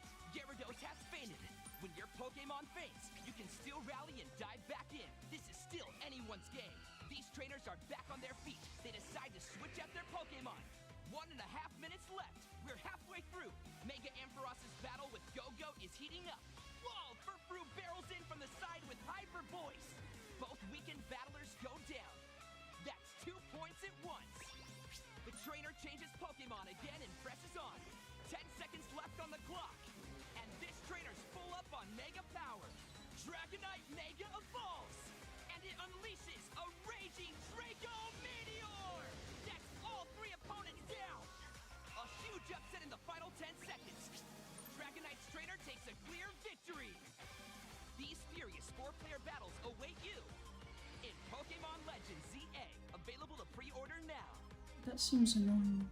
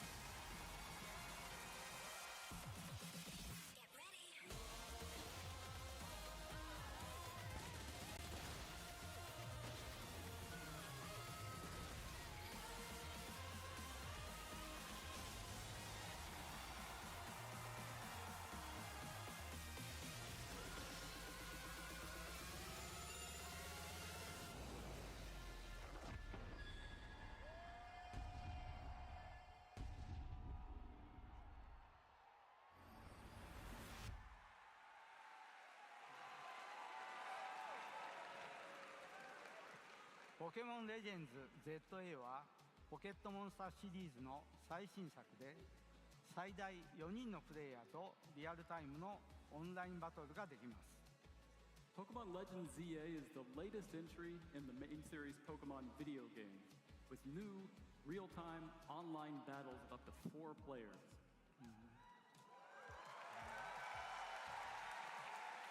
ポケモンチャンピオンズはポケモンならではの完成バトルに焦点を当てた2026年の世界大会ビデオゲーム部門で使われるタイトルです。 And Pokemon Champions focuses on the traditional turn-based battles that we all know and love of the Pokemon video games, and it will be the game played at the video game category at Pokemon World Championships 2026.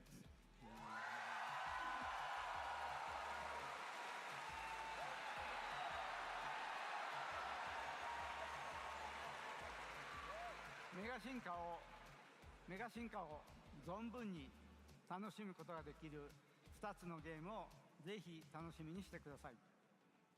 I hope you look forward to fully enjoying Mega Evolution in both of these upcoming titles.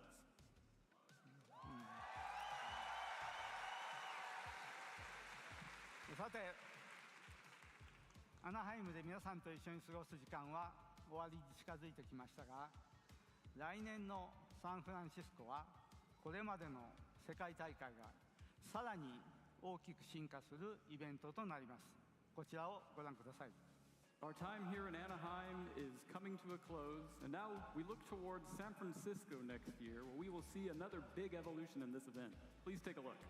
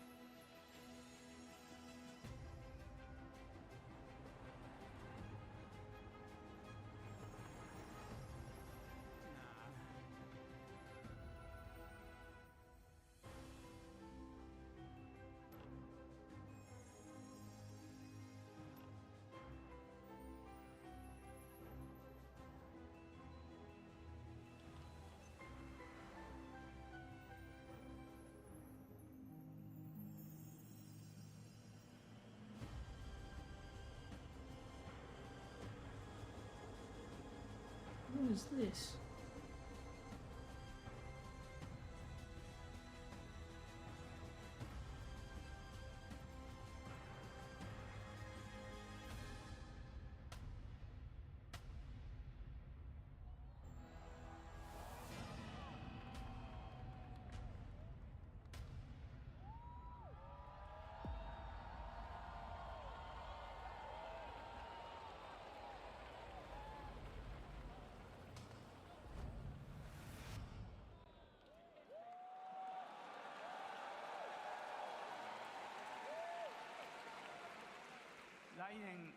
Pokémon XP と世界大会が同時に開催されるサンフランシスコでお会いできるのを楽しみにしています。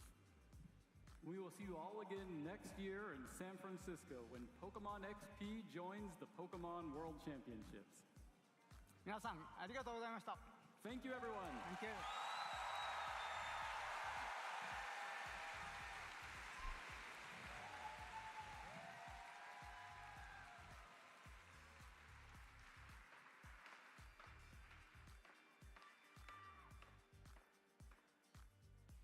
We aim to evolve this event every year, and I can tell you that 2026 is going to be another step up in terms of size, wonder, and excitement.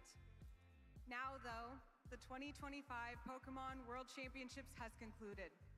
Our newest champions are now etched in Pokemon history. Thank you to all our friends here in California for welcoming us and making this weekend truly unforgettable. Don't forget, trainers, support your local community. Invite your friends, and tune in online. Until the road brings us together again, good luck, have fun, and we'll see you next year.